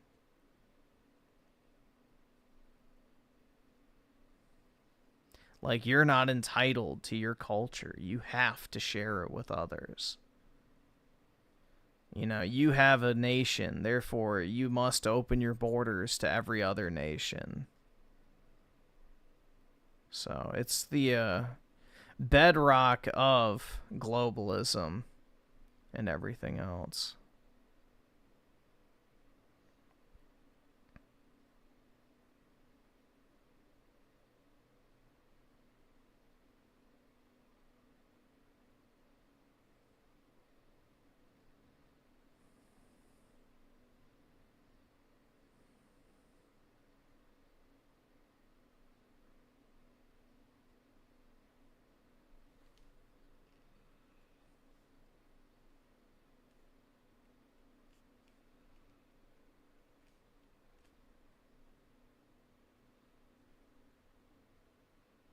Oh, damn, bro. It's 7:15. I just looked at the time. I probably need to get off, guys. I gotta go, get ready and shit. Trump needs to get a bit more... I agree. He just needs to tell the courts to shove it and start sending all these fucking people back. Send out the death squads if need be. And then pardon every single one of them. But who knows, man. We'll see. But anyway, guys. Have a wonderful Friday. And a great start to your weekends. And I'll talk to everybody later. Peace out, guys.